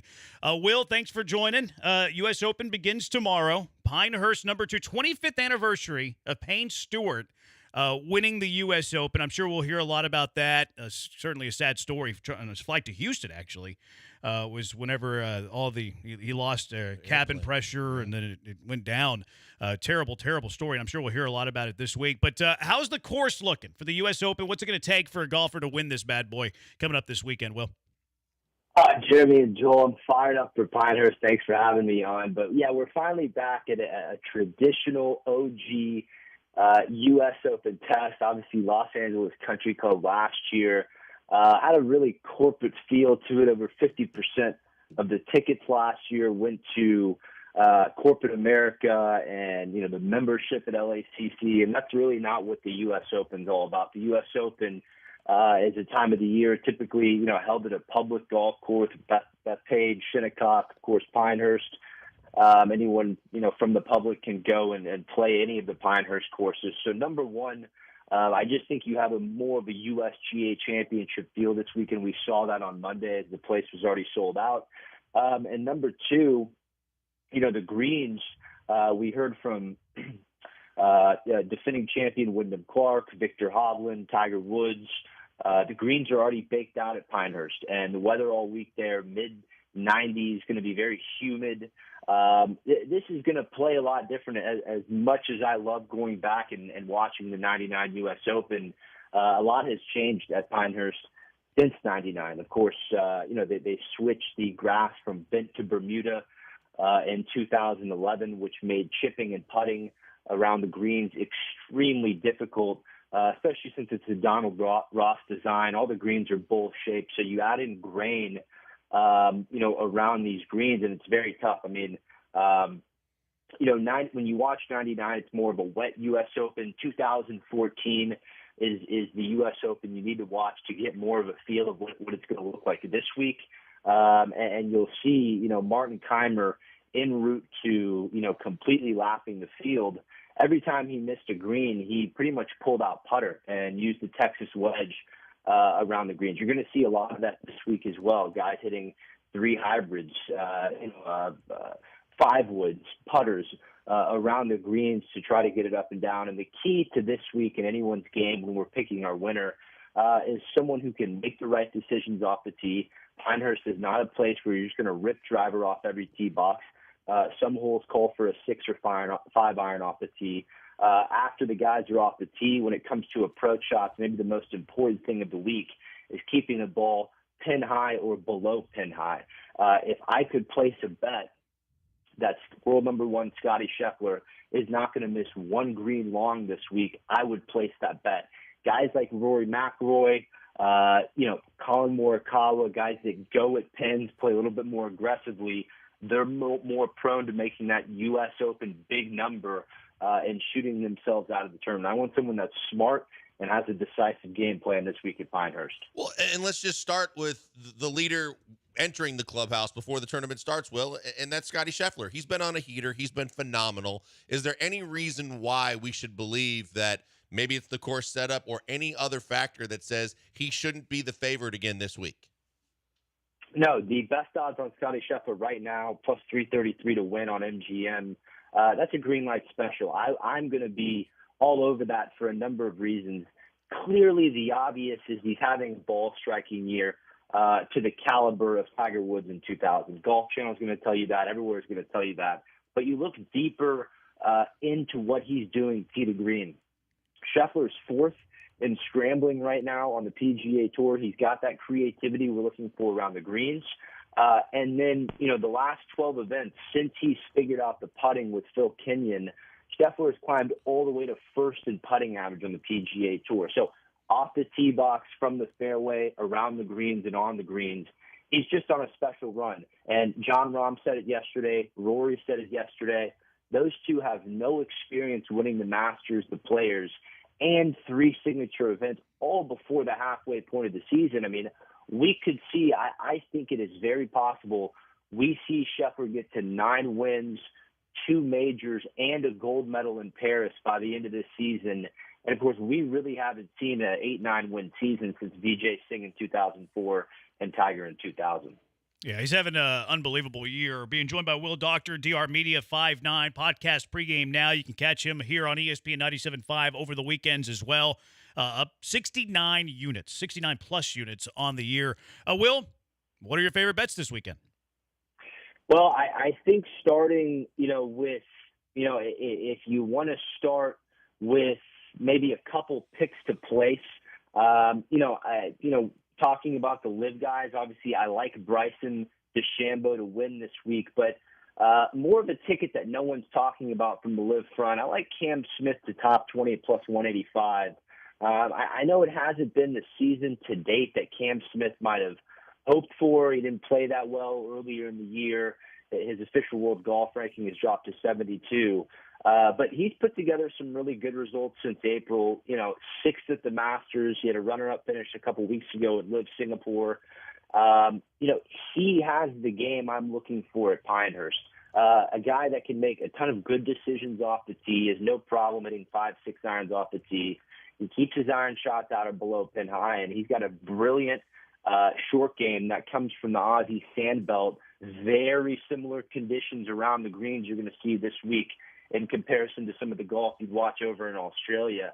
So I think for pick the place number 1, it'd be Cam Smith, the top 20 at plus 185. And Jeremy and Joe, I have a sleeper for y'all that really no one is thinking about, and that's a guy by the name of Frankie Sappin III. And we're going to have him to top 20 this week at 14-1. Sappin was a medalist at the Durham, North Carolina final qualifying location. He made it through with rounds of 68, 66 at Duke University Golf Club. I was covering that qualifier that day, and I was not surprised that Sappin made it. He's 8th on the Korn Ferry Tour money list. He's not on the PGA Tour yet, but he's only 24 years old. He's 8th on the KFC money list, so he's probably going to get his PGA Tour card next year. And he already has experience playing well at Pinehurst. The 2017 U.S. 4-ball took place at Pinehurst in 2017. Frankie Sappin won that week. So between the course history and how well he's been playing as of late, Frankie Sappin III, a guy no one is talking about. We're going to have him top 20 at 14-1 this week. Well, how's your analytics when you start rolling into the relationship factor and how that might negatively or positively affect golfers on the PGA Tour? Because Rory McIlroy has been pretty good all year, but now he's getting divorced. He's filing papers. Now he's reconciling with his wife. Does that help? Does that hurt? Does that even factor in? I don't really look at it as a factor this week. Obviously, just like in any sports, you've got your athletes who can compartmentalize better than others. Tiger, clearly a great compartmentalizer. You're seeing Scotty Scheffler. He's had him and his wife Meredith delivered a baby this month. He got arrested by a total clown at Valhalla a week later, and he still found a way to go on this Hogan, Byron Nelson-esque run. So I think it depends who you're talking about. Rory likes to get involved in, of course, the PIF PGA Tour drama, and he supposedly had an officer from Palm Beach deliver the papers to his wife on the Monday after Wells Fargo to get divorced. Clearly, he's a little more into the drama, Rory is. But that has nothing to do with my take on him this week. I'm out on Rory McIlroy this week because he hasn't shown that he can make disciplined decisions out of the fairway, particularly with his irons from 175 yards and in. He gets way too aggressive, and you cannot be aggressive at Pinehurst this week. Bryson DeChambeau talked about it. Scotty Scheffler talked about it. You got to be aiming at the center of the greens to play well at Pinehurst. I don't think Rory has the discipline to do that. Tigers had some success here, Will. Now it's been a while, and it's been a while since he's had some success in tournaments. How does Pinehurst number 2 fare for him? Yeah, he's not on my card, but I don't mind, Jeremy and Joel, you'd have to check what his number is to make the cut. If there's a U.S. Open venue that I don't mind rolling the dice on Tiger on, I think it would have to be Pinehurst. This is an easy walk. There's not too much slope. It's pretty short in distance for a U.S. Open venue, and it's going to be very humid, which means Tiger won't have a whole bunch of stress and pressure on that leg. He likes the humidity for that leg that was nearly amputated 2 years ago. I think if you're a diehard Tiger fan, I have no problem with Tiger's chances of making the cut this week in Pinehurst. What about my X factor? You know, I have to ask because last time we chatted, Xander finally pushed through. That's right. Got You a big called one. it, Joel. So is he going to be a factor this week, or is he going to be Xander that gets in the top 5, top 10, but just falls short, or is he going to be completely out of it this week? I like Xander's top 10 pick, and if you're a Xander fan, I think you have the green light on him once again. He has a fantastic overall resume at U.S. Opens. And obviously, Joel, you called it. He won his first major at Valhalla last month where he fended off Bryson DeChambeau. I would have loved to have found a matchup on Xander this week, but he's only featured in matchups over Colin Morikawa, Scotty Scheffler, and Rory McIlroy. I'm out on those matchups, and I'm out on his 12-1 ticket. He's not on my card, but a top 10 ticket, and if you're a diehard fan, I think Xander's going to have just as good a chance as anyone this week at Pinehurst. Will, we always appreciate the time. Should be a fun weekend at Pinehurst number 2. You can follow Will at drmedia59 on Twitter, podcast on Pregame Now with Charlie Epps on weekends here as well. Appreciate the time and keep crushing it. Thank you, Jeremy. Thank you, Joel. Will Doctor joining us to preview the U.S. Open. Begins tomorrow. Cannot wait. Jason Braddock, he told the Texans to shut up.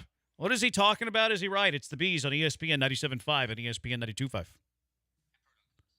One of the great things that you can do this summer is getting a goal from Pro Dunk Hoops. They're fun. One, it's going to be great for you. If you're a basketball fan, you like to shoot some hoops, get a goal from Pro Dunk. It's better than any goal you're going to find in the big box stores. Those are cheap. They're not very good.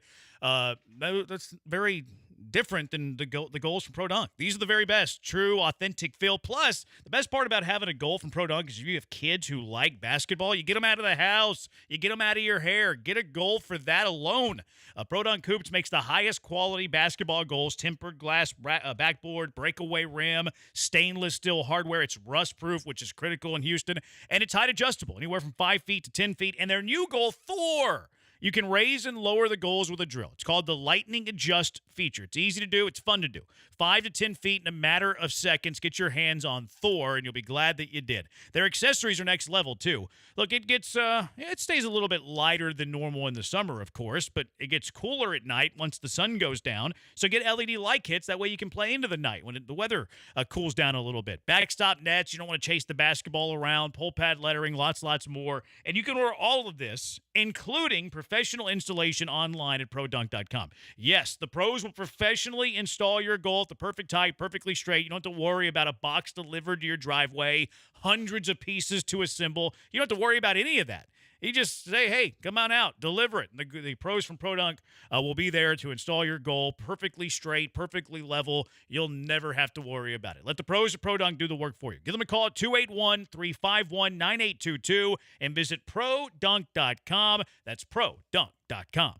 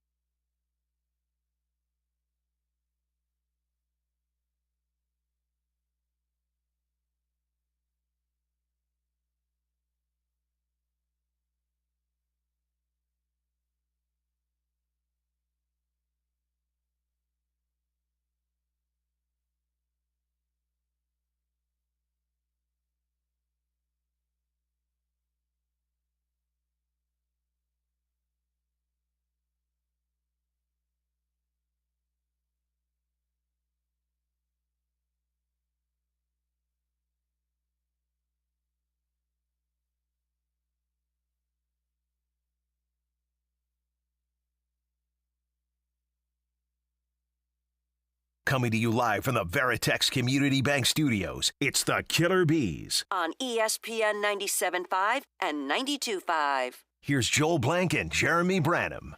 Fromber threw as many pitches as the number on his back of his jersey today. 59, huh? He was getting rocked. Hopefully that's the extent of it. 713-780-ESPN. Jason Braddock wrote a column today. Actually, yesterday. Told the Texans to shut up. We'll get to that in a moment. Pena's been waiting for a while to talk to us. It doesn't say what Pena wants to talk about, which Pena, it could be anything. Pena could be giving us now Mailbag Monday. It's not a Mailbag Monday, so it better not be a Mailbag Monday question, Pena. He'll talk Astros, he'll talk Texans, he'll talk Rockets. We never know what we're going to get with Pena. Pena, what do you have today? Hey, what's up? I thought I told the guy I want to talk about the Astros, but so I want to talk about the Astros. So y'all, I know everybody's talking about Pete Alonso or getting Goldie. Is there anybody else out there that y'all are interested in getting? And is there any like not top minor leaguers, but is there any under the radar minor leaguers that we could possibly get? And I know y'all really don't like the third question, but is there anybody on the team right now that we could just straight up trade without trading one of our minor leaguers? Thank you. Have a great day. Appreciate the call, Pena. I think the first part of that is you have to figure out who are going to be sellers. You have to figure out like which teams are out of it or which teams are just kind of starting to go in another direction and they're going to start to make a guys available. And you can start there by saying that kind of the conversation we had previously. If you're talking about the Tigers, if you're talking about the Cardinals, if you're talking about teams like that, they have to know that they're going to be out of it before they start throwing guys out there to be part of any trades.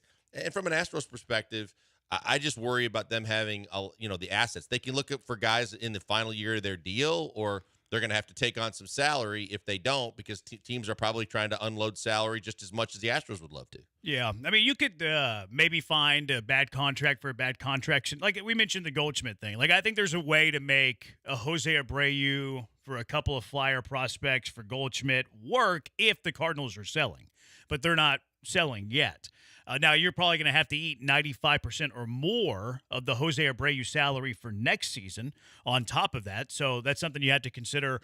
Like I saw there was reports that the Orioles are looking for any relief pitching and that they could use a right-handed outfielder. I was like, oh, okay. Astros have a right-handed outfielder I'd like to trade, maybe two. There's also a couple of relievers I wouldn't mind trading. Like I would trade. And another interesting part of this that we haven't really talked about is that the luxury tax threshold is factored in at the end of the season. So what the payroll is at the end of the season impacts if the owner of that team pays the luxury tax. Mm-hmm. So could it be a mandate by Jim Crane on July 28th when the Astros are 8-9 games out of the playoffs that, hey, you find a way to shed however much money we're above the luxury tax so I don't have to pay a luxury tax on a payroll of a team that is not going to make the playoffs. So there's a lot of factors. Yeah. And I also think, I can't remember who did that. It might have been the Rockets a few years ago where they improved the team. No, I think it was the Astros. I think it was Click, where he shedded some salary, but actually it might have been the year he traded for Yimi Garcia. I think it was. And It was the three relievers, where yep. he still shedded some salary, but he added to the bullpen and it actually made him better. Like I could see a scenario where they trade Ryan Presley. Like if he pitches better, he wants to close. Maybe that opportunity's in Baltimore. They're trying to get the money off the books because he's on the books for next year too. There's a lot of money being spent in the bullpen. Where they trade Ryan Presley to save the money and save the luxury tax hit, maybe get a couple of prospects there, and then still maybe trade for a less compensated relief pitcher that maybe doesn't have the stature of Ryan Presley. So I think there's a lot of things on the table. Now on June 12th, I think it's too early to talk about it because we don't know where the Astros are going to be in a month, in a week. That's going to ultimately be the biggest driving force when it comes to this. In July, depending on where the Astros are, we'll take a look at who they should sell. We'll take a look at which play. I go every July. I like doing it. I'll go team by team if the Astros are in the race and see, okay, this is a guy they should target. This is a guy they should target. But I'm not doing that on June 12th when the Astros are 6 games below 500. Yeah, and I think that's the double whammy of the fact of where we are in the schedule. You got to see if the Astros are in it. You got to see teams that are out of it, or you got to see guys that are in the final year of their deal, or you might be able to get cheap too because you don't have a farm system loaded with prospects that you could just throw out there if you're trying to improve, and you're not going to try and improve if you're only going to try and shed salary if you're out of it. So there's so many balls in the air right now. I don't think I think you can get creative, though. I think you can get creative and shed a Ryan Presley contract and still be buyers. Okay, but are you buyers? Again, you're not going to be buyers if you're 8-9 games out. No, probably not. In July. No, you have to win. Like, that's why the next 6 weeks are critical. But then the other factor that we haven't even talked about is because the Crane gang is so heavily focused on win now that they might refuse to sell unless it's shedding salary. Yeah. But they're not going to sell any of their veterans for next season that are still under contract because they intend to win again. So they'd actually like to get a guy that can help them. Look, I could see a scenario where they retain 70% of Rafael Montero's whatever the number is to get under the luxury tax. Like, I could see a scenario where they retain 75% of Rafael Montero's contract and give them to a team who's desperate for relief pitching for nothing in return. Like a very, very, very, very not well thought of prospect. Just cut cash. Well, yeah, why not? Like, what are you losing there? You're not like Rafael Montero. You kind of wanted to demote him anyways to like one of the worst leverage spots that you have in the bullpen. He still makes a lot of money next year, so you retain 75% of his salary this year and next year. So now all of a sudden that $11 million contract for another team becomes, I can't do the math that quickly in my head. Let's just call it $3.5–4 million. Okay, well, why wouldn't the Baltimore Orioles, who are desperate for relief pitching, and Rafael Montero's not great, but he's a big leaguer. Why wouldn't they add him for literally nothing other than paying $3.5 million prorated for the rest of this year and then all of next year? Yeah, it's easy. Yeah, and if the Astros are saying we need to save more than that, well, good luck. Try to find another deal because the fact is it's hard to shed the salary like that. I think that he could at least be serviceable for them, as you mentioned. Well, not if he retains 75%. No, I'm saying he could be serviceable for the Orioles if you do, even if you're paying him to knock those couple $1 million off. All you got to do to justify it, too, is I'm doing what you said, Jim. I'm trying to save you money off the bottom line so that we can cut that tax bill as much as we can. And the same way you eat a contract like an Abreu at the time that we're all facing that it's going to get here sooner rather than later, you're going to have to do it. You also have times where you can say, you can justify this. Look, relief pitchers get hurt, too. I mean, you're paying what's his name salary all year long this year, and he's not going to be a factor on the team. Graveman, Kendall Graveman. Yeah. So those things happen too. But you'd rather get Montero off the books and find out who the rest of these bullpen guys could possibly be if Scott's a guy that could be a bigger factor for you. And look, we don't know how Luis Garcia is going to come back. We don't know how Lance McCullers is going to come back. We don't know how Penn Murphy is going to come back. We don't know how JP France is going to come back. The next 6 weeks are critical on the health front as well. You don't know if you're going to stay healthy over the next 6 weeks. So, like, the health factor is critical when you talk about the pitching staff. The win-loss column is critical, talk in the next 6 weeks, when you talk about are you going to be buyers, are you going to be sellers. So, like, you could be buyers. You could be sellers. You could have all of those pitchers back to where now you have a surplus in your pitching staff. Let's say that none of them come back and you have another injury. Now you're operating from a deficit when it comes to your pitching staff. There are so many ways that the next 6 weeks could take the Houston Astros to what their prerogative or where their philosophy is when it comes to the trade deadline. So, like, there's 100 different scenarios because you could be like, let's assume health. Let's say the pitching staff stays healthy. Let's say Luis Garcia, because Dana Brown talks him up, but Dana Brown talks everybody up. Let's say he's coming back. He's going to be a major leaguer. Let's say Lance McCullers makes it back. Okay, huge if. He's a major leaguer. Penn Murphy's a major leaguer. Let's say he makes it back, and we'll keep JP France out of this conversation. That's 3 guys that need spots on this pitching staff. Okay, so Hernandez will go down. Sean Dubin will go down. Well, then who else?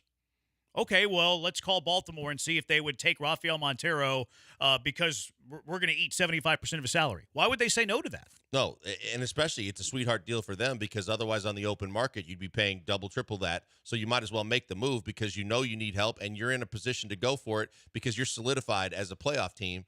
You do that, and you save money in the process. Now, yeah, I don't know what you get back in return. Nothing. But at You least would get nothing. Like, I mean, you would get a low-level prospect. You would get a flyer. Like, you would get a guy who had zero value to them. Right. Zero value to them. Maybe you see that he has, a fastball that can touch 94, and he's got a big frame, and he's 18 years old, and you think that someday he might have a 1% chance to be a big leaguer. Yep. But you're literally, you're getting almost nothing. You're getting a prospect back that has almost no value at all. Yeah, it doesn't move the needle for the common fan, but in the business of baseball, it makes a whole hell of a lot of sense. And that's what it would be. It'd be business. It would save Jim Crane money. And it doesn't make your team worse. So, like, people, and I know that people, well, Jim Crane's cheap. Okay, well, Rafael Montero is probably not one of your 13 best pitchers in the situation that we just drew up. Now he's saving some money, which maybe he can, use going forward next year. You don't have to worry about the contract next year, et cetera, et cetera. So, like, there's so many different scenarios where the Astros can be. Yeah. And it's going to depend on health.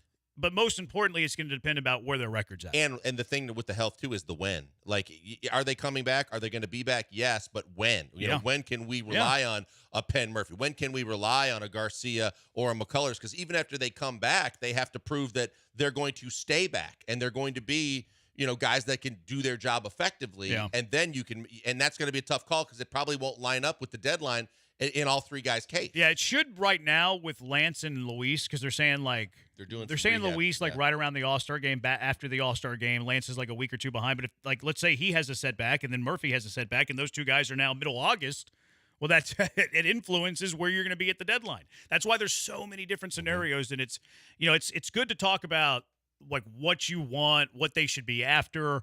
But at the same time, it could, in 3 weeks, if the Astros go through this huge losing streak, the conversation isn't, okay, where can the Astros get help at the trade deadline? It's which players should be traded at the trade deadline. Like, they're in flux. Yeah, because of the fact that in that short period of time, you could go completely 180 degrees, and you could go from what should they do right now, and it could look totally different for, it's what they could do right now, but it's what they should do in July, because that's where you're going to be when you're going to have a clear answer as to where are you, where are other teams that might be selling, and what are you going to do to try and trim salary, because we know that the owner, no matter, he's not cheap, but at the same time, he knows that he's taking on a surplus of salaries, and he'd like to cut some of that, especially if he's not going to enter the postseason. Yeah, I mean, if you can get out of the Montero deal and it gets you just beneath the luxury tax and you retain 75% He's doing of that. it. Yeah, he's doing it. 10 out of 10. And it's not going to hurt the product on the field. Like, no one would lose sleep if Rafael Montero was no longer on this roster. So it's, like you said, the business side of it, it makes tons of sense. Jason Braddock is now, he's writing for sportingnews.com. We brought up the name and the Twitchers are saying, do the show. I almost did before we went to break. What was that argument about? I forget. I remember watching the clip, but I can't remember what they were I arguing don't remember about. what the argument was about, but I just always remember the do the show, Twitchers, what was the argument about? Or texters, 713-780-3776. They kind of talked about what we talked about yesterday with Nick Caserio. He's being celebrated by the Houston Texans fans because he said, "Oh, we don't have these cameras in the the war room, and everybody's doing these Hollywooded claps, and we don't get excited, and we make the pick and we move on with ourselves." Even though there's video evidence of him celebrating picks and multiple picks and people in the Texans war room that are very, very excited. He's basically gatekeeping what level of excitement you should have in a war room, which is a weird look. We've also heard CJ Stroud go on these podcasts and all of this. So he tweeted this out yesterday. It said, it was Texans, respectfully, STFU. Most of you know what that acronym is. We'll say shut up going forward. And he talked about, Nick Caserio. Why are you messing with that? Like, why are you punching down to these teams and throwing shots at these teams for having these videos where the war room is celebrating, which I think is perfectly acceptable. It's a big day for these organizations, and they're very happy and excited about a year-long process coming to a head. And then he talked about CJ Stroud going on these podcasts and saying, look, I'm the fourth best quarterback or third best quarterback in the NFL, and talking a lot, which it's certainly going to fire up the fan base. But what is your stance on it? The total thing to me is these are guys that are kind of, at least in Stroud's case, he's in uncharted waters. He's never been in these situations before. Sometimes you learn the hard way, but sometimes you're also not going to be able to sit there as an organization, especially with your franchise quarterback, and tell him, hey, knock that off. Stop doing that. He can do whatever he wants to do. Sometimes you learn by trial and error, and sometimes you get thrown in the fire and you get burned. But at the same time, I don't think he said any. Yeah, there's a couple that are going to probably be brought up again during the season because you play Rodgers on the schedule, and we know some of the comments he made.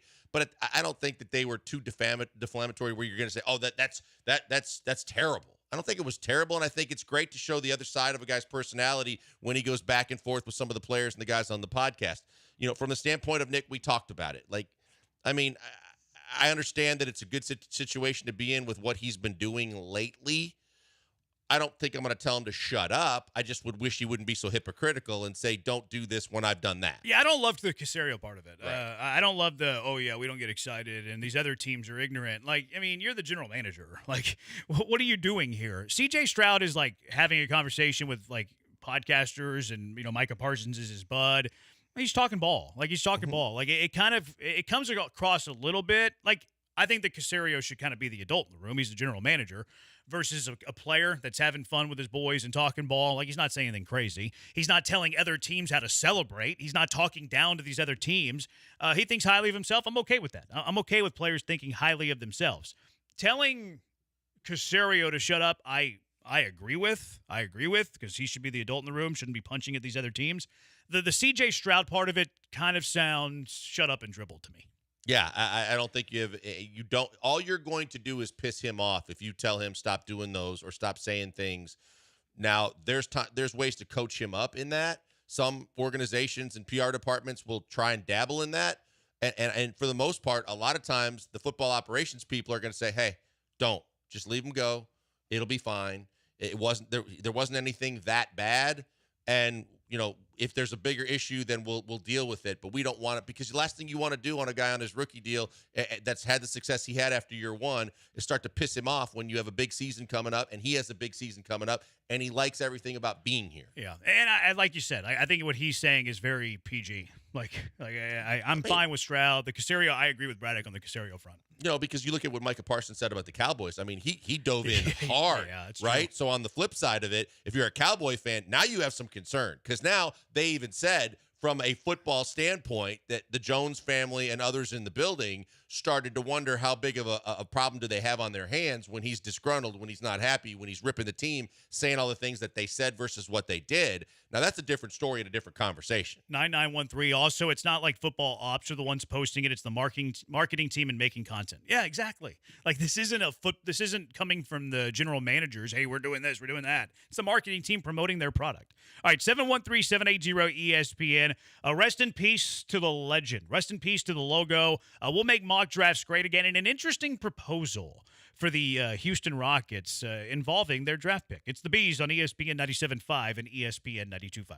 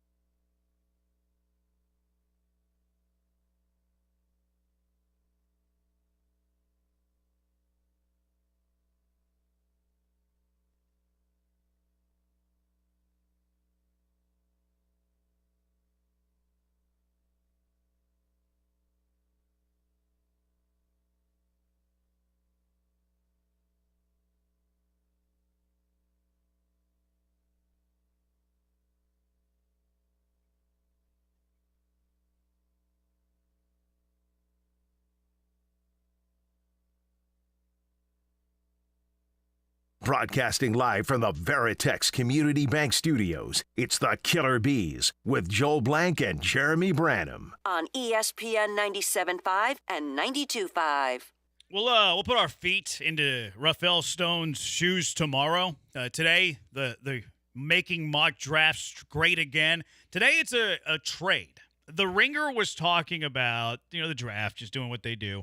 They were throwing out, possibilities, spitballing some things. And this is one that came across my timeline. I should have wrote down where I saw this. It's my bad for not crediting you. But it was the Ringer's podcast. That's the one who was talking about it. But I didn't find it directly through the Ringer. It was through somebody else that I follow. But here was them spitballing, talking about scenarios, and a trade proposal that includes the Houston Rockets. But, Houston at 3, if Houston wanted to move up after some talk about them maybe trading down, who knows? Potentially I could see it. Or maybe the team that moves up to 3 could just try to leapfrog, like they go to 3 and then they go to 1. Maybe something like that could happen. Huh. There was a trade proposal that was involved, and it included Anthony Simons from Portland. And the whole idea is there's a log jam at the position, log jam in the backcourt, obviously, because of their draft last year. And they proposed Simons 7 and 14 to move up to number 3. Now, I think that's a bit aggressive. I think that's too much. It's unrealistic. What do you think is realistic in that, though? Well, I mean, Simons as a player is making big money. He just signed an extension. So Simons is a guy. He's young. He's only 24 years old. He can shoot that heck out of the ball. But you're going to have to pay him. And the draft isn't deep enough to get 2 picks out of him. But I could see them saying, Simons and a pick. But it depends on for number 3. I don't think it's number 3 alone. I think you have to give up something else. You definitely have to give up to match the salary. Yeah, because his salary is big. Which you should, with the Rockets, I don't worry about that with the Rockets because the Rockets have so many different salaries that they could match almost anything. Like they could make whatever works when it comes to salary. Because you have. Well, I'll give you one. Dylan Brooks contract. Dylan Brooks you have went to Steven University Adams of Oregon. Contract. You have Tate's contract. You even have Jock Landale's contract. Like the Rockets have plenty of tradable assets that they can make all these trades work. Yeah. So if you're willing to go that direction, and especially because of the fact that you don't know what Jalen Green is going to be and what you're going to do with him. Now you've got an insurance policy and a kid that can really score the basketball. He can score it. He can shoot it. He's very gifted offensively. But you have to figure out, what's your plan going forward if you make the deal, because it should tell you a whole lot about what you're going to do with Jalen and or some of your young pieces, because he's a guy that's going to demand playing time and the basketball, and it's probably not going to sit well with Jalen Green and some of the guys you have on this team. Yeah. From a collecting talent point of view, to me, this is a no-brainer. That's why I don't – and, you have to fix the salaries, whatever. Yeah. Yeah. Oh, yeah. I mean, if you can – again, Simon 7 and 14 for number 3 is – I don't think that's realistic. I think it's more Simons and 7 for 3 or Simons and 14 for 3, and then the salary fitters, to match the salary, stuff like that. But, yeah, from a purely collecting talent point of view, yeah, I do. I think Simons is better than anybody in this draft, quite frankly. No doubt about that. But what's the one thing that we've talked about? The fact that they need more than anything else. They need shooting. Yeah. And the guy can shoot from 30-plus out. He can score from all over the floor. He might be a better scorer than Jalen. That's what I'm saying. And now you don't know what you don't know about Jalen still going into the final year before you have to make a decision on him to give him the one-year deal or to get, or to try and move him and get out from under him. You got an insurance policy that's a proven scorer in the NBA already that's more consistent than Jalen Green. So I think it's unrealistic to think that they would throw in both 7 and 14. Yeah, I do too. But if they would love to get 3 and 14 and move assignments so that they have money if they want to start locking up some of their young guys, because right now the only reason why they're trying to move them because they drafted Scoot Henderson and they play the same position. Do you think he can play point though? Simons? I don't know that he has to. He could, yeah. But it's kind of the discussion we've had previously, which is if you have multiple guys that can handle the ball better than average, then if you're playing up tempo, you don't necessarily have to have that true point guard, and you have at least as long as one of those guys can bring it up if they're pressured. Because under those circumstances, like you said, you can't pass on the talent, and he's a ball handler too, whether he's a true one or not. If he has the ability, it's like Devin Booker. He can bring up the ball adequately enough and do things with it on the break, but he can also shoot it at a very high to an elite level, And that's something you need desperately on this team. Yeah, I think I would do this in a heartbeat. I would do Simons in 14 for 3 and I would too. salary cap filler. He can score. I think he would instantly be your best perimeter scorer. I think he is a better scorer than Jalen Green, and he's a better shooter. Maybe Jalen Green's a better scorer whenever he's right, whenever he's good, but he's also inconsistent. And I don't watch Simons routinely night after night, so I don't know if he has the roller coasters that Jalen Green has either. He doesn't really, but at the same time, he also doesn't have what Jalen Green has when it comes to going to the basket, hanging, finishing at the rim, being able to get dunks instead of, trying to throw a ball in the glass for layups. Jalen's pretty darn good when it comes to finishing around the basket, and Simons isn't that type of player. I think Jalen really improved there second half of last year. I think he struggled first half of last season. He was actually, I think, best at it 2 years ago. And then first half of last year, disappeared, and then it came back second half of last year. But, yeah, this would be something I would be interested in. The big news around basketball today was Jerry West. Rest in peace to the logo. Did you ever have any interactions with? And I never – there's very few times that I felt like I was in awe of a situation. But early in my career, when they were still playing in the Forum, as part of the pregame show, I was trying to get an interview, and some of the guys on our side, they said, "Who do you want?" And I said, "I want Jerry West if I get him." And I chuckled, and I was like, "No, I'll find someone after shoot around." And they said, "Hey, Jerry says you can come to his office right now and do the interview." And I'm like, what? Wow. And you've seen the documentaries and the series and all that, but his office was literally center court. There was what do you call that? The aisle to get to the concourse. And that's where their kind of VIP room was, where all the celebs went at halftime in the old arena in the Forum. It was kind of up half the section. His office was right down that same tunnel, and kind of you turn right into the office, and you just walk back, and here's this massive oak desk and this big chair, and he's sitting there, and he's like, "Hey, son, come on in." And I was just like, oh, my God, I'm in his office. That's and pretty then cool. He spent about 10, 15 minutes with me. And when the interview was over, he just started asking me, "What do you want to do with your career? Where do you want to go? What do you want to do?" And he's like, "Well, it's nice to meet you. Let's try and keep in touch." And I walked out of there floating on a cloud going, that man was so nice and didn't have to be, and he doesn't do many interviews. And I'll always remember that he was just a really, really gracious guy. Yeah, that's a cool story. I never interacted or heard stories about him at all, so that's cool to hear. He was pissed off about that whole documentary. Because the way he's portrayed? Yeah, because they only kind of got the he is fiery. And you've heard the stories about he was with Golden State, and they wanted to trade Klay Thompson for Kevin Love. And he told the owners of the Warriors, "If you make this trade and I'm saying no, I will quit." And so they didn't trade Klay Thompson for Kevin Love. Talk about standing on the table. Yeah, and he's done that a couple of times, but that's the fiery side. But in the documentaries, they made it look like that's all he was an angry, pound my fist on the desk, and he was not happy about it. He was a great executive. Oh, my God. You think about all his championships he won. He won one as a player with the Lakers, but he was always losing in the finals. He's the only player in the history of the league to win an MVP of a finals while losing the series. He did the same thing in college. He was the most valuable player, the most outstanding player in the NCAA tournament, and they lost. So he's done it twice. I don't think that'll ever be broken. But he built the Lakers with Shaq and Kobe. He reconstructed. He also put his hand on the fist and said, if you don't draft Shai Gilgeous-Alexander with the Clippers, you're making a massive mistake. They drafted him. Sure, they traded him to get the trade that they got with, I think it was Russ and everything. But at the same time, he was right on Shai Gilgeous-Alexander too. Yeah, I think it was the George one, right? It was for Paul George? That's right. It was the Paul George trade. Yep. Yeah, he was a really good, great executive. I think he won 9 total rings. That's crazy. Yeah. That's crazy. Yeah, rest in peace to the logo, Jerry West. Stephen A was making it about himself today. Whatever. Shocker. Jerry hated that. He hated the fact that the logo was him. He actually told the league to change it. That was Stephen A's story, was that Stephen A said that they should change the logo from Jerry West to Michael Jordan, and Jerry West called Stephen A just to say, you would probably think I would be upset about this, but I just wanted to call and let you know that I'm not. So, it's kind of speaks to who he is. Just some of the things I posted, some of my favorite quotes over the year that he's had and done interviews with, but he was always deflecting and giving credit to other people, and it was just amazing how selfless he was with all his accomplishments. Yeah. 713-780-ESPN. Rest in peace to Jerry West. When we come back, Willabits, you never know what you're going to get. You just know that it's going to be great. It's the Bees on ESPN 97.5 and ESPN 92.5. Hey, before we go to the break, a word for Vanderford Air. Look, we know it's getting hotter and hotter. Soon we're going to be in the triple digits. Is your AC unit and your HVAC ready for it?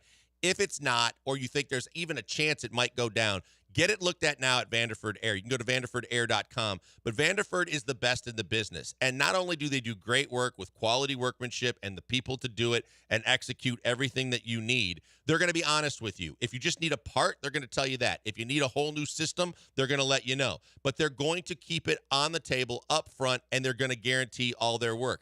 That's the biggest, best part of all of this, is the fact that they are going to guarantee everything they do or your money back. And it's a fascinating 5-step program. But the workers are going to do the work the right way. The parts or the systems that they put in are going to perform the right way. The fact is the temperature is going to be exactly what you thought it was going to be, that they tell you it's going to be when they're done doing the work that they're going to do. They have so many different guarantees, but the main thing is that you walk away knowing they're going to do it the right way, and if they don't, I'm going to get my money back. That's absolutely fantastic. And the other thing is, as it gets hotter and people start calling because their AC start going down, it gets tougher to get a guy to go out to your house. Not with Vanderford Air. They make sure that they guarantee within 24 hours of you calling them, they're going to have someone at your door to see you and fix your problem. Put this number in your phone right now, whether you call to get the unit checked up now before it gets too hot, or you want it in case something goes wrong. 281-557-COOL. It's easy to remember, but it's going to save you so much work. 281-557-COOL, or go to the website, vanderfordair.com.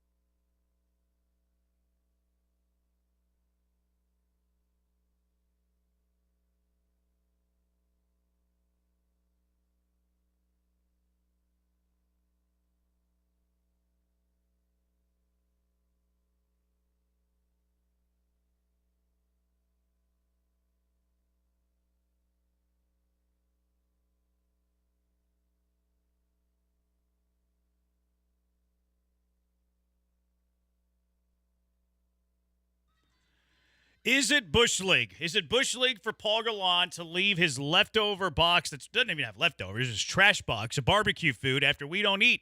Yes. Is that Bush League? Yes. Bush League, Paul Gallant. Can't believe it. All right. Is this Bush League as well? Will it be Bush League or not? Is this Bush League what 95.7 The Game did? 95.7 The Game, Bay Area sports station. You can call or text them, by the way. I didn't think to do this, but I just looked at their bio. Ooh. The Bay Area sports station, call or text 888-957-9570. Just saying their number. 95.7 The Game. Repeat the Bay that Area one Sports more Station. time for those that care. 888-957-9570. I'll repeat it again after I tell the story. They tweeted a video of Jose Altuve signing autographs ahead of Game 1 of the series against San Francisco. And the caption was, "Great guy when he's not cheating," which they didn't put a period at the end. Terrible pronunciation from 95.7 The Game, but I guess I should expect that from people in Cali. No offense. Again, their number is 888-957-9570. Call or text 888-957-9570. Bush League or not, to tweet a video of Jose Altuve being a nice guy, signing everybody's autographs that are there, and say he's a great guy when he's not cheating. It's Bush. It's completely Bush League. And what's your end game on that? Like, what are you trying to achieve? Because I don't think it's enough. I mean, if it's a guy that's just a notorious a-hole, then and you want to just expose the guy, all right, even still, it's probably not a totally solid move, but you're going to do what you're going to do. But, I mean, the guy is sitting there right in front of your crowd, which he does in almost every road city, no matter how bad he gets heckled. And I always reference there was this family in Fenway that was just relentlessly hammering him, and he brought them all on the field after the game, gave him a bat and a ball and signed something. Like, this is what he does, and this is what you want to do on the flip side of it. And, oh, by the way, just as a side note, and you're going to take offense to this, but you had one of the biggest guys known for possibly cheating in the history of the game, breaking records in your city on your team. Why would I take offense to that? Because you're a Bonds guy. I like Bonds. I don't take offense whenever people say that he was roiding. I mean, I'm not going to say it's fact because I don't want to be sued, but I mean, it's kind of everybody knows about it. Yeah. No, I don't take offense to that. I think I'm fine that Bonds chose to use performance-enhancing drugs. Bonds' reasoning was he saw Sosa and McGuire taking away from his spotlight when he was clearly the better player, and he said, you know what? Well, I'm going to do what they're doing. That way we can all see who the better player is. Bonds was better than Sosa and McGuire until, they started doing things allegedly. And then Bonds said, okay, well, I'm gonna even up the playing field and let's see who's the best. And then Barry Bonds became the greatest player that we have ever seen in our lives. Barry Bonds, using the juice, allegedly was the greatest baseball player the world has ever seen. And I always say the one thing that people sleep on is even if he never allegedly did anything, he was a certified Hall of Famer, a five-tool player, and one of the best in the game. No doubt. Yeah, he already won MVPs or MVP. Multiple. Did he win multiple? Yeah. Multiple. I mean, he was already really, really good. But he saw those other guys getting more spotlight and money than him. He's like, okay, all right, let's go ahead and see about that. No, I think this is Bush League from 95.7 The Game. Their number again is 888-957-9570.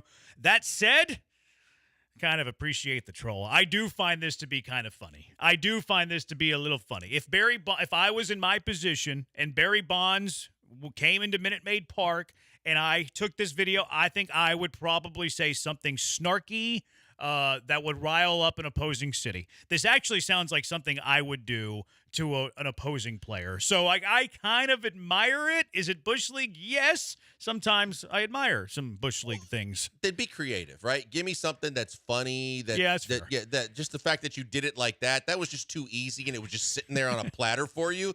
But if you want to be like the Wendy's account and some of the accounts that totally do that, or the other teams that take shots at other teams' websites, then give me something creative in the process. But that was just too easy. Yeah, I kind of admired it. Somebody texted and said, respond to that tweet with a picture of Barry Bonds. That's a good idea. I'm going to do that. I'm going to take you up on that advice. Look at us. Listening to the texters. Oh, the irony, considered Bonds and steroid use in the Bay Area. Aaron in Mid-County. One guy on, he said Bonds there as well. Everybody's saying Bonds. Said Bonds was the original Killer Bee. No one called him a Killer Bee. Nope. All right, here's the other story. Is this Bush League or not? 713-780-ESPN. John Scriffin's the new voice of the White Sox on TV. He's already been gone viral a few times for blasting umpires, wrongfully blasting umpires. He was wrong about the rule, and he said that the umpires were awful. Was the guy, yeah. And then he had another one. Oh, it was the little it was the one where they were chirping at each other, and he's like, "We're not going to bow down to the Milwaukee Brewers." Remember that? Yeah, I do. That was Scriffin too. He's a CBS National guy, right?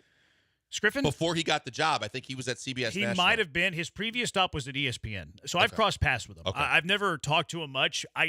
have talked to one of the color guys that he's worked with, and apparently they were beefing big time, and like they wouldn't talk to each other. And if you go back and listen to the broadcast with Scriffin and this guy I'm talking about is Mark Adams. You go back and you listen to Scriffin and Mark Adams do games together. On Giants? Icy. No, just Big 12. It was actually it wasn't Big 12 basketball. It was American Conference basketball. Okay. So Scriffin would do American games on ESPN. Mark Adams would do American games on ESPN, and they would work together every now and then, like once or twice. And it was chippy. It was chippy at best. And not from Adams. It was Scriffin. Scriffin was kind of the instigator there. Adams was kind of like, peacekeeper, didn't want any trouble. And you would go back and listen to a couple of games with him. Yeah, it was not great. So anyways, Scriffin's the new White Sox voice. This is his first year. He's already been in the news a couple of times. Replaced the very good Jason Benetti, who's still in the business. He's with Detroit now, I believe. Detroit, yep. So the Chicago Cubs and the White Sox are on two different stations. And the station that airs the Chicago Cubs, they have it's the Parkins and Spiegel show. I'm not exactly sure how it's pronounced. But they blast Scriffin. Like they ridicule him, they crush him on the air. They talk bad about him, they mock him, they have fun with him, which again I can appreciate that. So, anyways, they were playing the other day. The White Sox and the Cubs were playing the other day, and that show was doing the show live from the stadium. So they're like, okay, we're talking bad about this guy. They should go introduce themselves to Scriffin. So Spiegel went into the White Sox booth, knocked on the door. He said, hey, I'm Spiegel. I'm the guy that has been talking mess. Just wanted to introduce myself. Offered him his hand, and Scriffin just patted him on the shoulder and goes, hey, man, nice to meet you. And didn't extend the hand. Bush League or not from Scriffin, you have radio hosts, jabronis who talk behind microphones. Those guys are never any good for nothing. Went and introduced, say, hey, I'm the guy talking bad about you. I just wanted to introduce myself. And then Scriffin big leagued him, patted him on the shoulder, said, how you doing? I'm gonna say it's not. I'm gonna say it's not, because I'm just putting myself in his shoes to know if this guy's out there dragging me and ripping me, I don't want to sit there and shake your hand and have a conversation with you. I mean, you've made it known what you think of my performance, and rather than take it any further, I'll just high road it, but I'll walk away. I don't think that I personally would walk away and say I'm good with that. Yeah, I think this one's Bush League. I think that you shake the hand. I think you shake the hand, and you kind of, if you want to have some responses, okay. I'm not cool with some responses. Spiegel said, look, I wanted to just put like my face to the name, and if he wanted to chew me out, wanted to punch me in the face, giving him the opportunity to do that. So, have you ever had it happen? What's that? That had someone that Punch you knew that was like dragging you, meet you? Nah, no one usually drags me. They usually speak well of me whenever they speak of me. I've had it a few times. What, you didn't shake the hand? You were there, one of them. Who? Oh, yeah. Yeah. That one was pretty personal. Yeah, well, but nonetheless. Yeah, if they went that far, I'm probably more on your line of thing. But, like, if I have sports radio hosts that are mocking my calls, I don't think I would care about that. But honestly, if you remember, I shook the hand and then said, do you have anything you want to say to me first? And got an apology. Yeah. Oh, I think that would happen. I mean, yeah, that was a day I don't remember a whole lot of. 713-780-ESPN, HRP listener line, 713-780-3776. Are the Astros more O'Brien Easterby Texans or Jerry Jones Cowboys? 713-780-3776. It's the Bees on ESPN 97.5 and ESPN 92.5. You know the SaberCats right now are the hottest team going, whether it's in town, whether it's in Major League Rugby. They are rolling. They beat RFC LA this past weekend 29-12. They're now 12-1 on the season. Best record in Major League Rugby. They're looking for their 13th win of the year this Saturday, June 15th, and they want you there as the first place SaberCats host the Seattle Seawolves. Big rivalry in Major League Rugby. These teams are a little chippy. They might not like each other a whole lot. Seattle's in second place. So you got top of the table SaberCats, second place Seattle Seawolves going toe-to-toe this Saturday and kick off at 6 p.m. at SaberCats Stadium. Pre-game ban for the early pre-game festivities. The Fuse will be there pre-game, so pre-game party will get started. Drinks will be flowing. The first 2,000 fans will receive giveaway fans. How's that? Fans getting fans. But you need some fans in Houston, of course. Post-game fireworks after the match, and you can get 20% off of your tickets in every match in June. HoustonSaberCats.com. When you use